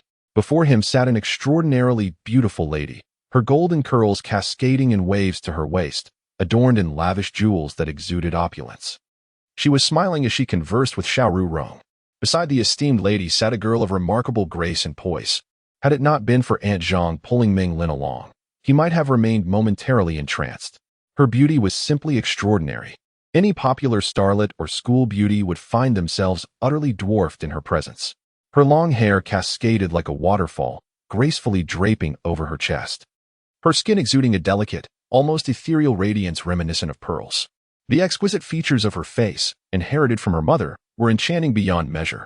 Occasionally, she would cover her mouth with a gentle laugh, her eyes sparkling under the light, as though capable of captivating one's very soul. As the girl faced Meng Lin in profile, her delicate features revealed a soft curve, her slender waist leaning slightly against the lady beside her, embodying a unique languor that followed a journey. Miss Lu, look who this is. Aunt Zhang nudged Meng Lin gently, prompting the girl to instinctively turn her head, her finely arched brows fluttering. He couldn't help but suspect that she was either a finely crafted figure by the goddess Enwa or a fairy nurtured on divine nectar. Meng Lin mused silently. He could never have imagined he had a cousin so stunning, a paragon of beauty akin to the legendary figures of old. Not to mention his nominal childhood sweetheart. It was undoubtedly a soul-stirring revelation, leaving Meng Lin momentarily at a loss, unsure of how to compose his expression. Cousin. Her voice was unlike the sultry tones of Yi Huawan, nor the gentle whispers of Qiao Ji, nor the mischievous clarity of Zi Yuan, nor the occasionally calm yet irritable tone of Shen Yanlan. Lu Huai's voice had a unique allure, capable of rendering even the most agitated heart at ease. Every time we meet, you gaze at me in a daze. Cousin, you have not changed at all. With a languid grace, Lu Huai stepped closer. Her delicate hands clasped behind her back, her figure slightly leaning forward, revealing her elegant neck and beautiful collarbone, exuding an irresistible charm. Meng Lin marveled at her breathtaking beauty, pondering that such a captivating presence could indeed bring calamity to nations. To prevent such misfortune from befalling others, he resolved to shoulder all burdens himself. Cousin, it has been 2 years since we last met, and you have grown so much taller. Before, you were only slightly taller than me, and now, you tower above me, Lu Huaidia remarked, standing on her tiptoes, her slender arms playfully measuring the height between them, her smile radiant as spring blossoms, simply breathtaking. Her fleeting smile seemed to dim all else in the room in an instant. With a mere glance, she could outshine the fairest beauties of the harem. Were she born in ancient times, she would surely eclipse the legendary beauty of Baosi from the tales of old. Son, Xiao Rurong called out, her brow furrowed with concern. Do you remember your cousin Huaidia? Her father and yours were sworn brothers, and you two grew up as childhood sweethearts. This lady beside her is Aunt Su Hui. I know, Meng Lin replied suddenly, a smile breaking upon his face as he turned to the enchanting Lu Huaidia. Cousin Lu Huaidia, it has been 2 years. Have you missed me? Xiao Rurong was momentarily taken aback, but soon exclaimed joyfully, Huaidia, indeed, your cousin only remembers you. You must understand that when he awoke, he had forgotten everyone, yet it appears you are the sole exception. Meng Lin felt a hint of embarrassment. After all, he had merely had the fortune of hearing Qiao Ji mention her. Nonetheless, he maintained a warm smile, seemingly affirming Xiao Rurong's statement as truth. Cousin, come, quickly take me to your room. I wish to see your diary. Lu Huaidia's eyes sparkled like a starlit sky, crescent-shaped with delight, unabashedly revealing her joy. She gently grasped Meng Lin's large hand with her delicate palm. The sensation was akin to smooth cream, and he caught a faint, elusive fragrance emanating from her. Neither the scent of shower gel nor perfume, but rather a subtle, exquisite aroma. Meng Lin was reminded of the rich, warm scent of coffee. Perhaps this was the unique fragrance of her orchid-like essence, unparalleled by any other. It was evident that Lu Huaijia was well acquainted with her surroundings. She led Meng Lin to the bedroom door, turned the knob, and inquired, Cousin, do you write in your diary every day? I never miss a single day. Also, have you encountered any girls who have captured your heart? You must not keep anything from me. We made a pact about this, and everything must be recorded. Hurry. Bring out your diary. Meng Lin gazed at Lu Huaidia with a peculiar expression, suddenly grasping why the previous incarnation of this short-lived spirit had failed to win the affections of any of the beautiful girls in class, save for Hishan. Once one has gazed upon the vast ocean, no other water can compare. Apart from Mount Wu, no clouds can rival those. With Lu Huaidia present, the previous incarnation's jealousy could hardly accommodate other girls, unlike himself, who could embrace all without issue. As for the diary itself, could the former self have kept one? Rebirth and soul transference were no longer entangled matters. After living for some time, he had never encountered the existence of a diary. Had there been one, Meng Lin would have perused it long ago, as it would undoubtedly offer insight into the character of the former self, revealing the intricate relationships and conflicts with peers from the noble class, thereby facilitating a smoother transition into his role. Alas, there was none. He had scoured the entire room, even the study, numerous times. Lu Huaidia gazed nostalgically at the room's decor, noting nothing had changed. How wonderful. Moments later, she glanced at Meng Lin, who sat alone on the sofa. Cousin, what about the diary? Meng Lin, feeling somewhat perplexed, shook his head in confusion, indicating he did not know. Lu Huaidia's expression shifted from curiosity to realization as she locked eyes with Meng Lin's innocent gaze for a few seconds, then suddenly exclaimed, "You. Have you forgotten about it?" Yes. Aunt Rong said you have forgotten everything, so you probably have no recollection of the diary." Meng Lin merely smiled faintly and nodded in silence. Lu Huaidia's brows furrowed with a hint of disappointment, and she appeared slightly crestfallen. However, this fleeting melancholy quickly dissipated, as she reassured herself, "As long as you have not forgotten me, all is well." Apologies, had it not been for Xiaoxi's reminder. "Perhaps I too would have forgotten you," Meng Lin mused internally, yet he nodded in agreement, deeply resonating with her words. Lu Huaidia's face, a blend of joy and displeasure, cast a fleeting glance at Meng Lin before she hurriedly turned away, adjusting her expression. With a casual remark, she quipped, "You must have forgotten the password to the safe. And it seems my birthday has slipped your mind as well." With a playful huff, Lu Huaidia turned to approach Meng Lin's desk, bending slightly to activate a hidden compartment. To her astonishment, the ink wash painting above the desk suddenly quivered, revealing a concealed cabinet that slowly creaked open, disclosing a small safe within. "No wonder I couldn't find the diary. There was a secret compartment," she exclaimed.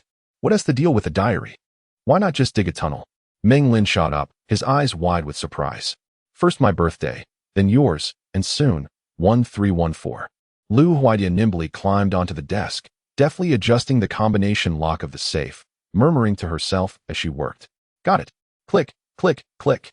The safe opened, and she clutched 3 notebooks tightly to her chest. I've never seen these before. They're not less than mine. I must see what they contain." With excitement, she tossed the notebooks onto the bed, then flopped onto the fluffy duvet, causing it to bounce slightly. "Which one should I start with?" she mused aloud, a sweet smile gracing her lips as she inspected the notebooks to determine the order of her reading. Lu Huaidia's casual demeanor saw her sprawled on the bed without removing her shoes, engrossed in the diaries, her long, fair legs swaying without a care for Meng Lin's presence behind her. It was as if there were no secrets she was hiding from him. "Are you trying to roast me alive?" Meng Lin silently lamented. The bed was already elevated, and with Lu Huaidia's legs spread apart. The pleasant lighting in the room left little to the imagination. 3 minutes, 10 minutes. Meng Lin recited a calming mantra in his mind, gradually bringing the boiling blood in his veins to a simmer. Glancing at Lu Huaidia, who was obliviously absorbed in her reading, he realized she was not intentionally seducing him. Rather, she was genuinely unguarded around him. "You almost transitioned from girl to woman without realizing it. But thankfully, a gentleman like me is here," he muttered, turning his gaze back to the safe filled with various notebooks. Suddenly, curiosity about the person who occupied his thoughts began to blossom. Those diaries perhaps represented her entire journey of growth. Who exactly was this girl who shared his name? Meng Lin slowly approached, carefully extracting each diary from the safe. Lu Huaidia rested her chin on her hand, observing Meng Lin with a mix of confusion and complexity etched across her face, and she too fell into silence. Lu Huaidia, her delicate form swaying, approached and rested her head gently on Meng Lin's crossed legs, her silken tresses cascading down as they perused the pages of a long-lost childhood diary together. May 16, 1998, Sunny. My cousin is terrified of our family's large wolf dog. So I drew a tiger on her foot, hoping to protect her. However, she insisted it was a cute kitten. Alas, a kitten stands no chance against a wolf dog. Lu Huaidia playfully twirled a lock of hair, bringing it to Meng Lin's nose, teasing, "It does resemble a kitten. I remember it vividly, cousin. Hee hee. Even Annie thought it was a little cat. Is that so?" Meng Lin felt a tickle on his nose as he gazed down at Lu Huaidia's flawless visage, memories of their innocent childhood surfacing in his mind. He, who had always wished to protect her, drawing a cat on her leg. How foolish. September 3rd, 1998. Overcast with light rain. The sudden downpour prevented us from playing outside, so we resorted to a game of hide-and-seek indoors. My cousin's dress was so voluminous that she allowed me to hide beneath it, while she sat on the edge of the bed, pressing a pillow over my head. Poor Xiaoji, she could never find me. It was your idea. We later found it to be quite clever, inviting Aunt Zhang to join our search. After a long while, she suggested looking outside, only to never return as she had gone off to work. A blush crept across Lu Huaidia's cheeks, akin to a delicate layer of pink blush. Meng Lin admired the shy beauty before him, understanding her innocence, yet choosing silence. Aware of the diary's authenticity and the foolishness of their past, cousin Lu Huaidia pouted, her voice elongated. "You don't believe me, of course. I believe you." Meng Lin felt his heart soften, his throat dry. His cousin's playful charm was more irresistible than even the most enchanting of fairies. Suddenly, Lu Huaidia straightened, their eyes locking. "When I returned to Singapore, we both cried so sorrowfully. You promised to draw me a guardian. That time, you sketched a policeman on my ankle, and it looked so real that I couldn't bear to wash it away for a long time." Cousin. Meng Lin pondered the actions of his former self, unsure how to interpret them. He was not adept at cheering girls, yet he always wished to protect his beloved. Drawing a policeman on her leg might seem absurd, but what else could he do? "I apologize, dear friend, for not intentionally invading your soul. Perhaps, by fate, you were destined for an accident, your death unrelated to me. I know not of reincarnation, but from that moment onward, your parents became my parents, and I shall treat them with greater filial piety than my own. Your wife shall be my wife, and I shall cherish her more than my own. Rest in peace." Meng Lin silently prayed for the soul of his predecessor. "Cousin, I want you to draw for me again." Lu Huaidia lifted her skirt, her fingers delicately playing with her heel, as a pair of expensive leather shoes, worth over $1,000, fell to the pristine floor. Ultimately, she pointed at her long, exposed legs, and gracefully placed her exquisite feet upon Meng Lin's lap. Meng Lin struggled to suppress his primal instincts, pondering how she could be so alluring without even realizing it. The sight of her flawless, pale skin dazzled him, rendering him momentarily speechless. Suddenly, Lu Huaidia retracted her beautiful legs, apologizing. I'm sorry, cousin, I forgot that you can't remember anything. How about I draw something for you?" Could you hand me a pen?" Meng Lin averted his gaze, bending down from the bed to retrieve a pen from the table, which he handed to her. Lu Huaidia seemed oblivious to Meng Lin's awkward posture, her lips curling into a playful smile. "Silly, I need a ballpoint pen. One that won't fade easily." Reluctantly, Meng Lin selected another pen for her. "What do you intend to draw for me? Come up here, and I'll tell you. You need to take off your shoes." "Oh, wait, I suddenly don't want to draw on your legs anymore. You. Take off your clothes." Lu Huaidia's tone was commanding, imbued with the charming naivety characteristic of a young woman, complemented by her breathtaking beauty, creating an intoxicating atmosphere. Meng Lin tightened his shirt, hesitated for a moment, but ultimately decided to remove it, revealing a less than muscular chest. While she seemed unconcerned, he found himself in a whirlpool of anxiety. If they were to engage in an intimate encounter, he thought, he could simply choose not to resist. There is wisdom in the adage that if one cannot fight back, one must learn to enjoy the experience. Thus, he resolved to remain still, like a piece of wood, like a lifeless fish, depriving her of any sense of conquest. "Oh." Lu Huaidia bit her lip, her eyes fixed intently on Meng Lin's abdominal contours, exclaiming, "Cousin, you have a chest. Is that what you call a chest? You must not have seen Xing Hao. Look at me, I'm just a standard skinny guy." Meng Lin berated himself internally, while maintaining a facade of joviality, grinning. "So? Does my cousin like it?" Lu Huaidia, with envy, touched Meng Lin's chest, dismissing any concerns of propriety, for their relationship transcended societal constraints. Meng Lin's thoughts raced, his gaze fixated on her, like a wolf eyeing a little rabbit, a fleeting thought passing through his mind. Let us draw right here. I want to capture your heart, so it won't wander. Lu Huaidia inclined her head, her face drawing near, as she earnestly began to sketch upon his chest. Meng Lin inhaled her innocent fragrance, lost in reverie, his hand instinctively weaving into her flowing hair. Lu Huaidia glanced up briefly before returning to her focused task. Done. As Meng Lin's mind wandered, Lu Huaidia happily withdrew, twisting her waist to create distance, eager to admire her handiwork. She felt a sense of satisfaction in her creation, declaring, "This little pup will let me know what you're thinking. You mustn't speak ill of me, and certainly, you must not think of other girls.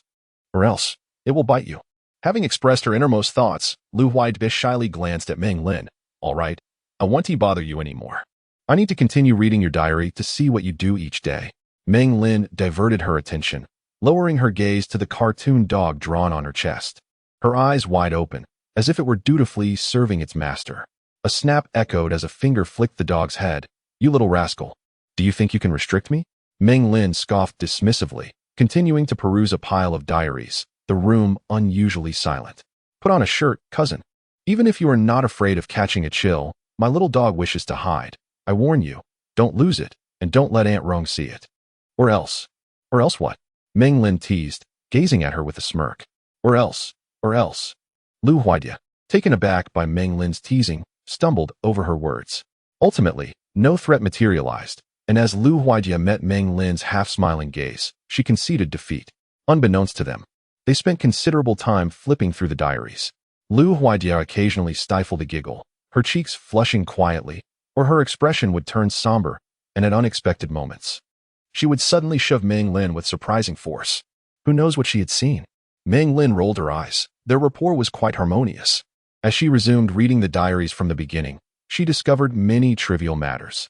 After a while, as Lu Huaidia neared the end of the diaries, she noticed that Meng Lin had not paused, so she leaned closer to join her in reminiscing about the past. Meng Lin flipped through the pages swiftly, her expressions fluctuating, her brow furrowing in concentration. It turned out that her predecessor was far from the isolated figure Meng Lin had imagined. The diary of Yan Hong recorded in detail the entangled relationships between He Jie and himself. July 11th, 2001, sunny. He Jie returned my book, but inside was a note. She informed me that her father was throwing a birthday party for her tomorrow night and invited me, stating I was the only guest. Why invite me, the sole guest? I was reluctant to attend. After all, I could pretend I hadn't seen the note. Amazing. Meng Lin held her forehead, feeling a tinge of sadness over the simplicity of it all. What a naive person, yet commendably brave. Lu Huaidia tilted her head, shaking Meng Lin's hand. After 2 years, is she still harboring resentment against you? Irreconcilable. Meng Lin nodded, accepting the mess she had to confront. Regardless of her cousin's willingness, she continued reading. Meng Lin now understood why Duan Xishuan felt disappointment and hatred upon seeing her close to Yi Huli. November 4th, 2002, overcast. Duan Xishuan asked me about a math problem, and I guessed she had likely solved it long ago. For her name was absent from Zhao Qianxian's list of students who struggled with the problem. I wasted an entire study period, feeling she was somewhat distracted. Why does she always smile at me? Moreover, she said she wanted to learn to paint with me, which was quite bothersome. Looking at the glaring 3 words in the notebook, Meng Lin's lips twitched. A steel-hearted man would not suffice. In youth, one is oblivious to the allure of soft comforts, mistakenly planting rice seedlings during the season of youth. You are indeed a disgrace to our kind. For my cousin's sake, he rejected so many girls. I ought to treat him better. Lu Huaidia furrowed her brows, gazing at Meng Lin's ever-changing expression, feeling a pang of guilt and resolutely deciding to treat him with utmost kindness. Little did she know that her beloved cousin was inwardly lamenting, embodying the frustration of a father disappointed in his son. Women impede my sword-drawing speed. The night enveloped the surroundings like a thick, dark ink, impenetrable and profound, while the bright lights of the villa district sliced through the darkness, illuminating the bustling servants. As mealtime approached, the servants began their preparations, and upon learning of the esteemed guests from Singapore, most of them tread cautiously, fearing any misstep. Meng Lin lay unusually still on his bed, lost in thought, his gaze fixed vacantly on the chandelier above, his mind buzzing. He had reviewed all the diaries, finally sorting through some of the tangled threads of his past. It dawned on him that his previous self was not as mediocre as he had assumed. In the eyes of the noble class, he was akin to a coveted treasure, desired by even the most enchanting of women. Alas, the thoughts spiraled out of control, and Meng Lin could not help but feel disheartened. Recalling the many outrageous things he had done, particularly regarding Yi Huawan, and her irresistible submission when teased by him, likely influenced by his former identity.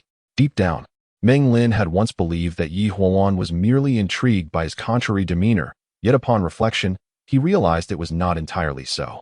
Who could tell if Yi Huawan, due to her ingrained habits, was unexpectedly delighted by Meng Lin's affections, teasing Qiao Ji and Ziyuan, and engaging in crude banter with Yi Huawan.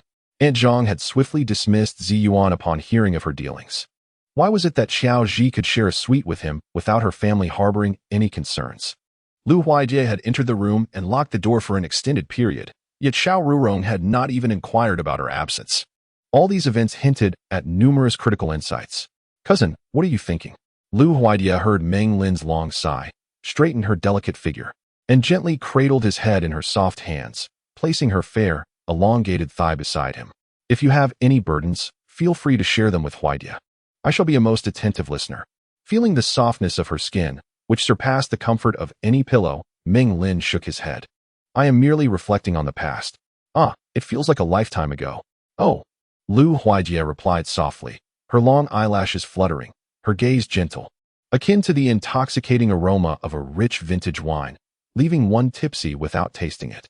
Suddenly, Meng Lin's expression shifted, blinking in surprise, his head shaking slightly as he heard a faint scratching noise. "What is that sound?" Meng Lin wondered, lifting his head to glimpse the back of his head where it had rested.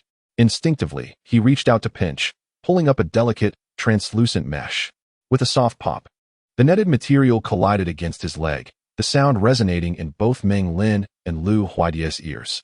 The elastic material crumpled but quickly returned to its original state.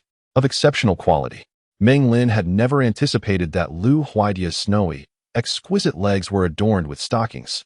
Had it not been for their close proximity, he would have never discerned it. "Cousin, these are the most fashionable nude stockings in Singapore, exquisitely thin. If you find them uncomfortable while you sleep, I can simply remove them." Lu Huijie is completely unreserved, indifferent to notions of privacy. Her hand slips beneath her skirt to the top of her thighs, fingers gently grasping the edges of the stockings, slowly peeling them off as if in a cinematic slow-motion scene. "So fair." Meng Lin, momentarily dazed, audaciously utters two words. Her legs were once like fine porcelain, breathtakingly beautiful. Now, they resemble freshly made silken tofu. Tempting enough for any man to resist the urge to take a bite. Cousin Lu Huijie discards the ultra-thin stockings, blushing and whispering shyly. Enchantress, indeed.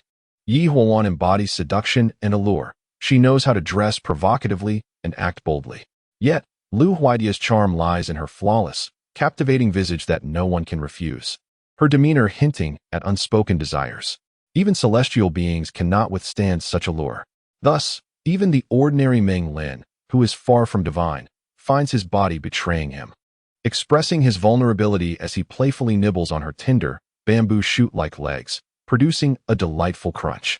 Lu Huijie bites her lip, her delicate toes curling together, letting out a soft gasp. "Cousin, stop, it tickles." Meng Lin pulls away, leaving faint impressions of his teeth and a few glistening droplets of saliva on her beautiful legs.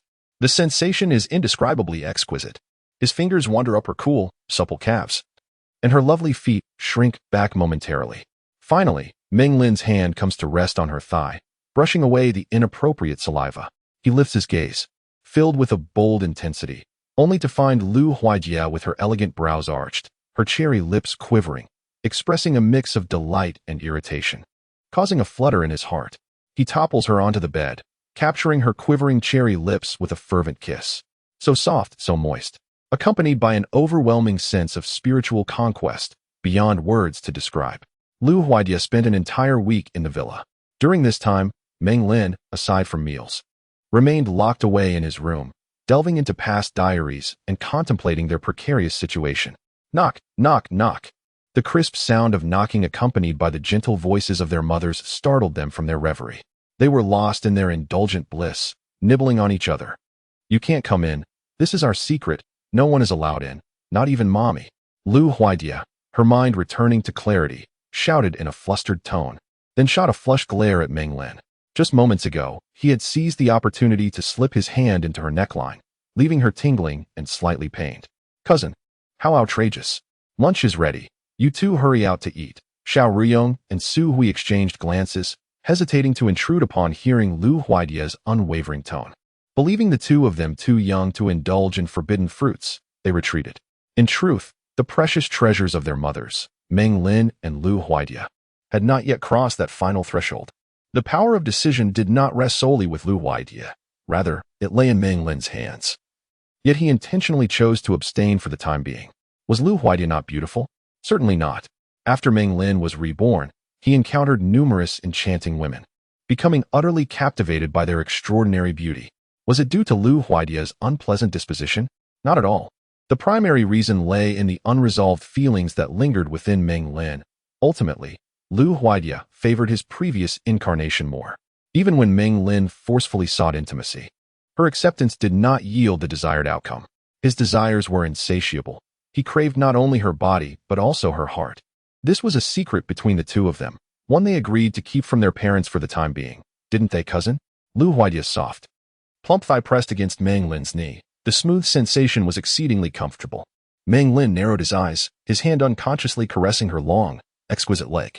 Why were their parents so concerned about their current circumstances? The diary offered clues, revealing the disappearance of old habits.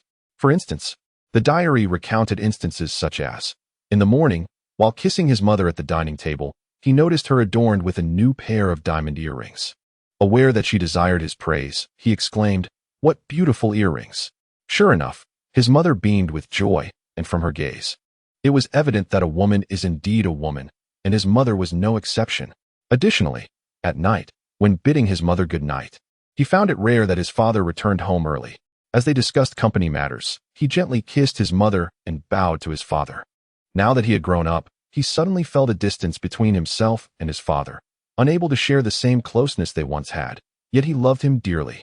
With myriad reflections, Meng Lin resolved to restore his former habits, particularly in light of his parents' concerns, which had prompted them to seek the help of a psychologist. Thus, Meng Lin and Lu Huaidia made their way downstairs for dinner. Hesitating momentarily, Meng Lin slowly approached Xiao Ruyong, leaning in, and, to his mother's astonishment, planted a kiss on her cheek, saying, "Mother, I adore your ruby earrings." Crash! The porcelain bowl in Xiao Ruyong's hands fell, shattering on the floor. Ignoring Su Hui and Lu Huaidia's presence, she embraced Meng Lin tightly, tears streaming down her face, landing on his neck as she choked out, "Son, my dear son. Since that incident, you have been the best today. Mommy loves you." Meng Lin felt the coolness on his neck and took a deep breath. The affection of a mother, an experience he had missed in his previous life, was finally realized without regret in this rebirth. Su Hui and Lu Huaidia were profoundly moved by this scene. Unconcerned with the chaotic affairs of school, Meng Lin enjoyed a carefree existence these days, completing his required training while privately spending time with the stunningly beautiful Lu Huaidia. His family believed that Meng Lin's recovery owed much to Lu Huaidia's influence. As they interacted, Xiao Ruyong's demeanor towards the two women grew increasingly humble and friendly, particularly as her gaze towards Lu Huaidia conveyed a sense of bashfulness. It bore a resemblance to a mother-in-law's regard for her daughter-in-law. Fortunately, Xiao Ruyong refrained from conveying any intentions to Meng Lin immediately. Otherwise, he might have reacted explosively. How could Meng Man be restrained by a mere woman? Women would only affect the swiftness of his sword draw. Even a fairy would not suffice. In the evening, Meng Lin resumed the habit of bidding farewell to Xiao Rurong before bedtime, only to find his father, Meng Hating, present in the bedroom. "Where's Huaidai?" he inquired. Meng Hating, wearing a faint smile, lit a cigar and placed it between his lips. "Did she sleep with your Aunt Hui?" "Yes, she did. My cousin accompanied me for training today, and I am utterly exhausted." Meng Lin yawned, eager to sneak away after exchanging a kiss with Xiao Rurong. However, Xiao Rurong firmly grasped Meng Lin's arm, stating seriously, "Sit down, son. We need to discuss something pertaining to you." "What is it, Mom?" Meng Lin casually settled onto the dressing table, surveying the meticulously arranged array of luxurious cosmetics, such as Swiss La Prairie, Chanticleer, and Helena Rubinstein. He pondered whether to take a few bottles for the purpose of enchanting the alluring Yi. Xiao Rurong exchanged a glance with Meng Hating, hesitated momentarily, and then continued, "Tomorrow, our family's new yacht will embark on its maiden voyage. Since this is not an official launch, only close friends and business partners will attend. However, there will be a special guest, the renowned European investor, Mr. Cheung Blaze, who will be bringing his daughter along for the weekend. You and Liu Huaijie should accompany his daughter on the yacht, accompanying her for dining, drinking, and other activities." Meng Lin blinked, a chuckle escaping him. Indeed, every family has its own struggles. Even billionaires are not exempt. He contemplated the melodramatic narratives of idol dramas, where powerful families would never allow their sons or daughters to marry someone from an ordinary background. TSK, it wasn't entirely unfounded. Meng Hating's brow furrowed seriously as he spoke. "Blaze has shown interest in my company, and our collaboration is nearing fruition. Son, although tomorrow is a leisurely weekend, it will undoubtedly influence Blaze's final decision. Mr. Cheung's visit, accompanied by his daughter, has remained discreet. We will spend the weekend on the yacht together. After a simple ceremony, we will sail to Singapore to send Aunt Hui and your cousin back. Your task is to ensure that your cousin and Miss Cheung purely enjoy their weekend to the fullest. Remember, son, Miss purely is Mr. Cheung's treasured jewel. Her satisfaction could directly affect our company's partnership. You should know what is important." Meng Lin remained silent. His father softened his tone, elucidating the stakes. "Son, ever since your accident, you've undergone a transformation that has left everyone unrecognizable. I am grateful to Liu Huaijie for helping you recall many memories. Without her, your recovery would not have been so swift. She is about to leave. This is your best opportunity to bring her joy. I believe you, my son, as a gentleman, have the right and obligation to make the girl beside you happy. Do you have confidence?" "Father, I promise you." Meng Lin suddenly smiled, acquiescing to his father's request. He then extended his hand, saying, "Come on, Dad, let's arm wrestle." This game, which he had played with his father since childhood, always concluded with Meng Hating's resounding victory. Meng Hating gazed at his son for a moment before breaking into a smile. "Let us begin." With tightly clenched fists resting upon the table, Meng Lin declared with unwavering determination, "You need not concede to me. I aspire to defeat you." His father's astonishment was palpable as he felt the immense strength emanating from Meng Lin's hands. Before he could muster any resistance, Meng Lin swiftly overpowered him, leaving him utterly aghast. "Is it possible that you possess such strength?" No, we must try again." As they locked hands once more, Meng Lin's father finally comprehended that his son was not resorting to deceitful tactics, for Meng Lin had triumphed over him yet again. Meng Hating, feeling a mix of indignation and disbelief, pondered a third attempt, only to be interrupted by Xiao Rurong's disapproving gesture. "Oh, come now. At your age, isn't it rather childish to sulk? If you cannot best your son, then accept your defeat gracefully. Are you not aware that he trains daily with Sheng Hao? Another attempt would surely yield the same result. It's time to embrace your age, old Meng." Meng Hating, momentarily taken aback, struggled to regain his composure after being metaphorically swept away by the relentless tides of the Yangtze River. "Rest assured, Father, I am no longer a child. For the sake of our family, I shall host them splendidly tomorrow." A smile graced Meng Lin's lips as he bowed to his father and dashed away in excitement. The following morning, Meng Lin found himself perplexed. Why was Xiao Rurong taking him to his father's corporate headquarters instead of directly to the yacht club's dock? It wasn't until they arrived at the helipad atop the company building that he sensed he was about to witness something truly extraordinary. The air was filled with the thunderous roar of helicopter blades as a small aircraft approached with great speed. With a warm smile, Xiao Rurong introduced to Su Hui. "Hui, this is the helicopter equipped for the yacht. It will transport us directly to it." Su Hui, an affluent lady from Singapore, appeared momentarily stunned, realizing that the Meng family's yacht might indeed be an impressive vessel. "How long is the yacht?" she inquired, her voice barely above a whisper. 96 meters. Replied Xiao Rurong with a composed smile. "Due to its size and cost, we are attempting to keep this trial launch low-key. However, I anticipate that the dock will be swarming with reporters. Perhaps arriving by helicopter will spare us their incessant pursuit." 96 meters. Su Hui was rendered speechless, grappling with an unfathomable figure. As the helicopter descended onto the rooftop helipad, the powerful downdraft caused their garments to flutter dramatically. Liu Huaijie, driven by an innate curiosity, inquired, "Are there many entertainment options?" "Indeed," Xiao Rurong replied, counting on her fingers. "There are 2 helicopters, a 12-meter yacht, 2 nearly 10-meter sailing boats, 8 speedboats, and a small submarine, alongside a miniature underwater robot. Meng Lin, listening in astonishment, found every word reminiscent of tales he had only encountered online in his previous life. As they stepped outside, Lu Huaidia adopted a demure demeanor, playfully shifting closer to Xiao Rurong, and sweetly asked, "Aunt Rurong, does the cousin enjoy movies? Is there a cinema on board?" With a playful wink directed at Meng Lin. Her eyes sparkled with mischief. Dressed in a flowing pale yellow gown that accentuated her graceful neck and fair complexion, she was a vision of beauty, ethereal and captivating, rendering it nearly impossible to gaze directly upon her. Meng Lin observed everything with keen insight, frustration striking his forehead as he regretted his earlier pretentiousness in the choice to play the role of Meng Xiaowei. Of course, there was much to behold.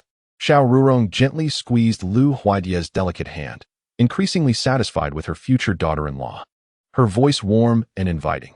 "Not only do we have a cinema and a professional recording studio, but also a basketball court, a swimming pool, and a small golf course among other athletic facilities, as well as a modest hospital. Naturally, to accommodate various banquets, there is a dedicated wine cellar and a large kitchen, complemented by a cigar room."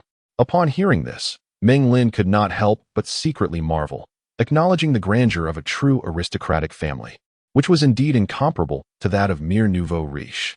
"Aunt Rurong, what is the name of the yacht?" he inquired. "The Royal." Xiao Rurong replied with a hint of pride in her tone, for it was the largest and most luxurious yacht in the country. If it did not evoke her pride, there would be little worth boasting about. "Your Uncle Ming commissioned such an enormous yacht primarily to fill the void of super-private yachts in our nation, with its business significance outweighing leisure purposes. Once officially in operation, it will be selectively available for external use, such as charter services or hosting grand gatherings," Xiao Rurong explained to the somewhat bewildered Lu Huaidia, adding with a smile, "We are grateful for your assistance to our liner. This voyage to Singapore is also a special thank you to you." Lu Huaidia did not place excessive importance on material possessions, while Su Hui, as a mother, appeared both flattered and astonished. Meng Lin smiled silently. Knowing the underlying circumstances, he understood that this trial voyage held another significant purpose, to host Mr. Cheong and his daughter from abroad.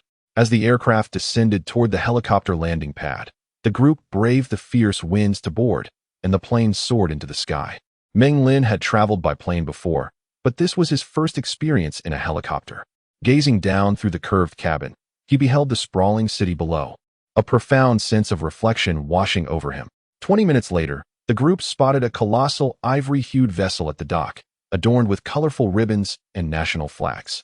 It boasted 4 decks and 2 helicopter landing pads, one at the front and another at the rear, complete with a swimming pool. It was said that the pool was gyroscopically controlled, remaining serene even amidst the fiercest storms, a marvel indeed. The Royal was manned by 24 crew members, including the captain, and featured 16 luxurious cabins, accommodating over 40 guests. Its facilities were exceptionally advanced, equipped with powerful propulsion and high-precision navigation systems. The spherical radar at the top could even detect incoming missiles. "Look, a helicopter is landing," someone exclaimed. "There must be distinguished guests aboard. I wonder which business mogul it could be?" Alas, the distance is too great for a clear shot. Indeed, the yacht dock was teeming with journalists and onlookers. The helicopter touched down on the helipad by the swimming pool, and Meng Hading approached with a smile. Accompanying him were 2 hostesses and an Englishman with a pipe, named Johnson, the yacht's captain and a retired officer from the British Navy. "Welcome, Hui and Huaidia aboard." Meng Hading extended a warm welcome to Su Hui and her daughter. Brother Meng and Uncle Meng were met with polite responses from Su Hui and Lu Huaidia. After a brief exchange of pleasantries, Meng Hading instructed Xiao Rurong to guide the guests inside, while he continued to receive others. "This way, please." A hostess, adorned with a professional smile, led Meng Lin and the others deeper into the yacht. As they entered the vessel's interior, Meng Lin gazed in awe, as if stepping into an opulent palace. The floor was carpeted with thick velvet, while the walls and ceiling were embellished with high-quality teak. Renowned masterpieces from world-class artists adorned the appropriate spaces, and an array of lighting effects illuminated the area, enhancing its splendor and creating an enchanting, dreamlike atmosphere. The antique, culturally rich decorations and furnishings were extravagantly luxurious. Even the railings, frequently traversed by guests, were wrapped in soft, genuine leather, offering an indescribable comfort akin to caressing the arm of a beauty. The group soon arrived in the resplendent hall, where a grand dance floor awaited them. In one corner stood a piano and a complete set of instruments, fully equipped to host any grand musical performance. Another corner featured a bar, its shelves stocked with classic wines and beverages from around the globe. Surrounding the hall, redwood coffee tables overflowed with exquisite delicacies from all over the world, while busy waitstaff and hostesses flitted about, attending to the guests. After observing the surroundings, Meng Lin realized that they were among the first arrivals. As the hostess, Xiao Rurong settled Meng Lin and Su Hui before attending to her duties. "Cousin, I have never seen such a beautiful yacht. Please take me to explore other areas," Lu Huaidie said, her eyes sparkling and her delicate, fair hand resembling that of a pianist, enviable in its elegance. "All right then," Meng Lin replied, not hesitating as he grasped her slender hand. Just a few steps out of the gilded cabin door, a rush of excitement burst forth as a 16 or 17-year-old foreign girl dashed in. Had Meng Lin not halted abruptly, the three might have collided with her.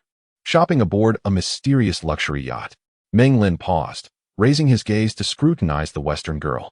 Anyone who could board their yacht was certainly not an ordinary person. The girl, embodying the essence of Western beauty with her golden hair, azure eyes, and porcelain skin, bore a face sculpted like a work of art, reflecting curiosity and excitement. At that moment, her piercing blue eyes fixed on Meng Lin, before glancing at the lovely Lu Huaide. She uttered a sentence in English that Meng Lin could not comprehend. "Is he your boyfriend?" The foreign girl expressed her surprise in fluent English, leaving Meng Lin bewildered as he turned to Lu Huaide. Upon hearing the question, Lu Huaide playfully rolled her eyes at the girl and responded in fluent English. Meanwhile, a befuddled Meng Lin could only stand by, though he did catch the last word, "Thank you." Among the 4 official languages commonly used in Singapore, English, Mandarin, Malay, and Tamil, English reigns as the predominant one. Later, Lu Huaide elucidated the situation, allowing Meng Lin to realize that they were exchanging compliments regarding their appearances. By a stroke of fate, the enchanting foreign girl was none other than Meng Lin's intended acquaintance, Cheong Ipuli. Beauty knows no boundaries. Lu Huaide, an epitome of Eastern allure, was met with Ipuli's spontaneous admiration, leading to an instant camaraderie as they engaged in delightful conversation, leaving Meng Lin to languish in silence, bewildered and helpless. Observing their animated chatter in fluent English deeply pierced Meng Lin's heart, awakening a newfound determination to master the language. In a moment of tedium, a vaguely familiar waitress approached briskly, leaning close to Meng Lin's ear to whisper, "Young master, Madam has sent me to deliver something to you." Meng Lin scrutinized her, recognizing her as an inconspicuous maid from the Meng household, now attired in a standard waitress uniform, almost unrecognizable. Diverting his gaze, since he could not comprehend the exchange between Lu Huaide and Ipuli, he quietly inquired, "What is it?" The maid produced a device resembling a hearing aid from her pocket and placed it into Meng Lin's hand. "Madam is concerned that the accident may have caused you to lose your previous proficiency in English. This is a compact, multifunctional digital simultaneous translator. Once you wear it, you will be able to comprehend various languages from different countries. It can translate over 10 languages and is currently the most advanced translator available." "Such a marvel?" Meng Lin mused, examining the device with curiosity. The maid continued in hushed tones, "There is a switch here. Once activated, it will commence operation. It is equipped with a miniature language recognition chip that automatically identifies and translates various languages. This portable model is rechargeable and boasts commendable translation accuracy, distinguishing between male and female voices." Skeptical yet intrigued, Meng Lin attached the translator to his belt and inserted the wireless earpiece into his ear, cautiously approaching Lu Huaide and Ipuli. Indeed, as their conversation progressed, Meng Lin began to hear a synchronized feminine voice translating their dialogue, as both conversants were female, resulting in a consistent voice from the system. However, much like all advertisements, the translator undoubtedly exaggerated its capabilities. At times, the translated phrases were utterly nonsensical, and on occasion, it would even blurt out English phrases verbatim. "Damn." Meng Lin cursed silently, his expression fraught with frustration. "Well, I suppose I shall make do with it. It is certainly preferable to standing idly by while they converse in an incomprehensible tongue, even if there are slight discrepancies. At least my comprehension skills are decent enough to grasp the essence of their conversation." Lu Huaide gradually sensed Meng Lin's impatience. Initially, she had not realized that he was entirely at a loss, as he had once possessed a commendable command of English. However, recalling the recent accident, she swiftly shifted her focus to Meng Lin, Introducing him, Miss Ipuli, this is my cousin, Meng Lin. Meng Lin, this is Miss Chiong Ipuli, a guest of your father. With both English and Chinese serving to introduce the two, Ipuli elegantly extended her smooth hand towards Meng Lin, expressing, "It is a pleasure to meet you, Lin." Meng Lin grasped her hand, reminiscent of scenes from films, and out of courtesy, gently kissed the back of her hand. "I am equally delighted to make your acquaintance, Miss Ipuli." This kiss left both women momentarily stunned. Ipuli giggled, fluttering her eyelashes in curiosity. "You don't speak English?" "Not at all."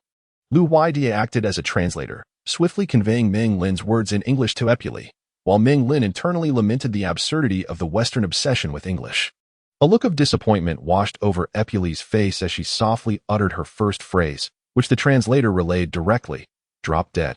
It appeared that the task assigned by her father would not be an easy one. Meng Lin chuckled wryly, tapping his forehead, regretting his earlier vows.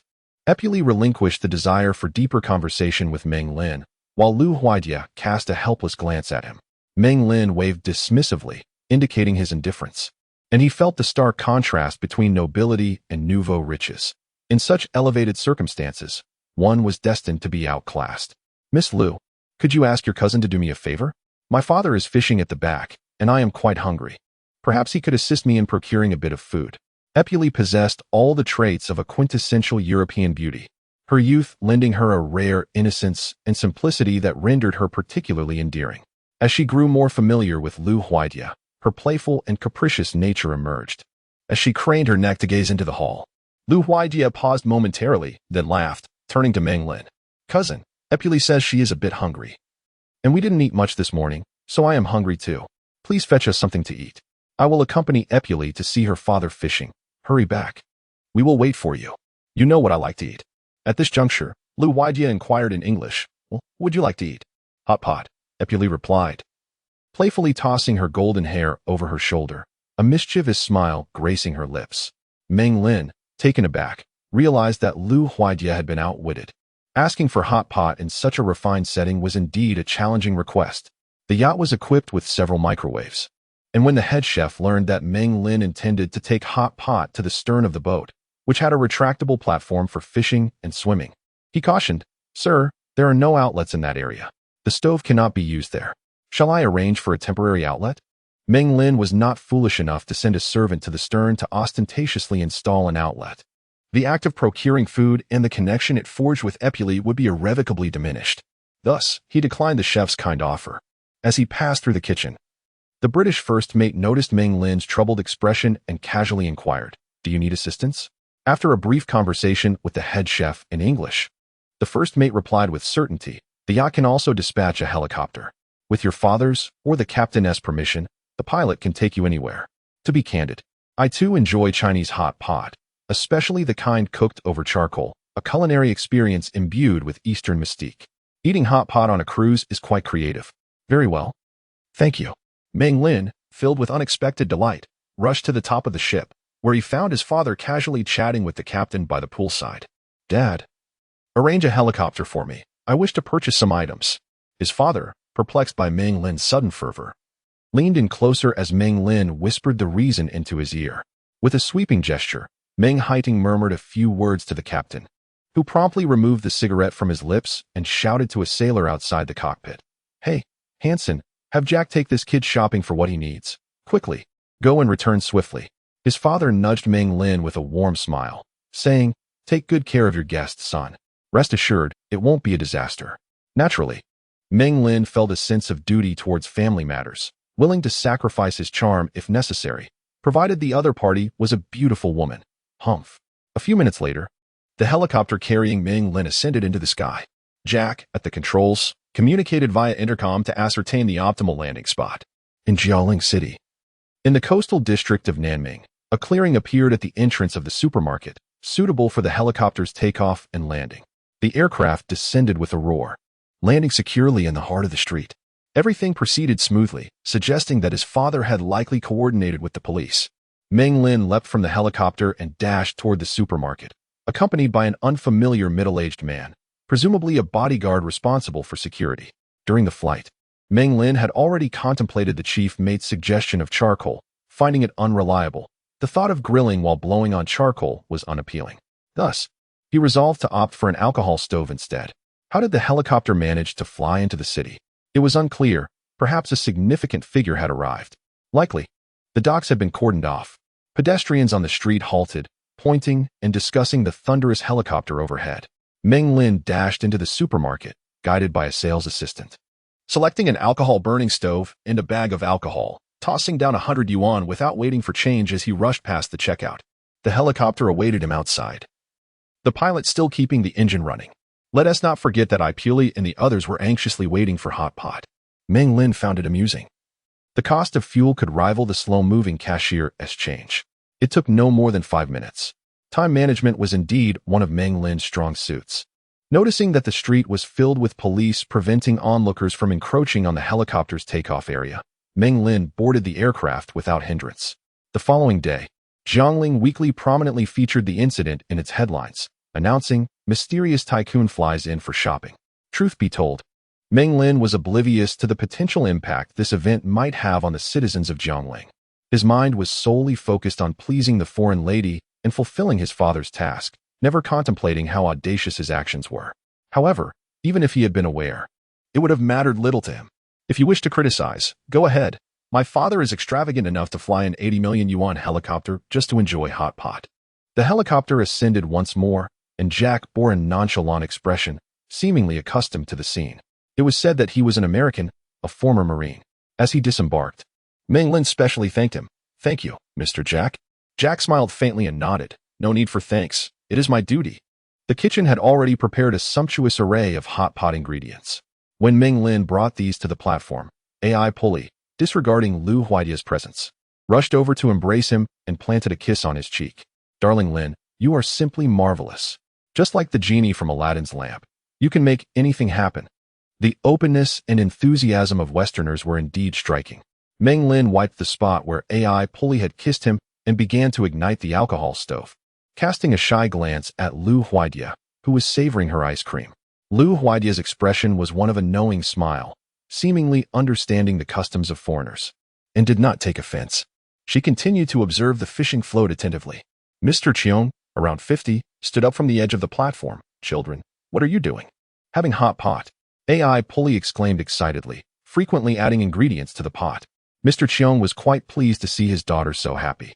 He looked approvingly at Meng Lin and remarked in Chinese, "You must be Meng Lin, the esteemed son of Director Meng, correct?"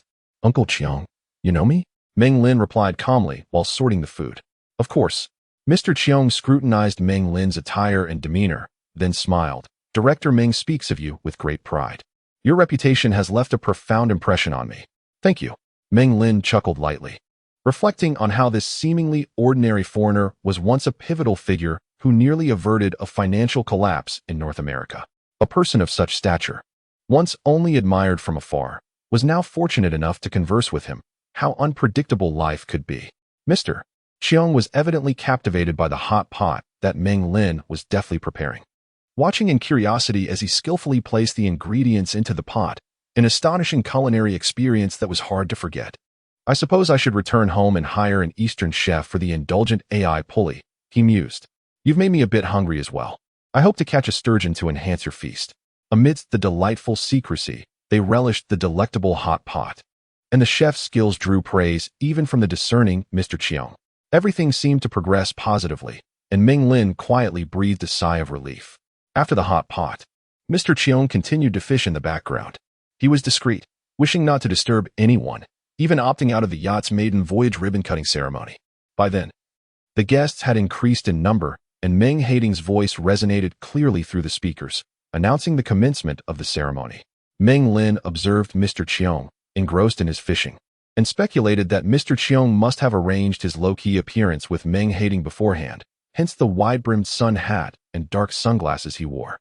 Following their indulgence in the delicious hot pot, the exquisite dishes served later by the waitstaff were collectively declined by the group. Eccentric Epuli suddenly conceived a new idea. Disregarding her father's fishing endeavor, "Miss Lin, let us go swimming. I've been accompanying my father since dawn, yet he has caught nothing. I am utterly disappointed in his luck and skill. It is quite possible we would fare better by diving into the sea ourselves. Do you wish to catch fish on your own, children?" Mr. Cheong observed his spirited daughter and the intrigued Lu Huaidia. The ceremony would soon conclude, and the yacht was about to set sail. If you plunge into the water now, I imagine you shall become 3 mysterious mermaids of the sea. Epulae, clearly determined to achieve her objective, suggested, how about we go to the swimming pool atop the boat? I am certain no guest will be there now. Although swimming in the pool makes me feel like a goldfish, it is far preferable to watching my father catch nothing. Encouraged by her enthusiasm, Liu Huaidia felt a surge of excitement, and after a moment's contemplation, Meng Lin acquiesced to her proposal. Swimming and frolicking with 2 stunningly beautiful girls was far more enticing than the invitations from Yi Huawan and Duan Xishuan. Just think about it. Setting aside Liu Huaidia for a moment, the mere presence of the fair Epulae, a blonde girl, ignited a curiosity in Meng Lin, who had never encountered Western beauties before. As the opulent yacht released thousands of colorful balloons into the sky amidst a dazzling fireworks display, it sounded a long horn and slowly departed from the dock, commencing its maiden voyage. After changing into their swimsuits, Liu Huaidia donned a more modest one-piece with a skirt, while Epulae opted for a rather revealing bikini. Had the occasion been different, she might have foregone even the minimal coverage of her swimsuit entirely. Meng Lin, feasting his eyes, felt a tinge of disappointment. Perhaps it was too small for his taste. Epulae emerged swiftly from the changing room, smoothing the somewhat wrinkled fabric over her chest. I actually prefer swimming nude. It's strange, but I dislike constraints. This includes my fondness for sleeping and swimming in the nude. Sometimes, when I'm home alone, I shed all my clothes. Of course, I wouldn't dare do that at school. I can't be like Mary and go without any undergarments. Do you enjoy sleeping nude, beautiful Miss Liu? Meng Lin, upon hearing her enticing words, sensed a mixture of curiosity and discomfort. It seemed that Westerners were significantly more open than their Eastern counterparts. After only a few hours of acquaintance, they spoke so candidly, particularly the mention of Mary, which was rather bold. His timely arrival drew 2 curious gazes towards him.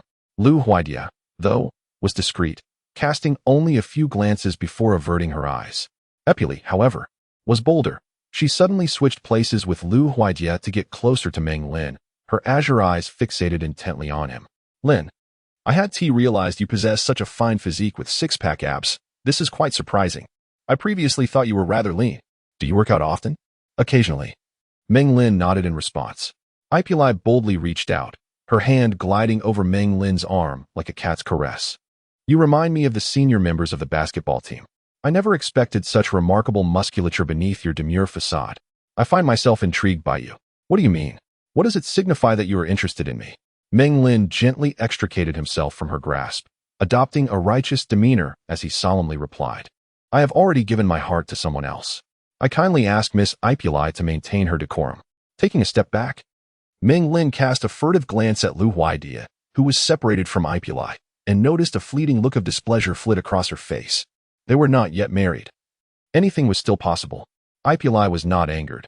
On the contrary, the mischievous glint in her cerulean eyes deepened with interest. With a splash, Epulae dove into the serene swimming pool, sending a cascade of droplets into the air. Do not get too close to her, cousin, Liu Huaidia whispered sharply to Meng Lin. Her little face contorted in a frown, tinged with a hint of melancholy. She was well aware of Epulae's remarkable background and beauty, and despite her own confidence, she couldn't help but feel a twinge of concern. I have no fondness for foreigners. I still remember the 8-Nation Alliance. Meng Lin replied with unwavering conviction, though inwardly he dismissed her worries, thinking, you're not even my wife, so why should I care? Removing the towel draped over his shoulders, Meng Lin stretched, the sound of cracking bones echoing in the air. Liu Huaidia froze, a blush creeping onto her cheeks as she hurriedly jumped into the pool. Meng Lin followed suit, and Epulae suddenly swam toward him, her beauty enhanced in the water, mischief dancing in her blue eyes, captivating his senses. Epulae performed a graceful somersault, diving down before seizing Meng Lin's foot and pulling him underwater, their bodies entwining. She thrived on the exhilaration akin to an illicit affair.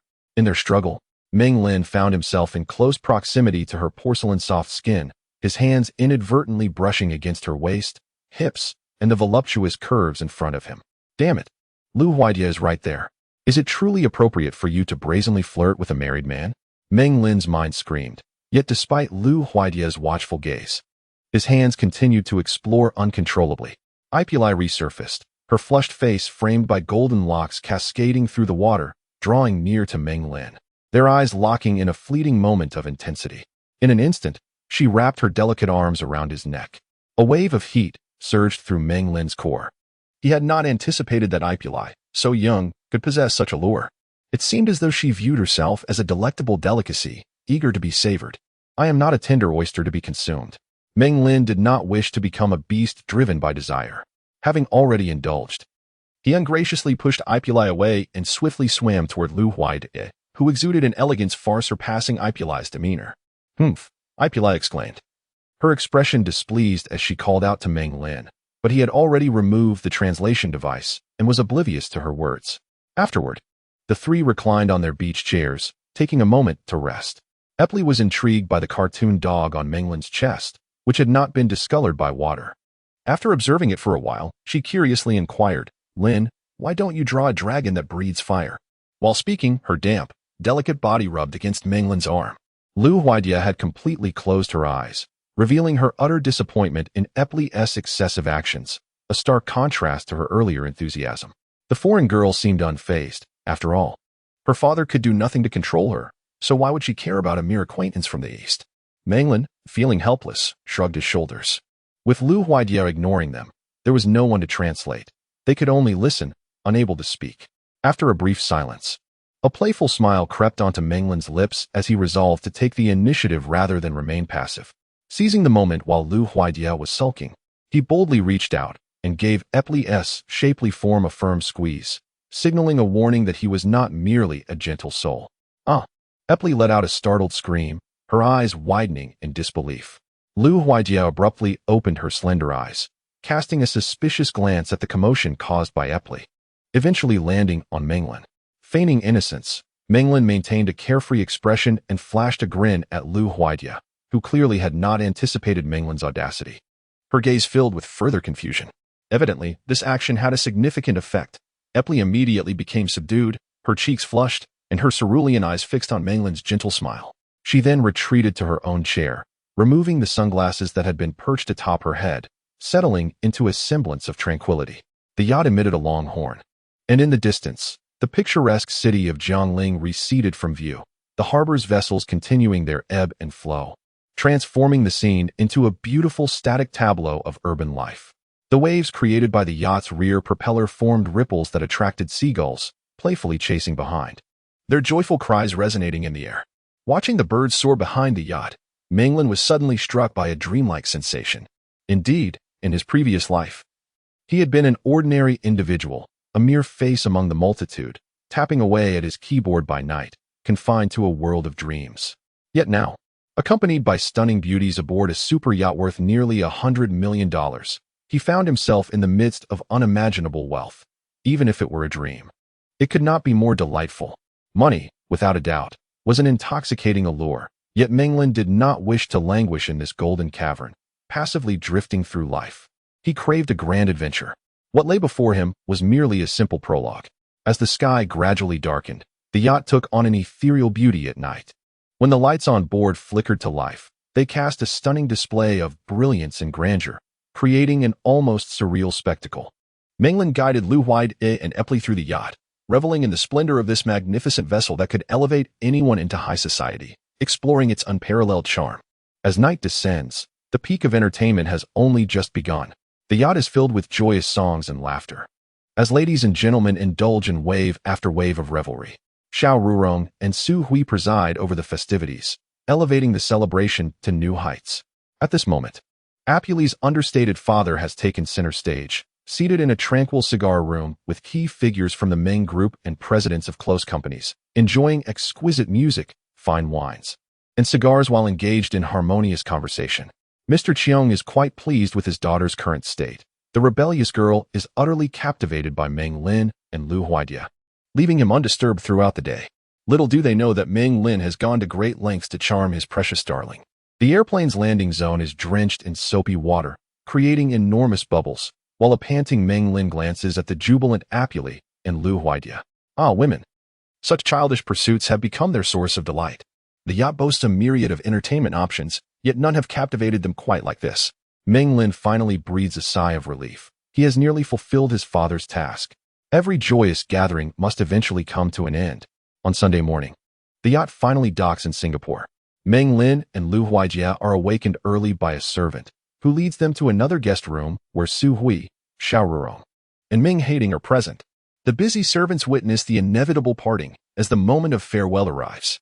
Su Hui engages in polite conversation with the main couple, while Meng Lin scans the surroundings, noticing Apuli's absence. The foreign girl likely still lies in bed. Suddenly, a gaze falls upon his face. Meng Lin turns to silently meet Lu Huidia's eyes. They share a quiet moment of connection without uttering a word. Their parents have said all that needs to be said, and formalities have been attended to, shifting the focus onto the two of them. Huidia, Su Hui finally sighs. Interrupting their silent exchange, say goodbye to Meng Lin. We must disembark. Lu Huidia hesitates, slowly rising to her feet. With misty eyes, she grasps Meng Lin's hand and says, "Cousin, I am leaving. Do you remember how you used to act?" "I will always remember," Meng Lin replies, lifting her delicate hand to his lips for a gentle kiss before stepping forward to envelop her in a deep embrace, savoring her graceful form. "Goodbye, cousin. No need to see me off." Lu Huidia's delicate face is streaked with tears as she rises on tiptoe to plant a kiss on Meng Lin's forehead before dashing out of the room. Each parting between these two children is always like this, so poignant. Su Hui hurriedly follows her daughter's retreating figure. Although the yacht will remain at the Singapore harbor for 2 hours, due to Mr. Cheong and his daughter, Meng Hating cannot escort Su Hui and her daughter back to their home. As long as the object of affection changes swiftly, sorrow cannot catch up with me.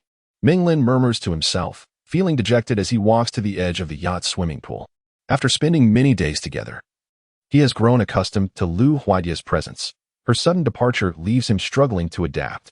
After all, we are not mere plants. Who can remain unfeeling? He is merely an ordinary individual, neither a pretentious monk in the city nor a heartless assassin. He experiences joy, sorrow, and anger. Oh, does he even know what love is? A soft thud echoed as his shoes met the ground. Ipuli, adorned with the languor of just awakening, glanced around and inquired, "Lin, where's Miss Lu?" "Her family's in Singapore. She disembarked a while ago," Meng Lin replied nonchalantly, casting a glance at her small Chinese translation device nestled at her neck. Ipuli paused momentarily, then appeared to regain her spirit, teasingly remarked, "Do you have feelings for Lu Huidia?"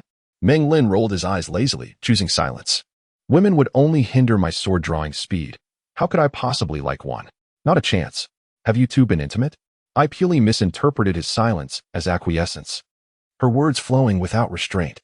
Meng Lin clicked his tongue, casting a peculiar gaze upon her, admiring her silky smooth calves, fair with a hint of rosy hue, delicately enticing. "Well, that part is smaller, but your slender figure is quite appealing, and your legs are nice." Silence implies there has been no intimacy. Am I right?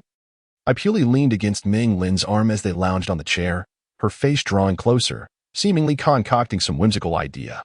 "Miss Ipuli, are you suggesting that platonic love is not genuine love?" Meng Lin turned to her, seriousness etched on his face. "So, are you saying that only a relationship involving intimacy qualifies as love? Then, have you loved someone else?" Of course, Ipuli's lips curled into a proud smile. "For instance, I love my father dearly." Meng Lin stared at her in exasperation, swallowing the teasing remark that had nearly slipped from his lips. "Forget it. There is no need to stoop to the level of a high school student. I am an adult, after all, and must maintain my composure." Fortunately, at that moment, Meng Hating, Mr. Cheong's arrival provided an escape for Meng Lin. They were discussing work, and upon reaching the pool, they spotted the two. "You two are here as well?" "Dad," Ipuli unabashedly exclaimed, "Lin and I are discussing the theme of love, but he knows nothing." How childish. Faced with his father's puzzled gaze, Meng Lin supported his forehead with his hand, nearly toppling from the chair. "If I truly knew nothing, I doubt you would have imparted your wisdom upon me." "You annoying sister." Ipuli's eyes darted, requesting, "Could you refrain from interrupting us? If possible, you and Dad, please sit over there." All right, we shall take our leave." The two fathers acquiesced. As they departed, Meng Lin felt a weight lift off his shoulders. He had finally found an opportunity to escape the clutches of this persistent girl, only to have Ipuli's words send the two influential figures away. "Daddy's girl." Meng Lin scoffed, secretly relieved Ipuli hadn't suggested, "Could you leave us be? If possible, let's blow up the ship." Otherwise, Mr. Cheong would undoubtedly regretfully lead Meng Hating away. "All right, let us sit in the lifeboat. There must be a limit to indulgence." Excessively pampering their childish whims is unacceptable. Had they been traditional parents from our homeland, they would surely have erupted in anger, delivering a lesson in humility with a firm hand, teaching you the ways of the world. Meng Lin harbored no disdain for AI pulley, yet he dared not express excessive affection in the presence of her father. To evade such an awkward scenario, he rose from his chair and leaned over the railings, listlessly surveying the magnificent Lion City before him. Gazing into the distance, he beheld a panoramic view of Singapore, the towering skyscrapers of the business district, the serpentine roads, and the meticulously arranged urban landscape composed of stately buildings. The vistas of the World Trade Center cruise terminal, the Singapore container port, and the breathtaking expanse of Sentosa Island unfolded before his eyes. Suddenly, Meng Lin noticed an unusual foreign man beneath his thick, flaxen hair. He sported a pair of large black sunglasses and possessed a notably long, hooked nose. It wasn't too sunny today, he thought, raising an eyebrow as he observed the man alight from a sleek black car, dragging a massive rectangular suitcase towards the vessel while the car sped away, vanishing into the flow of traffic. The foreigner, likely prearranged, was granted entry by the security guard stationed at the entrance with only a cursory glance at his credentials. A waiting male attendant approached him courteously, engaging him in brief conversation as he escorted him deeper into the yacht. The departing vehicle evidently had no intention of returning for him. Meng Lin's brow furrowed with suspicion. What purpose could the man have aboard the vessel? His doubts intensified when he noticed the foreigner remove his dark sunglasses as he followed the attendant aboard, his piercing gaze lingering on both Meng Lin and AI pulley for a fleeting moment. It was clear that they were merely inconsequential young adults. Yet the man's attention swiftly darted away, moving towards the platform where the helicopter was stationed before he proceeded down a corridor connected to the ascending elevator. Something felt amiss. Meng Lin, unsure if he was merely being paranoid, had developed a keen sense of danger since the assassination attempt by Liang Minglong. A chill crept up his spine. Before he could ponder further, the translator relayed a conversation between Mr. Cheong and Ming Hading. This is a business associate of mine in Singapore. He will bring me some original documents related to a company I am interested in collaborating with. The foreigner carried an enormous rectangular case, and it was hard to fathom that in this high-tech age, someone would be foolish enough to transport such cumbersome luggage filled with original documents. Meng Lin's unease deepened, as his mind unwittingly conjured the notion that the case might harbor dangerous items, much like the coffin carried by the two blind assassins in Kung Fu. What if it concealed explosives? The thought struck him suddenly, sending shivers down his spine. His cautious nature compelled him to fixate on the approaching foreigner, who was drawing near to Mr. Cheong and Ming Hading. Is Vicnay the one who sent you? Mr. Cheong inquired, rising from his seat to remove the pipe he had been gnawing on, extending a hand in friendship. I am Mr. Cheong, pleased to make your acquaintance. I am Donald. The man with the hooked nose replied as he removed his dark sunglasses and briefly shook Mr. Cheong's hand. Vicnay sent me to deliver these to you. He mentioned you had been waiting for these original documents. As his words faded, he placed the large box at the edge of the swimming pool and slowly opened it. Lin, what are you looking at? I'm talking to you. Hey, Lin, your lack of gentlemanly demeanor is quite disappointing. Meng Lin's attention was fixated on Donald, while beside him, the impatient Epuli chattered away, her words failing to penetrate his consciousness. The atmosphere was unervingly tranquil, his gaze steady to the point of being abnormal. Meng Lin experienced a disconcerting sensation, feeling that Liang Minglong and the foreign man with the hawkish nose belonged to the same ilk. He certainly did not wish to be dispatched to the afterlife by an unknown individual wielding a box full of explosives. Driven by instinct, Meng Lin stealthily approached the hawkish-nosed man, contemplating what this large box could contain beyond documents and explosives, even if it turned out to be a misunderstanding. The worst consequence would be a reprimand from his father. However, should it indeed contain explosives, that would spell disaster. Apologies, the documents are underneath. I shall retrieve them from Mr. Cheong, Donald said, oblivious to the two quiet individuals with minimal combat prowess behind him. As he opened the box, his hand brushed aside various jars and simple masks, eventually encountering a hard object, revealing a section of dark metal. It was a silenced handgun. It turned out that Vicnay was a close acquaintance of Mr. Cheong, serving as a senior executive at a financial firm in Singapore, sharing not only the same nationality, but also a strong personal bond. This document was an essential original file, crucial for understanding the pertinent company's secrets. The two had clandestinely coordinated, thus Mr. Cheong never suspected Donald harbored malicious intent.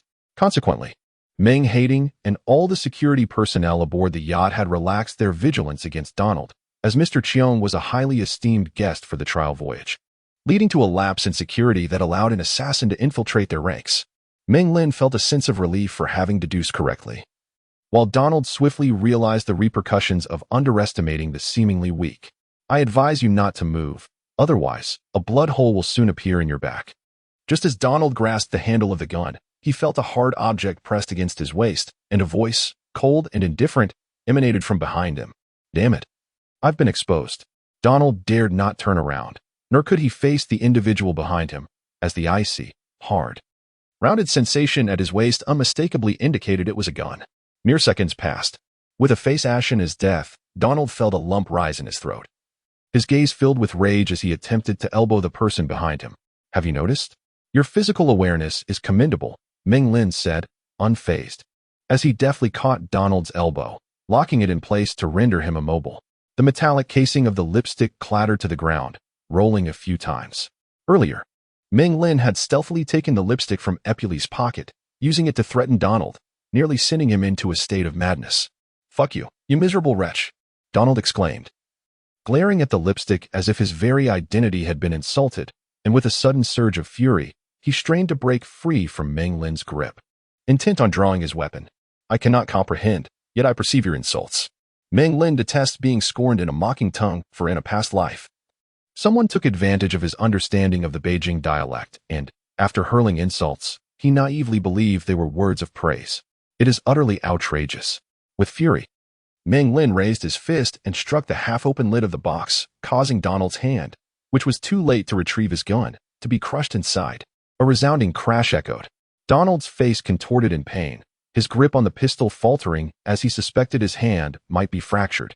I am going to kill you, he howled in rage, extracting the deformed arm from the box, while his other hand lunged violently towards Meng Lin's heart. It would be absurd for Meng Lin to allow such an attack to connect. He swiftly dodged the blow, seizing the opportunity while one of Donald's hands was incapacitated. He unleashed a powerful right punch that landed squarely against Donald's vulnerable ribs. Ah! The foreigner cried out in agony, staggering toward the swimming pool. Meng Haiteng and Mr. Cheung were completely taken aback, unable to discern what lay within the box from their vantage point. Thus Meng Lin's actions incited their ire. The first to regain his composure, Meng Haiteng urgently shouted, Meng Lin, stop! He sought to halt Meng Lin's reckless behavior, but the situation was too dire, as Donald lunged once more for the box. Intent on retrieving his ready-to-fire weapon, Meng Lin had no time to explain. He swiftly raised his leg and delivered a fierce kick to Donald's knee joint. Crack! The sickening sound of shattered bone echoed, as the foreigner's knee sustained severe damage. Meng Lin's daily practice with sandbags and wooden posts was no mere pastime. However, Meng Lin underestimated the assassin's resilience. Amidst excruciating pain that would incapacitate an ordinary person, Donald resolutely grasped a silenced pistol. Damn it!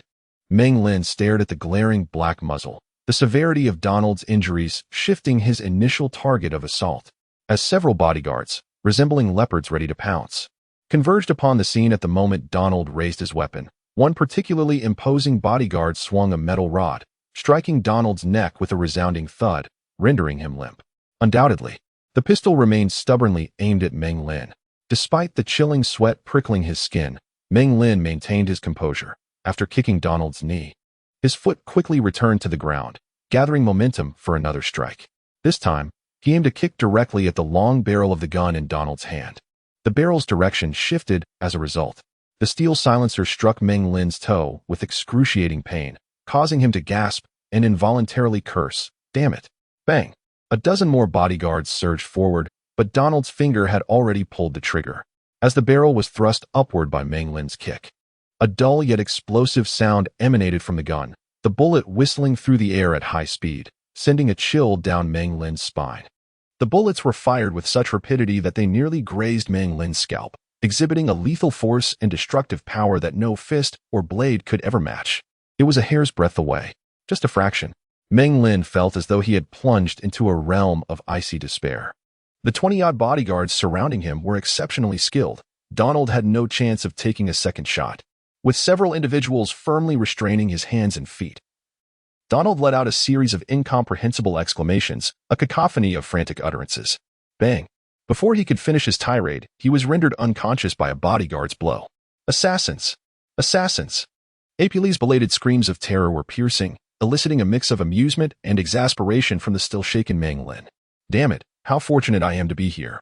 Otherwise, you might have perished without even grasping the circumstances of your demise. Mr. Chiong's pipe slipped from his mouth, the sparks igniting on his shoe unnoticed. Check what else is in the box. Meng Hai commanded sharply.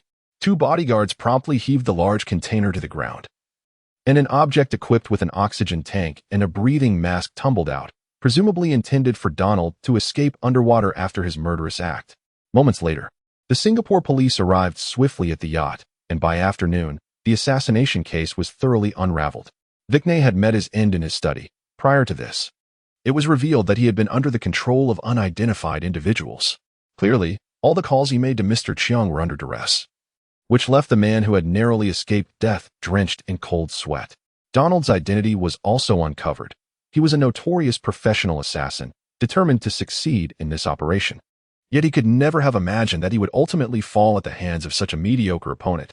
Though the case was solved, it remained open due to the absence of the true perpetrator behind the scenes. However, Mr. Chiong hinted that it was likely orchestrated by a bankrupt tycoon from America, seeking to vent his frustrations stemming from the financial crisis. After a day's time, the psychological impact on Mr. Chiong had completely dissipated, and he resumed his usual demeanor, methodically addressing a series of issues, prompting admiration for his stature. In the wake of this heinous incident, the bond between Mr. Chiong and the Meng family had undeniably deepened. Had it not been for the timely intervention of the Meng heir, he could have very well topped the list of global news events in 2003. To call him a savior would not be an exaggeration. When Mr. Chiong departed, he said little, and Meng Lin immediately accompanied his parents to see Mr. Chiong and his daughter off at the airport. The private jet was already prepared, as Mr. Chiong could not afford to be careless after the events on the yacht. Surrounding him were over 30 formidable European bodyguards and mercenaries, all armed to the teeth. You are the bravest and most intelligent child I have ever encountered. You have deepened my respect for the enigmatic East. Your parents will be proud of you, Lin. My daughter, Apuley, and I sincerely hope you will visit us in return. As you say in the East, it is a matter of reciprocity and hospitality. Mr. Chiong, with a friendly gaze, embraced Meng Lin warmly. England is a beautiful country, and I shall undoubtedly take the opportunity to engage in a delightful conversation with the esteemed Mr. Chiong. Upon uttering these words, Meng Lin's subordinate, a professional translator, swiftly conveyed the message. Meng Hating and Xiao Rurong exchanged glances, their hearts swelling with pride at their son's development. Strange occurrences often signal the presence of mischief. With a reluctant heart, Apuley leaped forward, tightly embracing Meng Lin's neck, akin to a koala clinging to a tree, showering him with tender kisses. They lingered in this affectionate embrace for a considerable time, and Meng Lin, unsure where to place his hands, chuckled awkwardly. All right, let's not be too playful. Can't you see all these eyes watching us? If you desire kisses and hugs, perhaps consider the appropriateness of the moment. With her arms wrapped around Meng Lin's neck, Apuley's azure eyes shimmered with an intoxicating gentleness as she boldly declared, Dear Lin, let us attend university at Cambridge in the future.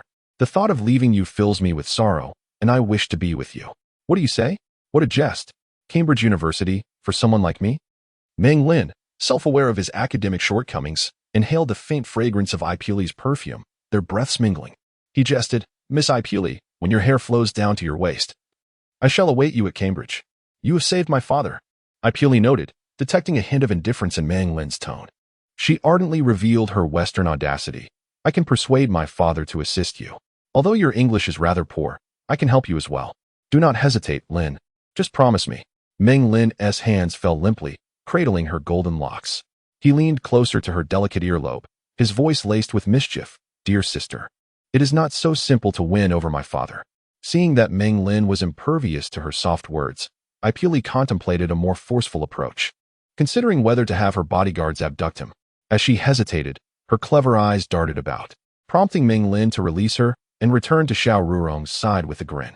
All right, Apuley, our time is limited. If you do not wish to call home to extend your holiday, let us discuss the finer details upon our return. You have many avenues to continue this conversation, even to the extent of face-to-face discussions during your holiday. Mr. Chiong smiled. Apuley felt a twinge of disappointment. Her father's words surely indicated he would not agree to assist in abducting Meng Lin. Casting a glance at Meng Lin's refreshing and handsome visage, she recalled the moment she secretly observed him bravely battling a killer. I purely felt compelled to seize this opportunity to express her feelings. What if he turned away and forgot her? In a flash, disregarding her image, she leaped back into Meng Lin's embrace, the masculine scent enveloping her, causing her heart to flutter intensely, an emotion no schoolboy could evoke. Lin, I wish to leave you with my best gift until we meet again. Meng Lin observed her whispering softly, her voice barely above a murmur, seemingly sincere. His throat tightened as he struggled to respond. I love you. I purely murmured into the translator at her neck, her words echoing in English. As Meng Lin gazed in astonishment at AI Pulley, the next moment, she stammered with an off-key voice, Lin, I love you. Looking at the silly AI Pulley, Meng Lin couldn't help but feel a pang of reluctance. However, being unaccustomed to revealing his inner thoughts, he lightly pressed his lips against AI Pulley's luscious red ones and said, Farewell, we shall meet again. With her beautiful blue eyes misty, AI Pulley turned her head and ran towards Mr. Cheong. Boom, boom. The airplane soared into the sky, gradually vanishing into the distant horizon.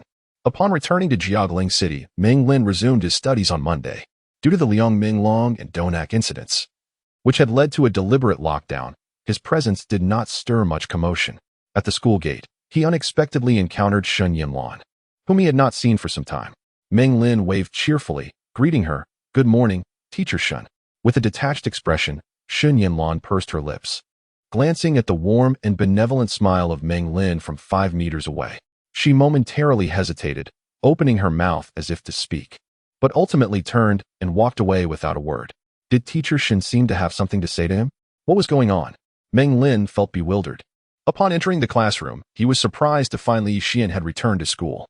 Meng Lin greeted Yishan and Zhao Qianqian, whom he had not seen for days. Suddenly, Li Xian stood up and walked over, causing the classroom to fall silent. The proud He Jie turned her head to look in their direction. With a nervous expression, Li Xian looked at the indifferent Meng Lin and suddenly bowed respectfully, saying, Meng Lin, I was wrong before. I'm sorry, please forgive me. Meng Lin was momentarily taken aback, then dismissively replied, It's fine, we are all classmates. It's natural to have disagreements. Since you recognize your mistake, why would I hold it against you? He regarded Li Xian as nothing more than a pawn, of no significance to him. Li Xian was taken aback by Meng Lin's nonchalant attitude.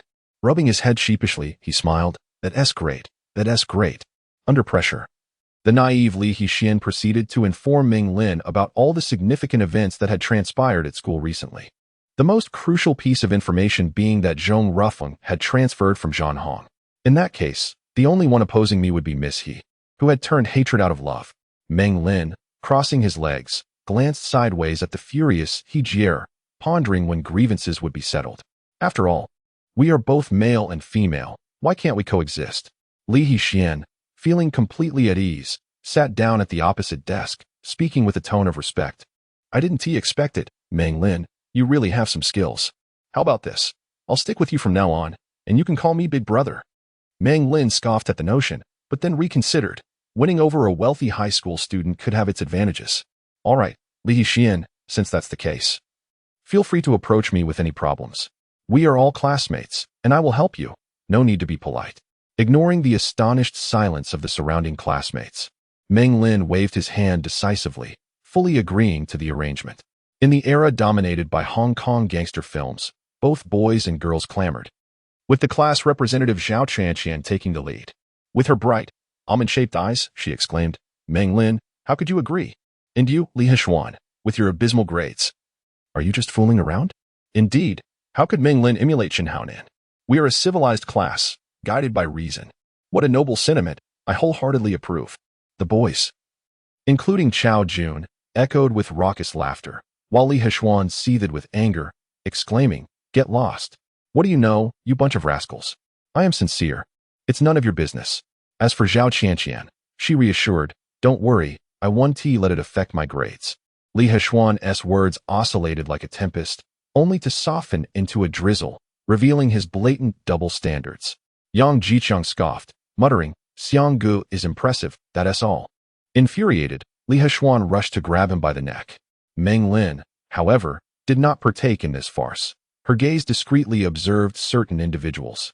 Among them, the irate Hejier, who turned away in anger, and another figure whose reaction struck her as peculiar, the enchanting campus belle Yihyun, who was incessantly staring down at her phone.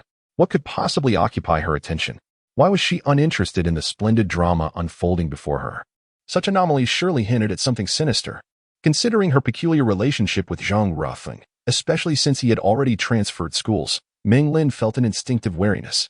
The dismantler Liang Minglong likely had a 99% chance of being an enforcer dispatched by the Zhong family, avenging Liang Minglin's death, thus entangling herself in a web of conflict. Meng Lin muttered to herself, in this situation, if I do not remain vigilant, the consequences could be dire. Even though Xing Hao was back on solid ground, dutifully ensuring safety, he was merely a unique individual, not a deity. At present, he could only remain in the security room. If she wished to avoid trouble, she needed to grasp more of the underlying circumstances. The pivotal role of Yi Hyun could not be overlooked.